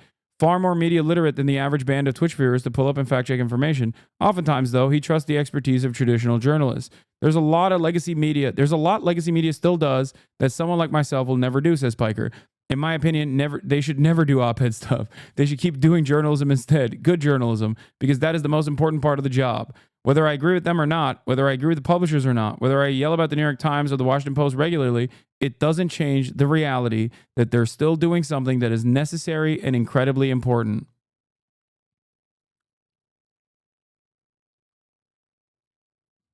The book is called The Triumphs and Turmoils, Twitch, and the Stars Behind the Screen. Longtime games journalist Nathan Grayson sits down with the biggest stars of Twitch, creators who help make the platform into a billion-dollar global business.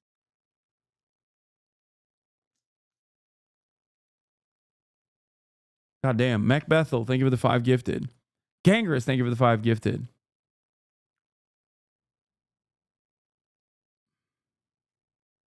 Obligatory Hasan. Glaze, okay.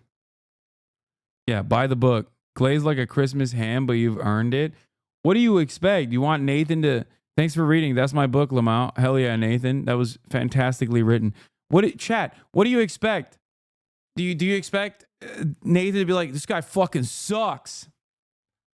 He sucks. He sucks ass. He's a bad guy. I've been watching him for years, but I think he sucks. You'll be like, everything's glazed, man. It's not just glaze. It's literally glaze in a literary format. It's a little different, you know? When it's in print, it's different. Explain why he didn't call you a terrorist. Yeah, my own community loves constantly complaining. Like as though they love LARPing as though they're haters. Draco, Swagley, about 350, thank you for the 5 the subs. My own goddamn community loves complaining as though they love LARPing as though they're haters. It'd be like, why isn't he saying you love terrorism in the book? Fuck you in your house. You should be living naked in homes in a fucking barrel like gay Diogenes. Why am I not just straight Diogenes? Why do I have to be gay?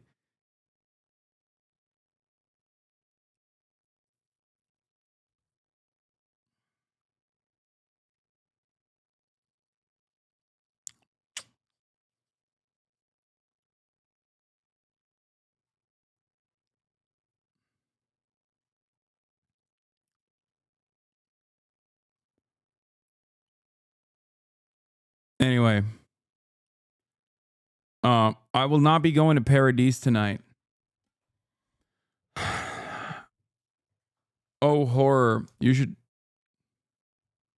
What? Oh, the horror. You deserve to be called an anti-Semitic terrorist supporter, Russian plan, or at least commie tanky. Why doesn't he call you any of those things? Lies?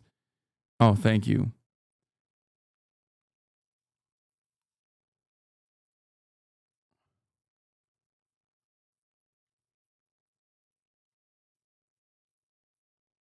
Anyway.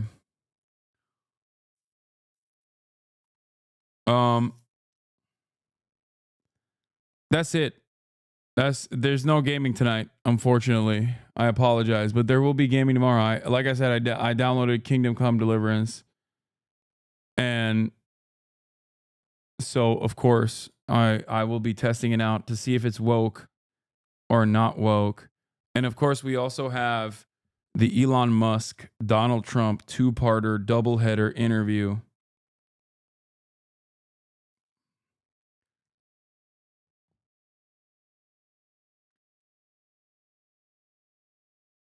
The article said you were a gamer. That was a lie. Yeah. There's there's more articles too. There's more media stuff to come. I suspect down the line. I mean, I did the funniest thing about the Slate article is that like it came out a lot faster than all these other articles that have been in motion for like months. Since immediately after the election. It takes a long time for major publications to make stuff, you know? To put stuff out there.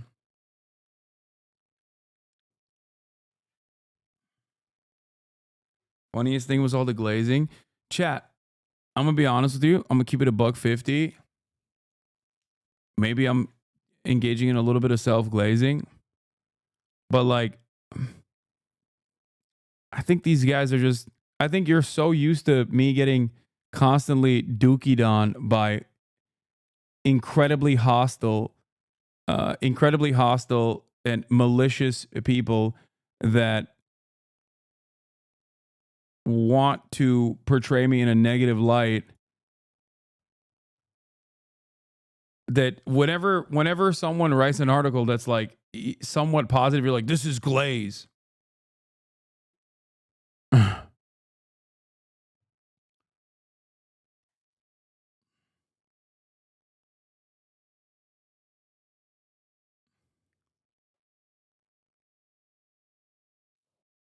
To be fair, I also with the except like this is what keeps me. It's just so funny to see the way you're regarded by real political figures and compared out to the delusional fantasies of your obsessed haters, and they're just crashing out constantly. I know, but I look. I will always repeat the same thing over and over again. I wish everybody well. You know, I have no enemies. I just want people to be happy because I do truly believe that if you achieve happiness, if you achieve fulfillment, if you are truly fulfilled, okay, with what you're doing, you will not be crashing out this much. Like that's That's not like a message for any individual person either. It's a universal message.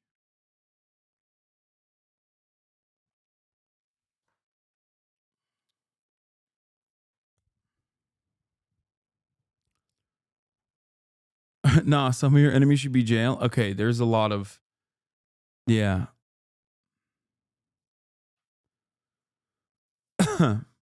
But that's not my fault. You know what I mean? They're doing that to themselves.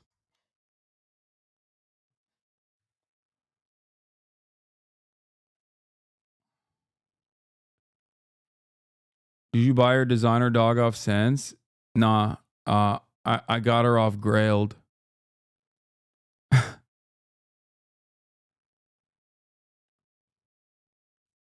I went to Grailed.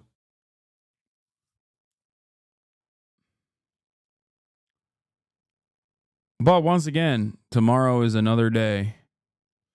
Jedi Hi, thank you for the 10 gifted. In Rainbow 09, thank you for the 5 gifted.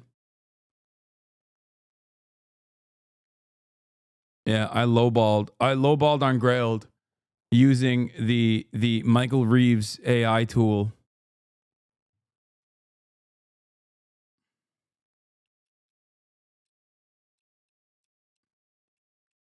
Does more of these articles get you more prominence with normies in the world? Maybe. I don't know. Probably.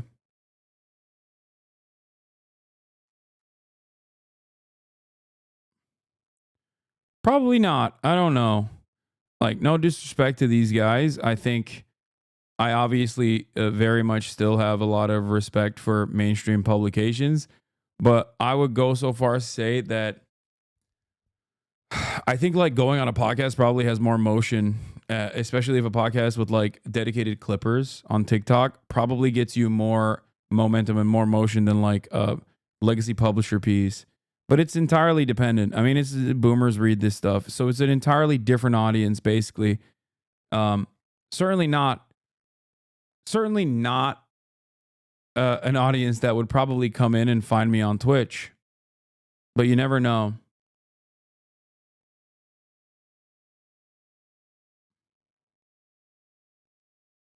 But also, articles like this, including podcast appearances that I make, are good because you can show your friends in a very easy to consume format, like kind of what I'm about. You know what I mean? That's the way I see it. Like, because there's just so much like nonsense on clips and shit on Twitter. It's a very easy way to cut through that noise to be like, yeah, all of that's bullshit. Here, read this article instead. Does that make sense?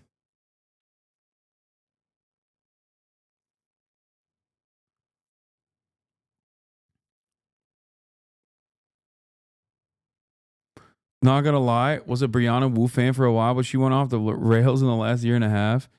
Many people did, but it's funny to openly admit that you were a Brianna Wu fan. Like, I respect you for that courage. This is how that goes? What is this? Hey, so I'm a normal, not terminally online person, but even I've noticed that the mainstream media is basically doing nothing but capitulating to the right. So what have you been watching to kind of stay updated and get some analysis? Shit. So there's a Twitch streamer named Hasan Piker. He's openly socialist and left-leaning, has a background from the Young Turks before he started streaming. Hey, I'm swearing off bussy, okay? Dude is on like 8 to 10 hours a day, every day, so you can pretty much always catch him. Okay, you guys. I don't agree with everything he says, but I certainly agree with more than I disagree with, and even if you don't agree with it, you can at least understand his point of view. It's a well-thought-out analysis. Yeah, I am being patronizing. I don't know who the f you are, and you're over here chirping all the way from fucking London. Right after the election, a lot of people were saying that he was going to be the Joe Rogan of the left, and I think he does represent a pretty healthy alternative to traditional masculinity. You go to the gym, you're gay. Sounds good. I'll check it out. Thanks. Yeah, well, let me know how that goes.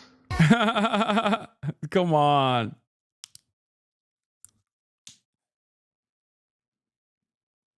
Dude, that was so fire. Yeah. I think I've watched it before. Yeah, I've reposted it already, so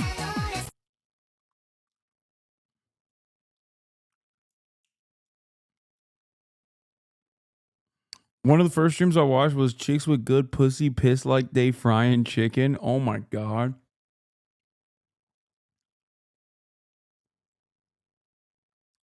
Those articles also tend to ignore you bought one of the world's most expensive cars in a giant Hollywood mansion, showing you as actually a terrible person, to be honest. That means I'm not going to play video games. Stop trying to bait me into reading your fucking stupid ass comments, okay? Fake gamer. I think it's 50-50. You get love and hate. Those giving you hate are much more obsessive, so 10 haters feel like 100. I don't even think it's 50-50. In the real world, it's 100% no haters whatsoever. Online, it's not even fucking 50-50. It's definitely grown in recent years, I would say, with like more liberal adjacent communities becoming way more aggro. Huh.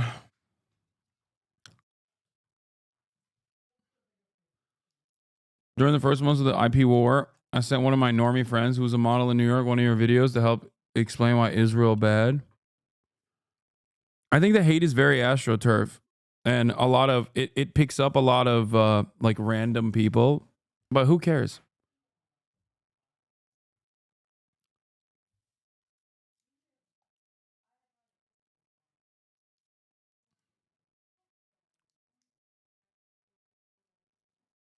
Anyway, oh, look at that.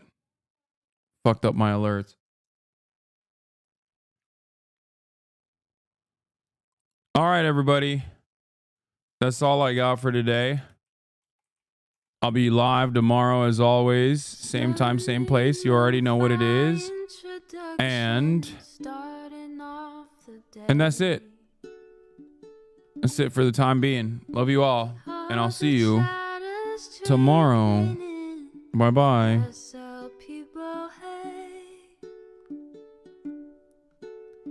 Sunny Los Angeles, California, says Hasan. The starlock to the starlock to the topic just begun. There he is again, Hasan is streaming. Hasan is streaming. There he is again. Hasan is streaming. Hasan is streaming. Review in the P.O. box. Uncle Uger's face. Sad in Discord at your prop. Great names take embrace. Tiny Bernie Sanders, LGBTQ Air Force. The whole left at your fingertips, Ane at your door. H3 crowded debate, the Young Turks online show.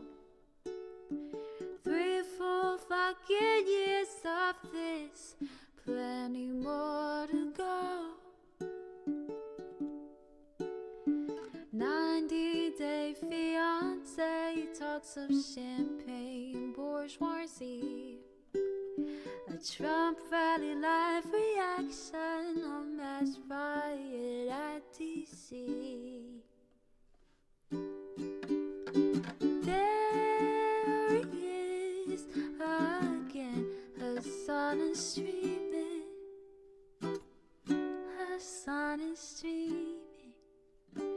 There he is again, Hasan is streaming. Hasan is streaming. Reading live stream fair comments, Austin show chat advice. And all the ways the right-wing pipeline can suck you in online. JCS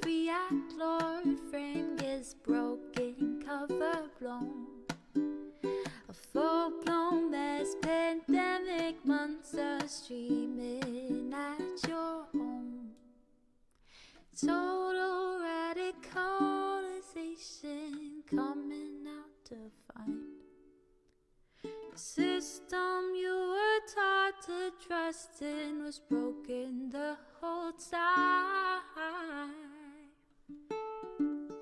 All these daily streams, whether big or whether small, have helped me and so many find the meaning through it all.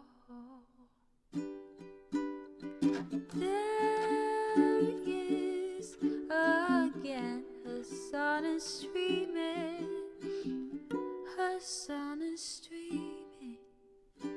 There he is again, Hasan is streaming, Hasan is streaming.